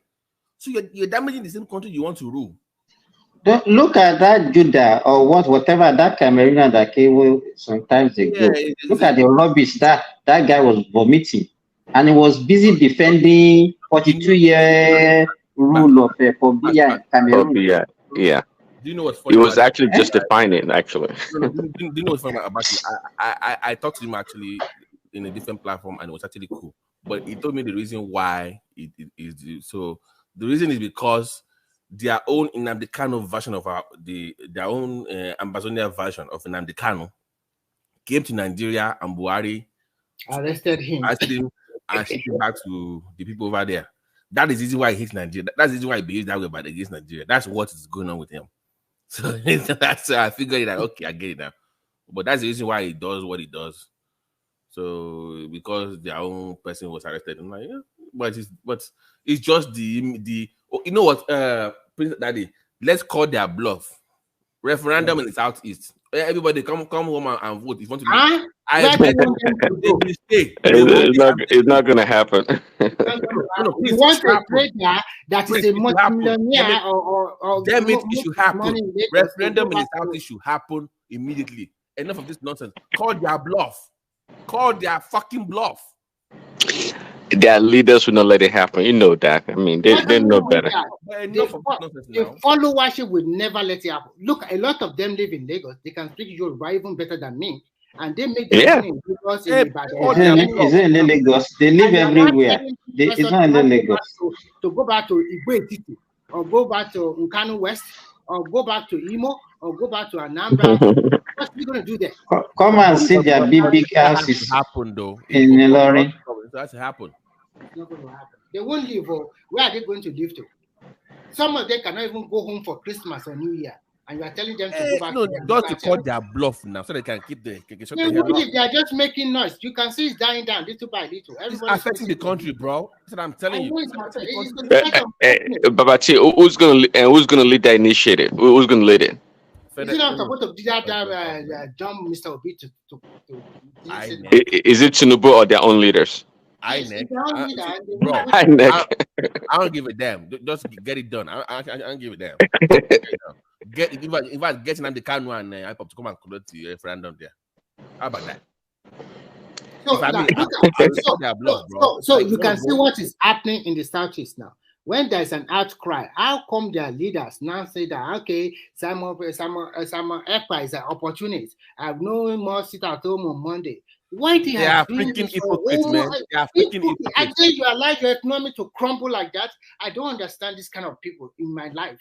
And you are killing the same set of people, your own people, burning your property down, all because you want to go out to I don't know. How can the so-called Nnamdi Kanu be bigger than your governor or bigger than some of your leaders? I don't get it. And you have people leaving your own region, because I've heard people leaving their region to go to neighboring states. They are going to Asaba. They are going all over to Rivers. They are going all over bother you. And you have a governor Dima on TV. That was so shocking to me. He's talking to people in Imo State. He said, okay, one more question, because I must go back to Abuja, like he lives in Abuja. For God's sake. The guy lives in Abuja, please. He lives in Abuja and he's a governor of Imo. What kind of... I'm sorry, man. These clowns are just... No, they get everybody excited. They don't mean it. You know, there's a big divide. You know, when people are the people that are suffering are the people complaining. Their leaders. No. Half of their problem is self-inflicted. That's what I'm saying. It's self-inflicted wounds. If you cannot play well with other people, how can you progress? You must learn to play with other people. Look at what... I presented this question numerous times to them. Do you people feel a sense of superiority than other ethnic groups in the country? And that's what I think. Because when people can't get their way, or they don't think that they should negotiate with other people, or they think they are deserving, or this entitlement, you know, it's a disaster. It never works out. You know, Prince Daddy, you know that Kenneth sometimes said that there are people who are almost millionaire in Nigeria. I just laugh. You are talking about trading business. We are talking about big business. Now, how much money do you have? How much? Because a lot of people in Yoruba land, they have a lot of money, but they won't talk. They won't gloat over it. Remy, those people in the north, they have money too. Those guys in the north. No, I don't say they don't have I money. was reading, guys. I was reading this mark today of new stock splitting up in the south west. New billionaires below 40. There's about 18 of them worth $34 billion. All Yoruba, but they are very low key. They are all tech guys. You never hear. You know that Flutterwave guy worth about $3 billion. Yes, it's about. Another guy named worth about $1 billion. I'm telling you, they are what? No. Let me. Super extremely rich. They are what? They are all worth close to $30 billion. You see my point? Even and there's so many new small Yoruba boys that are really into cryptocurrency, and today they are multimillionaire. And Remy, do you know Nod is bigger than Innocent? Yes, there's Nod. Nod is bigger than Innocent, but the guy never bragged about being bigger. You never heard about him. Yes. They produce that and it's a Yoruba guy. As a matter of fact, they produce armor tanks in Ogun State for military. Thank you. It's true. Armor tanks for military. Not in Nigeria. In Europe, Africa, they buy from Nigeria armor tanks. They are producing it from Nigeria. I don't get this. Well, you know what? I think it's just it's quite unfortunate. Now, just oppose this to the next 16 years of Nigeria. Do you think the other region of... That's what I'm trying to say, that come 16 years, when the power go back to the south, I think it's going to go to the south.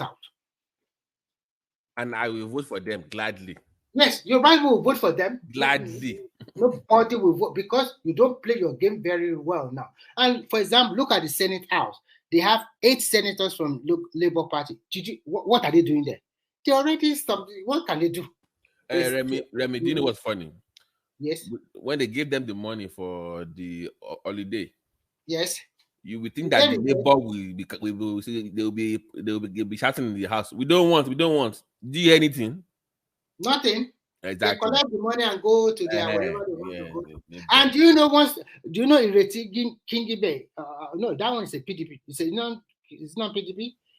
No, it's Labour. She's Labour. She's Labour. You know what he said? You know what he said? He said, all the allowances I'm collecting, I'm not using it for myself. I'm giving the money out for people that need this. I said, you are a bloody liar. On national TV, he was trying to say, all those allowances. She is giving you to buy tailor or maybe give it to some Abuja indigenous that need help on business or something like that. Even his salary, she is doing that. This woman, you are lying with your mouth like this. You just say it's so funny. You know they will give them a lot of money for furniture and the rest. None of them will reject it.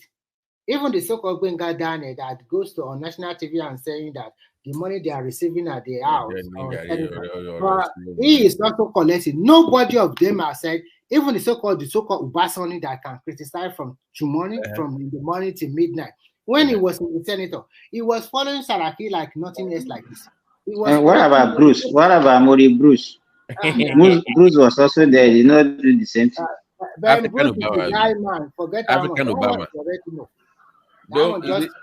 Don't mind Daniel, because we know that the real money is not the real money is not the salary. That one is chicken change. The real money is the allowance and bonuses. Yes. So if you look at Daniel Buala talking blah blah blah. You know when he joined PGP, they gave me money. He go and buy that Pajero, biggest one. Immediately, Shasha, new one. All of these people is just to cash home, okay? Nothing else. It's just a way to make money. Was that the vehicle you drove to the court on his first day? It was new. That was one about we were trying to talk to him. When is he going to celebrate to him? He said, that car alone worth more than 100 million naira. Wow. Yeah.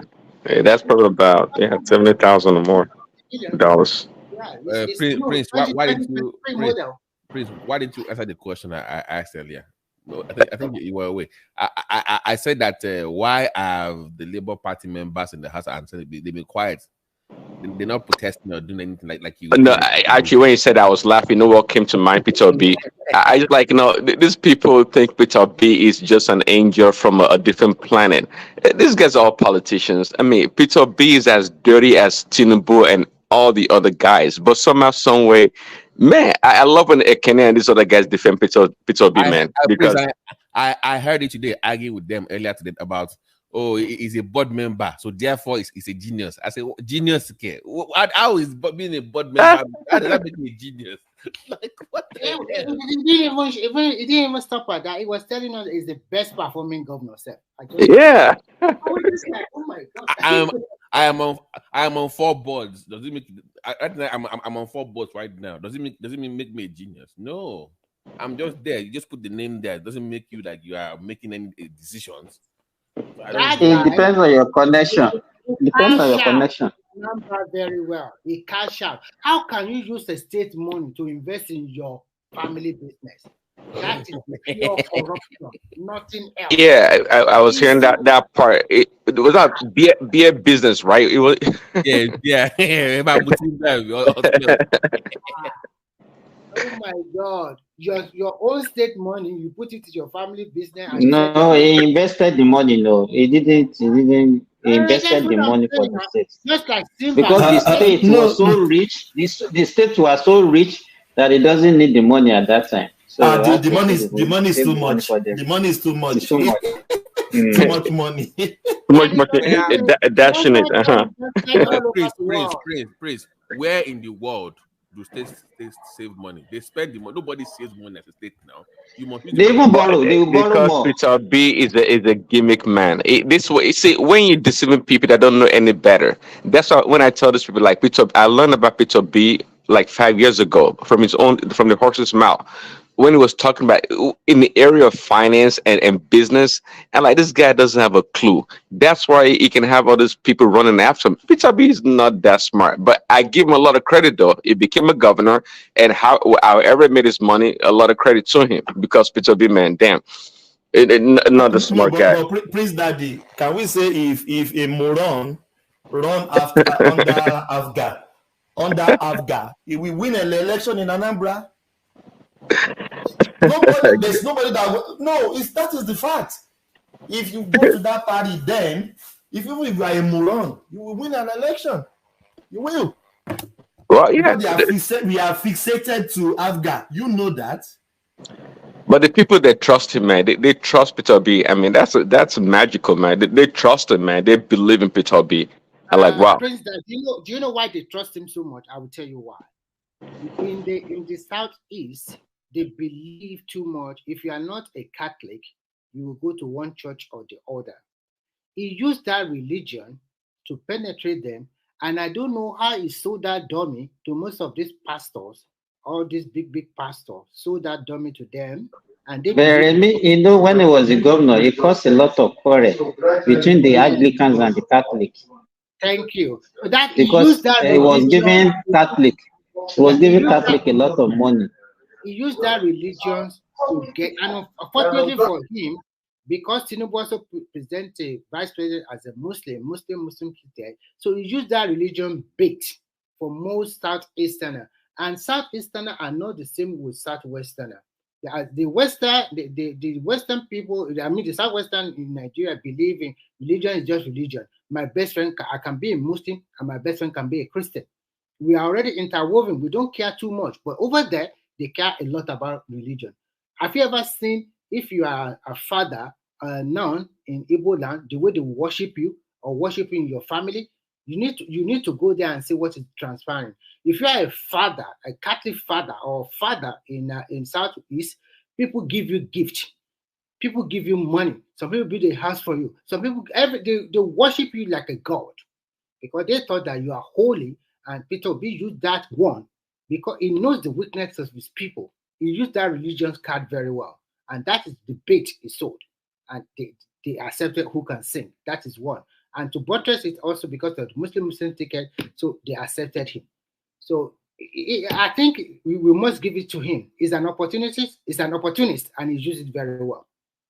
But will he use it again? No. That is the end. It's over. The game is up for him. The APC are just playing along. Remy, you don't think there's Peter B 2.0 is coming? You don't think so? No, it will never happen again. Really? It will never. Which party will present it? How is he going to go to the core north and the rest talking? How is he going to go to Yoruba land to also talk to Yoruba people? You think people will never forget that you just hear a little bit of that tape. Let him try to come out in the next 4 years. They will release more tape that will damage him for life, okay? Because that is not the only one. There are several of them. And those things that they also nearly arrest him in England, you will know the politicians know what they are doing. They already have everything in their hand now. He won't contest again. Which party? Is it the PDP that will give him? Or the Labour Party again? Or which party? We already know the antics of this kind of guy. So it's over. That is why he's just fighting unnecessarily. And unfortunate for people like Peter Obi, they are also a little bit a religious bigot. I would say in the mode of, what do you call them? Abasha, who believe, or Atiku, who believe in marabout. So some of our leaders, they also believe a lot in religious leaders like imam or pastors or whatever. And they believe that, they believe in miracle. That whatever they tell them is going to happen. So I think he also changed a little bit to that lineage. And when you look at that, Remy, if they told you this Peter Obi has something to do with Oyedepo and their conversation, I would nearly say no. I won't say no. This guy is a pretender. I won't say no. It's very pretentious, man. I won't say no because people like Oyedepo and Co, a lot of Yoruba learning people know their antics. And most Nigerian elite or the super elite know how they play their game. So some of them, they don't really want Tinubu there, and they will hide under, why not give it to the Igbo? They have not been there. They are just after their own pocket. And you can see from the conversation, Obi promised them and assure them that if this thing come to reality, that if he win, they will never regret it. They will not regret it. They will not So regret it. If he had won, Nigeria would be in super trouble because these people will control Nigeria, these religious leaders. They will control Nigeria, especially from the Christian faith. I'm sorry. They will control Nigeria. And they will become super, super, super rich. At the end of it, it's going to be more. Obi will not be able to take some bold move. This subsidy remover, he won't do it. Hello, guys. Yeah. Sorry for interrupting. I'm just joining now. I'm hearing some news that they want to bring subsidy back. Sorry for the change of topic. Have you guys heard anything about that? I don't know where you get that news from. We didn't hear something like that. Who said that? Really, I heard it from a guy who has sources. So he's telling me that they are contemplating temporary. No, I heard somebody brought up earlier. I think they said Tinubu removing some taxes and some fees just to help reduce the cost of the price at the pump, but I don't think they're removing the subsidy though. If you Mohammed, you have to check this the Nation paper today. Tinubu is not going back on subsidy removal, but he's trying to reassure Nigeria that the price of petrol will not increase again. So if they can remove some logistic fee or whatever, but on subsidy removal is gone forever. So they are not going back. So they can do some other thing. If price is not going up, then the government will do something to hold the price, right? Yeah, so of course. You can think of it as subsidy as well. Associated fee or logistic duty that they are, it can also make the price remain at that level or lower than that. Yeah, so, sorry guys for changing the topic of the conversation. It's okay. You are free. You are free to also contribute. We are just talking generally. So my brother, you are free to talk. We are just talking generally. So because I saw you were engaging a lot. You were talking about Obi, Abi. Yeah, we are talking about Obi, and we think that, to me personally, I think it blocked the chance of that region to produce the president in the next 16 years. Because the way he's doing is not good for that for prospective candidates from that region in the future. But you know the problem with that region, actually the biggest problem they have is the people that they want, the Southeasterners will support, other parts of the country cannot support. Because I came to realize that really this IPOB Biafra type of thing is really, this support is significant portions of their region actually believe in those things. So if a candidate like Peter Obi now, he is very sympathetic to IPOB. Like he has never spoken anything against these people. And in fact, I've heard a video where he's saying that people should stop calling them terrorists, that they are people that he knows, that he sees on the street and things like that. So this kind of candidate that you people, the Southeasterners will support, the other parts of the country cannot support by default. Okay, the ones that they don't want, the ones that join parties, the ones that want to build bridges, they will tag as sellouts and and things like that. So I think it's a chicken and egg situation for them. And I agree with you actually that Obi has blown up their chance. Just after the election, I was telling someone, I said the example of Obi and Southeast presidency is that of somebody who, like, let's say you fix a ladder on the wall for him, he climbs about 75% of the wall, and then you just, when he thinks he's getting there, you push him down and breaks his head and never to try again. That's the kind of thing that Obi did for them. Because he used a very short-term kind of approach to the election, used religion very effectively, especially in the north, and also in the south, in the southwest especially. Use religions, use the churches, use these things very effectively and quietly, and he got the maximum amount of votes that he could get. He can never repeat those kind of numbers ever again, because the northern Christians they have wised up. They have seen what has happened. They are not going to support Obi the way that they did. But Mohammed, why do they fall to his trap in the first instance? Okay. I'll tell you something about that. So the trap was, for example, in the north, you know, they were circulating a video. One pastor, I think from Jos, they were circulating a video saying that Nigeria is going to become Islamic country if a Muslim rules it for 10 years. So Buhari has done 8 years. If another Muslim does 2 more years, that Nigeria is going to be fully Islamic country, that this is the rule of the IOC, the Organization of Islamic Countries. The video, the pastor said, we need to stop Islam. We need to stop Islam and the Muslims. They want to convert Nigeria to Islam. This video was circulating. The audio was circulating. Somebody sent it to me. I listened to it. So that was the kind of narrative that they pushed. You know, they said, so see, they will tell you that it's because of Muslim that they cannot support Tinubu. But if you notice, they're not supporting Atiku either, which they traditionally do support in the north. They made it about Muslim cannot be, the president, next president. So that's how he was able to effectively get a lot of sympathy. And then, of course, secondly, the Muslim ticket that APC did. Of course, since Tinubu is Muslim, Mohammed, we have Jonathan as a Christian now. What is the outcome of Jonathan as a Christian? No. I'm just telling you what they did. I'm just telling you what happened. You asked me the question, why do I think they fell for this trap? That's what I'm trying to explain to you. Okay? And the elites in the north, the Christian ones, like I'm just talking about the few of them, the Babachir Lawal and Yakubu Dogara, they went on the route of they didn't take the pragmatic route, So for them in their position, if they had just stayed in the party of APC, I can tell you the kind of concession they are going to get from APC is not going to be small, because the APC had to give the vice presidency. APC could not give them the vice presidency for obvious reasons.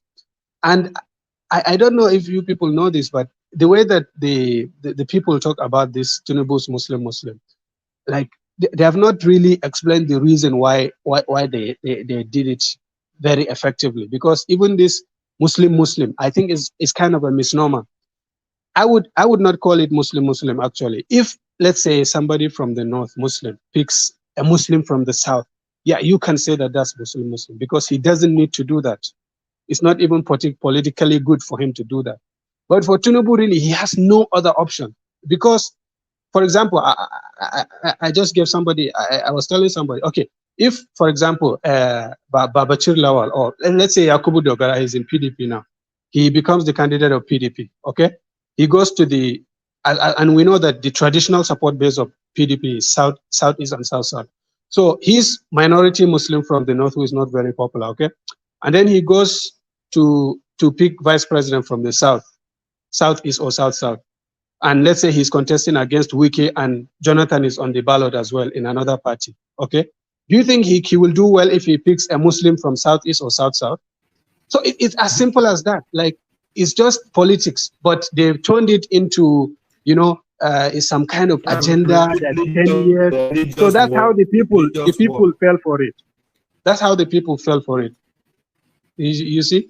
But they've wised up now. Like that's not how politics works. Like you just take emotional decisions and not think rationally, and you get yourself in trouble.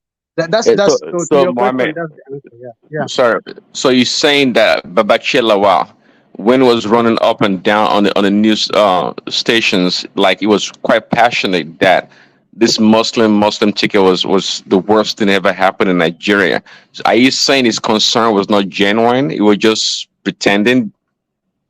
Yes, exactly. That's what I'm saying. And I'm glad you asked, because Babachir Lawal, that guy is a very, very squeaky, duplicitous type of human being. Do you know that Tinubu commissioned a committee to select vice president, and Babachir Lawal Tinubu appointed him as the head of that committee? Okay, Tinubu asked them to give him 10 names in alphabetic in terms of priority that he should take. Babachir Lawal's committee, the committee that he was heading, came up with 10 names. Number 1 on that list was Kashim Shettima. Did you know that? You know, I heard something like that. Really? Yes. Okay. So what happened? So what happened was when they made that list, top 5, there was no Christian there because it's a committee. Even if he wants a Christian there, it's a committee. You have to write your justifications for it. How will you write justification for Boss Mustafa to be vice president? And the constituency that they are trying to reach across to is, first of all, a minority constituency, and secondly, they are always pro-PDP. Okay, if you give them vice presidency, you are praying and hoping that they will change their mind. Probably you get 50% of their votes. Okay, so it's really not. So Babachir Lawal, when he came out and he was shouting and this and that, somebody pointed out, you know, it was like a kind of a secret committee. Somebody pointed out that, you know, somebody leaked that the draft of what they did in the committee, and then he came back on Channel on Arise TV, I think. Ruben Abati or someone was asking him. Then he started to say, yes, but this and that. He was playing circles around that. So I don't think his concern was genuine. Absolutely not. I don't think so. Yeah. He put a lot of people, I'll tell you that. I mean, his passion was like, you know, he put a lot of people. No, but the thing is, it's not genuine. It's not genuine because he was the head of a committee that they came up with 10 names. Number 1 on that list was Kashim Shettima.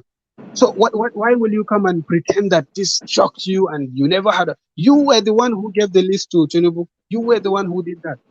You know, and somebody had to expose that before he came back and he was retracting his steps. And in any case, he's not the best candidate. You know, even if they're going to choose a Christian there, he's not the best. Like, he's not for me, the closest would have been Lalong because he's the governor. He has the capacity to deliver votes. But Babachir Lawal and Yakubu Dogara, these people got the positions by appointment. They've never won any election, not even councillor. Right. And APC has never even won their wards. They've never delivered even their local government or their ward, ever. None of these people have ever delivered their ward, even their ward, polling unit to APC. Mohammed. You see? Yeah. Mohammed, can you say the people that is pushing Tinubu to break Christian from the north, they want him to lose the election? Can we say that? See, okay, I will tell you one thing. I am not much of a conspiracy theorist. Like, you know, I don't believe in this Fulanization, Christianization, Islamization thing. But if people convince, let's say if Northerners convince Tinubu to pick Babachir Lawal or Yakubu Dogara or Boss Mustafa as vice president, I can tell you categorically that I will believe that there's a Fulanization agenda in this country.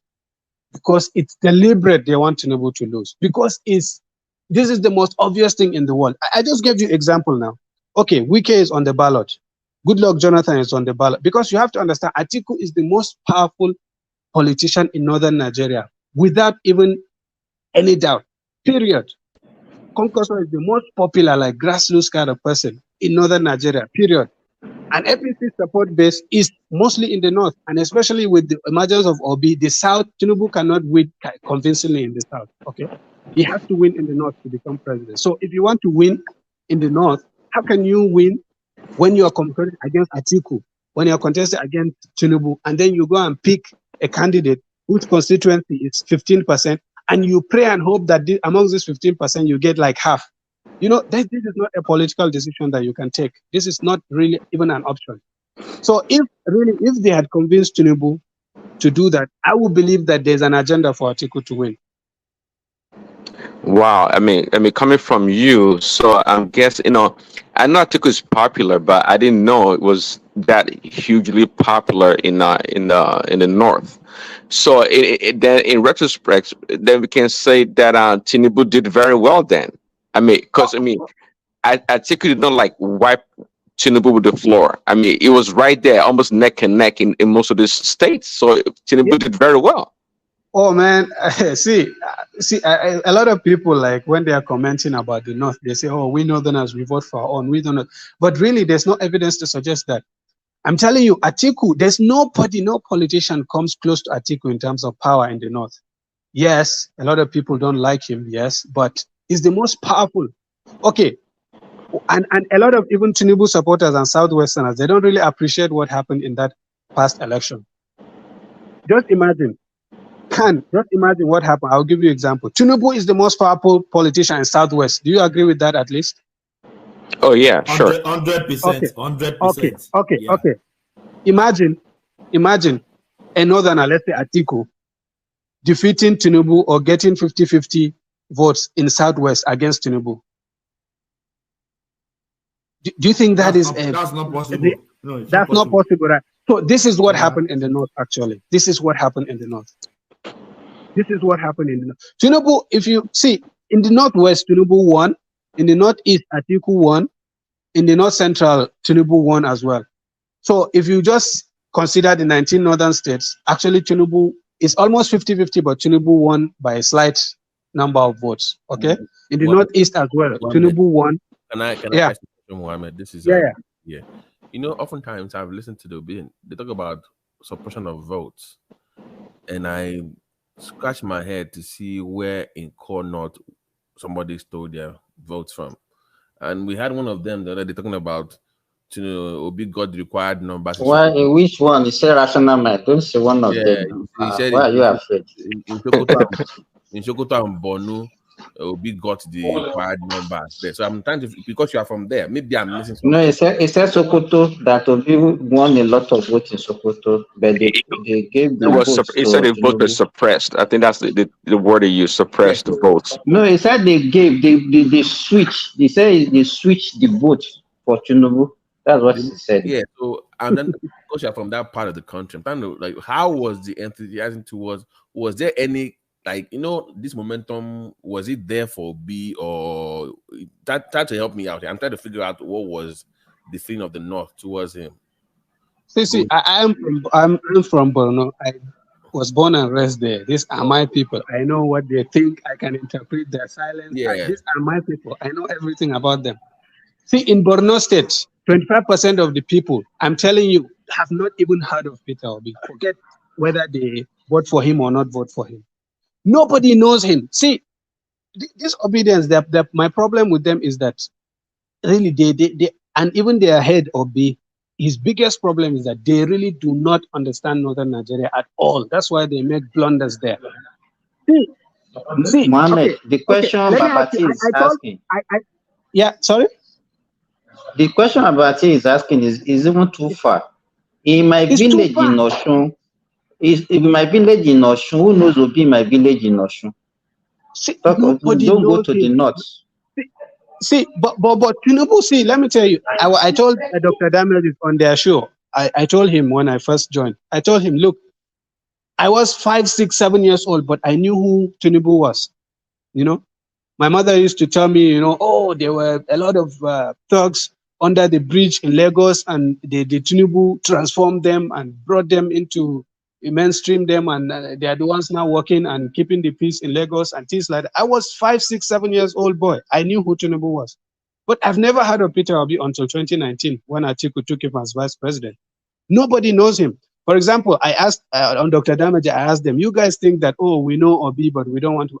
Nobody has heard of him. Nobody knows him. I told him, do you know the governor of Jigawa State 8 years ago? Nobody knows him. I said, okay, exactly. So we don't know some governor of Anambra 8 years ago. And just because he popped up in 2019, nobody knows him. See, forget whether or not people vote for him. I'm telling you, 25% of our people have never heard of him. The only reason even the Christians know him because Peter Obi, very quietly, all his campaign was this. He will go to the north, he will go to Borno now, then go to southern Borno, where there's a local government bill, like 50% of them are Christian. Go to church and do his things and then just come out. He went like 2 or 3 times, I was told. Nobody knows even he is there. He will go to a church and just do his campaign and leave. You go to Kano, you go to Sabangari. There's a place, Sabangari, where there are a lot of Igbos. France Road, it's called. And he'll go there, do his thing in a church, and he'll leave. So the Christians were able to know him because he was frequenting churches. Because of I'm telling you, Nobody knows him. Forget it's a fast stretch to even say, oh, people. But Mohammed, so you are where is even the going stolen far. mandate coming from, Mohammed? The mandate that they now stole. I don't know Mohammed, where is it. Yeah. Mohammed, you are even going far. In Southwest, in my home region, yeah, in my own local government, Kaduna local government, nobody knew about Peter Obi. Nobody. Exactly. In the South. Exactly. Nobody knows him. And even this obedience, I met two PhD students in two different countries. Obedience, okay? When I told them that, look, you guys, you say Obi, but even Obi, he came to the limelight only because Atiku picked him in 2019. I'm telling you, this is in two different universities and two different locations. PhD students, both of them. They told me, oh, they don't even know that Obi was Atiku's vice president in 2019. Imagine this dying hard obedience. They think Obi is the best thing that happened to the world, but they didn't even know him before 2019. These are Igbo people, I'm telling you. So how do you think my people from Bama local government will? They never heard of him. Forget 25%. But I'll just give you an anecdote. My wife's grandmother, a woman in a village in Katsina, way there.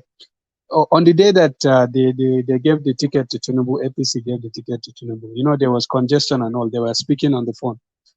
You know, they couldn't go to work because of this and that and that. And she was in their village. Then they said because of the convention that's happening for APC, she said yes. She heard on radio that Tinubu had emerged. She said, of course, she said we'll go and line up and vote for him. You know, this way before any Muslim or anything. Just Tinubu had emerged, and Atiku had already emerged that time. This woman lives in a village 2 hours Can you away imagine from that Katsina. old woman behaving like that? I think generally in the northern part of Nigeria, there's a huge support for Tinubu also. If not, Yes, he wouldn't have been so competitive with Atiku like that. Tinubu on his own is a very, very popular person in the north. Forget it. He really sold He's himself. very popular. You will find, see, that's why you will not find one Atiku supporter in the north that will come out and complain that Tinubu is the president. Nobody. Even if they support Atiku, they will take Tinubu any day. Mohammed, help me out here. You know, Yeah. so many times on television, especially on Arise News, Daniel Buhala comes on television or came on television and said, look, I mean, he was so confident, like, look, Buhari's 12 million votes is guaranteed for Atiku. That it's a sure thing. There's no way, you know, Tinubu has a chance. That the 12 million votes that Buhari's always had since he was running for the presidency, Atiku was going to get everything. Why do you think such a person with eye up there when it comes to politics, at least insider, would think that the entire 12 million votes for Buhari will go to Atiku? Okay, so you have to understand something. You know, when Daniel Bola was a staunch APC supporter, when they did the APC picked Kashim Shettima, that's when he switched. So someone from a party, from a political party, his job is to say these kind of things, not necessarily he believes it. Okay, Daniel Bola knows that what he's saying, that one is not true. You know, it's but even Atiku, he made, so forget, discount people who are from a political party, you know, that are saying this kind of things. He has said things that contradicted this many times before, you know, before he jumped to PDP. So don't take this kind of things seriously. Don't think that he believes these things. And Daniel Bola has also said that Atiku, you know, the Muslim will affect Tinubu more than, sorry. Yeah, what did he say? Yeah, he said some things about Southwest because the Pentecostal pastors, most of them are from Southwest. Because of that, Tinubu might even lose Southwest or something like that. He has said many things. So because he's a politician, don't take that. Well, I didn't believe when he said it for sure, but you know, if he had said something like, no, Atiku is going to get 60% of the votes or 65%, okay, that's more, you know, palatable, and I was like, okay, that's fine. But he was so confident that it appears that he had like inside information. I mean, that, you know, I think it was said that maybe some APC big wigs in the north would turn against Tinubu and go for Atiku. I mean, it was talking like he had inside information that Tinubu had no chance up in the north. Yeah, I had that interview actually, but the thing is this: this election for Northerners is the election that they are not passionate about at all. We predicted when we talk amongst ourselves, we know that the turnout is going to be very low this election in the north, because it's not like Jonathan versus Buhari in 2015, where they clearly have passion for one side and they loathe the other side. It's not like that. This election, I can tell you, of the people that I've talked to, dozens, nobody has flip-flopped one time or the other. Oh, Atiku. Oh, Tinubu. Kai, Konkoso. Oh, Tinubu.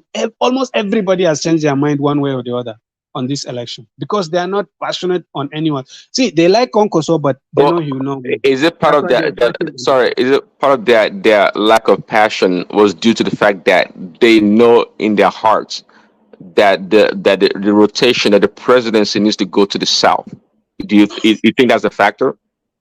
Yeah, that can be a factor, but honestly, it's not a huge factor. See, the propaganda about Tinubu actually is not a propaganda that he's old, that he cannot even hold his peace or something like those propaganda that was being. It was very effective. I'm telling you, people say Tinubu is too old. Atiku, what went against him is you will find a lot of people who don't like Atiku at all, who will never vote for him. You will find a lot of people like that. But most people that will not go for Tinubu is either because they will say he's too old or this and that. But you're right. There's this element. Okay, for APC members, yes, you're right. That played a huge role. I can tell you one of my friends. Before the election, I did not support Tinubu. Because what all I was thinking was this guy will disgrace us on the international stage. That's the only thing I'm thinking. One of my friends convinced me. He's an APC guy. He's very popular on Twitter. We were talking. Mohammed, is it fair for the presidency to come back to the south? Are you in that? Yeah, of course. But you have to understand that that's not what. So why don't you support Tinubu then? I don't say I'm not forcing you to support Tinubu, but Tinubu could have been the. You know what I mean? Yeah. Because I'm not against him. I'm not against him. But what I said was, for me, the fact that I travel a lot. All I was thinking is this guy. I'm just imagining him in the United Nations, or I just say, Kai. That was the only thing I was thinking about. Falling asleep, exactly. Things like that on the stage. But one thing that my friend told me, we spoke for like 2 hours. He was trying to convince me to come. He's from Katsina as well, from Ingawa local government. He told me this. He said, he told me, I'm thinking about this in the wrong way. Think about what is good for Nigeria. What is good for Nigeria? Focus on Nigeria, not international stage or something. He told me, look, we have been president for 8 years. And now, if for example, Atiku or we support Atiku and he wins, for example, how's that going to look? Southwest supported us and we became president. Now, at the time that we're supposed to support them, we consider other factors. He said that he knows all the problems that Tinubu has. It's not that he's saying Tinubu has no problems, but he's a party guy. He's thinking about it in terms of what is good for the stability of Nigeria. I mean, that thing stuck with me. That's what made me come around. But I can tell you, before the election, I was not enthusiastic about any candidate. I was today. Atiku has this problem. Most Northerners were like this. And also, you have to remember, one of the remarkable things about Tinubu's performance, you have to remember that APC has under-delivered. Almost everybody can grant that. If you look at it in terms of party, APC has not much going for it. So it's really Tinubu that it's because it's Tinubu. That's why if it were any other candidate, they will not win this election. Even forget it.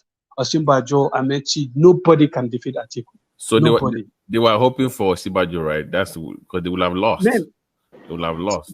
That's why I said if any candidate other than, because Tinubu on his own is a popular candidate. That's what I'm telling you. If you take a vote between just Atiku and Tinubu in the north is going to be close, because there are many people who don't like Atiku because of some of the things that he see. This is what Northerners they hold against Atiku.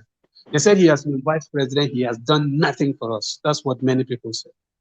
He has done nothing for us. He has been vice president. He's just elitist. And there was one time he came out. He was saying, you know, people are saying, oh, they talked about him, about the poor people. He said, that God does not even answer the prayers of poor people now. Or you guys will say, is this kind of, that's what he said. People don't forget this thing. Sorry. Can I ask you? Remember when that girl that was killed, whatever, came up and Deborah, yes. How much do you think that played into people further hating him? So I know that it was removed. He removed the tweet, but how much do you think people got angry in the north? No, you mean okay, yeah. The Christians in the north, they held that against him, of course, but. For the Muslims, I'm telling you that's not on something he did on. I don't remember. I'm not on Twitter, so I don't know the full. So what did he do exactly? He said something about maybe the way that thing transpired, but it took the tweet down after. No. That really is not. It's not the main issue. The main issue for Atiku was that he's this kind of elitist kind. He's not a grassroots person. You understand? Like a kind of like a Buhari. Yeah, he's not like Buhari or Konkos. He's not a grassroots person, and he has said things like that. You know, when they talk that he's insensitive kind of to poor people. Mohammed, and between that grassroots and elitist, where do you put that? See, in the north, grassroots is what works for you. You should help people. That's it. If you are not helping people, you are gone. No, is that a grassroots or elitist? Sorry? Is that will be that is none. Is none. Guys, that's what I'm saying. That these Obi people, they don't understand the north at all. See, Peter Obi on his own, can even get more votes than this Dati or something in the north. But that Dati is nothing. Let me tell you, zero. See, if Peter Obi had picked me, the man lost his own polling vote. What? The man lost his own polling vote. He will lose. I'm not convinced that even his family members voted for Obi. Really? Mohammed, you're a wicked man. Crazy you're a wicked proposition. See, they think that simply because they bring a northerner, that will make people vote. See, I've been to. They say he's the owner of Base University. I've been to that university. I know many people. My cousins are in that university, but they have never heard of him. Even people who go to his university have never heard of him. This is not that person cannot get you any votes. Like, forget it. Peter Obi, the votes that he got are for Peter Obi. I don't think this Dati even gave him 100 votes. Yeah. So quickly, let me say your friend's rationale to why you should vote for Tinubu. That's why a lot of people think highly of the Northerners, because we expect the people in the north, when they say something to abide by it. And I think you guys, for the most part, you're fair in your dealings. So my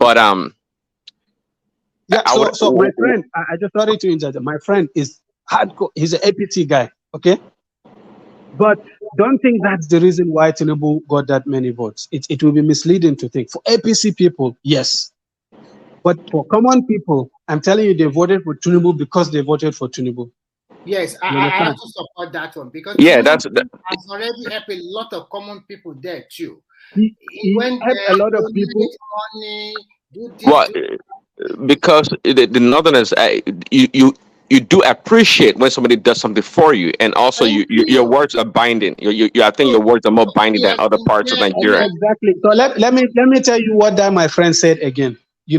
When they after I've spoken with him about this, when they started doing that Naira policy thing, that guy was furious. He said that they want Tinubu to lose because of this. He told me, if Tinubu will become president today and rain fire on the north, you will still vote for him. If Tinubu will become president today, and deal with the whole of the north, still he will vote for him. See, if they are doing this because they want to stop them from voting for him, that wallahi yace da yace wallahi in zai gallaza mana azaba sai na zabe shi. I forgot the rest of the thing, but you You can don't get it. vex, so you don't vex, so. No. I'm telling you what he said. I'm telling you what he said. That's what he told me. That, my friend. See, so even this Naira thing, and it further put people to go and vote for him. You understand? So what I'm trying to say is that people in politics don't go for simplistic answers. I know that the rotation of power and all is something reasonable, but people who just wake up in the morning, go and line up for 3 hours to vote. Okay, equity, fairness, and justice. Let's vote for Southern. That's not what's on their mind. They will vote for people who they want. APC people, yes, and they're like 40 million APC registered APC members in the north. So the APC people, I can tell you, and the governors and the head leaders of APC, the kind of work that they did for Tinubu, they didn't even do 50% of that for Buhari. They did really, really a lot, like the Erufais and the Gandujes and people like that. They really, really worked hard for Tinubu. I can tell you, it goes to what Prince Daddy was saying, that they wanted to keep their word. They wanted to keep. But Mohammed, are you listening to the conspiracy theory that some people, even on this platform, that they are saying that it's Tinubu that was behind the problem that Erufai has in his ministerial nomination? Did you share that sentiment also? I heard that, but for me, I've not heard enough to convince me that Tinubu is behind what Erufai is going through. What I think is more likely is that there are people, especially people like Ribadu, and some people have even said Kashim Shatima, that they feel Erufai is threatening to them, that if Erufai is in the government and if he performs, which most people expect he will, probably that he's going to challenge them in elections. So you think that they're already thinking of 2030, 2031? So, but Tinubu, personally, I don't think that he doesn't want Erufai. I think he wants Erufai in his government. But the problem that Tinubu has, the fault that I will give Tinubu on this is that I'm just afraid that this cabalism is going to continue from Buhari to Tinubu. For the president not to even know some of this is some kind of petition or security report. For me personally, I think Ribadu is the most behind it, based on what people have told me, and it's part of this modus operandi. But they are friends now, Mohammed. They are friends now. Are they not friends? They were actually. Have you read Erufai's book, The Accidental Public Servant? Have you read that? No. Yeah, it's a fantastic book. I recommend you highly must read it. Mohammed, my question to you is that, is it because it's not a foregone something? Do you think that there's a chance that Erufai will come back again and may be the minister? No. See, I don't think he will come back. If I were him, I will not come back. Because what you have to understand, Erufai has always said that he wants to go and further his studies. Tinubu is the one who is pushing him. He must stay. But when he saw that there are people working against him, and you have to understand, as a minister, if you don't have political support, there's not much you can get done. You don't have power in your hands. The president and the presidency has to support you. In that case, I'll put the blame on Tinubu, because if I want this man, nobody's going to stop me. I am exactly. So I don't think that's why I said the problem that I think Tinubu has. I'm worried that cabalism is going to continue. Yeah. Can't you just look at it this way? Look at it this way. The Tinubu also is watching that, and is looking at 2027 also. So if he has to sacrifice one person for a lot of people, do you understand what I'm saying? Yeah, but this is a clandestine kind of thing. See, they send this security report to scuttle Erufai's name. If Erufai had really wanted the job, like he wants to stay, probably Tinubu can impress upon them to make him stay. But the thing is, once they started their shenanigan, Erufai saw the signal and he ran away. Okay, he has always wanted to move. So it's not, if he had stayed and if he had fought for it, he would probably have gotten it. But that will not help, because this power ministry that we're talking about, there's a lot of cabalism going on there. No, he has to step on toes a lot to get things done. And we You need understand? people like him, to be frank. And, Yeah, we really need him to do that. We need oh man, people. see, Erufai, see, he's the best really we have in the north. There's not even a compare, because in Nigeria, this is a country where if you catch a thief, he's stealing, and everybody knows he's stealing. His people will send you delegation and say, "This is our son, we're forgiving him," and things like that. So you cannot get things done. You They forgive. it has They happened forgive before. the thief. They forgive the thief. It has happened before. It has happened before in this country. It has happened in the north. It has happened in the south. I'm telling you, he stole billions. They'll say, "Yes, we know, but he's our son. He stole our money. We're forgiving You him." can It ask has Ibori happened. what happened. Huh? Mohammed, when Ibori came from London from jail, they took Ashwebi in the stadium, welcoming him.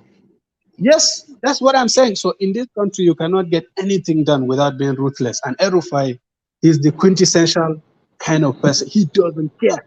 So when he stopped, have you seen the some of the malams that from Kaduna that sent Tinubu not to confirm him? Have you seen that news? Do you know what happened? So there's this sheikh in Kaduna, Tairu Bauchi. He's a big malam, you know. He's the head of the Tariqa movement in Nigeria. He was, at least, before Sanusi Lamido took over.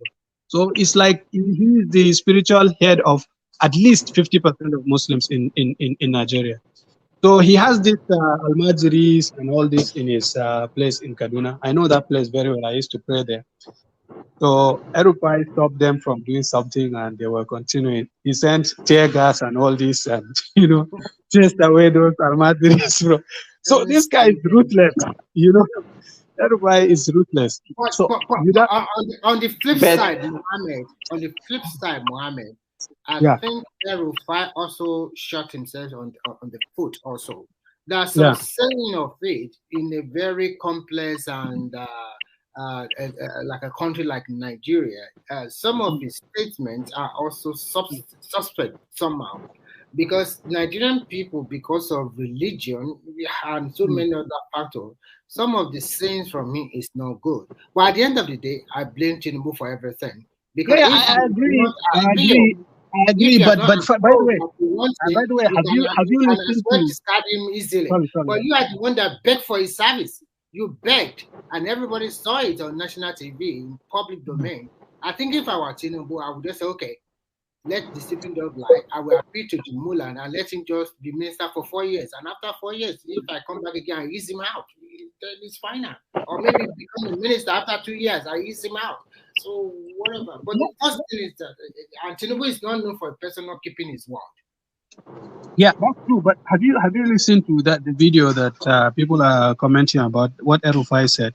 I did not listen. I just read some aspect of news. So probably I will send you. You should listen, because see, he said some insensitive things there, but I think it was blown out of proportion. Because I listened to it, I was like, "What is it? What they are saying?" So should I send it to you people so you can see it or something? You should see it first before you. Yeah, you can send it in the comment section. Yeah, you should first see it, because all the people that I've seen that have commented have not seen it even. When I saw it, I was like, really? Like, you understand? So I can summarize what he said for you, but so he started. I will send it. Let me actually send the video first before. I don't know if I will be logged out if I go out. No, don't even bother to send it. We are almost shutting down. We prolonged the section because of you. Okay. Oh, sorry. Yeah. So that's just search. I think just search. I'm shutting it down in the next 2 minutes. We have to carve it on that 10 hours. Okay, sorry. Last question. Lastly, Middle Belt Time. Middle Belt Times. There's a very excellent. It was done by Christian. So Middle Belt Time, Erufai comment or something. You see, it's a very good. It's on YouTube. Just search on YouTube. Middle Belt Times, Erufai comment, religious, whatever. You will see that video. So you just watch it, and probably you can comment on it tomorrow or something. So people have, you just see it first. Yeah. You can ask the question. Sorry. Okay. Lastly, real quick, to Mohammed and anybody else quickly. So, what do you think Nigeria would have looked like with Atiku emerging as the president, meaning 8 years of a northern presidency and another 4 to 8 years of Atiku, a northern presidency? Oh man, that would have been destabilizing for the country. I told you that's really what made me, come around. So for Nigeria to be stable, I don't think with Atiku president it will be stable. Atiku is very like he's very like prepared for the job. He knows what he's doing. But in Nigeria, I think this rotation of power, north and south, I think we should maintain it. Although I don't believe that it should be micro, zones, but I think it should be zoned generally to the north and south. I think that tradition we should keep it. At least, Yeah, I think that yeah, is fair. That is fair, Mohammed. That yeah, is fair. yeah. Yeah, but Because the reason why I don't like micro zoning, I don't yeah. like micro zoning for one reason. Because if we Why? do that, we're going to entangle ourselves to, for example, sometimes you will have, for example, way better candidate in one region of the south than another. And then if we microzone, we're going to have, chaos in our hand. Sometimes we're going to deny the country of good leader just because he's from some bad region. For example, if I ask you, for example, right now, give me a good presidential material from the North Central, like, I mean, we can find one or two, but I don't think they're better than the ones in some other regions. So Other that's what I'm regions. saying. Yes. Yeah. So generally, zone to the north, generally zone to the south. I think we should maintain that. Otherwise, Nigeria is not going to be stable. And I think that's why that's one of the reasons why really I had to forgo this in a United Nations things that I've been thinking about and come around. Anyway, thank Yeah, you guys. I wonder what Nigeria would have been like because if Atiku did not have this G5 problem, it was really close to the presidency, quite frankly, and I think that would have been that would have really uh, shaken Nigeria in its core because Yeah, I don't think we're ready for another presidency after Buhari for another 8 more years. I think that would have been I something agree. else. I agree. Prince. I agree. Really, I agree with that. Thank God we And don't have. and especially the southwesterners, the Yorubas, they would not have liked that at all. Because of the fact that they supported Buhari for 2 terms. Tinubu was quite patient. He supported Buhari twice. I don't think that if he didn't win, I don't think he's going to take it like so. That's why I actually like the fact that Tinubu. I mean, he has faults, we all know, but it's better that he's the president. Actually, it's better. That's what I was saying. That's what I was Oh, saying. thank you, everyone. We have to go now. Yeah, Mohammed, thank you so much. We almost shut it down, but yeah. I think you lightened up the section at the end of the tale. Yeah, thank you so Thank you. much. Thank Thank you you. very Yeah, much. Thank God you. So just final appeal, guys. Please watch the video. Just middle bell times, RFI comments or something. Just type that on YouTube. You see the video. Watch it first yeah, before you comment about it. Yeah. Okay. All Okay. right. no problem. Yeah, God bless you all. Yeah, All right. Thanks, General yeah. Thomas. Thank you, Thank you. See you. Simba. Yeah, thank you so much. Thank you, Baba T. This one, pay my money. Oh, You yeah. know that you were firing people today on the platform. I saw you. Firing people. I will Baba not T come now. here. I will not come here again if you shut me down. What the Thomas? You know me. They were just talking on each other, and I didn't kick only him out. I kick Fansat. I kick even Enigmatic himself. I wasn't partial. He said he's not coming back. I said we are not going to miss you if you don't come. We are not going to miss you. No, we are not going to miss you. People can't be talking like barbarians. No, we are not barbarians. Calm down, calm down. But you want your own voice to be heard. You don't want the other voices to be heard. That is not fair. I kick Bansat out. I kick Enigmatic out. I kick himself out. 3 of them. I'm not. I wasn't partial. Enigmatic is the Yoruba. You can say no. I kick him out. I kick Bansat out. I kick himself out. One more time, I will not come here again. One man ló máa ń pọ́n jẹ̀bẹ̀lá kìsà tí ó bá wá mọ́ kí ló fẹ́ ṣẹlẹ̀ ṣé won't we move on? We are having a good intellectual discourse now. He's not here. Are we not having our discussion? We are not going to miss anybody. Nobody is an island. If Babati, if I'm not here today, the platform will still continue. One man is not here now. Are we not continue the platform? So forget about it. I will not come back here. No, that's just the empty threat to me. Yeah, that's it. Yeah. that guy is, let me keep quiet. I have my reservation for him. Thank you, everyone. Okay, Baba see you later. See you. All right. See you guys. Yeah. The Prince Daddy, thank you so much. You were quiet all through. You just came out. It was very intellectual. With Yeah. one I head. was That's why listening to we always background, but yeah. Yeah, I think that's why we always invite people should come from all walks of life. You are Usa Kanori, you are anybody, our answer are open to everyone. And you can see what Muhammad even enlightened us. All what he said, I don't even know. I don't know much about what he said now, but it's not that, yeah. Yeah, we get to learn a lot, yeah. Yeah, quite a lot. Quite a lot. Yeah. Thank you so much. See you guys tomorrow. Yeah. God bless you. Yeah. Oh yeah, we have come to the end of the section again. Yeah. One man will say another day, another dollar. This another day, another dollar. We don't even envisage that we'll be reaching 10 hours, but our discussion here is very organic. We just move with the flow. So that is the flow tonight. Thank you, guys. May God bless you all. I said peace. Carry the conversation in the conversation. I said peace. Thank you, guys. We can't live without playing songs.